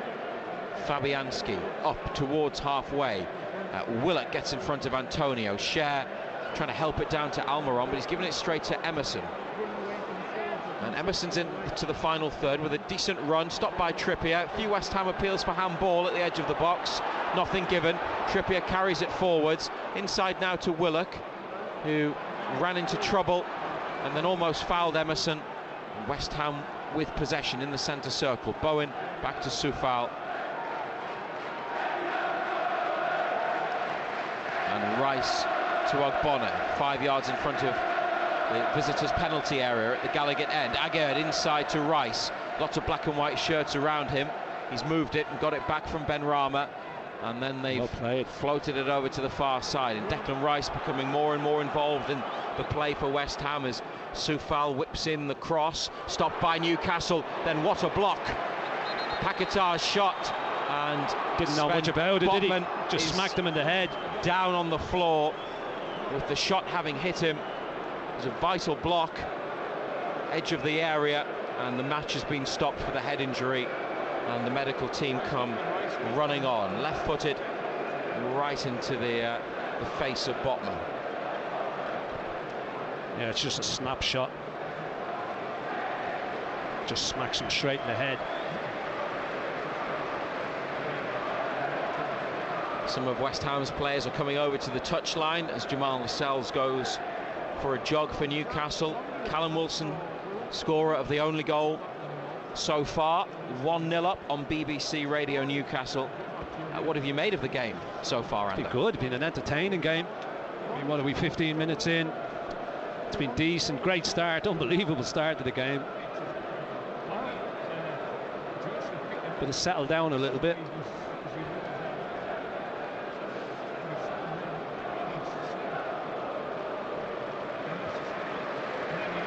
Botman's back up, and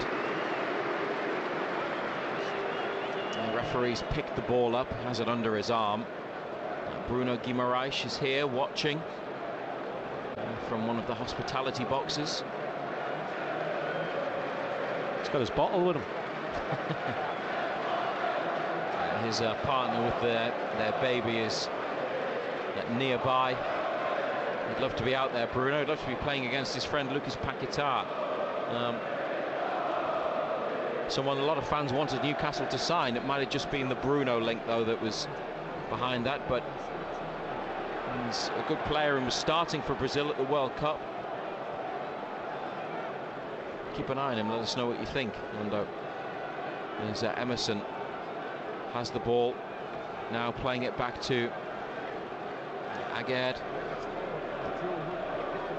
It's only his 5th Premier League appearance, Nayef Aged, because of injury. Saint-Maximin on the left, back to Byrne, lets it run, and now Botman rather, back to Byrne. Not the most convincing pass. That's a much better one. What a ball that is. Whipped over towards Trippier, looking for Willock, cut out by Rice in Newcastle's half, and it's another West Ham attack. They've certainly grown into the game, and they are pushing for a leveller. Benrahma's cross, Botman stabs it away. Almiron chests it down, back into the centre. Longstaff on his chest, and looks for the feet of Almiron on the right side, and heads for the halfway line, pursued by Antonio. Good ball to Wilson, laid off to Willock, back to Longstaff. Newcastle applauded for some good football, and Longstaff plays it behind Bowen to Byrne. Saint-Maximin takes over into the final third now. He was aiming to pass it to Joe Linton, and it went straight to a West Ham defender, but their clearance has come only to Botman, who's lifted it over to Trippier. Brought down by Trippier. Gets it back from Willock. And it's the 19th minute, and it's 1-0 to Newcastle here on BBC Radio Newcastle. Botman next to the centre circle. They've kept possession but gone back into their own half on the other side. Byrne in towards Wilson, trying to take it down and around Ogbonna, who got a touch and then sticks it out for throw.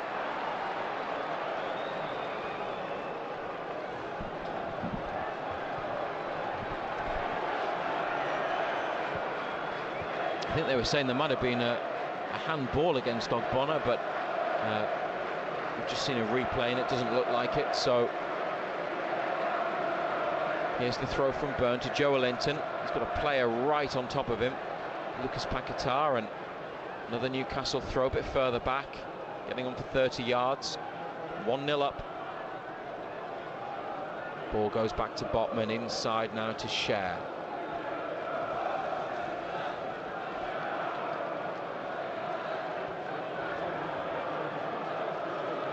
Trippier back into Fabian Cher. He's got space, he's going to move into it and then clips it over to the left wing to Saint-Maximin. Brilliant first touch, now into the box, then across to the back stick that Emerson heads up, and Benrahma volleys clear. Longstaff watching it, nods it down to Trippier. It's been a good start by Longstaff in the middle of the midfield. Back they go to halfway to Cher, having a possession now, John Anderson, after a reasonable spell from West Ham. Yeah, it's been decent by both sides on the ball. Both sides have passed it well. Oh, it's unlucky. Cher was trying to get Wilson in at the edge of the area. He's finding space now, and he's certainly very capable of bringing the ball forwards and playing passes like that. Byrne to Botman and back again, and they could have to go to Nick Pope here, and they do. Leaves his area, and it's a high ball, but two West Ham defenders are there. Emerson has come down off his knee, and Aged back towards the keeper, who sent him well wide of goal, in fact almost to the wide of the area, to the line on the far side, but Fabianski completes the clearance, and Bowen now on his chest to Antonio, 30 yards from Newcastle's goal, right wing, put out by Dan Burn. And then Joe Linton concedes another throw. Into the box it comes, headed away by Botman. Joe Linton spins away from Soufal, and that's a ball to the feet of Trippier, who checks back and slips and then gets challenged, but it's a foul, and Trippier looks as though he's hurt by the tackle from Emerson. Peter Banks blowing for a Newcastle free kick. Oh, I tell you what, he loses his feet and just takes his ankle. Yeah. Not a lot in it.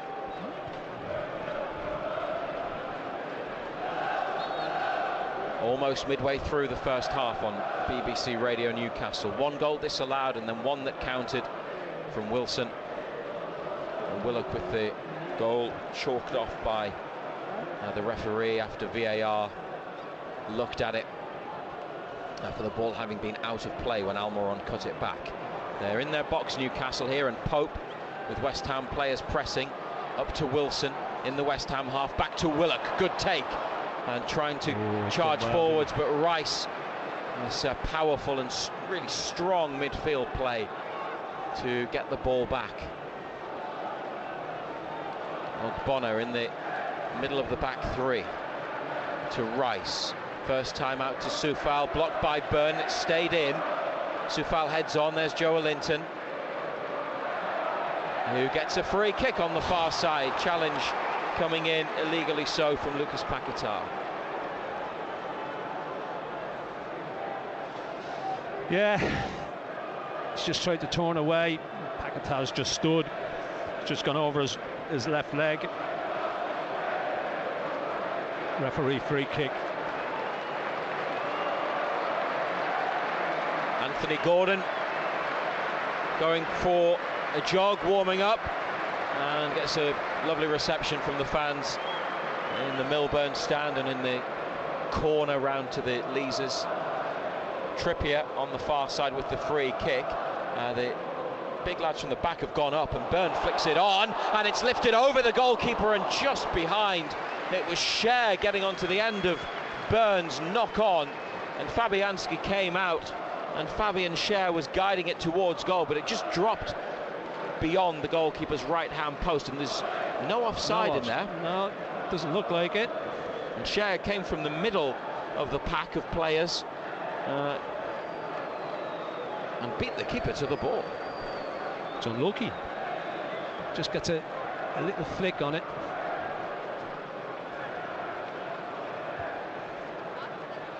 Lucas Paquetá down to Aguerd. It's left-sided, and he's playing it over to Emerson, in away from Almiron. Tackle from Willock on Benrahma. West Ham throw close to halfway. Newcastle are 1-0 up.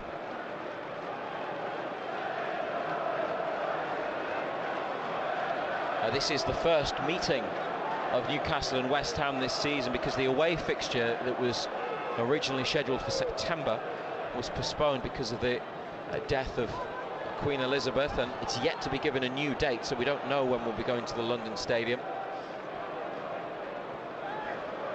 1-0, and West Ham giving it away through Antonio as they tried to attack down the left. Almiron, it's taken a touch off an opposing player and come to Willock fortuitously. Back to Longstaff and Joe Linton to Saint-Maximin. Byrne going on the overlap, rolled in by Saint-Maximin. Oh, the cutback from Dan Byrne was stopped by Declan Rice, who's been everywhere and has been very, very good so far. And Joe Linton with a trip on Jared Bowen on the far side, and it's a doesn't disguise it, does he? For the Hammers. He doesn't disguise it.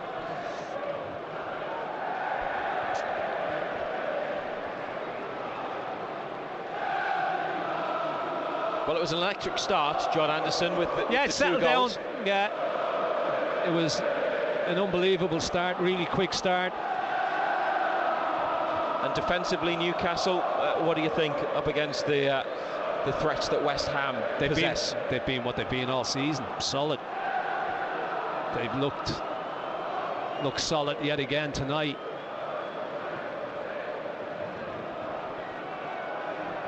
Antonio gave Cher a shove, but the ball went beyond both of them. Trippier volleys it to Joe Linton. Byrne has a cut inside and got the better of Lucas Paquetá. Longstaff to Joe Linton. Saint-Maximin's come into the middle, wants it. It instead comes to Almiron on the right on halfway. Trippier back to Almiron. The player in front of him slips, it's Benrahma, but he goes back to Botman. And now it's Byrne, who's stepped into space. Far side of the pitch.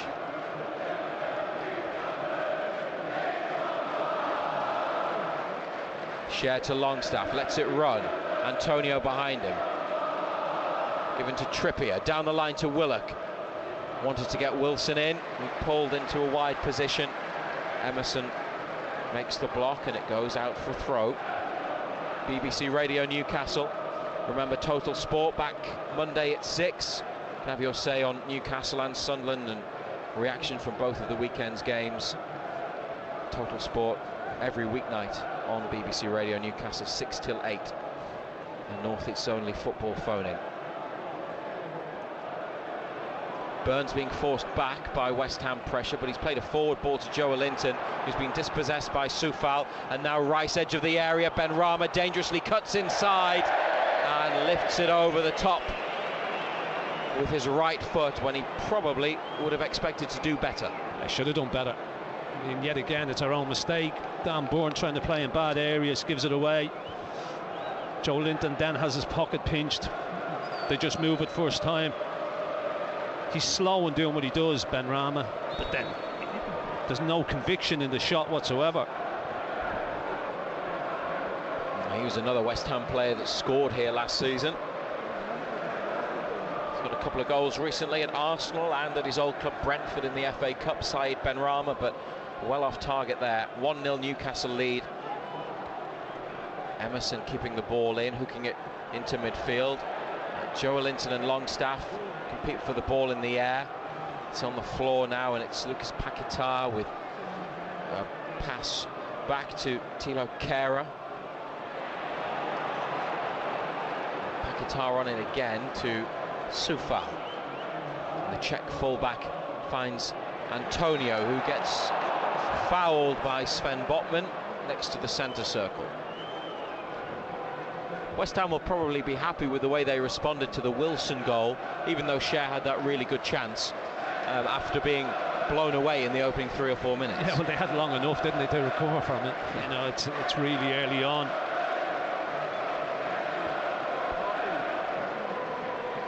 Cher with a good header clear at the edge of the box. Joelinton. Oh, he tried to pick out Almiron towards halfway, but the ball didn't have enough power. Enough pace on it, and West Ham with it again. Benrahma's gone around Trippier. Goal kick. Benrahma went down. Trippier straight away said that there was no contact, and the referee agreed. Doesn't book Benrahma for a dive. It's just a Newcastle goal kick. Oh. Let's see that again.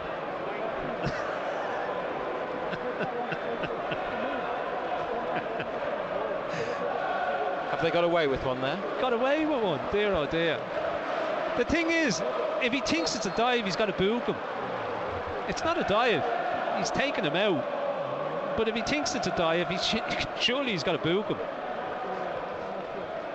Joelinton beaten in the air, but it comes back to Byrne, tries to head it to Longstaff. Bowen's got it, and West Ham through Rice charging forwards down the left. Benrahma inside to Emerson, skips away from Willock, and now Lucas Paquetá, edge of the box, blocked by players in the middle. Another shot blocked. Lucas Paquetá again, wide corner, right-footed effort, and the few thousand visiting fans enjoyed that West Ham break, making a lot of noise at the top of level 7. A couple of efforts in there, Ando blocked, and then the referee spotted a deflection on the one from Lucas Paquetá that went wide. Yeah, I think it's caught Dan Burn, I think, on the heel as it's gone past. 31st minute on BBC Radio Newcastle.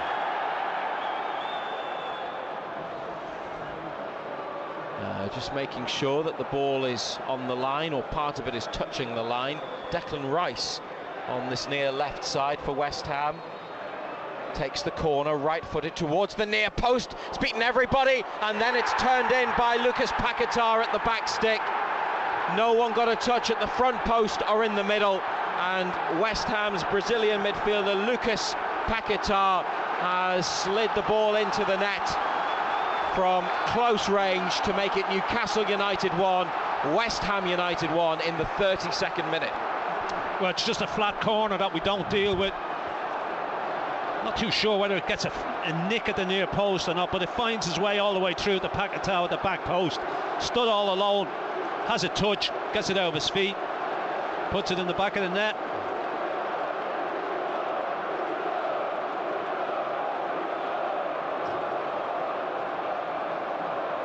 That equaliser for West Ham scorer. Lucas Paquetá was grappling with Kieran Trippier next to the post. What have you spotted?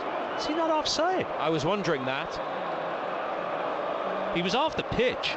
He was at one point off the pitch, wasn't he?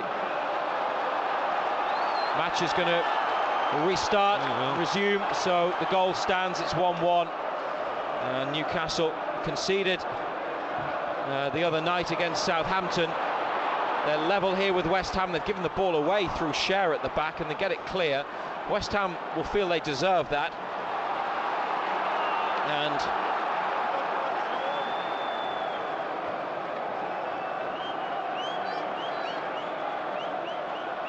now they'll have to try and get themselves ahead again. Can they get Sam Maxima into the match? They haven't yet. He's looking to try and get around Soufal here. Wilson edge of the area from a high ball forwards. Then the clearance blocked by Willock. Almiron with Trippier on the outside. 30 yards from goal. Back through for Almiron. Good play. He's tried to win a corner, Miguel Almiron. It's a throw only.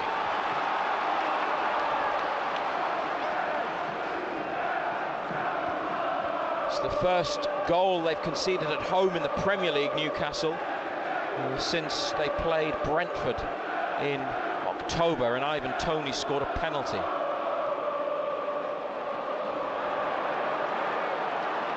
They've got a throw on the far left side of the pitch, middle of West Ham's half. Burn up to Joelinton, chested inside. It's a great touch. Now he's found Willock, flicks it on. Almiron to Trippier, corner of the area, looking for some movement, wins a throw. Takes it himself, and it's with Joe Willock.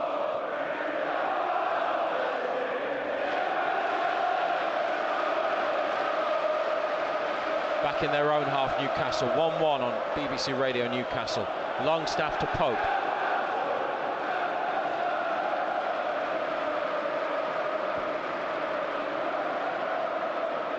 And Botman into Joe Willock, edge of his own penalty area. He's very deep.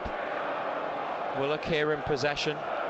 Cher, 35 minutes played. Botman to Burn, still at the edge of their defensive third, now into midfield with Willock. To the feet of Sam Maxima, comes in off the left, gives it straight to Antonio. Back to Rice. It's not the first time he's given it away either. Lucas Paquetá back to Thilo Kehrer. The right side of West Ham's back three. Aguerd switches it with his left, the big diagonal ball. Burn gets up and that's a good header forwards. Paquetá's kept it in, got there before Alan Sam-Maxima did. Now it's Newcastle's throw. Joelinton taken quickly. It's bounced a couple of times and come to Longstaff. Willock in the centre circle. Excellent ball on by Willock to Trippier. He's moved it to the wide position to Almiron. Cuts in and lays it off to Willock. Back out wide to Trippier. Back inside to Willock. And getting further back now, Newcastle with the ball. West Ham, everybody behind it. Botman to Joelinton. Burn with a couple of touches. Just missed by a sliding bow, and it's come to Longstaff. Over to Trippier. It's at the feet of Cher, a couple of yards behind the halfway line. Trippier's dropped in, gets it again. Looking for Willock, intercepted by Rice, who has taken charge in midfield, and it's on by Emerson to Benrahma, attacking the edge of the area, away from Cher and Longstaff, and then a shot that goes wide of the near post. Nothing in it, was that? Too easy though. West Ham the better team at the moment? At the moment they are, yeah.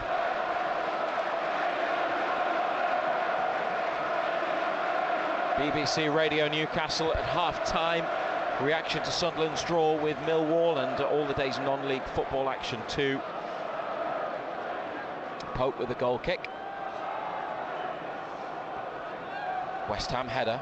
Willock first to the ball on halfway. Joelinton. Oh, good feet. Gets around Benrahma. Trippier back to Joelinton. He's got a man on, and he's moved it inside to Willock. Over it goes to Byrne. Saint-Maximin on the outside. He takes it with his left. Couple of step overs, goes inside, then back on the outside. Paquetá with him. Saint-Maximin still going into the corner. No foul. Wanted a free kick. West Ham clear it. Botman is there to play it right-footed first time back to Pope. Edge of the area. Share into Joelinton. Comes over to Trippier. Closed down by Emerson. Back inside to Joelinton, who goes on the charge. Oh, it's a good run, and he's played in Longstaff, who's got Wilson in the middle. Longstaff's ball. Goalkeeper catches it under the crossbar. Wondered whether it was going to deceive Lucas Fabianski, but he read it and caught it, and you just wanted him to whip it round the corner. Just need a whip round the corner, didn't he? Just whip it into an area. Poor.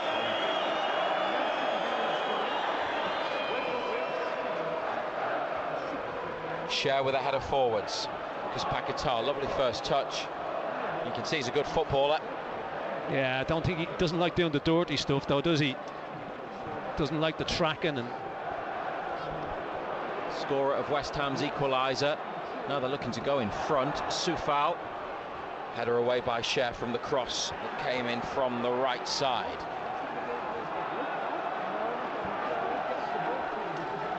Because Paquetá again. Slipping it through down the right. Antonio has got plenty behind that cross, but it was straight into the hands of Nick Pope at the near post.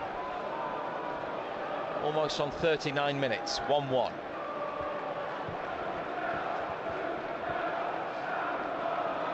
Saint-Maximin back to Willock.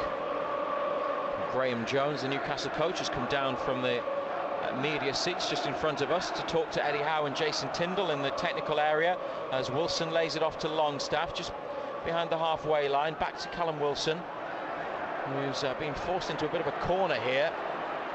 He's been able to give it to Share, and that's a ball over the top, and Almiron chasing, foot race with Aguerd.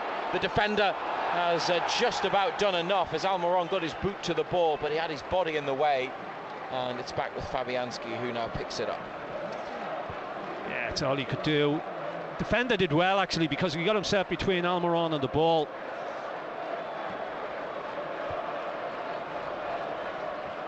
Share with a header out wide, straight to Emerson, the Italian international. He's never a regular at Chelsea, Emerson, and he hasn't been at West Ham, but it's a couple of starts in a row for him. Left wing back, and from him they go all the way back to Fabianski. Long ball upfield. Botman has defended it well, and Joelinton with a bit of space in the middle, and Saint-Maximin on the left side, but the ball didn't reach him. Kehrer is there to head clear. Needed a more accurate pass, or even one just hit into the space, but it was too close to the defender. One apiece. Longstaff to Almiron. Moves it quickly. Willock, left of centre. Saint-Maximin. Soufal comes to him, knocks it around him. Good play by Saint-Maximin, but the ball that he cut back straight to two West Ham players. They made a mess of the clearance, but they've got it away. Got to do better. Beat the defender, but just didn't have the cross. No. Joelinton and Willock, and now Saint-Maximin involved, coming in off the left wing. Joelinton now at the front of the centre circle, up to Wilson. Challenge comes in from behind. Wilson's got the ball. Joelinton trying to help it on. West Ham get it clear. Good battle, that. Physical stuff. Benrahma to Antonio, back to Benrahma, straight against the shins of Share. And Longstaff on halfway to Botman. Trippier with room on the right side. Final 5 minutes of the first half, 1-1. Almiron fires it up to Longstaff, just inside the area. Back to Trippier. Takes a touch. Level with the edge of the West Ham box to Longstaff. And Trippier again, and back for Longstaff. Gets turned and has won a throw. Trippier looking for options from this throw.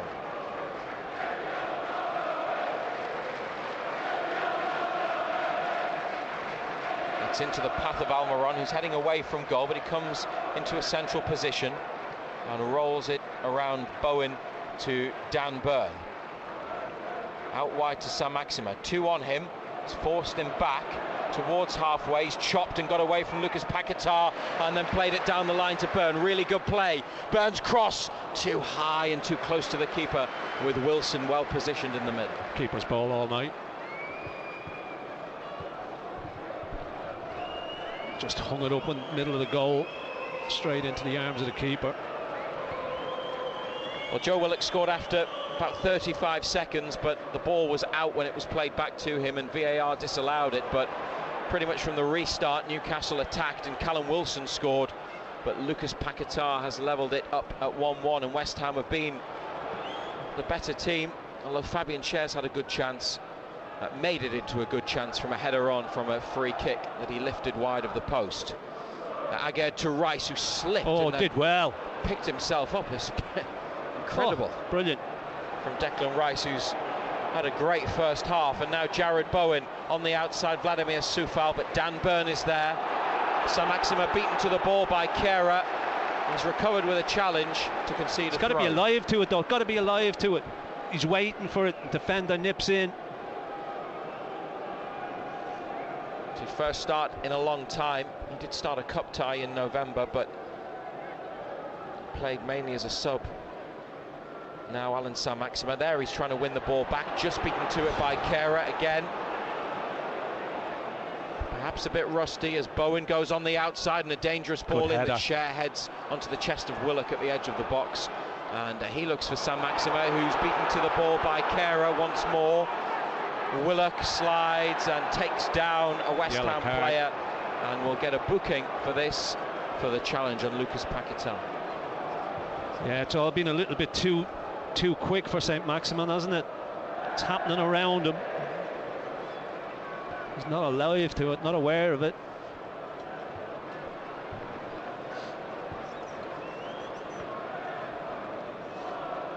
Final minute of the first half here on BBC Radio Newcastle. It's been a good atmosphere tonight. A lot of fans now heading inside for the break. But work to be done with this West Ham free kick, defending to be done.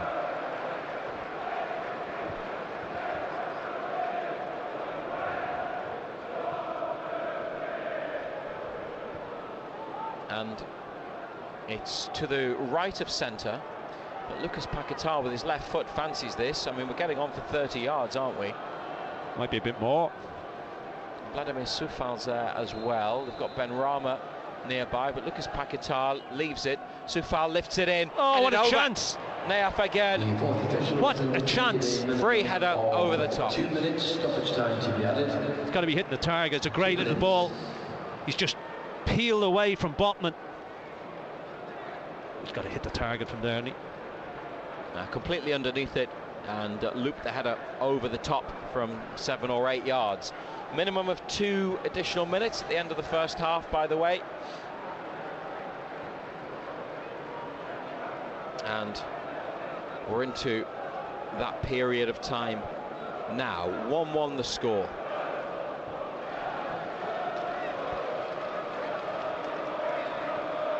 Wilson challenges for the long ball forwards from Pope. Trippier and Ben Rama battling now on this touchline. Schär with a touch away. Joelinton in front of the halfway line, back to Botman. And forwards it goes to Burn. He's having a look. It's a short ball to Saint-Maximin, who's played it through the legs of a West Ham defender, but hasn't happened for him, has it? No, a couple of bits of skill, couple of runs, but runs as in shifting it, beating the defender. But it's not been his night so far in the first half. Dan Burn, 2 good headers on the far touchline. Joelinton with a very important challenge. And now Longstaff to wide left, and Joelinton. Now Saint-Maximin takes it And back to Joelinton on the left wing. Saint-Maximin has been caught. Joelinton gets tripped. Peter Banks blows for a Newcastle free kick. Yeah, big boys, get them forward, load the box up.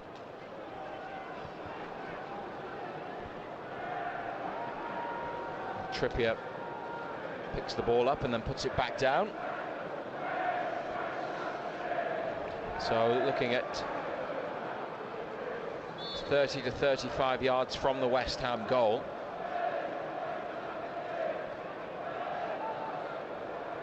And they put one player, Jared Bowen, in the wall. Willock's hung back, everyone else is up for this, headed away by Lucas Paquetá, and it's the last piece of play in the first half. 1-1 the score, and a great start from Newcastle, John Anderson, but West Ham came back really strongly. Yeah, they did. They played well, West Ham. They're well in this game. Perfect start for us. I mean, obviously the goal was ruled out, ball was out of play, but responded straight away, right from the restart. Got the goal, great little finish. Wilson, great ball. Sean Longstaff through the middle. But West Ham, to their credit, have responded well. And as I say, they're well in this game.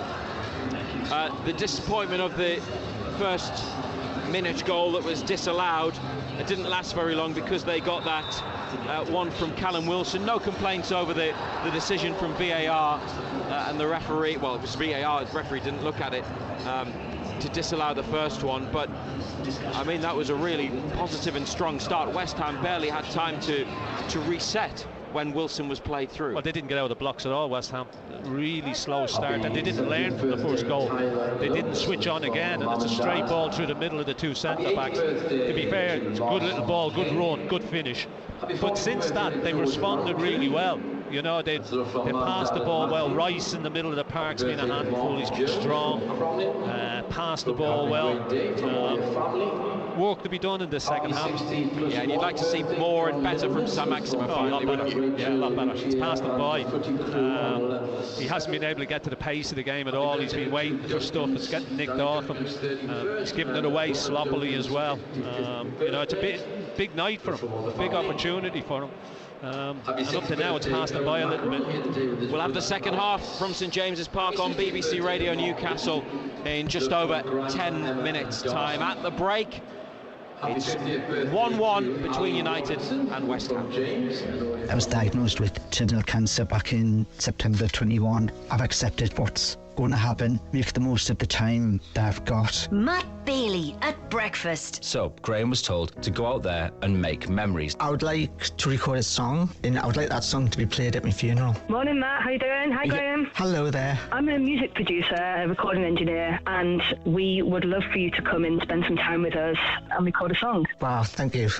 That's taken us by surprise. Wow. You're very welcome. So Graham, here we are in Blank Studios. What are you going to go for, do you think? I think it's going to be Lindisfarne, Run for Home. I used to go and see them as a child at the Christmas specials. This is your moment. This is the bit where you go from being a diva now, like a pop star, Graham. I'll try. You will be able to hear the moment that Graham has played his song for the first time on Monday morning. The sound of the North East at breakfast. BBC Radio Newcastle, making a difference in the North East.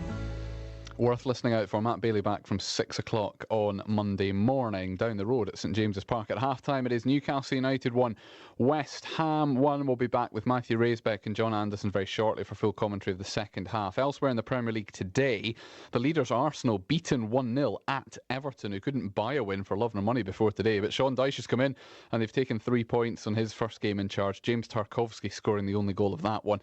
In the 3 o'clock games, Leicester City won 4-2 away at Aston Villa. They had been 1-0 and 2-1 down in that game, had Leicester. Southampton's woes continued. They lost 3-0 at Brentford, who scored 2 in the last 5 minutes of the first half.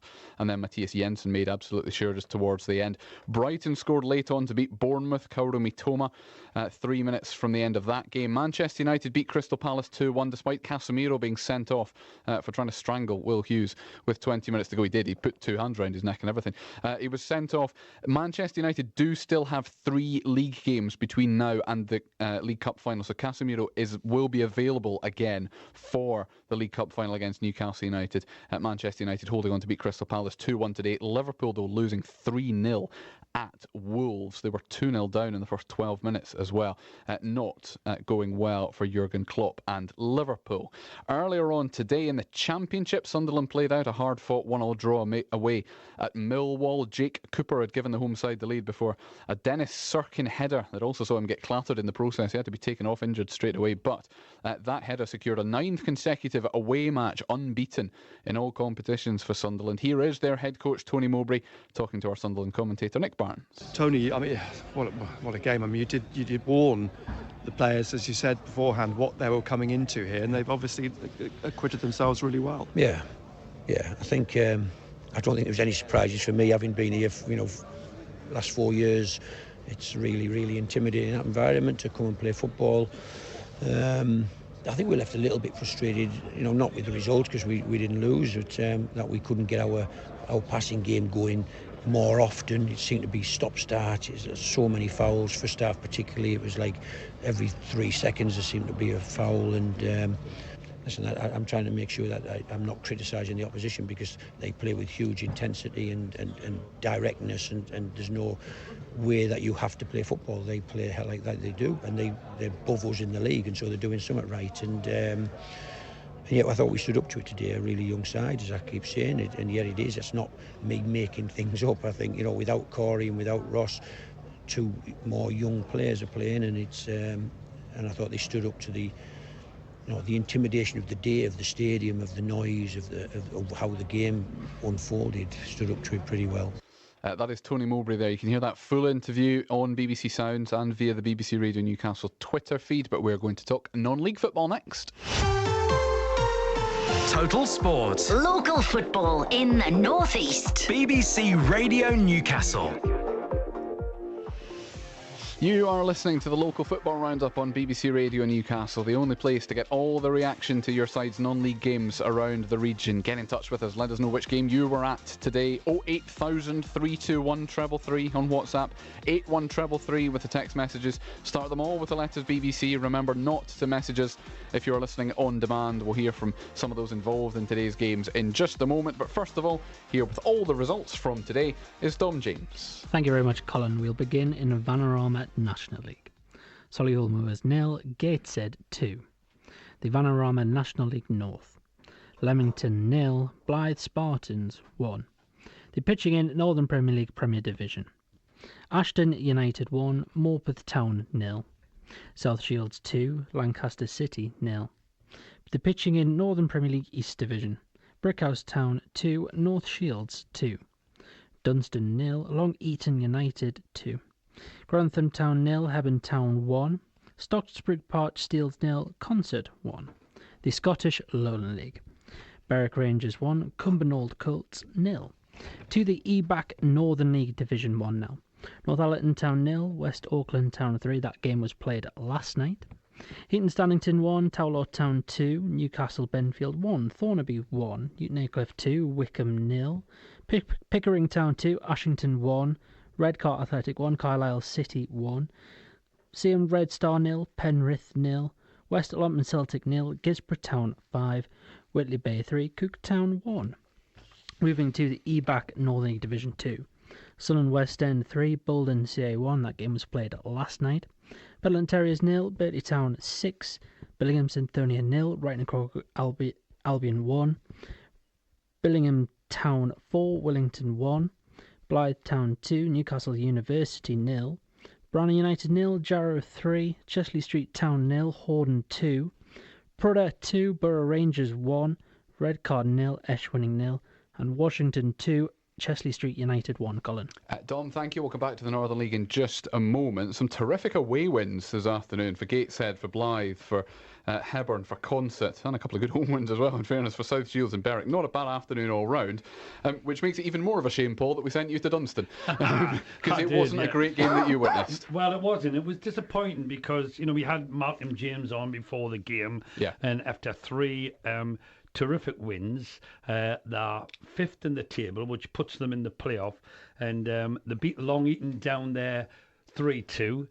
And they were expecting for a home win to make it 4 and stay in the top 5, but it wasn't to be. And after the game, I spoke to assistant manager John MacDonald, who was a little disappointed.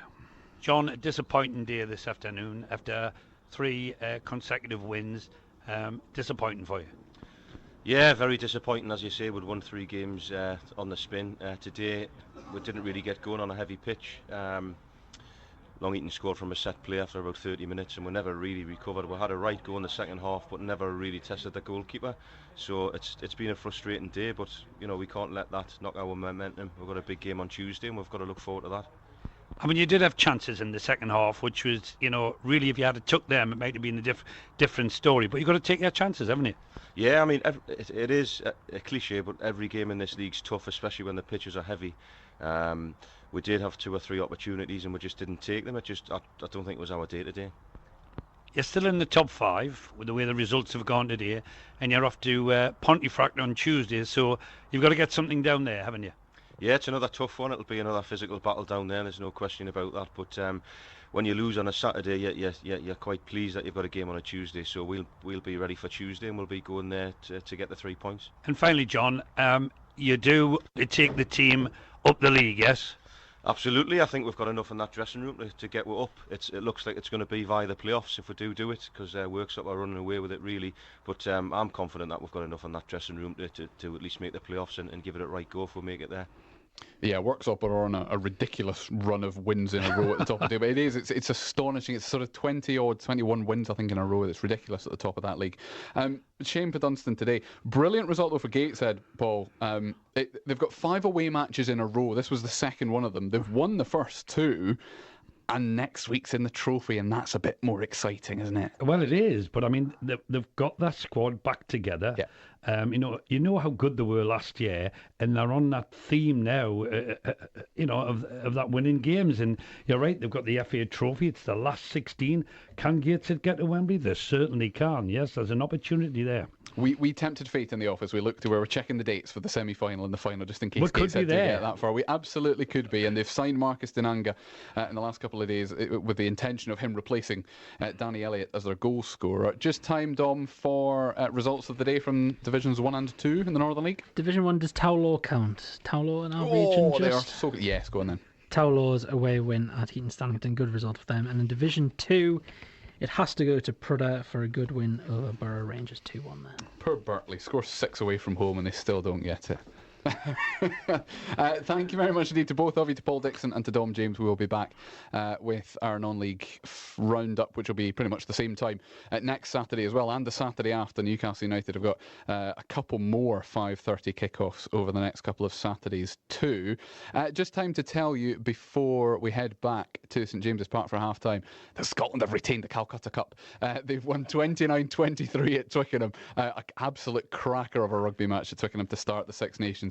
England 23, Scotland 29. Of more local interest across the weekend, in the basketball in the BBL, Newcastle Eagles beat Sheffield Sharks 84-70 last night. They're away at Cheshire Phoenix tomorrow evening. In the WBBL, the Newcastle Eagles are at home to Manchester Met Mystics tonight, but Durham Palatinate have already won today in a really good, convincing win for them over Oakland's Wolves. They won every quarter of that match, and 87-61 it finished in the end. In the Championship for Rugby League, Newcastle Thunder start their season tomorrow afternoon away at Swinton Lions. That one's a 3 o'clock kickoff. Couple of matches for Whitley Warriors in the ice hockey in North Division 1 as well. They're away at Blackburn Hawks this evening. That one's actually just got underway, and tomorrow evening they're back at Hillheads. It is a 5 o'clock face-off when they take on Solihull Barons. If I'm going to tell you that Scotland have beaten England, I also have to tell you that in the first Six Nations match today, Ireland were 34-10 winners at Wales, a 4-try bonus point win for them as well. But for us, it's back down the road to St James's Park. It is Newcastle United 1, West Ham United 1 at half-time, and back with full commentary of the second half in just a moment. Matthew Raisbeck and John Anderson. Half-time highlights. Total Sport. BBC Radio Newcastle. Now Wilson's played in. This is the chance for 1-0. And Callum Wilson takes it. What a start. And Wilson has scored his first Newcastle goal since the end of October. denied by VAR, but Callum Wilson rolled in, has responded with the opening goal, and surely this one will stand. A brilliant left-footed finish, one-on-one with Fabianski, and after 3 minutes, it's Newcastle United 1, West Ham United 0. Declan Rice on this near left side for West Ham. Takes the corner, right-footed towards the near post. It's beaten everybody, and then it's turned in by Lucas Paquetá at the back stick. No one got a touch at the front post or in the middle, and West Ham's Brazilian midfielder Lucas Paquetá has slid the ball into the net from close range to make it Newcastle United 1, West Ham United 1 in the 32nd minute. Matthew Raisbeck and black and white legend John Anderson. BBC Radio Newcastle. One apiece at St James's Park after the first 45. Here come Newcastle for the second half. West Ham are going to make a change, and fullback Ben Johnson is going to come on, and it looks like it might be for Emerson, who was playing on the far side, although it's not Emerson, it is one of the other defenders that is coming off,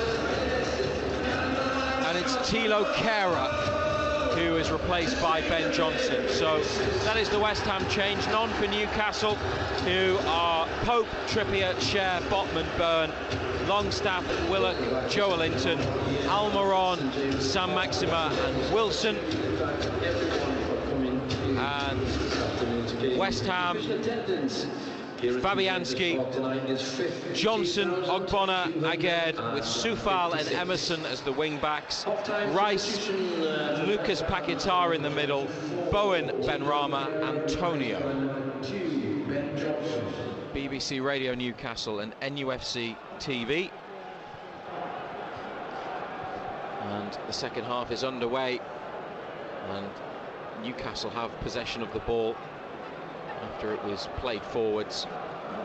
It's at the back, it's Botman and Schär in the penalty area, out to Trippier from wide right, and Longstaff has to turn and play it back into his own box to Schär. That's a good ball up to Willock, helping it on down the right wing for Wilson to chase, but Ogbonna's always favourite, and completes the pass back to Fabianski, who takes a touch and lifts it away straight onto the right boot of Kieran Trippier. Up it goes. It's an offside against West Ham, so it'll be a Newcastle free kick.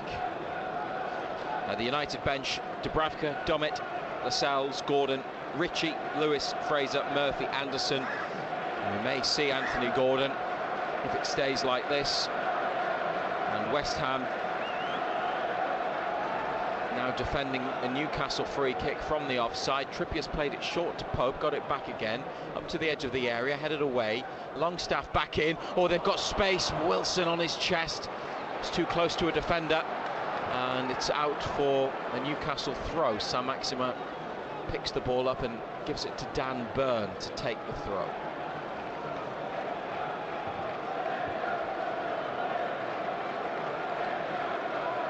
Two minutes gone in the second half. Back down the left to Botman. And he goes to Schär on halfway. West Ham push up a bit. Schär back out to Botman, up to Willock through the legs of Bowen. Got a bit fortunate, Newcastle. Then Lucas Paquetá wins it back. And Joelinton makes the block, stops Bowen getting away down the right wing at the expense of a throw.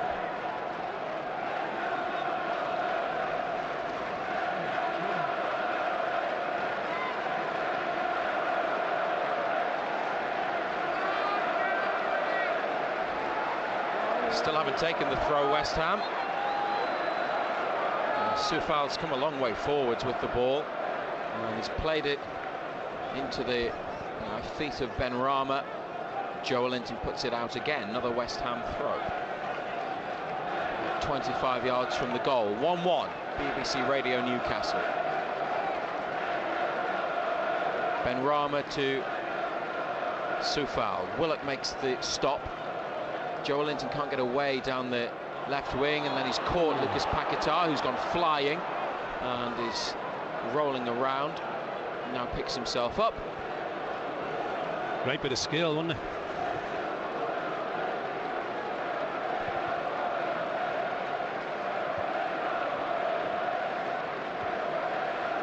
So free kick out wide right. And Jason Tyndall, the Newcastle assistant, has a conversation with the fourth official. I think Bowen doesn't fancy this, you know. He keeps looking at the bench and rubbing his leg. I think he's had enough. He's looking quite uncomfortable, Jared Bowen. He could take the free kick though, or might leave it for Vladimir Soufal. It is Soufal. It's swung in, right-footed. Byrne with a header. Almiron nods away.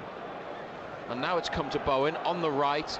Cross into the middle of the penalty area, headed away by Byrne. Back out to Bowen. He's played a 1-2 with Lucas Paquetá. Gets it again. Hammers it across the face of Nick Pope's goal. And Benrahma keeps it in, prevents a throw on the far side. Rice back to Benrahma. West Ham on the attack still. Everyone bar Wilson behind the ball, which comes into the box and is headed by Nayef Aguerd, wide of Pope's goal. Goalkeeper always happy that it was going to miss the target. It was offside anyway. Flag went up. Jared Bowen still. Yeah, he doesn't look comfortable, does he? Limping. Anthony Gordon and Jacob Murphy warming up for Newcastle. Now West Ham have got Danny Ings warming up.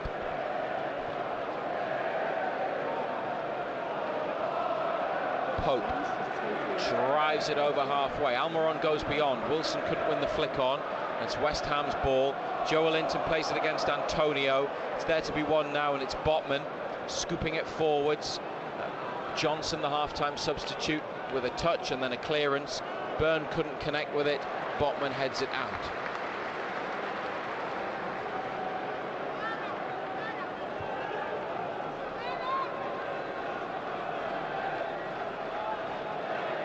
Willock forces Paquetá to go back to Ogbonna. Over it goes to Aguerd and back to the goalkeeper. Almiron closing down. Lifted away by Fabianski. Shares header. Rice nods it to Emerson on the far side of the pitch. Rice just past halfway to Emerson again, who comes inside and he's done well. He's moved into space. This is a good run. And stopped by what the referee feels is an illegal challenge from Joe Willock, who's gone down hurt himself. Good run, good feet, wasn't it? Just cut inside from that left side, left back position. Joelinton is Joe. Well, it wasn't Willock. It was Joelinton, but he collided with Willock, who was next to it.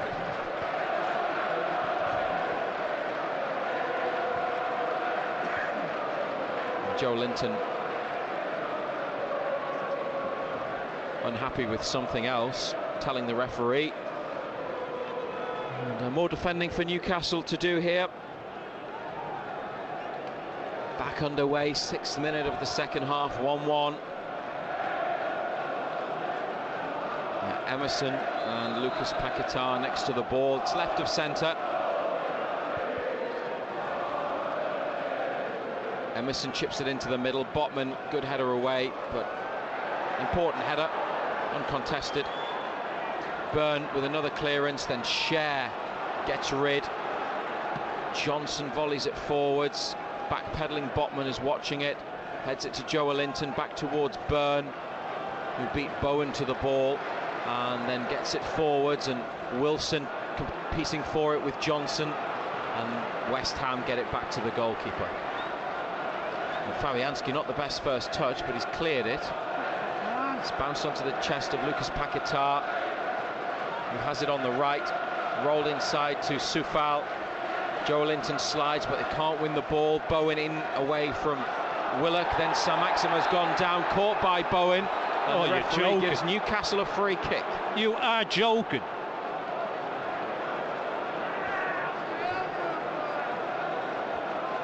Jared Bowen has stood with his arms outstretched for about 10 seconds.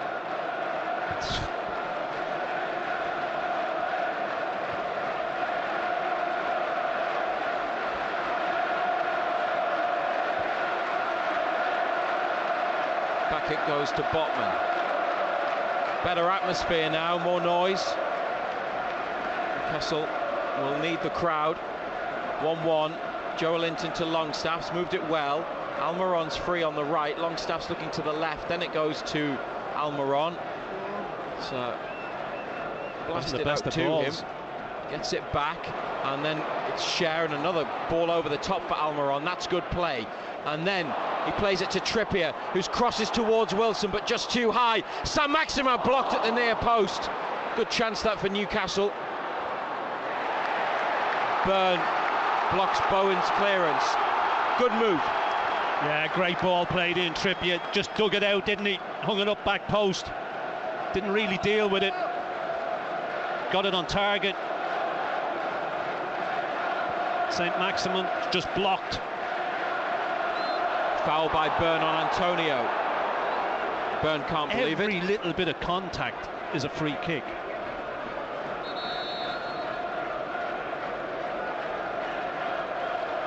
It's the voice of John Anderson on BBC Radio Newcastle, former Newcastle defender.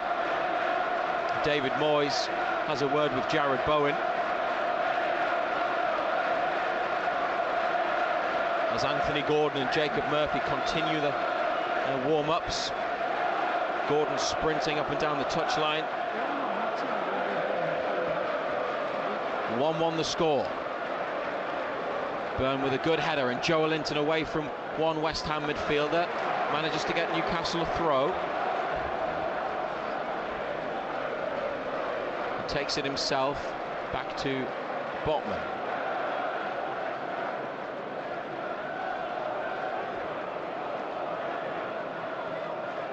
Cher now to Joelinton, and Trippier lifting it back to Fabian Cher, who takes it inside with his first touch across the edge of the box to Botman. Byrne under pressure in field towards Joelinton. Antonio's helped win it back. Bowen away down the right, Byrne with him. Bowen heads for the line, digs out the cross. Trippier with a header in front of Ben Rama.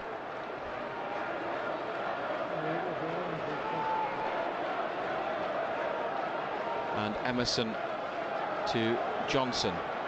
Soufal down the right wing to Bowen, back to Johnson wearing number 2, the substitute. Bowen's ball back to Johnson. Lucas Paquetá. So home fans making the noise as West Ham play it around, and they're not used to having such little control, certainly in midfield, Newcastle at home this season. Almiron finding Trippier now, and down the right for Wilson, released by Trippier's ball. Not much in the middle. Wilson gets challenged by Aguerd, and it's going to be a throw near the corner flag. That's great defending. Good turn of pace as well, wasn't it?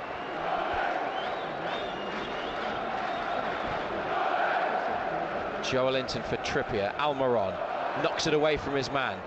Turns back on the line. Now to Joelinton, edge of the box, combines with Longstaff and goes through, and down he goes. Referee says it's a yellow card for Joelinton for diving. Well, he hasn't quite got the card out of his pocket. Now he has. Shows it to Joelinton, who took it beyond a West Ham player and hit the deck.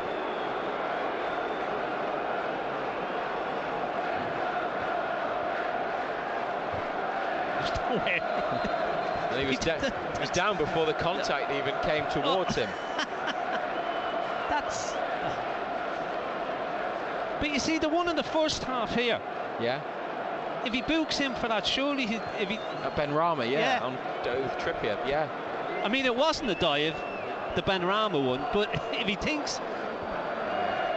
What's the difference? He believes they are the same thing. Exactly. The referee. 58 minutes on the clock. The free kick is headed out by Trippier.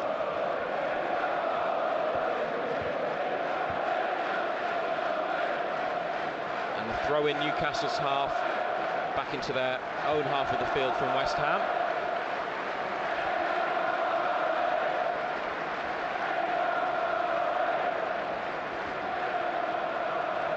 Rice. Left side again, halfway. Emerson back to Aguerd, and that's clipped forwards into space for Ben Rama. Antonio's layoff is Read by Cher. Was short. It was a poor layoff. Could have been in there, West Ham. Newcastle get it clear. Longstaff up to Wilson, who's played it back to Longstaff, and he's been fouled just behind the halfway line. The far side of the pitch in front of the East Stand, and kicking up towards the Leazes in the second half. Newcastle, that's right to left as we look.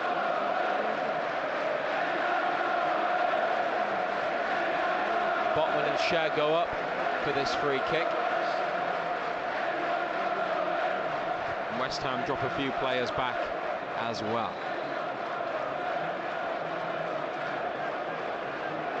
Trippier to the edge of the penalty area.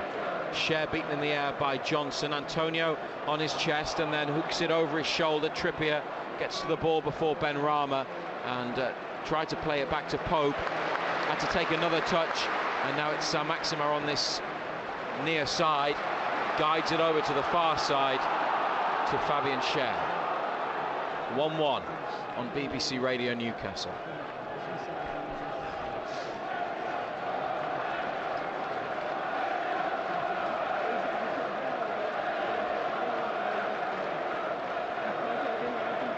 Longstaff over to Byrne. He's done well, he's found space and room, and a pass for Willock, who's got Saint-Maximin wide left. That's where it goes. First time cross is a good one, and Aguerd's header just in front of Wilson, but it's come to Joelinton, who's gone down again just inside the box. No foul and play on, and Trippier has impeded a West Ham player, and the whistle's gone this time. Yeah, decent ball played in by Saint-Maximin. Just whipped it. Doesn't have a touch, just plays it in there. It's good defending again.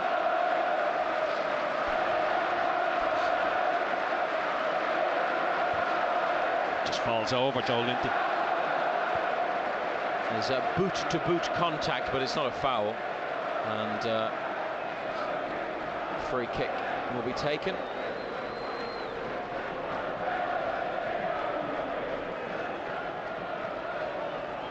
It's down that far side, the West Ham left from the goalkeeper. Longstaff with a forward pass intercepted. Joelinton with a challenge. This is a bit better from Newcastle, and Almiron gallops away. Good feet. Willock to Saint-Maximin, who's got Byrne on the outside. Saint-Maximin at the edge of the area to Almiron. Back to Willock. West Ham close off all the space. Willock gets turned, and it's Trippier wide right, who has a touch, then crosses, and the goalkeeper catches. And there are two Newcastle players off the pitch after colliding with Fabianski, and the referee's whistle has been blown. Willock has come off worse, and Wilson gets back up.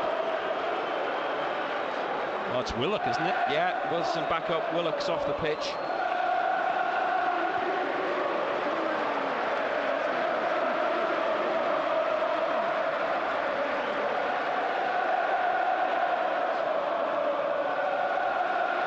May have just clipped the goalkeeper and then collided with each other. Willock limping.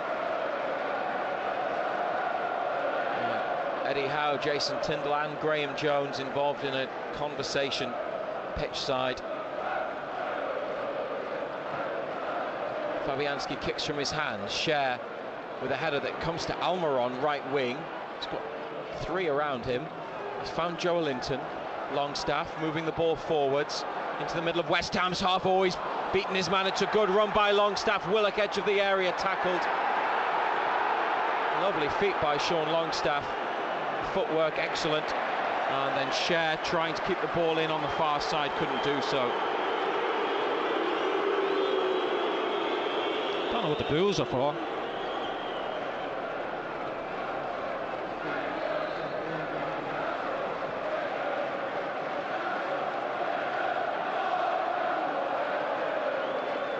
.63 minutes. What do you think of the way the second half's gone so far, John Anderson? They've had most of the ball, West Ham, haven't they?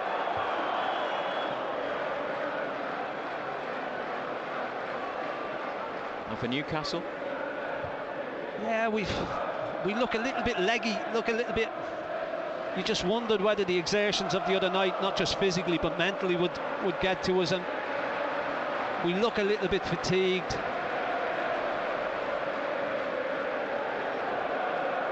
Eddie Howe yet to make a change.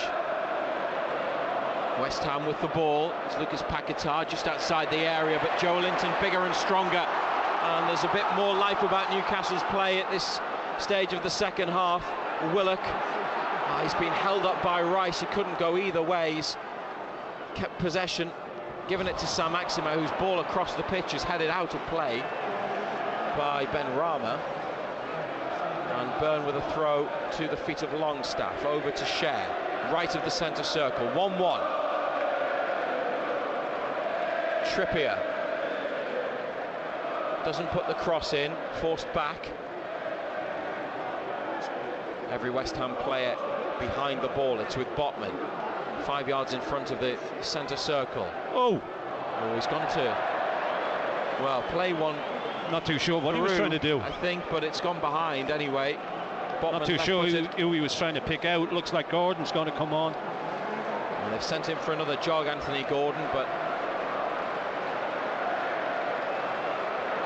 I think he'll be coming on before too long. 25 minutes to go.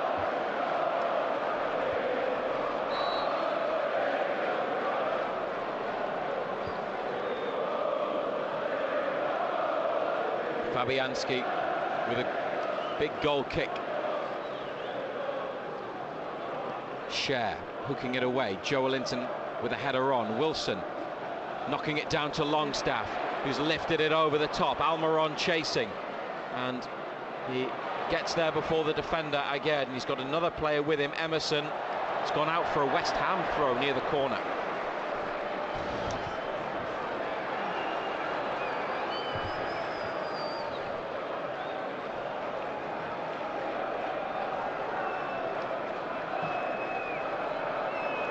Very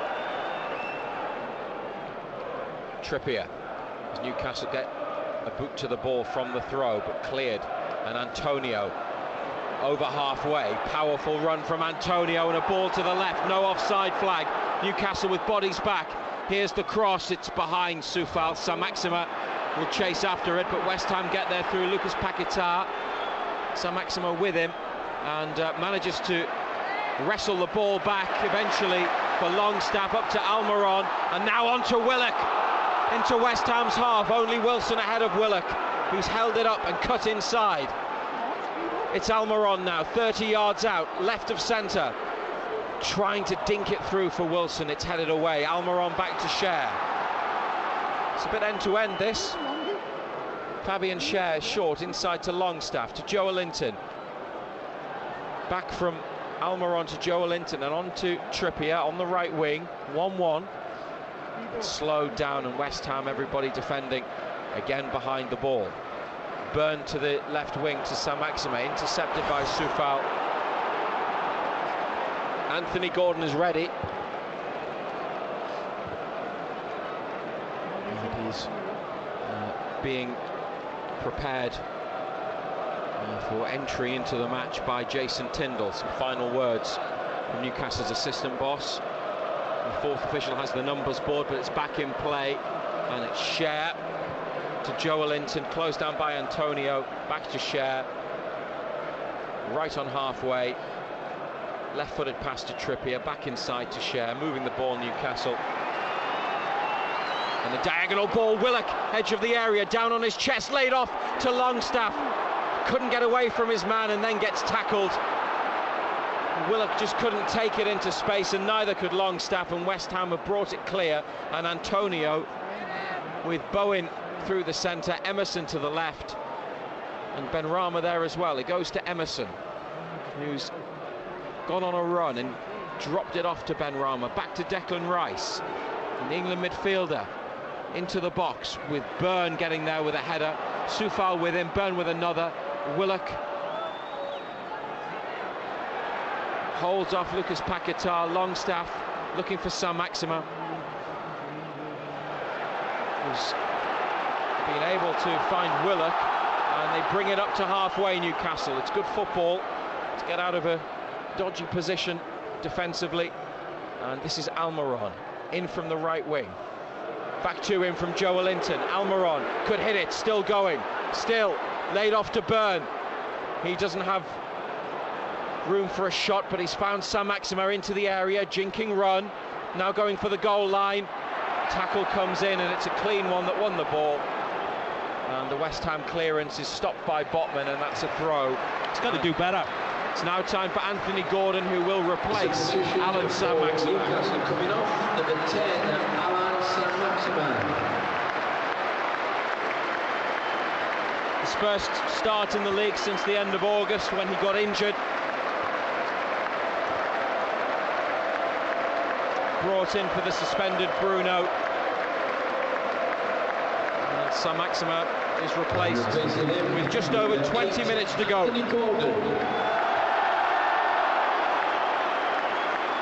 Yeah, it hasn't happened for him, has it? And a warm welcome for the new number 8, taking over John Joe Shelby's old shirt, Anthony Gordon. Blonde-haired forward, he's going to play on the left. And let's see what he can do. 1-1. Draw will keep them in 4th, Newcastle. Manchester United back above them because of their 2-1 win over Crystal Palace earlier. And it's West Ham in possession, moving it over to the far side to Emerson, back to Aguerd, and behind Ogbonna, he plays it to the goalkeeper. Wilson closes down. No Isak today, remember. He went off with a head injury against Southampton. Foul in the centre circle, in the opinion of the referee. Not. That's unbelievable. As far as Newcastle are concerned, Lucas Paquetá on the floor. That's a coming together between two players. Physical contact.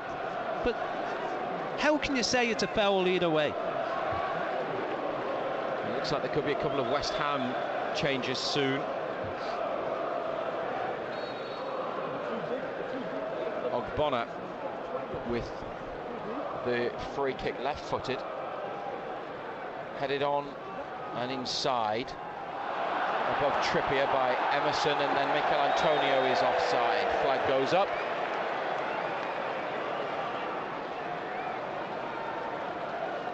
Gordon pulls out wide on this near side. Soufal just watching him.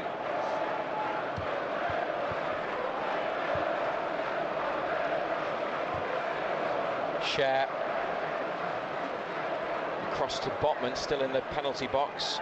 Byrne to Willock, back to Botman, keepers on, goes to Nick Pope, closed down by Paquetá. It's to the feet of Joe Linton, who's taken it under pressure, and a lovely ball outside of the right boot to Byrne, and Almiron on the left, using his speed to try to get away. It's come to Gordon, first touch, then a pass to Joe Linton. Oh, good ball by Gordon to Longstaff. It's opened up for him. He's rolled in Trippier. First time cross, it's a corner. Great move. Yeah, his delivery's usually better as well, isn't it, Trippier?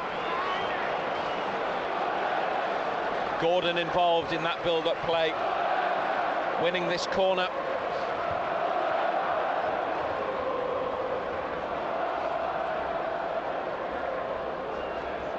And 2 arms in the air from Kieran Trippier, right side of the pitch. Gordon's just pulled off into the D. The ball goes into the middle of the box. There's a header towards the back post. Dan Byrne trying to get on it. It was Botman's initial header. It's come out as far as Longstaff, who's given it to Gordon. Goes for the 1-2 with Joe Linton. West Ham haven't been able to clear. Almiron to Willock. Up and away by Jared Bowen. Longstaff heads it back into the, well, to the edge of the area. Then he wins the ball back from a West Ham clearance. Trippier nodding it to Longstaff. Went to play it to Willock. Cut out by Paquetá, and Ogbonna clear. And Botman gets the better of Antonio, and share up to Gordon. Nice layoff towards Joe Linton. Strong challenge from Lucas Paquetá, but a fair one. And Joe Linton's up and heading towards goal. Gordon on the left wing, shifts it, comes inside. Willock to Longstaff. Almiron wants it over on the far right side. It's with Trippier on the outside to Almiron, who cuts in. Could have a go. It's instead to Willock, and the return ball. No, that's never. Goal kick. Nah, it's never on.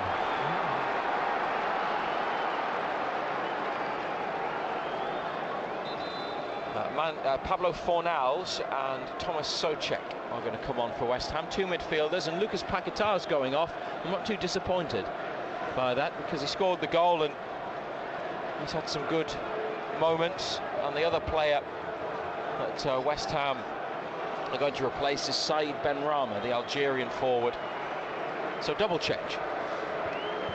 Yeah, he's looked tired the last few minutes, Paquetá.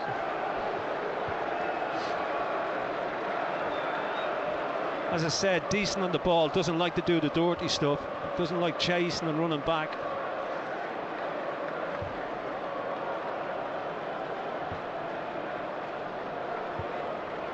Kevin Nolan, former Newcastle captain on the West Ham staff. West Ham, Gives Benrahma high fives as he goes back to the bench. Replaced by number 8, 1-1. 16 minutes of normal time to go. If Newcastle were to make another change, what would it be? I'm not sure. Murphy usually brings Murphy on. Yeah. Longstaff having a look in a deep midfield position. He's held on to the ball and lifted it around to Trippier on the right. Good midfield play from Sean Longstaff, and Trippier has made good progress. Almiron 20 yards out to Joelinton.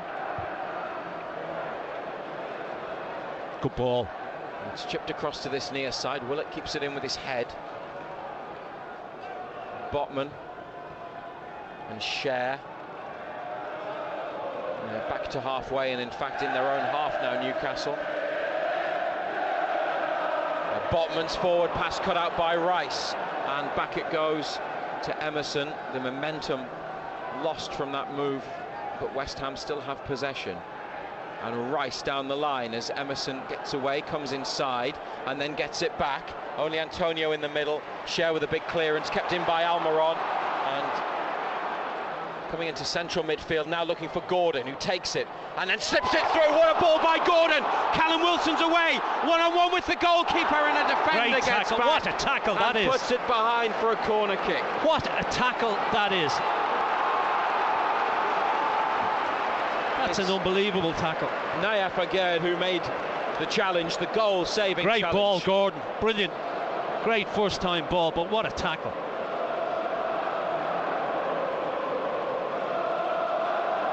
And Wilson just checked his run. He was onside, he was away. The defender pursuing him got back, and he didn't even get a shot away, did he, Ando? No, defender did brilliant. Gets back, gets across. Oh.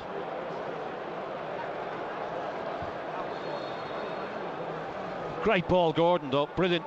Almiron's corner is back to Longstaff. His cross takes a big touch off a West Ham player, and they ask for handball, and it's put out into the east stand for a throw. And Gordon's looked sharp since coming on. He last played on the 14th of January as a substitute in the second half for Everton against Southampton. Joelinton away on the right side. Got past to West Ham defender and moved it infield. Gordon's got it on the left, back to Byrne. Willock involved in that move as well. Longstaff through the middle, looking for Trippier. Can he get there? Oh, would have been a Hollywood ball. Just didn't quite come off. There has been some good play at times in this second half, though it remains 1-1. Yeah, some of it's been decent. I mean, as you said, it's $1 million ball. Needed to be floated, didn't it? There was just too much pace on it.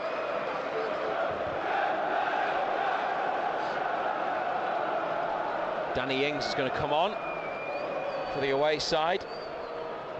It'll be for Antonio, won't it?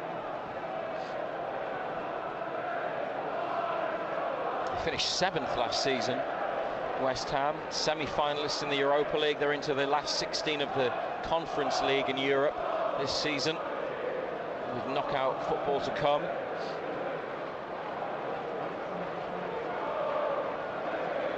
Trying to pull clear of the relegation zone, West Ham, and Newcastle trying to get back up to third. Wilson beaten to the ball by Johnson, who's clearing ball down the line, has stayed in play, and it's over the top and out on the far side from Thomas Souček. Elliot Anderson's come back to the bench. Jacob Murphy there as well. Looks like Murphy's going to be coming on, as you predicted quite correctly. Joelinton moving it to Almiron, and it's lifted up and across to Willock, left of centre. BBC Radio Newcastle looking for a winner. Newcastle. Gordon around Johnson and moving down the left, checks back inside, finds some space, laid off to Joelinton, back wide left to Byrne, on the edge of the area. Dan Byrne, it's Longstaff now, opens up his body and plays it back to Botman. West Ham all behind the ball once again. Share to Botman in the centre circle. Newcastle in possession, trying to find a way through. He's got a ball across to Almiron, down the line to Trippier. Almiron keeps going. Trippier puts in the cross, and it's Ogbonna who volleys it clear at the near post. And then Antonio is after it with Botman, who has been fouled by the big centre forward. It's a good battle, but it was a foul, and they help each other up. And Byrne gets Newcastle going again with a pass to Share.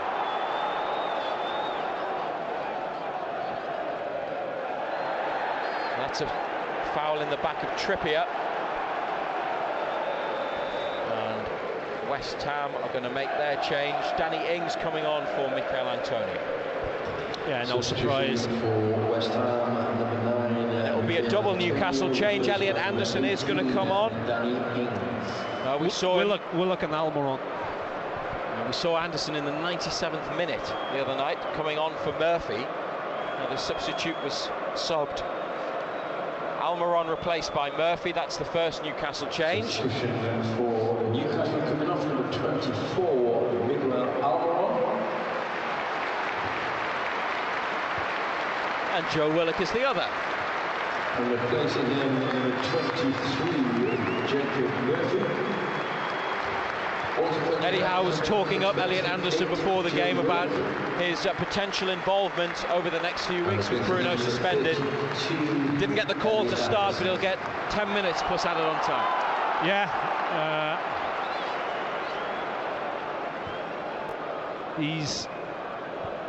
He's got a lot of potential, the boy, there's no doubt about it. He's got plenty of ability. Trippier, he's going to take the free kick. And into the box it comes. It's a good one! Oh, and the header straight at Fabianski. It's got to score. And it's Wilson with a header from close range, either side of the keeper, and it's 2-1. It's a wonderful ball. It's a delicious ball. It's crying out to be put in the back of the net. He has to score.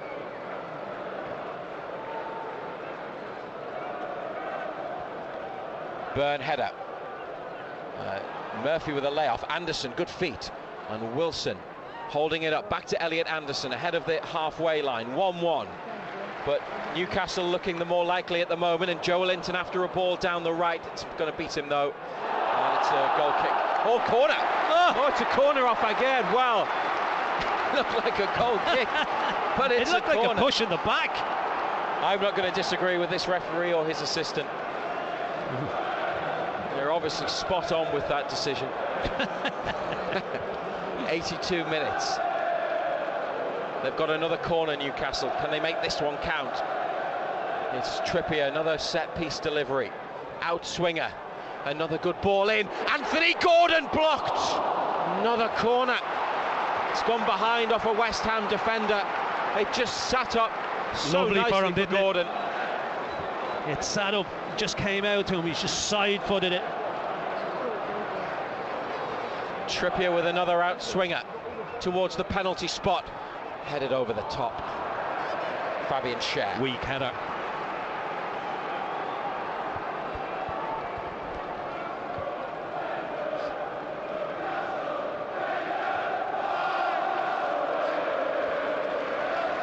Didn't really put his foot through it, did he? He's tried to place it.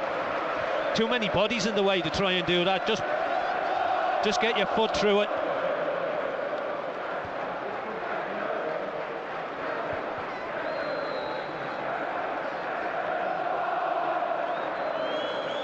Fabianski forwards, left side from the West Ham perspective. Joe Linton with a header. That's Souček with a leap. Yeah, free kick. Wilson's hurt himself.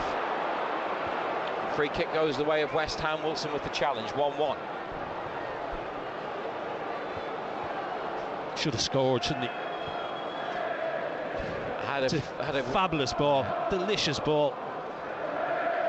We wouldn't know until afterwards had it gone in, but there might have been a suspicion of offside, so it probably would have been looked at.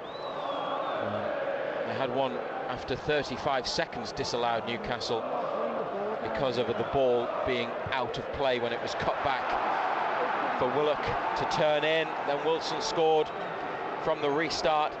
West Ham equalised through Lucas Paquetá. It's 1-1, 6 minutes to play, and now a corner for the away side on the left. Declan Rice to take it. Everybody in black and white back, and every claret and blue shirt is up apart from Vladimir Soufal, middle of Newcastle's half. In swinging corner, Dan Burn, header away, put back into the box and then headed wide. Danny Ings. Good defensive header. Defended that one better. 2 balls on the pitch.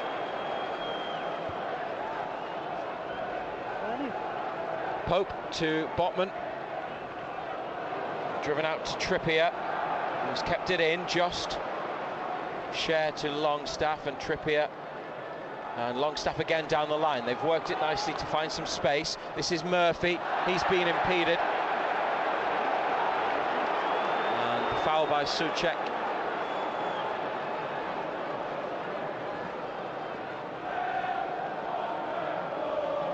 Trippier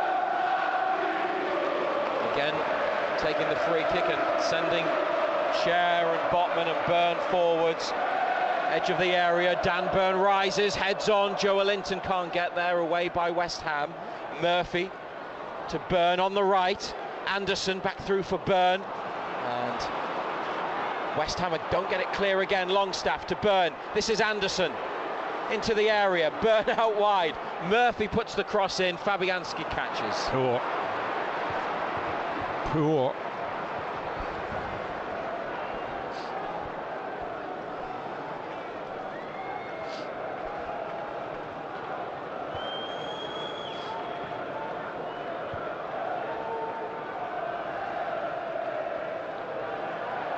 Danny Ings stopped by Fabian Schär. Gordon underneath the ball.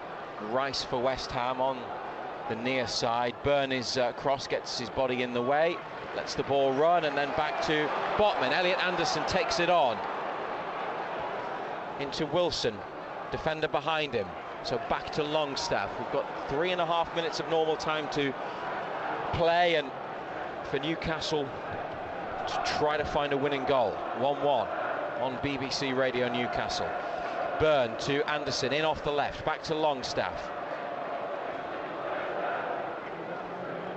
Dropped off to Share, square, back over to this side to Botman. Diagonal ball, Wilson making the run. Agard is there, and it's a goal kick. It's too straight. It's too straight.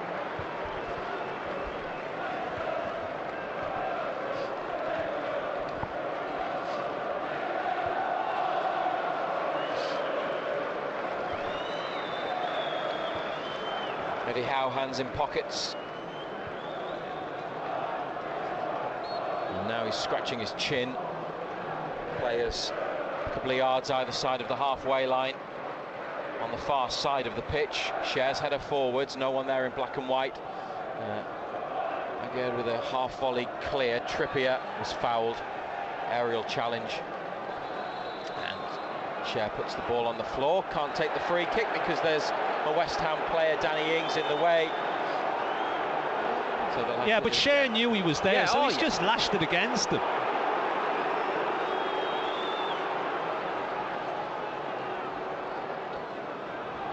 Botman to Trippier, Share down the right wing. He's a good player, this kid. Agard, yeah. The Moroccan. Joe Linton looking for Murphy. Longstaff slides in, and the ball's with Share. who's carrying Newcastle up the pitch. It's Anderson, Gordon on the outside, that's where it goes. Anthony Gordon twisting and turning, comes in, central position, Longstaff. Now Anderson, left corner of the box, Byrne outside, still Anderson. Taking it into the corner, back to Byrne. Longstaff receives it. Byrne once more. Anderson stretching to Byrne, and they have to go back to Botman. They've kept hold of it, Newcastle, but gone back to halfway. 1-1. 90 seconds of the 90 remaining. Byrne clipping it forwards, looking for Anderson. Johnson away. Longstaff gets his boot on the ball and share to Byrne. Moved first time to Trippier in the centre circle. Murphy's pulled out to the wide right position. Trippier's in the centre, and over it comes to the other full-back, Byrne. Anderson, take on Soufal, gives it to Gordon. Wants to get away from Johnson. Well, couldn't. Referee brings it back for a foul on Gordon.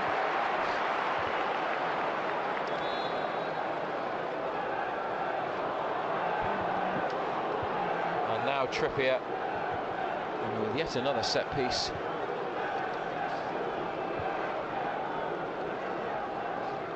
West Ham are going to bring on midfielder Flynn Downs, who they signed from Swansea in the summer, 12 million. Tends to appear more from the bench in the league.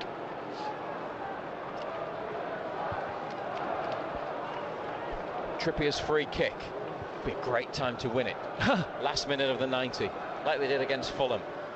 Lifted into the box. Byrne with a header. Wilson looking for it, but away out to the near side by West Ham, and Ings towards halfway. Trippier, brilliant cushioned header to Murphy. Minimum of 3 additional minutes, that's all. Murphy, good run. Great run by Murphy. Stopped by a foul. And we're into the additional time. Was a yellow card shown there? Yeah. To Emerson, I think. No. Oh. It was shown to Aguard. Oh, the defender. Yeah. Centre half. They're not going to make the change, West Ham, until after. Oh no, they are going to make it now, before the free kick.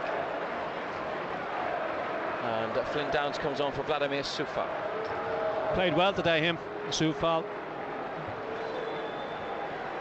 Good competitor. Yeah. Substitution for West Ham coming off, number 5, Vladimir Soufal, replaced by number 12, Flynn Downs.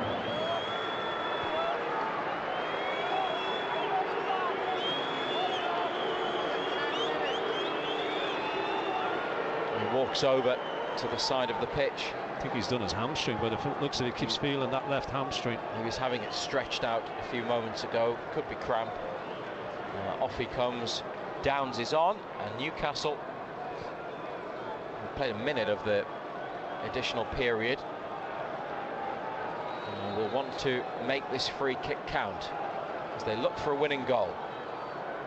Trippier into the penalty area. Stopped by West Ham and then cleared. Trippier's chasing after the ball. Fornells is with him. The substitute from earlier.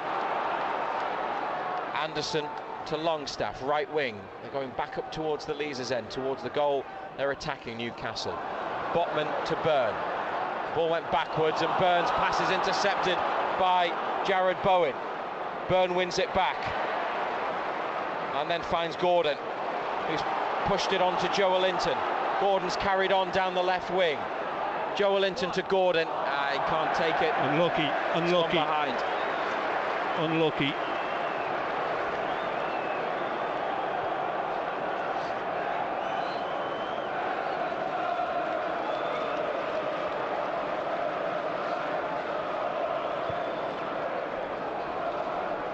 A lot of fans heading home.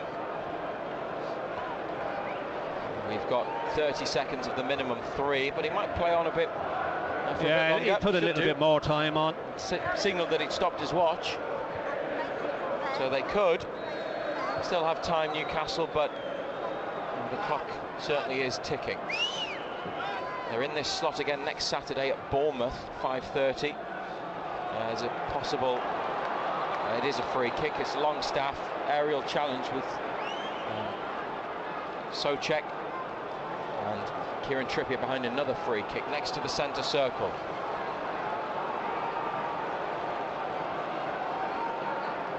And they have maybe one last opportunity.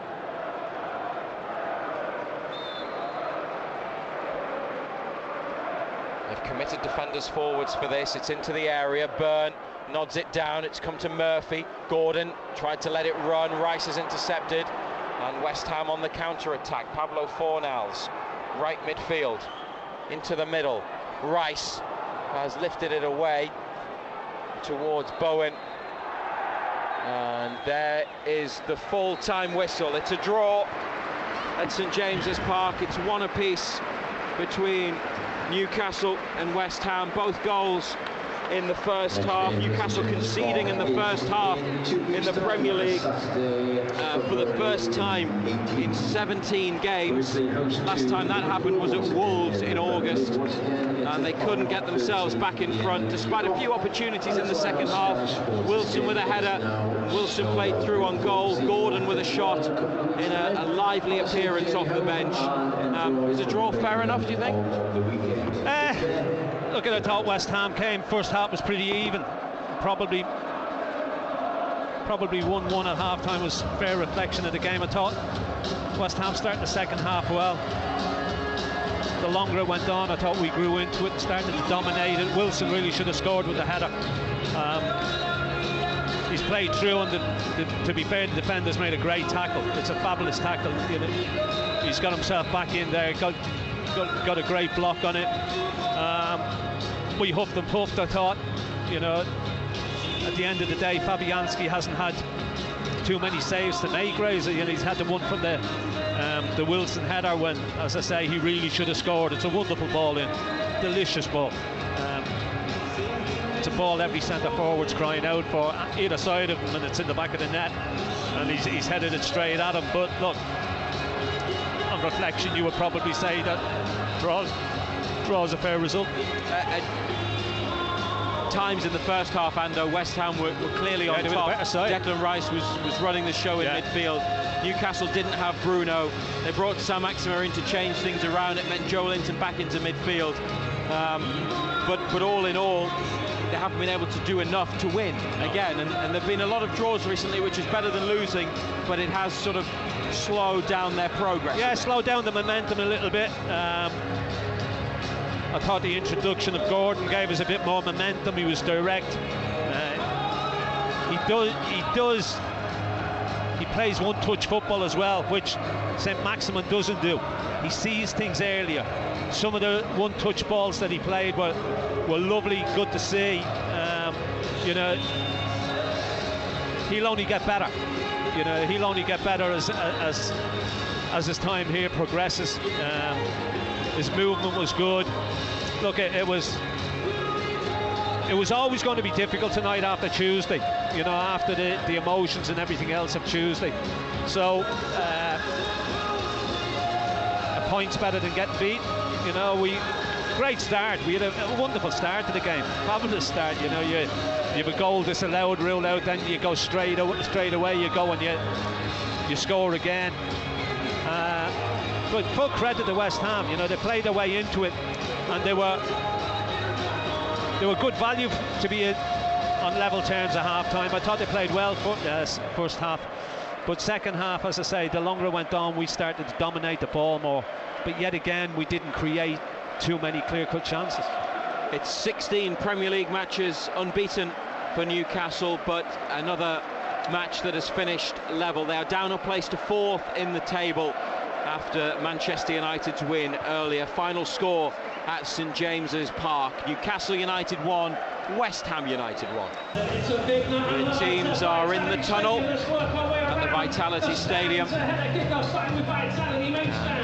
Kieran Trippier will shortly lead Newcastle United out. Neto, the new Bournemouth captain, the goalkeeper, just shaking hands with Trippier at the mouth of the players' tunnel. Hearing there from Eddie Howe about about his coaching staff, many of them back at Bournemouth as well for the first time. Graham Jones as well had a spell here, but that was after Eddie Howe left, because Jason Tindall, the Newcastle assistant, stayed when Howe departed, took over as manager, brought Graham Jones in. Jones then left for Newcastle, and Tindall and others made the move up to the northeast a few months later when Eddie Howe was appointed. Lots of links and connections between the two clubs. Matt Ritchie back at Bournemouth, he had about 3.5 years here. When the teams were read out by the matchday announcer earlier, Ritchie got a big cheer. No mention of Callum Wilson today because he's missing with a minor injury. Ryan Fraser's name was read out, and boos were ringing out around the ground. The circumstances of his departure from Bournemouth during Project Restart 3 years ago, when he didn't play in the behind closed doors period with his contract coming to an end, haven't been forgotten by the Bournemouth fans. They don't like him, Nando. No, never. you would never have thought that. Yeah, I mean, it didn't end well for him here. You know, he refused to play. That was his prerogative, of course. Fans have got long memories as well, so I would expect that he was expecting that sort of response from them. But look, he's not here anymore. You know, he's a Newcastle United player now, so it's all in the past. Big night as well for Lewis Miley, 16 years of age at the academy. One of his brothers, Jamie Miley, is also highly thought of in the Newcastle academy setup, but Lewis has been around the squad over recent months. He's played in a couple of friendly games, and he's on the bench today. It'll be valuable experience for him, and someone that they think a lot of and believe has a big future. Yeah, obviously, just watching him warming up there with the subs. Big boy, tall boy, got a little bit of filling out to do. Of course, he would at 16 years of age, but obviously somebody that's held in very high esteem at the club. Hopefully somebody that's got a big future in black and white. Eddie Howe is out there. I think there are probably more photographers at Bournemouth than they usually get for a league game, all wanting to get that shot of the former manager. 2 spells as a player and then 2 as a manager. More than 750 games in total representing Bournemouth. The programme for the game describes him as the ultimate AFC Bournemouth legend, and who are we to disagree with that after the way that he helped to save the club from the bottom of the Football League and then took them through the divisions into the Premier League for the first time, finishing as high as 9th 6 years ago.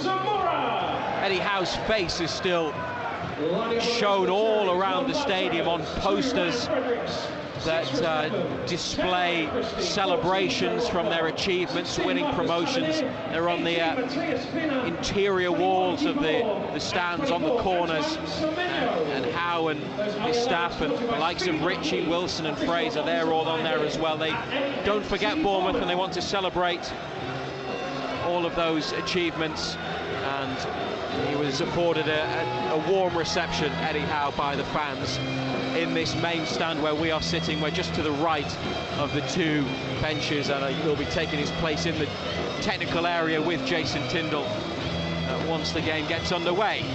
They're in white, green and white. Newcastle. Pope also wearing green tonight. Bournemouth in red and black striped shirts, black shorts and red socks, and Neto all in yellow. For the home side, it's Neto in goal, Smith, Senesi, Stevens and Zamora, Lerma and Billing in the middle, Ouattara, Traore, Anthony, and then Solanke up front. And Newcastle, no Wilson today, minor hamstring injury, no Lascelles in the squad either. Pope, Trippier, Schär, Botman, Byrne, Willock, Longstaff, Joelinton, Almiron, Saint-Maximin and Isak. And the bench, Dubravka, Dummett, Gordon, Ritchie, Lewis, Fraser, Murphy, Anderson and Lewis Miley. BBC Radio Newcastle, NUFC TV. We are underway. Newcastle kicking off, and as we look, we're on the opposite side to the television cameras. They are defending the goal to the right and attacking up towards the left. Botman has the ball on the 18-yard line. It's now at the feet of Byrne. Down the line to Willock, who's got space. Saint-Maximin's drifted inside, gets it, and a first-time pass back to Byrne. Inside to Botman, who's got Cher free to the right, but it comes back to Byrne. Return to Botman, and over to Cher to the far corner of the penalty area. Trippier's dropped in. He gets it in front of the away section on that far side. They have about 3/4 of the stand on the far side of the pitch from the corner. All single-tiered, the 4 stands at Bournemouth, and they're all on their feet, all 1,300 of them in the visiting section. And offside against Bournemouth. Newcastle free kick. Referee is Stuart Atwell from Warwickshire. All 3 games they played in this part of the South Coast, the 2 at Southampton in the league and in the cup, and tonight have been refereed by Atwell. Darren Cann and James Mannering with the assistant referee duties. As Saint-Maximin lifts it over the top, it's a good ball to get Isak in, left side of the penalty area, but well defended by Bournemouth, and Smith clears over halfway. It was decent attacking play that by Newcastle, and though as Byrne diverts a Bournemouth ball back to Pope, he takes a touch with his thigh, and then a long ball lifted clear over halfway, but Isak couldn't make the most of Saint-Maximin's pass over the top. No, just got caught under his feet, gave the defender the opportunity to get the tackle in. But they're the areas you want them in. You want them to line these defenders up one-on-one, because he's got the pace to do them. Andre Mariner is the 4th official. Tony Harrington, assisted by Dan Cook on VAR duties today. Trippier's got space, right side, 30 yards out. Isak's dropped off, has a touch, back to Trippier. And down the line for Longstaff, shoulder to shoulder with Zamora, the defender, and it's out for a Bournemouth ball. Isak scored the penalty against Bournemouth at St James's in September. And this is his first Premier League start since then, and his 10th appearance for the club.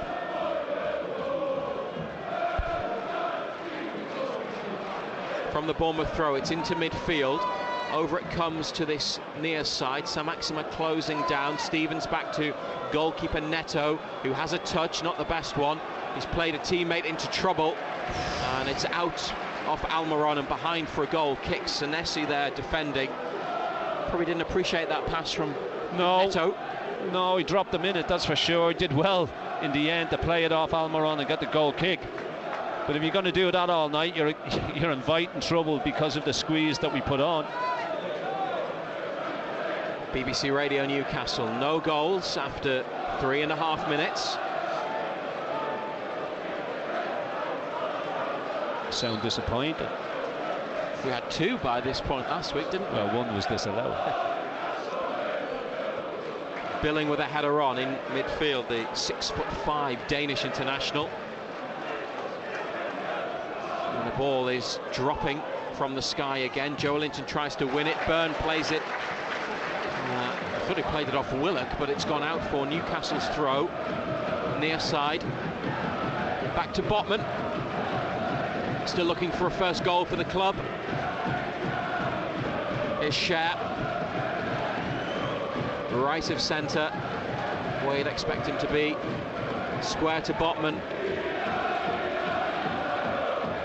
And now the ball with Saint-Maximin on the left, inside, first time to Joelinton, then a through ball to Willock, but Billing with some mopping up, and then a back pass to Neto on the 6-yard line, closed down by Isak, slips it through, and a forward pass, and then a chip over the top, but Pope comes and catches at the edge of the penalty area. Cher out to Trippier.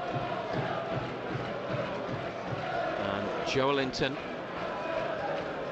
for Cher, bang on halfway. Trippier down the line. Almiron's onto it. Trying to play it back to Longstaff. It's been carried out. And it's a throw. It looks very much, Ando, and we saw this in the second half, I think, in particular last week, as though Joelinton's the sitting midfielder with Longstaff to the right and Willock to the left. That's certainly how they've started, though it is fluid and they do interchange. Yeah, he's more comfortable in there. He sees the whole picture in there, Joelinton. Trippier with a header. Willock to Longstaff, heavy touch. Nice Bournemouth play. Byrne, did he block off? Ouattara. Fast. No chance.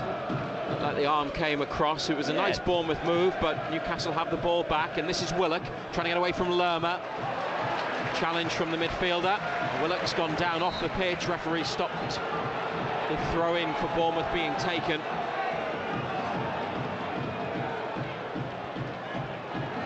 Willock was starting to drive down the line. Didn't get any of the ball, Lerma. But Stuart Atwell didn't see a foul. No. I don't see why he's stopping the game if he hasn't seen a foul and Willock's off the pitch.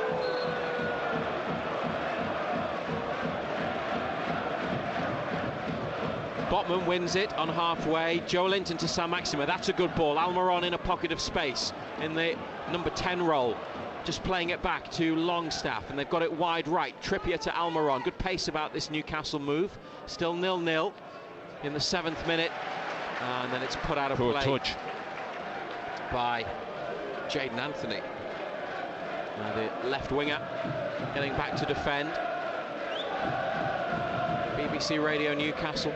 Botman, over it comes to Alan Saint-Maximin, who's had a couple of sharp passes. That was one that nearly gave it back to Bournemouth, but Botman moves it on to Cher, and it's inch perfect onto the chest of Trippier. Laid off to Almiron, but he won't get there. Almiron, Bournemouth bring it away. Joelinton tidies up, keeps it in with a back heel, and Trippier to Cher, warmly applauded by Newcastle's fans, and Botman with it in the centre circle as they try to construct another attack from the back. Byrne behind halfway, keeps it in all the way to Botman in front of the box. Could use the goalkeeper, does. Pope with a touch, and then moved on from outside the area to Cher, into Joelinton. Longstaff's dropped in. Trippier's inside. Longstaff crosses halfway. Almiron down the line. He goes back to Cher. And with his bright red boots, Cher moves it on to Trippier, who has a touch. Back to Cher, 0-0. Every Bournemouth player behind the ball. It's just at the back of the centre circle with Botman. To the right to Fabian Cher. Over the top, but miscued and out into the home supporters on the far side. Yeah, it wasn't one of his better ones, was it?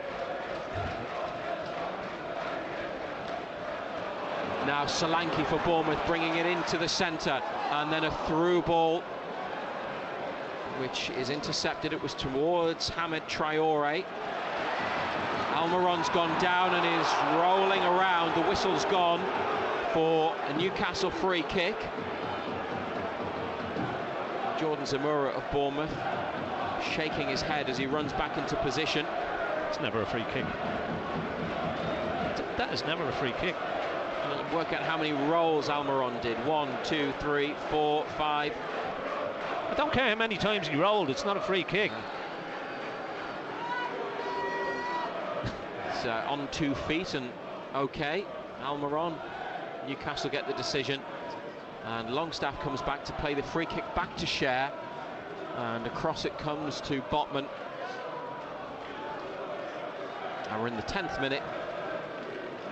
No chances yet. Byrne to Saint-Maximin, middle of United's half. First time into Joelinton.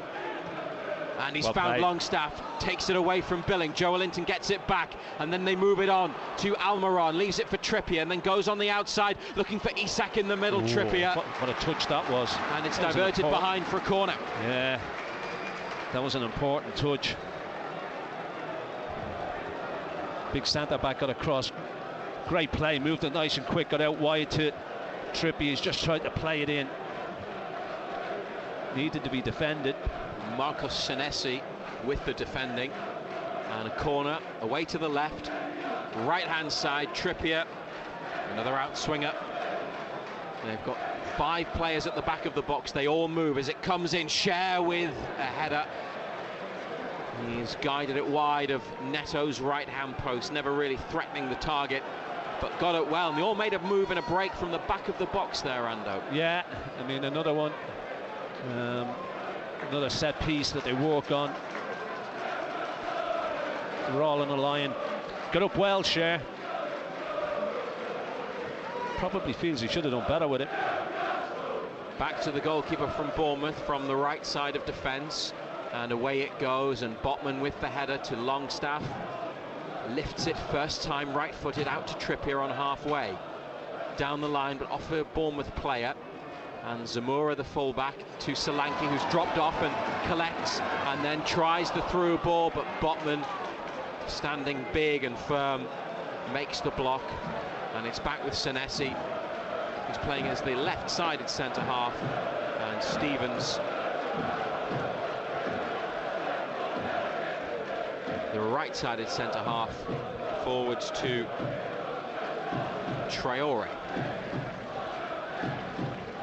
Playing in the centre, just off Solanke, who they look for here with a high ball that Botman heads down. And it's Dango Ouattara into Jaden Anthony. Jordan Zamora up from left full-back outside Newcastle's penalty area, laid off to Billing. Zamora and Anthony with a 1-2. Zamora now trying to pick somebody out with a cross. Willock, important header clear. Longstaff flicks it out to the far side. Almiron's kept it in, and a nice reverse ball towards Longstaff, but it's overhit. Bournemouth have it back. Lerma, and now Solanke can't pick out a pass. It's cleared into midfield by Newcastle. Bournemouth coming forwards again, 0-0. Solanke with a flicked header, and Pope pushes it round the post and behind for a corner. He was almost inside the goal, inside the net, Nick Pope, when he managed to beat the ball away with his right hand. Bouncing ball, heading towards his far left post, and he puts it out for this corner kick. Yeah, just skidded in front of him, didn't it? Just bounced up, wasn't taking any chances, got his weight across there, pushed it behind, corner kick. Swinging right-footed corner, Dan Burn heads away. Saint-Maximin gets after it, but the ball beats him, and it's a throw. Mohamed Traore, who took the corner, leaves the throw for fullback Adam Smith.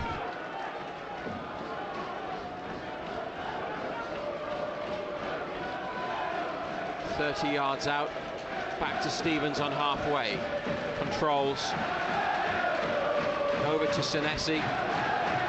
Comes back to Stevens. Newcastle push right up, and the ball is played to the goalkeeper by Bournemouth.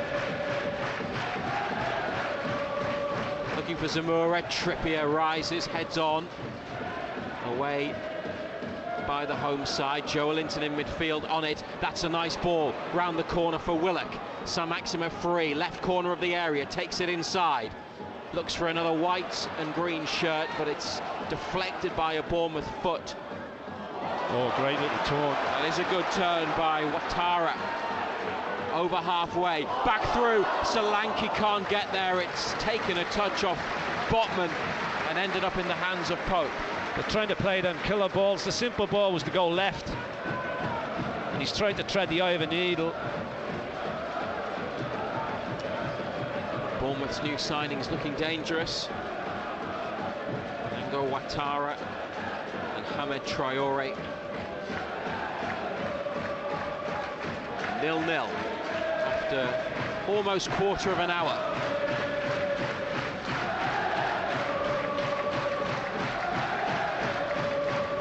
Home fans encouraged by what they're seeing. Winning it back through Lerma from Willock near halfway. They've never lost here, Newcastle, in the Premier League. 2 wins, 2 draws. Byrne on his chest. Saint-Maximin inside away from Smith. Another challenge comes in and is brought back for the first one, which was a foul. So a United free kick. Yeah, Smith just trying to get tied to him. He's just dinked away from him, just left a trail and leg in.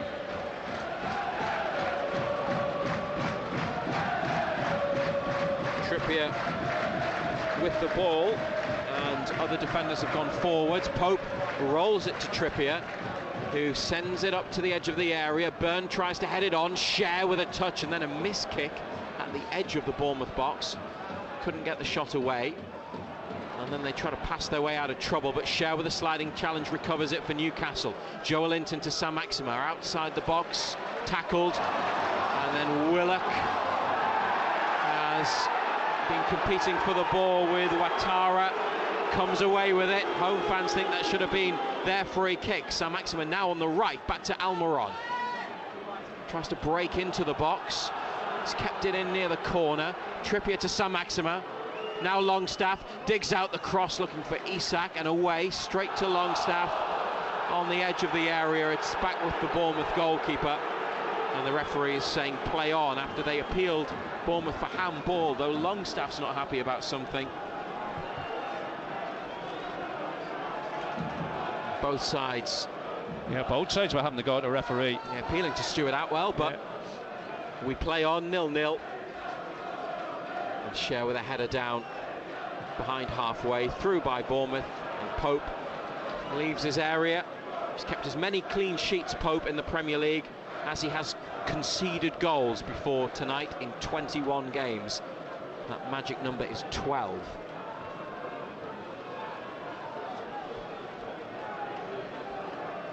Newcastle have the best defence in the league. Bournemouth have the worst defensive record. 43 conceded in 21 matches. Goalless so far. Trippier to Schär, who's pulled out to the right of defence. Trippier's come inside, he gets it again. The England international. Botman looking over to the right, can't get anyone in, so brings it back, and it's square to Schär. Into the centre towards Willock. Stevens steps in and clears. Schär lets it go for a throw. We've got Anthony Gordon warming up. Played here for Everton earlier in the season a couple of times in League and Cup. Saint-Maximin receiving it from Byrne, runs into traffic. There were 4 red and black striped shirts there. Bournemouth have it on this near side, and Ouattara miskicks the cross. Got no right foot. Can clear. Willock now from Joelinton to Saint-Maximin. Intercepted by Bournemouth, but Almiron's helped it on to Trippier, and they're away Newcastle. Isak making a run, edge of the box. Trippier looking for Isak. That's great play by Billing to slide and win the ball back. And forwards into midfield, Joelinton heads it out. Yeah, Ouattara, no right foot, did he? It was a good move.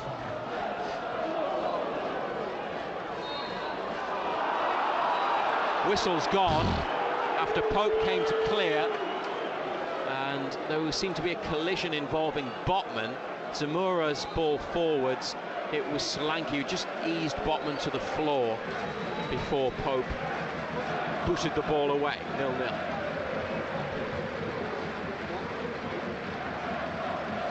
Yeah, it's a little bit too pedestrian. We need to quicken it up a little bit. Need to move the ball quicker.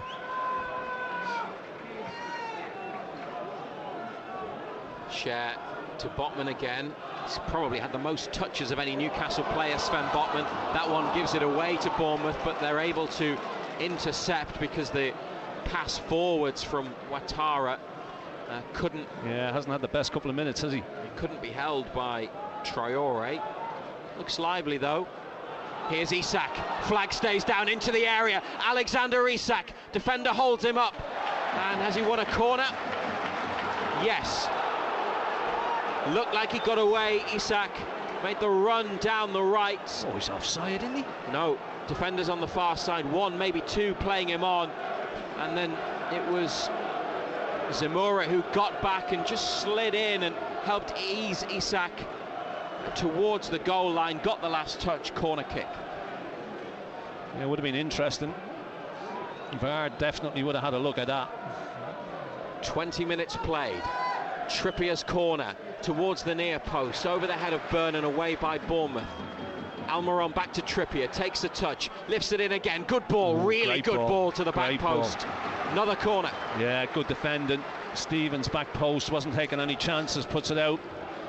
Another corner from the opposite side this time. Trippier's got the long run across.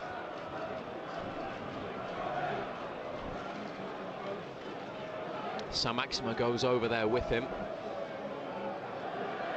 Almiron on the edge of the D. Longstaff stayed back. Bournemouth had everybody defending this in the box. Trippier to Saint-Maximin. Then he gives him an angle. Gets it back. Lets it run. Lifts it to the far side of the area. Headed away. It's coming down for Longstaff, who takes a touch and tries to play it to Cher on the far side, but it's behind the Swiss defender, and Bournemouth throw closer to halfway than their penalty box, and that Newcastle attack comes to nothing. Still 0-0 on BBC Radio Newcastle.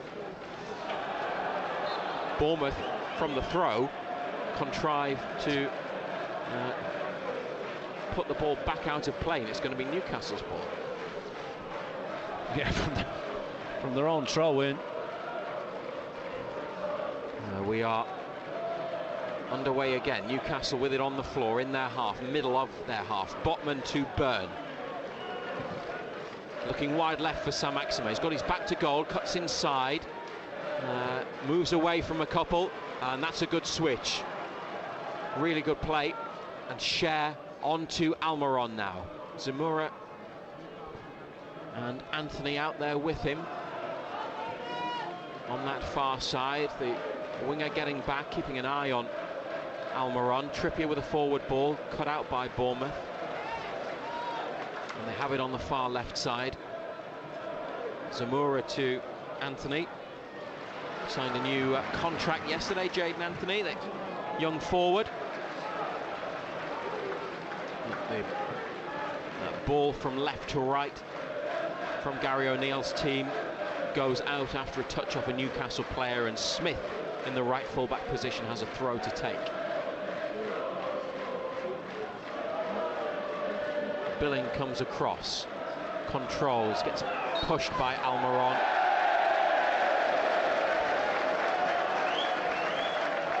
They don't feel they've had much from Stuart Atwell so far, the home fans, but they got that free kick. That decision is theirs.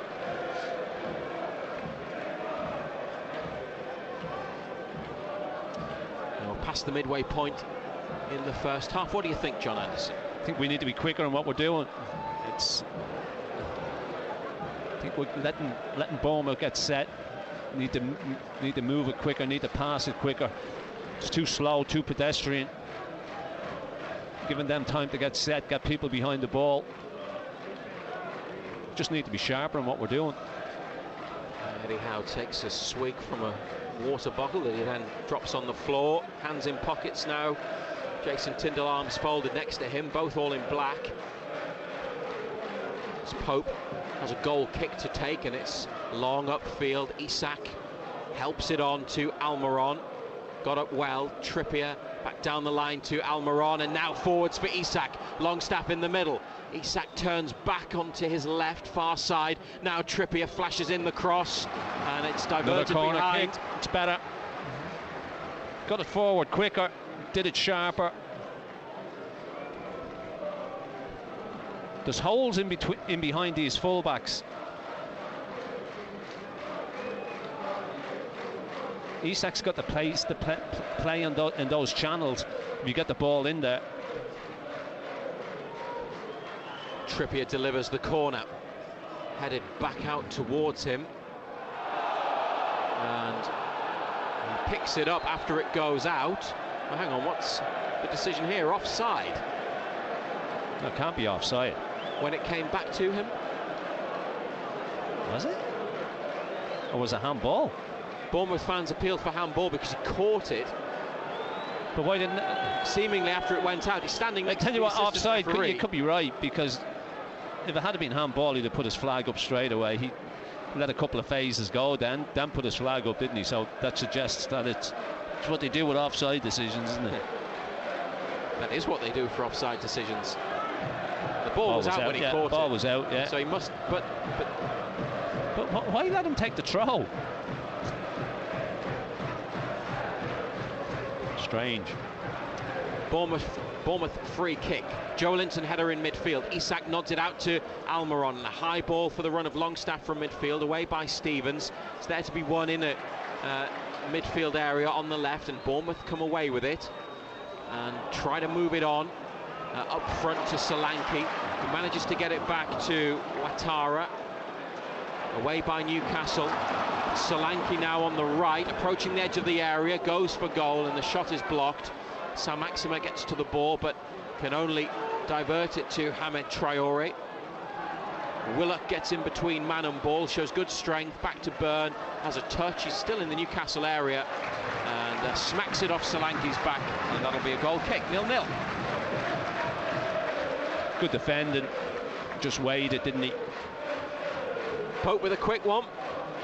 The noise is coming from the away fans on the far side, but they haven't seen their team create a chance or test Neto yet, despite a few corners and getting Isak into a couple of good positions. No Wilson tonight, minor hamstring injury. Isak starting, that's the only change. Gordon on the bench. Again, 16-year-old midfielder Lewis Miley also a substitute. Longstaff moving it over to Cher. Isak's dropped off. Good take. And just glides across the surface, Isak, after receiving it. Out to the right wing. Almiron to Trippier. Can't find another white and green shirt. And away by Bournemouth. And forwards to the left to Zamora. On for Solanke. There's 3 in this attack, but there's 6 defenders. Zamora. Wide left to Solanke. Jayden Anthony 5 yards outside the Newcastle area. Joe Linton forces him away from goal. He gets it back from Billing, and everybody bar Isak behind it for United. 0-0 the score. BBC Radio Newcastle. It's opened up here and they've gone for goal. Oh dear. But it's well wide in the end from Jayden Anthony. Goal kick. Yeah, you can see his intent. He's tried to drift in and just tried to bend it as they do, but it's gone out. It's gone the other way. It's come off the outside of his boot and gone the other way.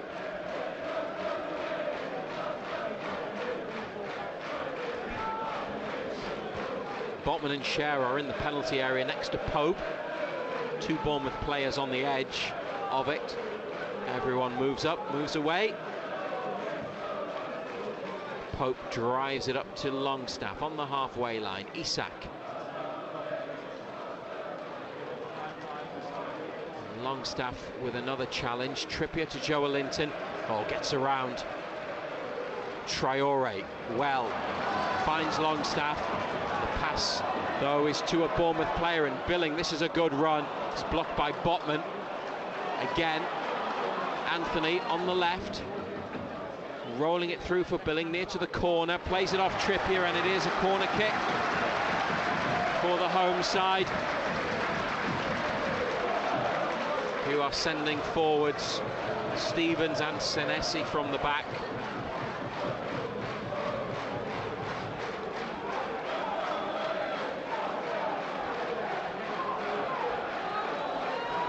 And next to the Newcastle fans is where the corner will be taken from. And Hamed Traore, the Ivory Coast international, right-footed in-swinger, and headed across to the far post where it's turned in.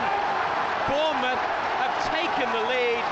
Marcus Senesi stabbing it into the back of the net from just a couple of yards out. And for the first time since mid-September, when they last played Bournemouth in the Premier League, Newcastle have gone behind in a league fixture and have conceded the opening goal in a league match. Half an hour played, second bottom Bournemouth lead by a goal to 0. It's the offside.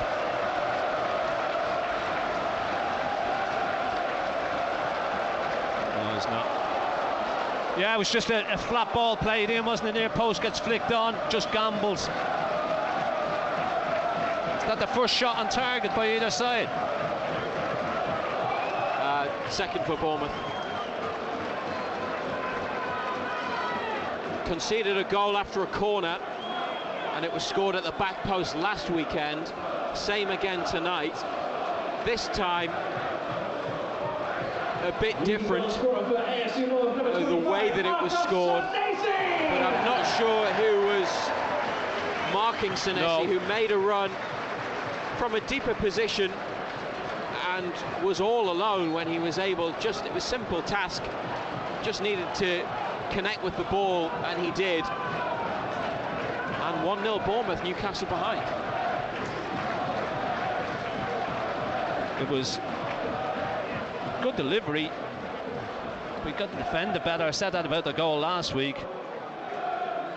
Can't switch off for second balls. We did this last week for that the West Ham goal, and we've done it again tonight. This is Almiron. Trippier's ball down the right. He's in the corner, cuts back onto his left, slips it through for the overlapping run of Trippier, and Neto catches the cross a couple of yards off his line by his near post. Yeah, good take. Needed to take it as well, because Joe Linton was coming bombing in behind him.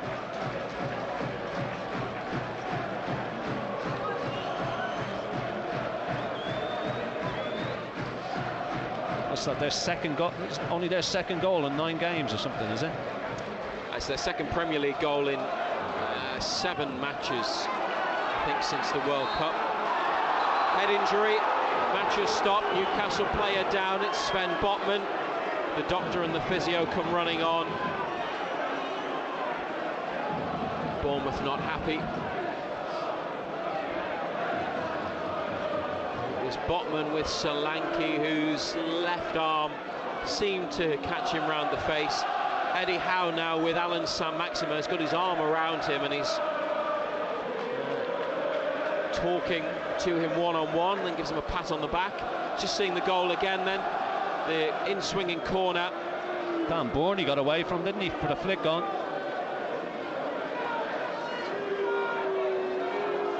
Now he's with Isak, look. Yeah. But Bourne let the original for the flick on. He's got away from Dan Bourne.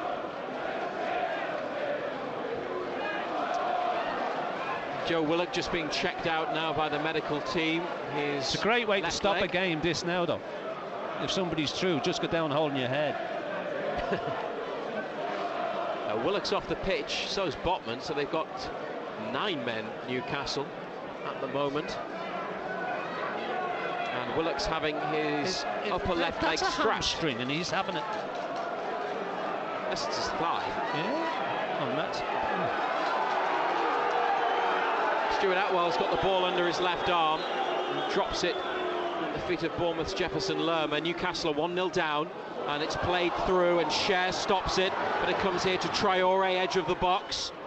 Lerma and Ouattara, left-footed cross. It's a dangerous one, and headed down into the hands of Pope by Solanke, 6 yards out.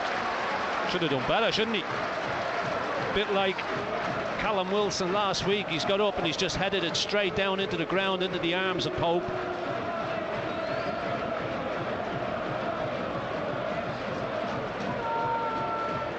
Cher, 34th minute on BBC Radio Newcastle. At half-time, we'll have reaction to Sunderland's match and the non-league roundup.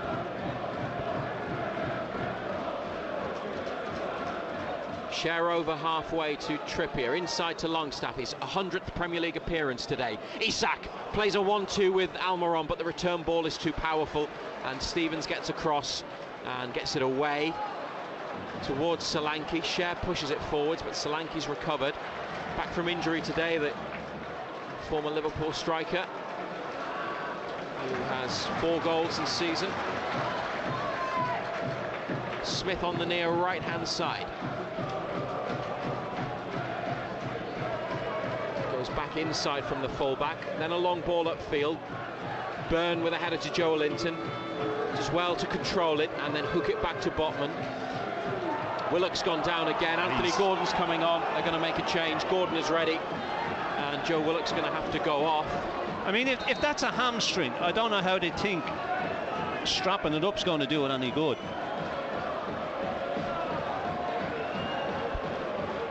And now the change is being made. Gordon, who... It is his hamstring, he's feeling his left hamstring.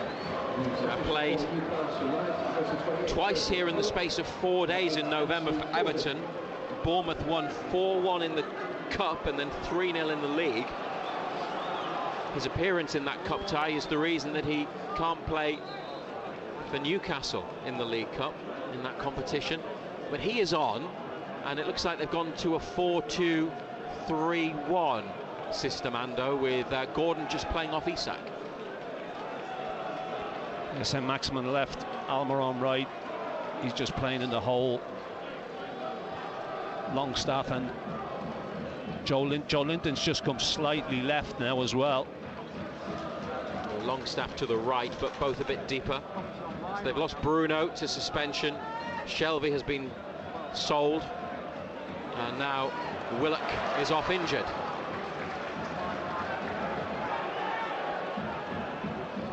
Fabian Schär might end up in midfield at this rate, something we talk about on Total Sport on BBC Radio Newcastle a bit.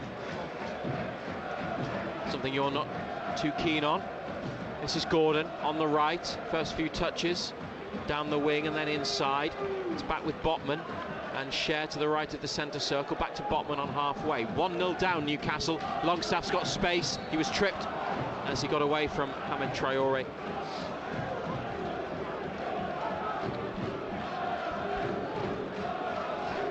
This is a free kick in a central position.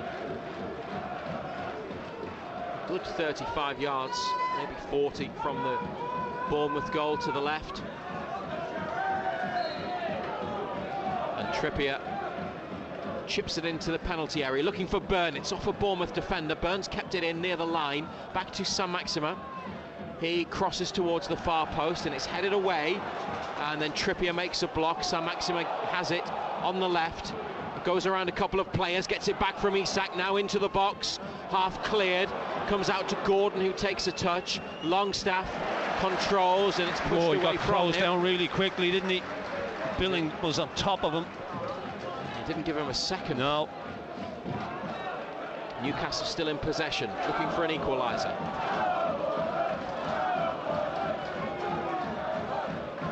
Botman to Byrne, back inside to Sven Botman. Just behind halfway, Joe Linton to the Dutch defender again. Longstaff turns and faces forwards, goes square to Schär. Into Bournemouth's half now, great ball into space. Almiron in the final third, brings it down inside to St. Maximin, back through for Almiron, who jumps over it, keeps it in on the goal line. It's wide of the penalty area, back to Trippier. Only Isak in the box. St. Maximin goes for the cross and it's blocked. Almiron to Trippier, it's really crowded, Bournemouth not giving Newcastle any space, and then Zamora sticks it out for throw. They're taking it quick now. This is Alan St. Maximin. Down at the edge of the box, no free kick. Joe Linton block challenge, and it spins away, and Schär is there. Takes it down inside to Botman, and forwards for Trippier.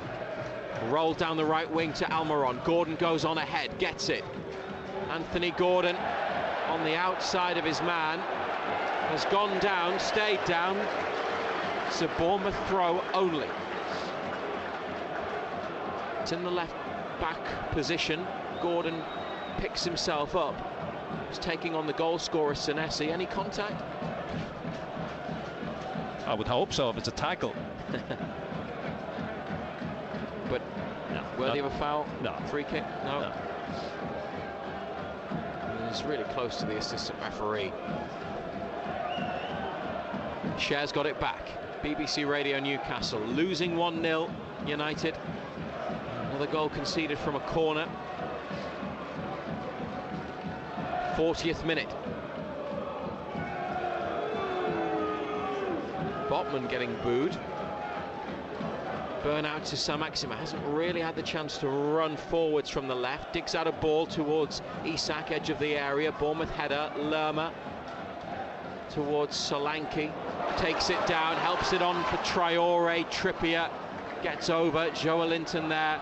Oh, great strength, and then brilliant. A turn That is quality midfield play, and now over the top, and Alan Saint-Maximin can run into space. Bournemouth getting bodies back. Saint-Maximin into the area, looks for the far post, it's headed away.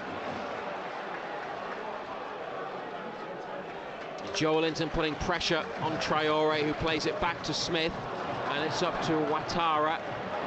Got away from Byrne and Longstaff, and they like him, the Bournemouth fans. It's a through ball now towards Jadon Anthony. Dan Byrne with a recovery challenge, and Trippier brings it away.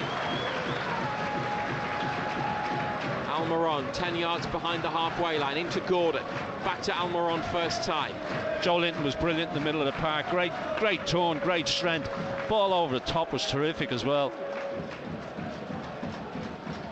Trippier on the far side, close to the touchline. Bournemouth half, Longstaff onto Gordon, back to Trippier, down the line for Almiron, who turns inside to Gordon, edge of the final third. It goes wide again to Almiron, and then down the line for Trippier. Cross comes in, Isak goes for it, headed away, and only as far as Schär from the Bournemouth clearance, and Gordon keeps Newcastle on the move. Back to Schär though, halfway line, up to the edge of the area, nodded clear. Isak's got it, down to Dan Byrne, wide to Isak, comes in off the left, gives it to Saint-Maximin, can't head towards goal, he's being looked after by Stevens there. It's a strong play from the defender, and then Longstaff judged. Took his time about that, Stevens. didn't he?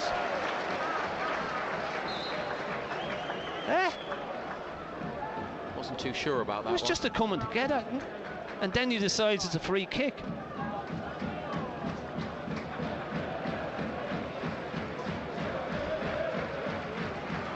They've lost Joe Willock to an injury, went off feeling his hamstring, and they are a goal down, Newcastle,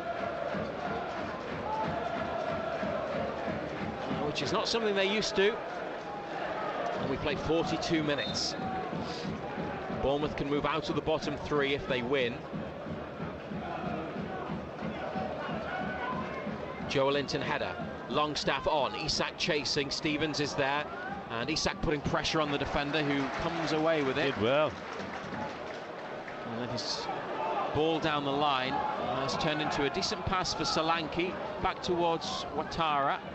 Joelinton, more good tidying up in midfield, and Schär over to Trippier, inside to Longstaff, nice take with his left, good ball onto Almiron in the centre circle, and they can create something here, possibly Newcastle. Over to Isak, blocked by Smith. Isak hit the deck and then gets back up, and it's played to him by Byrne. Saint-Maximin's gone over to the far side, the right. Looks like Gordon's through the middle at the moment, and Isak left. Byrne takes the throw, Joelinton drops his shoulder, drags it back, and Botman over to Schär. He's got space, might hit it, could have a go, does Fabian Schär, but it's cleared by the defender in the middle of the penalty box. Longstaff over to Byrne, not much support for him, he's helped it on. Saint-Maximin on to Isak, good position, left side of the area, but a weak shot on the shot, straight at Neto in the middle of the goal. Yeah, moved it well, didn't he? Dropped his left shoulder, cut inside, but got nothing on the shot. Comfortable save for the keeper. Love the way that he dummied that, left it for Saint-Maximin, and then got it back. Need to get him in the game more. Needs to go looking for it more.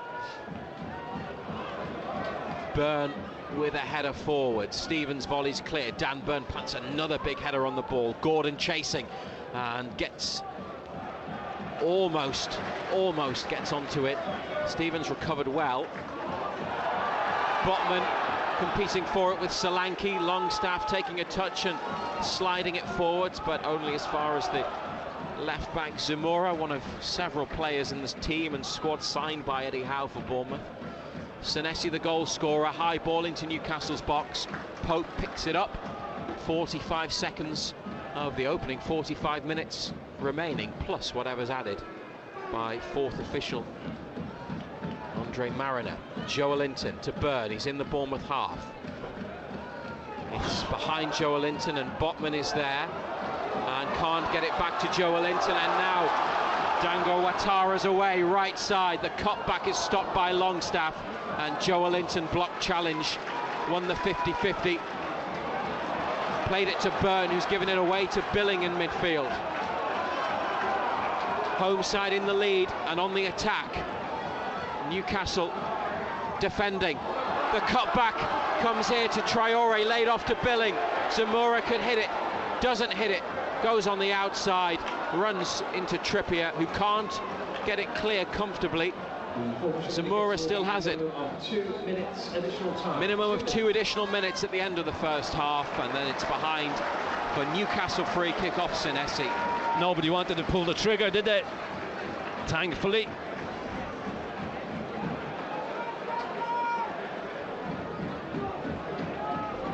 Well, Bournemouth had shown more quality in the final third. This could be worse for Newcastle, who haven't created any significant chances. The Isak shot was a comfortable save. Might have done better with it, but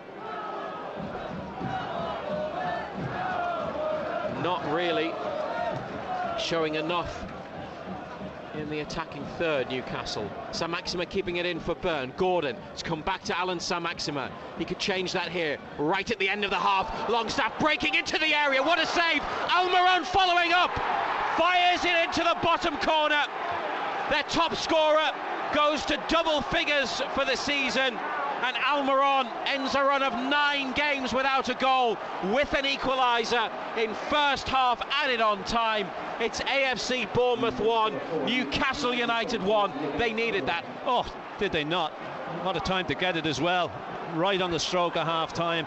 Makes that team talk a little bit easier, because we hadn't created a great deal, we hadn't played particularly well. But all of a sudden it's just clicked into gear. Just opened up for Sean Longstaff, didn't it? Good save by the keeper. Can't do a great deal about the follow-up. He's done well with loads of space for Longstaff. Just comes onto it. Simple finish in the end. And he's done well in terms of picking the spot, because he has to put it there, doesn't he? Really could maybe go the near side. Keeper's coming back across, so he's just gone back to the far side into a gap. Yeah, good finish. As you say, it's what we needed, because we haven't played particularly well. Byrne then with a block. Bournemouth want handball. They're going to get half-time instead. We're all going to get half-time. 1 apiece at the Vitality Stadium, with Miguel Almiron scoring in first half additional time. Newcastle not at their best, no question about that. Behind in the game, behind in the Premier League for the first time since mid-September. And Joe Willock off injured, but Almiron with a goal, and that has everyone of a black and white persuasion feeling a lot better at the break, Ander. Yeah, great time to get an equaliser right on the stroke of half time. We hadn't looked capable, we hadn't done a great deal in the half, we hadn't played particularly well. And you just said right at the death there, if Bournemouth had a little bit more quality up top and a little bit more composure, it could have been an awful lot worse for us. But thankfully we've got ourselves back into it. Makes that team talk, as I said, a little bit easier at half time. Just hope we show a little bit more in this second half, because we didn't show enough in that opening 45 minutes. And the change with Willock going off saw Gordon come on, and they've made an alteration to the formation, the system that they're using to get more attacking players on the pitch, but perhaps also because they don't really have an out-and-out central midfielder on the bench. No. Elliot Anderson can play there, but Gordon's come on, and Eddie Howe's tweaked it. Yeah, he's tweaked it. He's gone. Longstaff's gone to the right side. Joelinton playing slightly on this left side. Gordon playing slightly further forward. But we need to do more on the ball. We need to be quicker on what we've done in that opening 45 minutes. Second half coming up soon. Stay with us here on BBC Radio Newcastle. Miguel Almiron's equaliser in added on time means that at the break it's AFC Bournemouth 1, Newcastle United 1. They've done it. They're going to Wembley. Lots of fans obviously trying to get their tickets. Matt Bailey at breakfast. Well, Newcastle fan Dan Gordon has sold his car so he can fly home from Australia for the game. He's been planning his backpacking for 2 years, so when he originally planned it was during the Ashley era, and he actually told us if Newcastle have any success, I'm flying home, and we all laughed at him. We went, who are you kidding? There's no chance. And then obviously Amanda Staveley and Cove taking over and revived the club and give everybody fresh hope, including Dan. Obviously we're just so happy that he's coming home. The sound of the Northeast at breakfast. BBC Radio Newcastle, making a difference in the Northeast. Total Sport. BBC Radio Newcastle. So then, at half-time at the Vitality Stadium, Bournemouth 1, Newcastle United 1. We'll be back with Matthew Raisbeck and John Anderson for full coverage of the second half very shortly.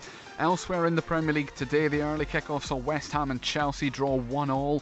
Arsenal and Brentford also drew 1-0 in the first of the 3 o'clock games. Ivan Toney, formerly of Newcastle United, getting Brentford's equaliser. Also finished 1-0 between Crystal Palace and Brighton as well. Solly March for Brighton. 6 minutes later, James Tomkins equalised for Crystal Palace. Fulham beat Nottingham Forest though 2-0. Willian in the first half, Manor Solomon in the second.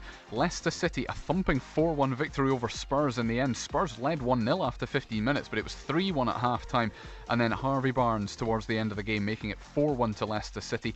Wolves won 2-1 at Southampton despite having Mario Lemina sent off after just 25 minutes against his former club. He used to play for Southampton. Southampton then took the lead and were still winning 1-0 with 15 minutes to go, but a Jan Bednarek own goal and then a Joao Gomez winner made it 2-1 to Wolves. In the Championship as well earlier, Sunderland battled their way to a 1-0 win over Reading at the Stadium of Light.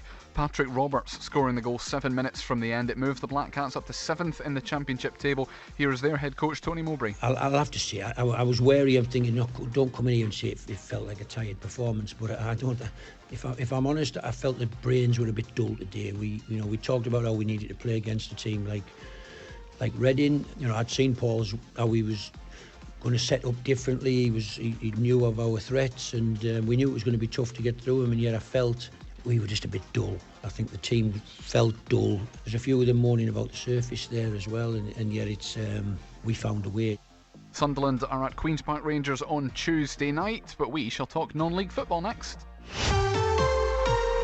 Total Sport. Local football in the Northeast. BBC Radio Newcastle.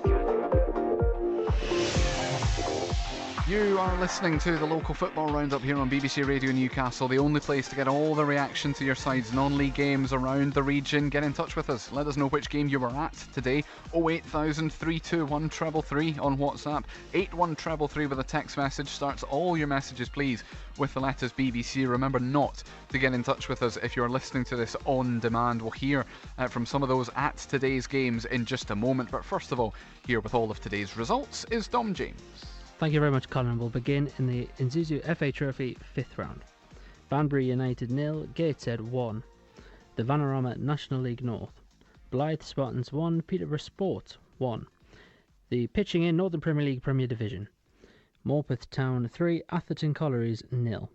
Warrington Rylands 0, South Shields 1. The pitching in Northern Premier League East Division. Concert 1, Works Town 2. Grantham Town 1, North Shields 0. Hebburn Town 0, Grimsby Borough 4. Sheffield FC 0, Dunstan 2. The Scottish Lowland League. Gretna 2008 0, Berwick Rangers 1. The EBAC Northern League Division 1.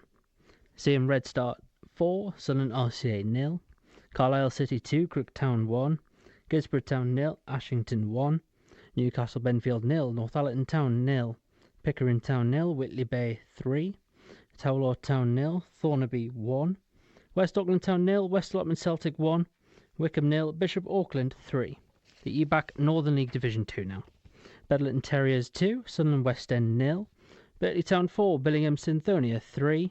Bolden CA 1, Billingham Town 3. Borough Rangers 0, Blyth Town 0. Chesley Street United 4, Branny United 0. Eshwinning 0, Prudder 1.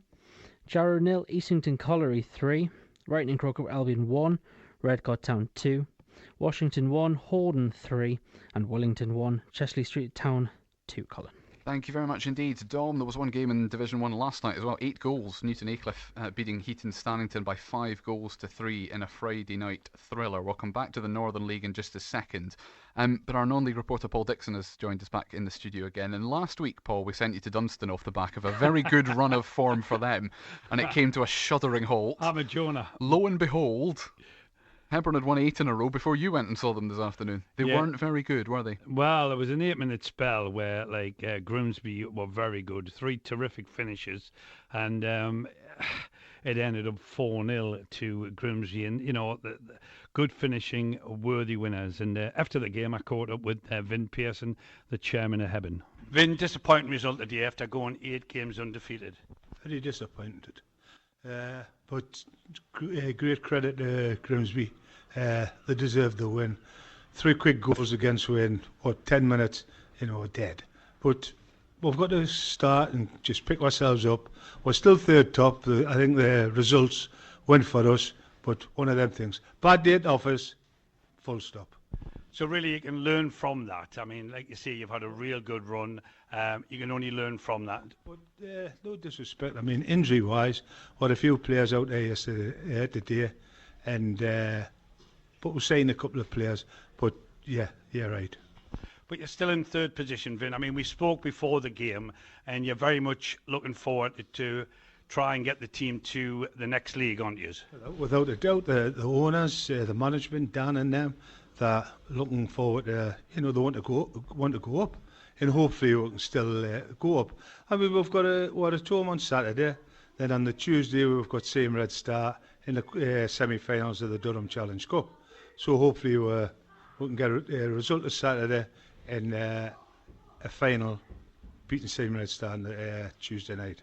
He always looks on the bright side, doesn't he, Vin? He's always good value. But he was when disappointed today, he was, after they've had such a good run, But, all good things come to an end, times, don't they? Indeed, except that Gateshead's run of the FA Trophy hasn't come to an end yet, Not thankfully, yet. because a really, really good win for them. They should have won on paper at Banbury United because they were from the division above. They were made to work very, very hard for it, but ultimately they are 2 games from Wembley. Well, they are, and I mean, it's terrific. And we've looked at the teams that are left there, and there's nobody really frightens them. I mean, they're on a great run. They've got that team back.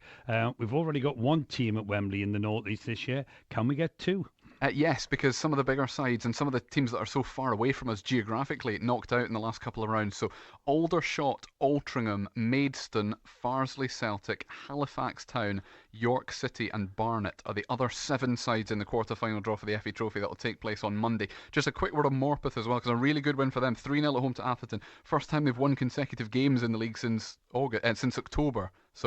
And they needed the last couple of weeks that they've had. They needed it. Oh, they'll be really pleased up there tonight, yes. I mean, they've got a good team. I mean, the last time I went up there, they won 2-0, and then they lost a few games, but they've done really well today. That's a good 3 points for them. It is for them. South Shields keep going in that division as well. 1-0 away at Warrington Rylands today. That win for Dunstan away in the East Division, the only win for our 4 sides in that division. Consett, no disgrace, losing at home to Worksop Town, though. North Shields played pretty much 90 minutes with 10 men. Paul Van Zandvliet sent off in the 2nd minute of their defeat at Grantham. Time though, Dom, for our results of the day from Division 1 and 2 in the Northern League. We'll start in Division 1. It was a tough one for Division 1. Whitley Bay, a great result for them away at Pickering, and Ashington, good result for them away to Gisborne, but it's going to go to West Lotman Celtic for a 1-0 win away to West Auckland Town. Yeah, they won the West Derby in the North East. Well done to West Lotman Celtic. Yeah, the top 4 in that division, all winning, so it's as you were at the top. Division 2? Division 2, it has to go to Berkeley Town. 4-3 win over Billingham Synthonia today. Yes, they are keeping their title challenge alive. We are determined to get to Berkeley Town for a game, Paul, in the next few weeks. So we will get there. Paul, thank you very much. Dom, thank you very much as always as well. Our non-league roundup will be back pretty much the same time next Saturday. Newcastle at 5:30 again next weekend at home to Liverpool. So the local football roundup around about 6:20 here on BBC Radio Newcastle. We will head back to the Vitality Stadium in about 90 seconds' time, but that gives me enough time to tell you about the rugby that's going on. Hasn't quite finished this afternoon. In the Six Nations, the first game was between Ireland and France. France, the reigning champions, 14 wins in a row. Ireland, the number 1 ranked side in the world, and Ireland it is who made it 2 wins from 2 in this season's championship. They beat the defending champions by 32 points to 19 in Dublin. 3 first-half tries for Ireland. Hugo Keenan, James Lowe and Andrew Porter all crossing. The try of the match, actually probably France's only try of the game, from Damien Penaud. But Gary Ringrose made sure with another try for Ireland towards the end. At Murrayfield, Scotland are taking on Wales and are cruising. They are 30 points to 7 up going into the final few minutes. Blair Kinghorn has just scored another try for Scotland there. So that is pretty much game over. That's 4 tries for Scotland. And in the Rugby League, it's not going well for Newcastle Thunder in France. 38-0 down away at Toulouse, heading into the final stages of that one as well in the Championship. Just their second match of the season. And time to tell you just briefly that England's women beat the West Indies by 7 wickets in their opening match of the T20 World Cup in South Africa. They were set 136 to win in Pearl, and they cruised there very comfortably. 14.3 overs was all that it took them in the end. We, though, are heading back down to the South Coast. Newcastle United drawing 1-1 at Bournemouth at half-time. Matthew Raisbeck and John Anderson are back in just a moment. Half-time highlights. Total Sport. BBC Radio Newcastle. Next to the Newcastle fans is where the corner will be taken from. Mohamed Traore, the Ivory Coast international, right-footed in-swinger, and headed across to the far post where it's turned in. Bournemouth have taken the lead. Marcus Senesi stabbing it into the back of the net from just a couple of yards out. And for the first time since mid-September, when they last played Bournemouth in the Premier League, Newcastle have gone behind in a league fixture and have conceded the opening goal in a league match. Half an hour played, second bottom Bournemouth lead by a 1-0. Saint-Maximin keeping it in for Byrne. Gordon has come back to Alan Saint-Maximin. He could change that here, right at the end of the half. Longstaff breaking into the area. What a save! Almiron following up. Fires it into the bottom corner.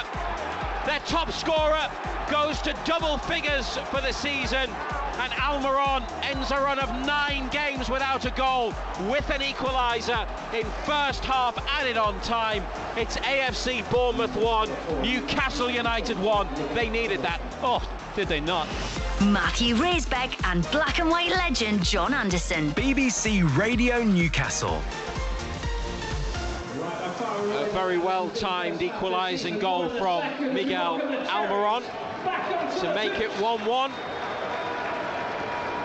Newcastle are out for the second half. No changes, so it's Pope in goal, Trippier, Cher, Botman, Byrne. A midfield 2 of Joelinton and Longstaff, with Almiron on the right, Saint-Maximin on the left, and Gordon playing behind Isak. And Gordon came on for the injured Willock. There's no Wilson today because of a minor hamstring injury. No Lascelles either. Newcastle's bench: Dubravka, Dummett, Ritchie, Lewis, Fraser, Murphy, Anderson, and 16-year-old Lewis Miley. Bournemouth, no changes for the second half either. Neto in goal. Smith, Senesi, goal scorer. Stevens and Zamora at the back. Lerma and Billing in midfield. Ouattara, Traore, Anthony, Solanke up front. Home side have kicked off. They're into the area with Jayden Anthony looking for Billing or Solanke, and it's hooked behind by Philip Billing, the midfielder, who got in there left-footed wide of Pope's goal. The Bournemouth bench: Mark Travers is the goalkeeper, and then Ryan Fredericks, Chris Mepham, Ryan Christie, Joe Rothwell, Marcus Tavernier, Matthias Vigna, Kiefer Moore, and Antoine Semenyo. 35 seconds played in the second half. Newcastle in the white and green kit against the red and black stripes of Bournemouth. Pope goal kick, Isak trying to head it on. Anthony has kept it in, left-footed volley towards halfway. It's a foul by Solanke on Longstaff, aerial challenge. Stuart Atwell, the referee, just trying to get some order. Longstaff's all right. He's come across to the side of the pitch for a water bottle, and now jogs back into the middle. Trippier to take the free kick. Bournemouth players 5 to 10 yards in front of their penalty box. Trippier, diagonal ball, looking for Byrne. Away it goes. Saint-Maximin's got it. Makes the block on Ouattara. And then it's cleared. Trippier with a header. Longstaff on the left, far side. Newcastle attacking the goal to our right as we look. But as I mentioned earlier, the TV cameras are on the far side of the pitch here at the Vitality Stadium. Byrne. Back to Joelinton. Had a good first half. Yeah, he did. Very good. He's picked out Isak in a pocket of space, and it's moved on to Almiron, scorer of the equaliser. Gordon in the middle. Finds Isak, edge of the area. Back out wide it goes. No flag against Almiron. Moved it down the line to Trippier. Cross blocked by Zamora. Through to Gordon in the penalty box. Back to Trippier. Digs out a cross that's headed away by Solanke, and it's a throw right next to the corner flag on the Newcastle right. 1-1.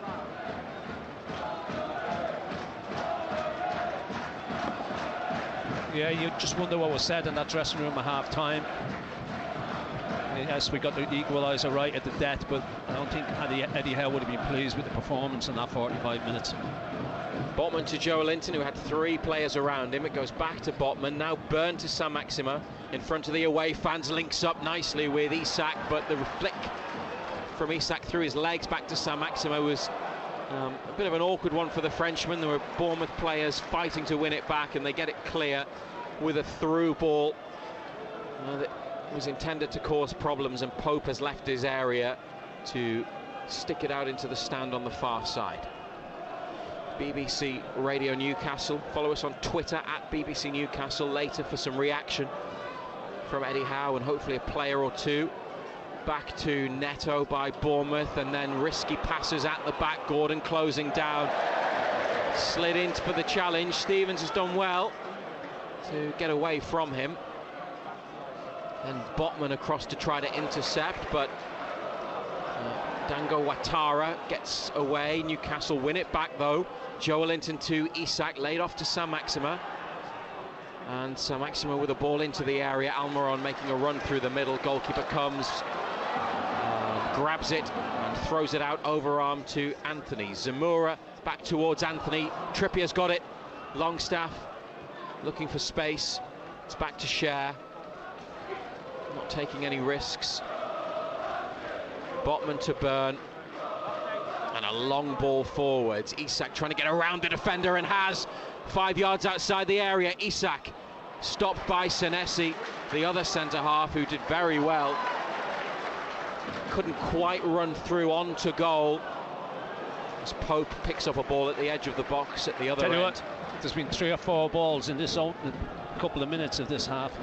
They're just dinking it in behind Dan Bourne to get runners in behind because they feel they can do them for pace. Quality of the ball up to now hasn't been great. Oh dear.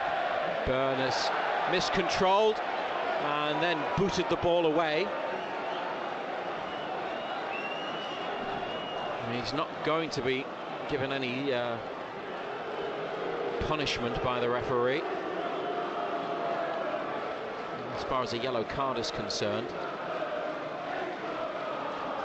But it's a Bournemouth throw on the far side, just behind the halfway line. 1-1.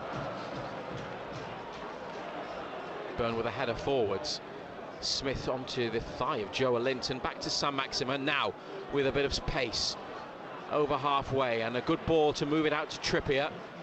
And on to Almiron, who gets his head down and starts to run. Zamora in front of him. Almiron goes on the outside. 3 Bournemouth defenders with him. Almiron with a cut back. It's behind Isak, and then they've cleared it only as far as Longstaff. Back towards Isak. Longstaff again, trying to find room for the shot. Does get the shot away. And a low effort straight at Neto. Saved by the Bournemouth goalkeeper. Longstaff did well to find space to produce the effort in the end. And Trippier with a foul on Solanke on the near side, about 30 yards out. And there's going to be a change for Bournemouth because Chris Mepham is ready to come on, and I think it's Marcus Senesi who scored the goal that gave them the lead in the first half, that he is going to come off. He doesn't look comfortable. He's limping. Free kick though for Newcastle to defend at the moment. 52nd minute. To say on. He's gone down. He's gone down. The referee's come across. The numbers board is ready. Now Senesi gets up. Looks like his back. Lower back. Mepham, the Welsh international, part of Eddie Howe's team that was relegated 3 years ago. Jogs onto the pitch, goes straight into the attack for the free kick. Zamora is there with his left, or they have Traore, who can take it right-footed. Zamora runs to the ball, then stops. Traore with a bit of whip. It's awful. Trippier with a header. And out for a throw. Paul Dummett warming up, gives the ball to... Is he doing the... Zamora? Is he doing the Lascelles role, is he? Don't give him the ball. Don't let him take the throw in. Zamora does take the throw now. Joe Linton's got it. And Longstaff to Almiron. His first touch takes him back. And he's giving it back to Trippier near the goal line. Share away. Forwards by Mepham, his first touch. Gordon with a push in the back. And the referee's whistle has gone. The foul was on Jefferson Lerma, the Colombian international. Two number 8s there.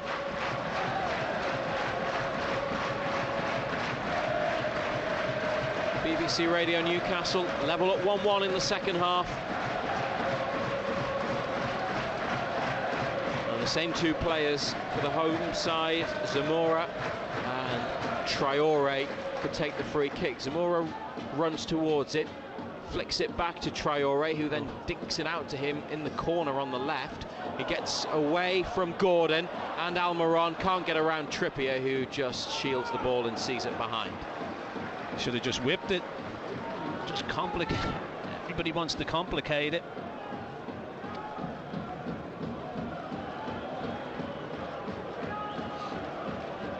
They're bringing it out from the back, Newcastle. It's played short by Pope. Botman to share. Gordon.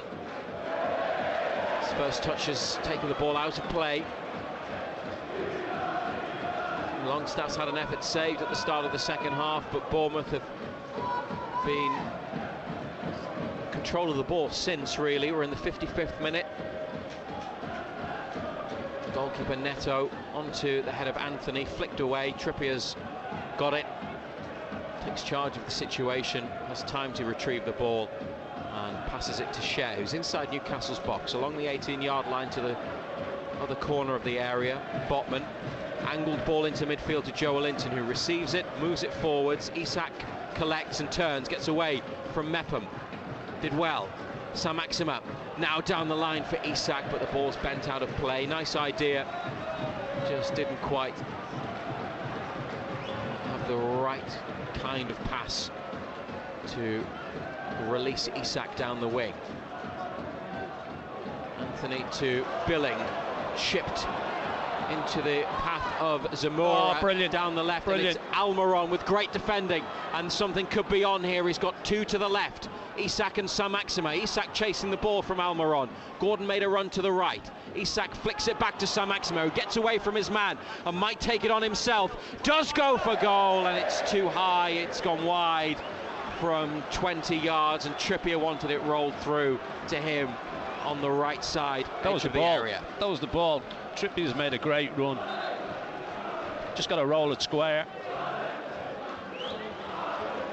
Nowhere near, was it? They're singing Saint-Maximin's name.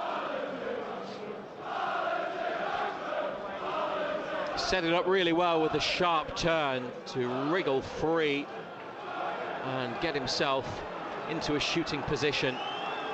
It looked like he was just possibly going a bit too quick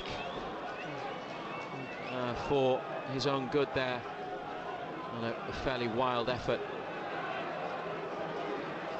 from a player who was involved in Newcastle's equaliser, scored by this man, Miguel Almiron, trying to flick it down the line for Trippier. A good idea, but Bournemouth read it and have the ball back, and Longstaff recovering puts it out just past halfway on this near side. 1-1.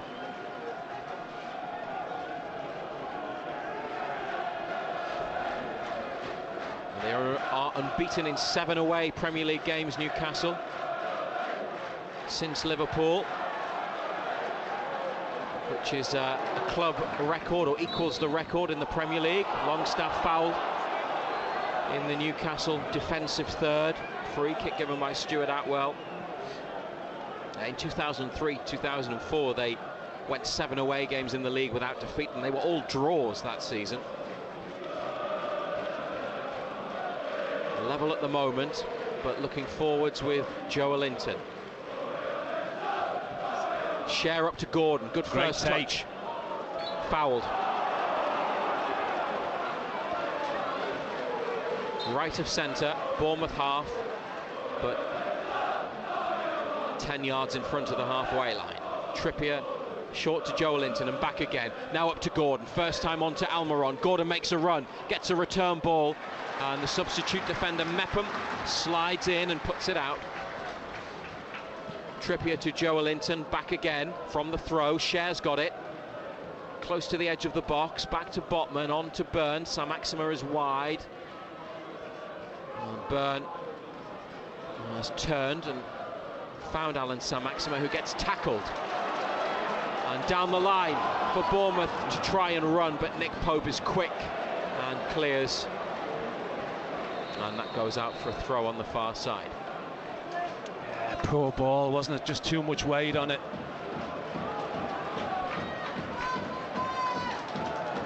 Isak closing down Mepham. He picks out the pass, and it's Jayden Anthony, and he's spun away around Trippier and got himself into a good position here. But Longstaff, not for the first time, gets in the way. Him and Joelinton have broken up the play a lot tonight. And now it's Anthony Gordon, left side with room to move into. Carries it forwards and gives it to Alan Saint-Maximin. He's in a good position, got Almiron in the box. Might take this one on himself as well. Still going all the way across the area. Then back to Almiron. It's exciting play. He's got it again, Saint-Maximin, right wing. Into the corner. Gets around the challenge of Zamora, and a cross which is caught by the goalkeeper in front of the line.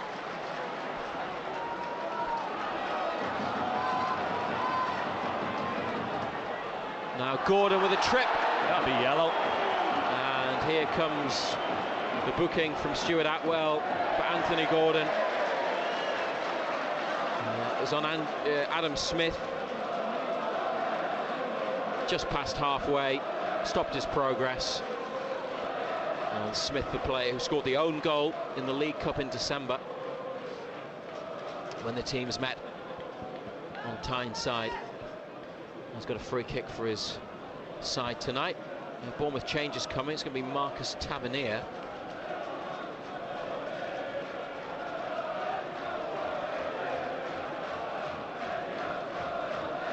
Cry of Eddie Howe's black and white army from the away fans. Mohamed Traore, another Bournemouth free kick to take. Newcastle just on the edge of the D. Now they drop as the ball comes in. Dan Byrne sticks out a leg and puts it over the top. Good ball, wasn't it? Whipped into an area between defenders and goalkeeper. Bourne couldn't leave it either, he had to play it. Seems like he has good quality from set pieces, Traore. Well, they scored from a corner in the first half, Bournemouth. We've played an hour. And it's a low delivery to the near post. Comes back out to Traore, the corner kick taker. High ball, caught by Pope in the 6-yard box. Wants to do it early. throws it now to Isak. And Saint-Maximin held up by a challenge on halfway as Isak tried to play it to Longstaff left wing. Bournemouth intercept over the top from Billing. And then the referee sees a coming together between Solanke and Botman and says, no foul, play on. He hasn't been popular, has he? Saint-Maximin now right of centre. This is a good run. And he's rolled in Almiron. Gordon in the middle. Almiron, edge of the area, back to Saint-Maximin. Almiron to Saint-Maximin again. Here's the cut back. Oh, it's straight to a Bournemouth defender, and then it's out to the near side, and they can bring it away. 1-1 the score. Cher's got a hold of Solanke. Dear, oh dear. And it's gone for a Newcastle throw. This referee is, honestly, hey, there's no way in the world this referee's a homer. He's got him round the throat. Home supporters are not happy. Kieran Trippier's just receiving some treatment off the pitch. Jefferson Lerma was down a few moments ago. Solanke not getting much. Marcus Tavernier, back from injury, is ready to come on, and he will replace Jaden Anthony on the left side of the attack. Jaden Anthony.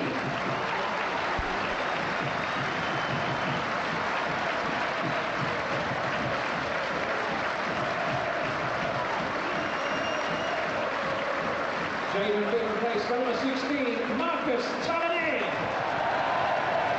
It's 1-1 at Bournemouth. A win takes Newcastle back up to third. If they draw, they will be 2 off Manchester United, but 2 ahead of Spurs in 5th. Joelinton with it. Cher to Joelinton again, just behind halfway. Trippier on the ball, first time back to Cher, moving it around. Bournemouth chasing. Almiron stayed wide on this right-hand side. He's got loads of space. Byrne could have gone down the line to Saint-Maximin, comes back to Botman. Almiron, arm in the air, wants it. It's not played to him. It's Cher instead. Trippier back to Cher, stretching.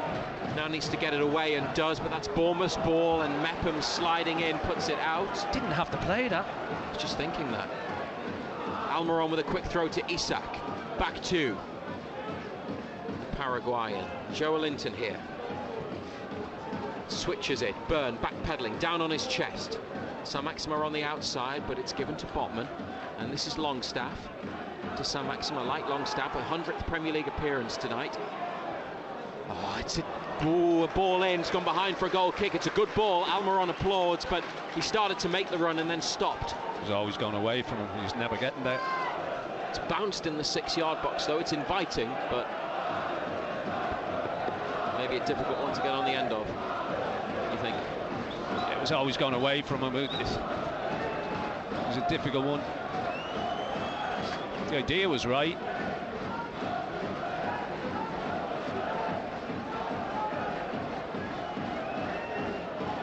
Neto telling his defenders to get forwards, and he's with his left arm waving them across to the far side.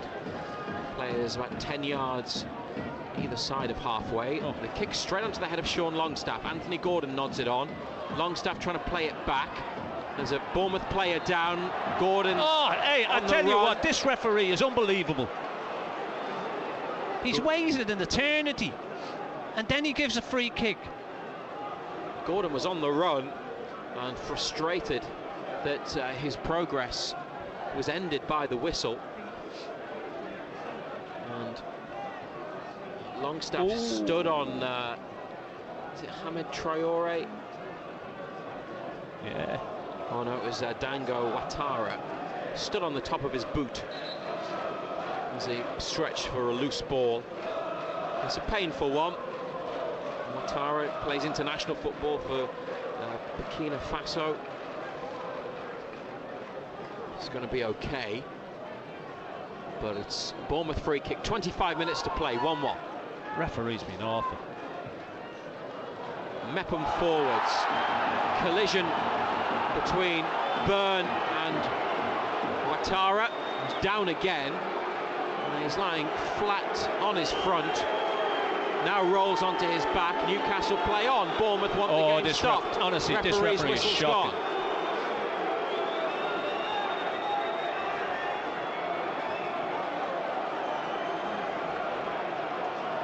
Jason Tyndall involved in a heated discussion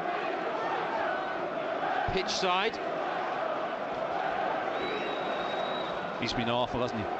The referee for both sides. But and what happened there when the two players? It's just a coming together. I don't think it's a foul. I mean, he's blocked his run, but I don't think it's a foul.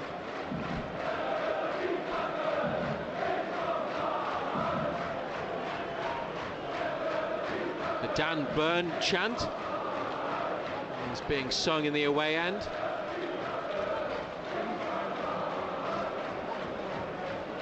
It'll be Newcastle's ball when the match restarts. Bournemouth getting vexed on the touchline after the game was allowed to continue.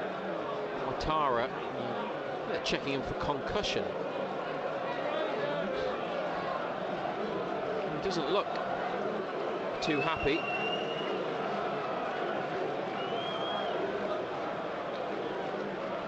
Byrne is watching across and talking to him. And the Bournemouth medical staff take a look. 1-1 on BBC Radio Newcastle. He's put his arm across him, hasn't he? It's the arm across the chest, I think. We've just seen a replay. It's a wide shot, so not a close-up. Are you allowed to do that? Is that not a foul now? I don't know what's fouls and what's not anymore. Didn't used to be, did it? Share onto Almiron. It's not now. Trippier goes beyond, gets it, chips it towards Gordon. It's broken for Isak in the area. Oh, over the top. Offside. At the near side, but the flag is up anyway. Oh, Meffen's a lucky boy. Newcastle getting a bit fortunate from the way that the ball bounced and dropped and fell. Offside? Didn't look offside to me. Would have needed to see it again properly, but he missed the target anyway, Alexander Isak. If you just joined us, it's no Callum Wilson. We're told a minor hamstring injury. Joe Willock's gone off injured.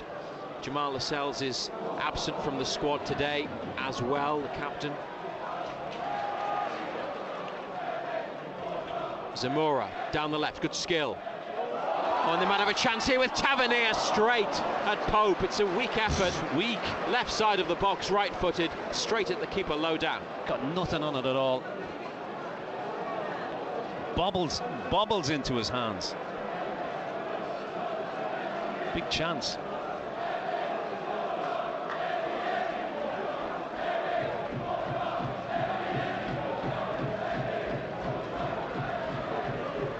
Almiron on the right wing for Newcastle, back to Trippier, now Longstaff on to Isak, who might have to take it himself. Almiron was potentially offside. Isak's got turned, skips infield away from two red and black shirts, and now over to Byrne. Sam-Maxima just inside the area on the left.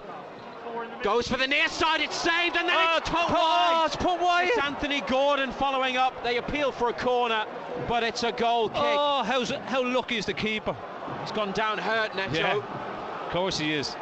And Newcastle have created a good chance. Sam-Maxima saved it. Longstaff with the first effort on the follow-up, on the rebound, and then it came back off the keeper, who collided with Longstaff and went wide off Anthony Gordon, who wanted a corner, didn't get it.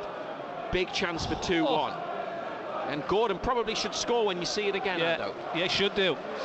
I mean, what's the keeper doing for the first one, though? He should hold it. Bounces off his chest. Big chance for Gordon to get his first goal.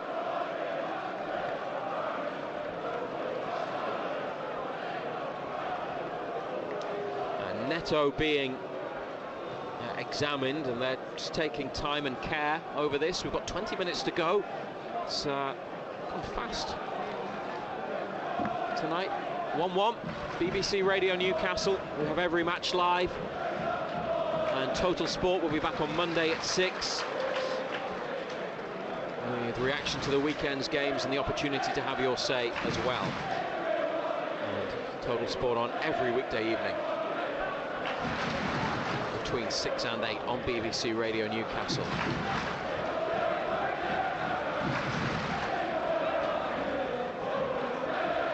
Pulled Neto up onto his feet, and I think he has been cleared to continue. I think that could be more of an embarrassed injury. Eddie Howe and Jason Tindall having a conversation next to the touchline. It's a Bournemouth goal kick. Gordon with a big chance and no foul in there. I don't think they gave they wouldn't, would they? Well, no. I say they wouldn't. You never know. The keeper collided with Longstaff, whose follow-up effort was saved, and then it was wide from Gordon. Oh! Foul by Botman. It's 35 to 40 yards out on the right for Bournemouth with a free kick. Solanke went over the defender's knee.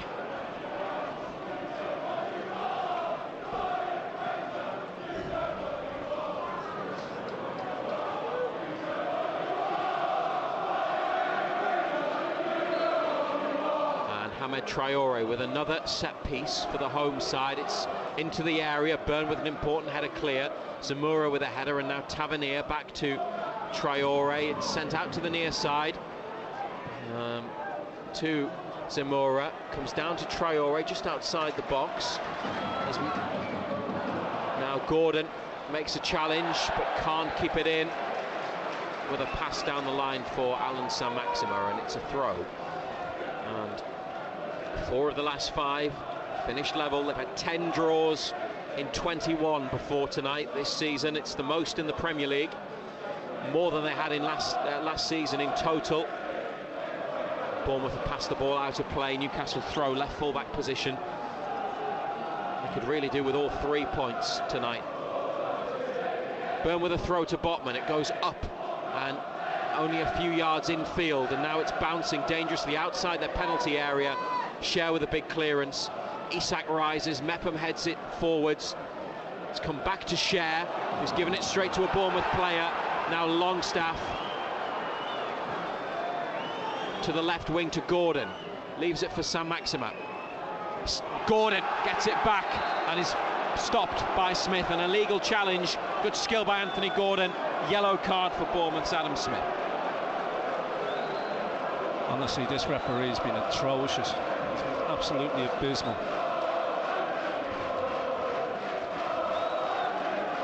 Good play by Gordon. Through the legs. Didn't complain. No. About the yellow card, Smith.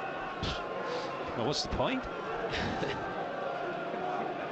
35 yards. There's been worse tackles than that in the game. Trippier on the right touchline. Gordon's dropped back. Could play it in square to him. Everyone else on the edge of the box. Driven into the area. Headed up by Newcastle, but keeper catches in the 6-yard box. No challenge on the ball. Then Neto kicks from the edge of the area. Tavernier brings it down, but he's offside. Stretching for it. It's a tidy first touch, but flag is up on the far side from James Mannery.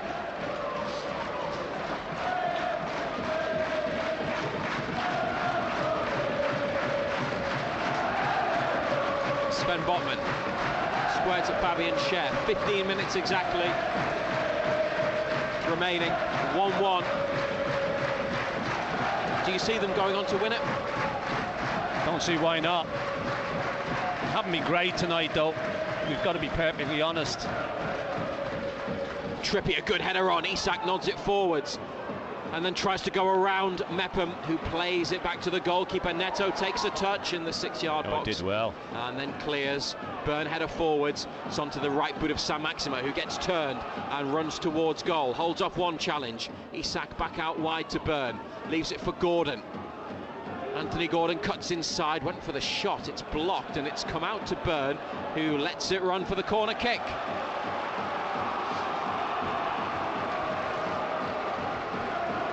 Bournemouth are going to make another change, at least one more change. No activity on Newcastle's bench. Trippier with a corner, Longstaff hands back. Almiron and Saint-Maximin edge of the box.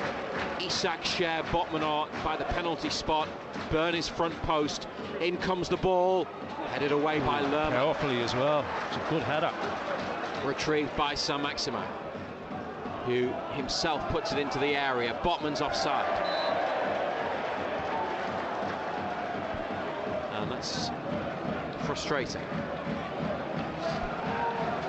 It's been one of them nights. It's been that type of night, though, hasn't it? Almiron with an equaliser in the first half, added on time after Senesi gave Bournemouth the lead on half an hour.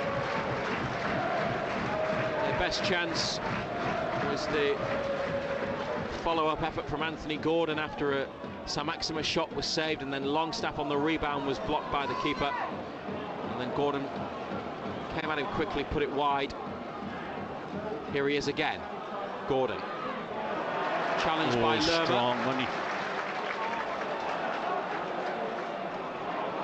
Newcastle think Traore was offside. He's allowed to play on down the right wing, back onto his left, and Cher, big clearance, important clearance. Saint-Maximin touches it back towards Longstaff, who's gone down. Oh, he's kidding himself. Referee lets Bournemouth play. See, that's on. cheating. That's blatant cheating. He's now back up. Traore's cross. Longstaff on his chest in the area. Bournemouth appeal for handball. Almiron takes it away, and Isak to the right. Isak chasing the ball from Almiron, and it's out off Mepham. It's Newcastle's throw. That's shocking from Sean Longstaff. Almiron's down now. 1-1.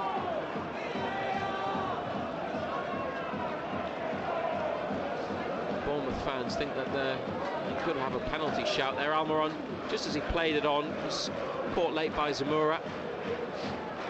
Antoine Semenyo, former Sunderland man, signed for £10 million from Bristol City, is coming on for Bournemouth for Dango Ouattara. And Ryan Fredericks, the full-back, replaces the yellow-carded Adam Smith. Jacob Murphy is getting ready to come on for Newcastle. Almiron's holding his right wrist, and he's crying out in pain. He's moving his hand and his fingers. He might be the player going off anyway, Almiron.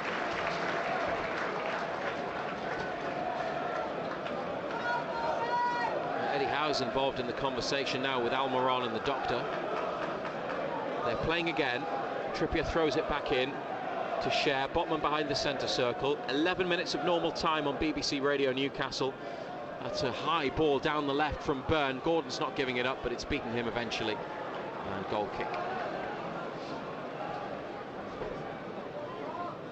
1,300 away fans. There might be some who are Southern-based, but most will have made their longest trip of the season. Almiron's gone down now again. Murphy's ready to come on, and they'll hope for a late winning goal. Take them back up to third.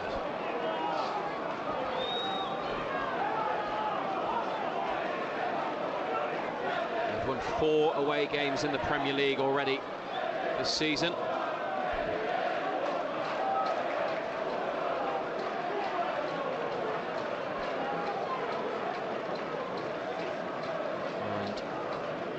It's going to be the end of Almiron's night. He's off the pitch. It's a Bournemouth goal kick. Jacob Murphy always seems to be introduced as a fairly late substitute. He's just, when he was caught by Zamora, he's put his right arm out to break his fall and seems to have landed awkwardly. Almiron. But Murphy on the right of the attack. 1-1 the score. Gordon chests it down to Joe Linton. Isak drags it back. That's great play, and through for Murphy. The keeper gets back on his line. Murphy in the box, holds it up on this near side. Support from Trippier, and now Isak with a deflected shot that was travelling towards goal and spins out to this right side. Trippier's cross. There's 3 or 4 black, white and green shirts in there. Force of habit. Red and black. Red and black. No black and white shirts in there. He was crossing it to the back of the box. Bournemouth get it clear and out, and it's a Newcastle throw. Share, good ball to Trippier on the right wing. Diagonal ball inside to Longstaff, flicks it into the area. Isak takes a touch, keeps the attack alive. Back to Longstaff, who's offside. Oh, and then just clatters Fredericks. Saint-Maximin is on the floor on his back. Yeah, he came off worse. When it came back to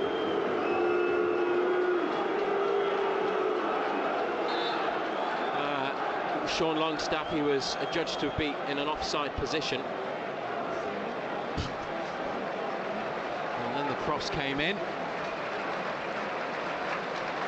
And that's when there was the collision. Saint-Maximin is down. They've got Elliot Anderson and Matt Ritchie warming up.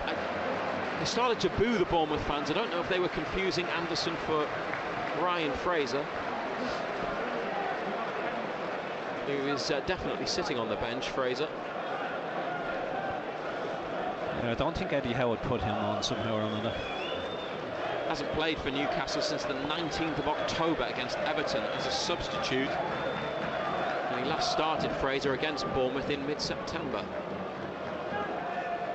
Anderson is coming back to the bench, takes off his yellow bib and light blue training top, and I think he's going to have to come on for Alan Saint-Maximin. And this is not a good night for Newcastle, with Willock off injured, Almiron having a problem, Saint-Maximin now not seeming as though he's in a good way,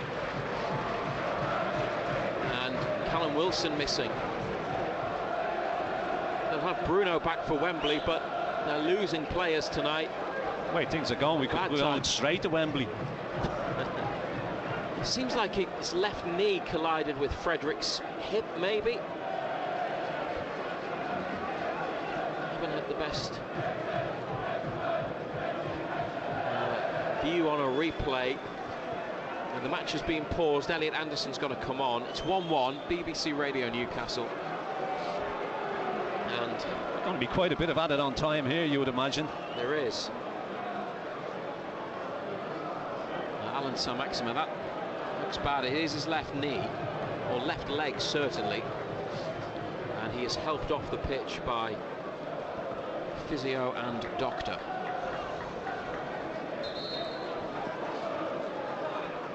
Here comes Anderson.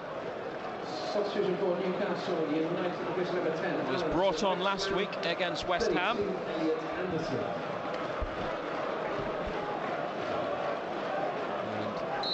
And now the clock says 84 minutes, but I mean, we could have 5 or 6 at least added at the end of this match. Joelinton, good header forwards in midfield. Isak gets up. It's dropped towards Anderson. Away by Bournemouth, headed on by Longstaff. Another Bournemouth clearance, then out off Tavernier. Murphy with a throw in the middle of the home team's half of the pitch. Left for Trippier. Throws it away from Joelinton and back to Share. Remember to follow us on Twitter at BBC Newcastle for some reaction later. Gordon's gone to the left side and Anderson's in the middle behind Isak.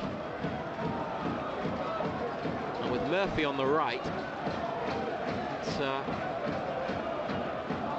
necessarily Newcastle's preferred front four, but it's what Eddie Howe has available to him. They're going to have to be the players to try to get them a winning goal. Murphy, a layoff straight to Tavernier on halfway. Down the line. Billing onto Solanke, takes it away to the corner. Botman's out there with him. Makes a good challenge. Excellent defending. But then Billing makes a challenge for Bournemouth, who have it back. Lerma, 30 yards out, left of centre. This is Semenyo. Oh, he's given the free kick for the challenge that came in. Didn't need to make it either, you know. Didn't need to make it, just got his hip across him.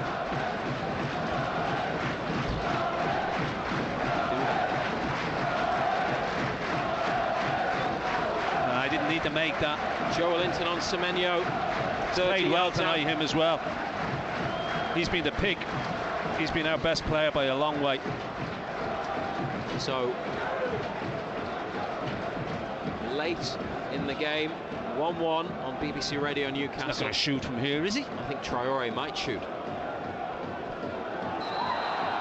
Now there's a player down in the box, and I haven't seen what happened. It's Dan Burn trying to pick Jefferson Lerma up to his feet. Burn is absolutely furious. It's been yellow carded. Somebody's been yellow carded. Is it Botman? Botman was yellow carded, was it? Botman and Lerma. Botman gave him a little shove, and he's hit the floor in a bit of a theatrical manner. Honestly, dear oh dear.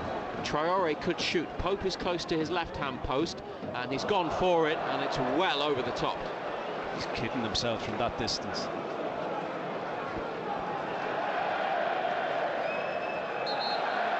Home fans holding on to the ball. Nick Pope gets it back in the end. Botman over to Cher. The win takes them back up to third. They'll have to win it late though, Newcastle. Joelinton, more good play in midfield, really good. Trippier now forwards. Isak, a foot race between him and Stevens, and the defender had a head start, got across and puts it out. 20 yards from goal. Joelinton to Trippier, back down the line to Joelinton, inside to Trippier. And this is Anderson, edge of the area. Good feet, Elliot Anderson. Now Isak, Gordon at the back stick. Doesn't cross it, back to Trippier. He sends it in. Header from Bournemouth away from Gordon. And now Longstaff looking for Anderson, and it's stabbed clear. Botman with a header. Semenyo's onto it. Gordon gets back. And they have it again, Newcastle, attacking down the left wing. Anthony Gordon onto it. Square to Joelinton. Square. Onto Trippier, edge of the box. Trippier chips it into the middle. Away by a Bournemouth header. Murphy keeps it alive on the far side. Support from Bird.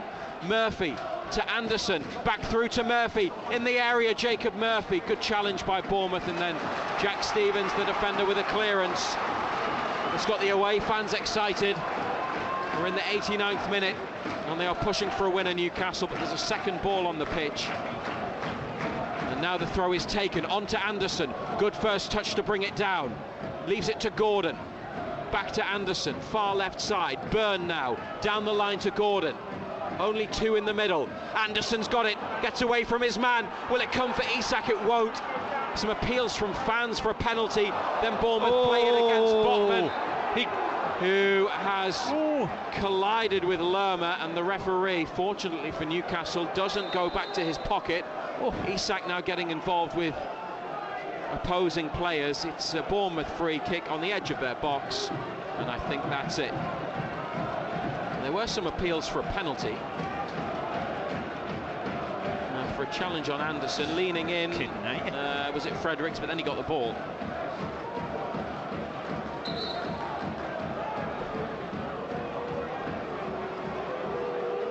The appeals came from the supporters. Now we're going to see how much time, or we are in a few seconds, gets added at the end of the match. One apiece. Almiron getting Newcastle back into it after Senesi's opener. Both goals in the first half. Header on by Bournemouth. Botman back to Pope. Now he's gone down. Botman's down. And referee let it go. And Burns being dispossessed, and Bournemouth at the near post, off the line by Trippier, who might just have saved Newcastle. They played on with Botman down. I don't know whether Burn was the only one who was stopping, but Bournemouth won it back on the far side, and then it was flicked towards the goal line, and there was Trippier to stop it and clear it. It remains 1-1, and 7 minutes are added. Well, his watch obviously didn't bleep, so it wasn't over the line. He'll be pleased when this is over, this referee, because he's had a mare. Pope miskicked it. Dear, oh dear. And then Burn with a heavy touch. It's going to be a Bournemouth corner now.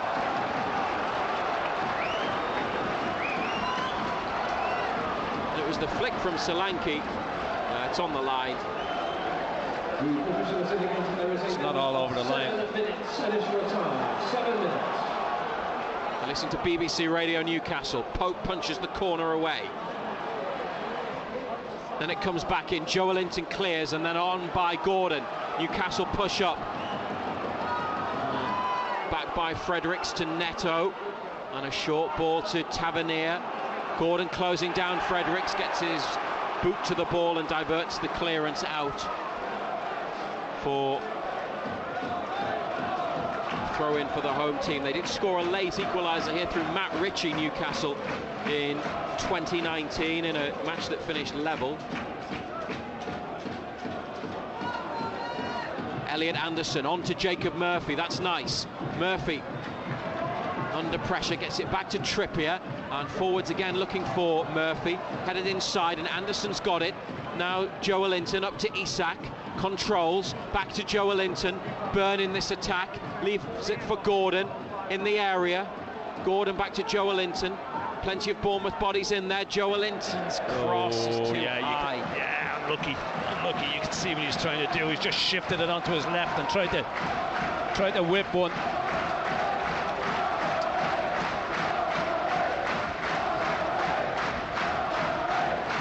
Eddie Howe's really animated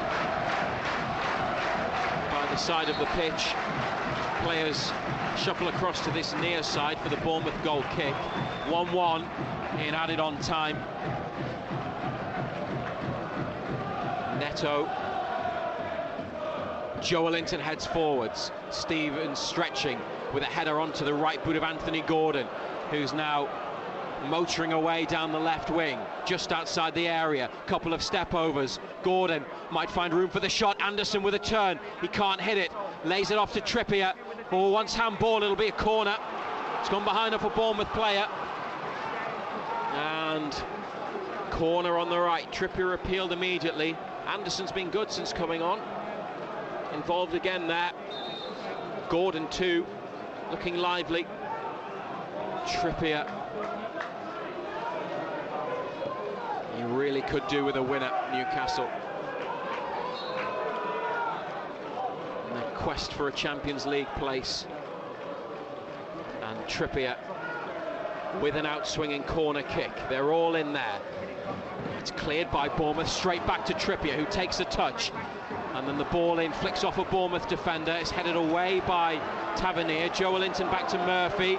Turns away from Semenyo. Oh, and just about gets away from another Bournemouth challenge. And Isak's got it down the line. Share into the middle. Botman goes up. It's headed away. And Murphy trying to win it. That's a foul by Joelinton, who gets a yellow card. Free kick in the middle of Bournemouth's half.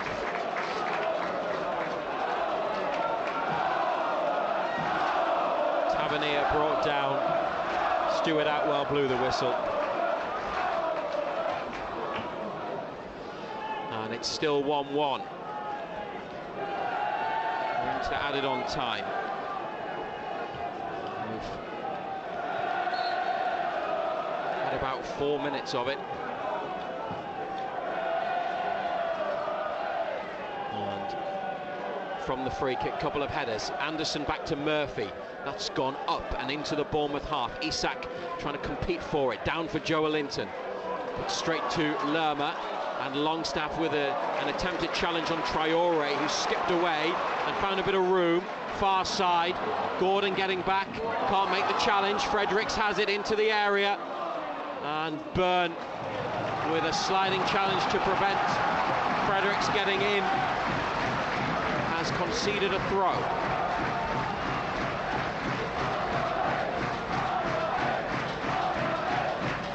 BBC Radio Newcastle, 1-1. Joelinton's got it, edge of the area.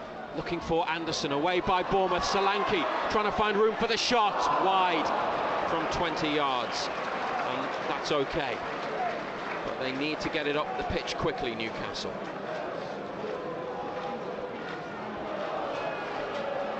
Share. They haven't left the penalty box. Now Botman steps forwards with it. Longstaff picks it up. Out to Byrne. Could go down the line to Gordon. Does. He comes infield. Jumps over one challenge. And then goes with a high ball up to Murphy through the middle. Away by Mepham.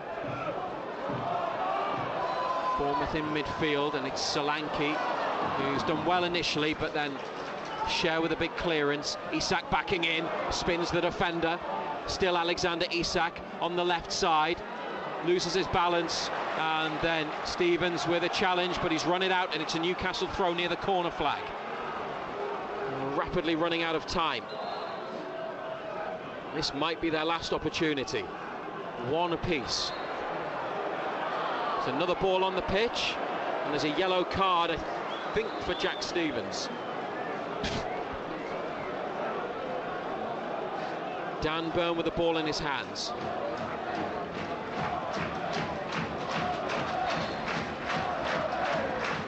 Great if they could go and win it.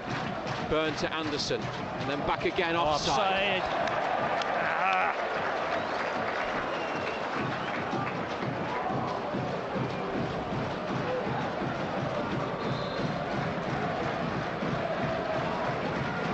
Neto leaves his box to take the free kick.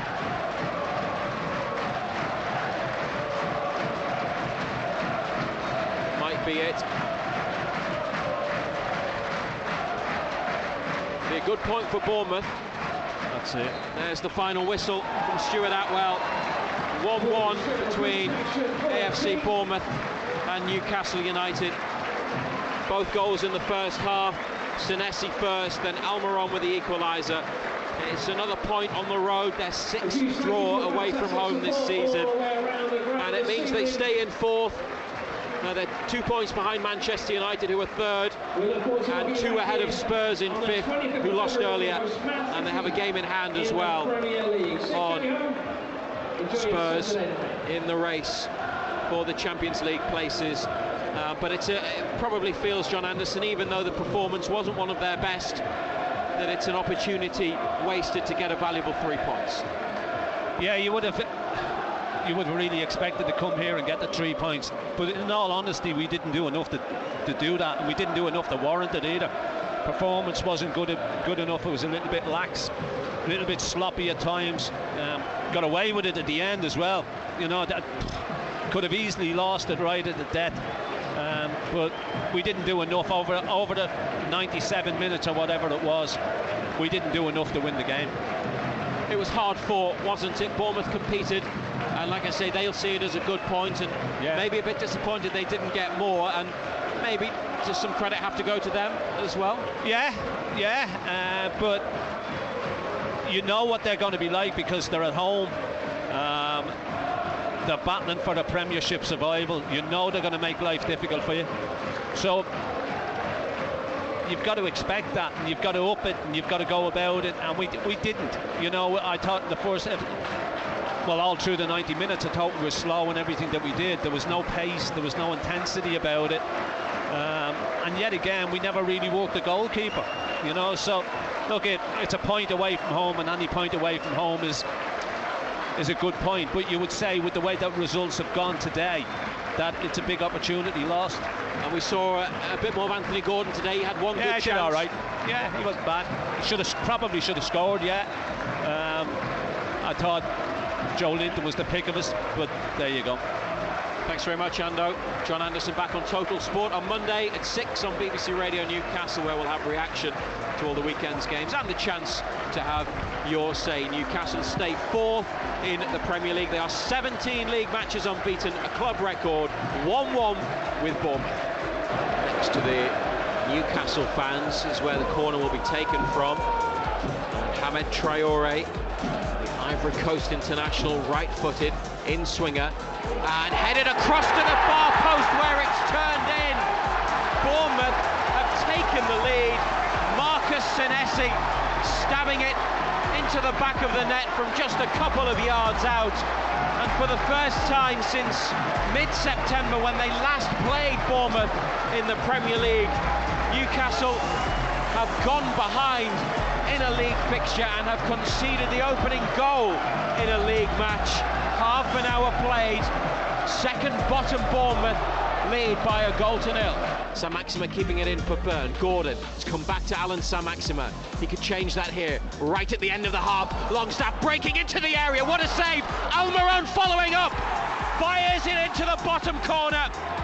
Their top scorer goes to double figures for the season, and Almiron ends a run of 9 games without a goal with an equaliser in first half added on time. It's AFC Bournemouth 1, Newcastle United 1. They needed that. Oh, did they not? Total Sport. On the station with Newcastle and Sunderland commentary exclusively live. BBC Radio Newcastle.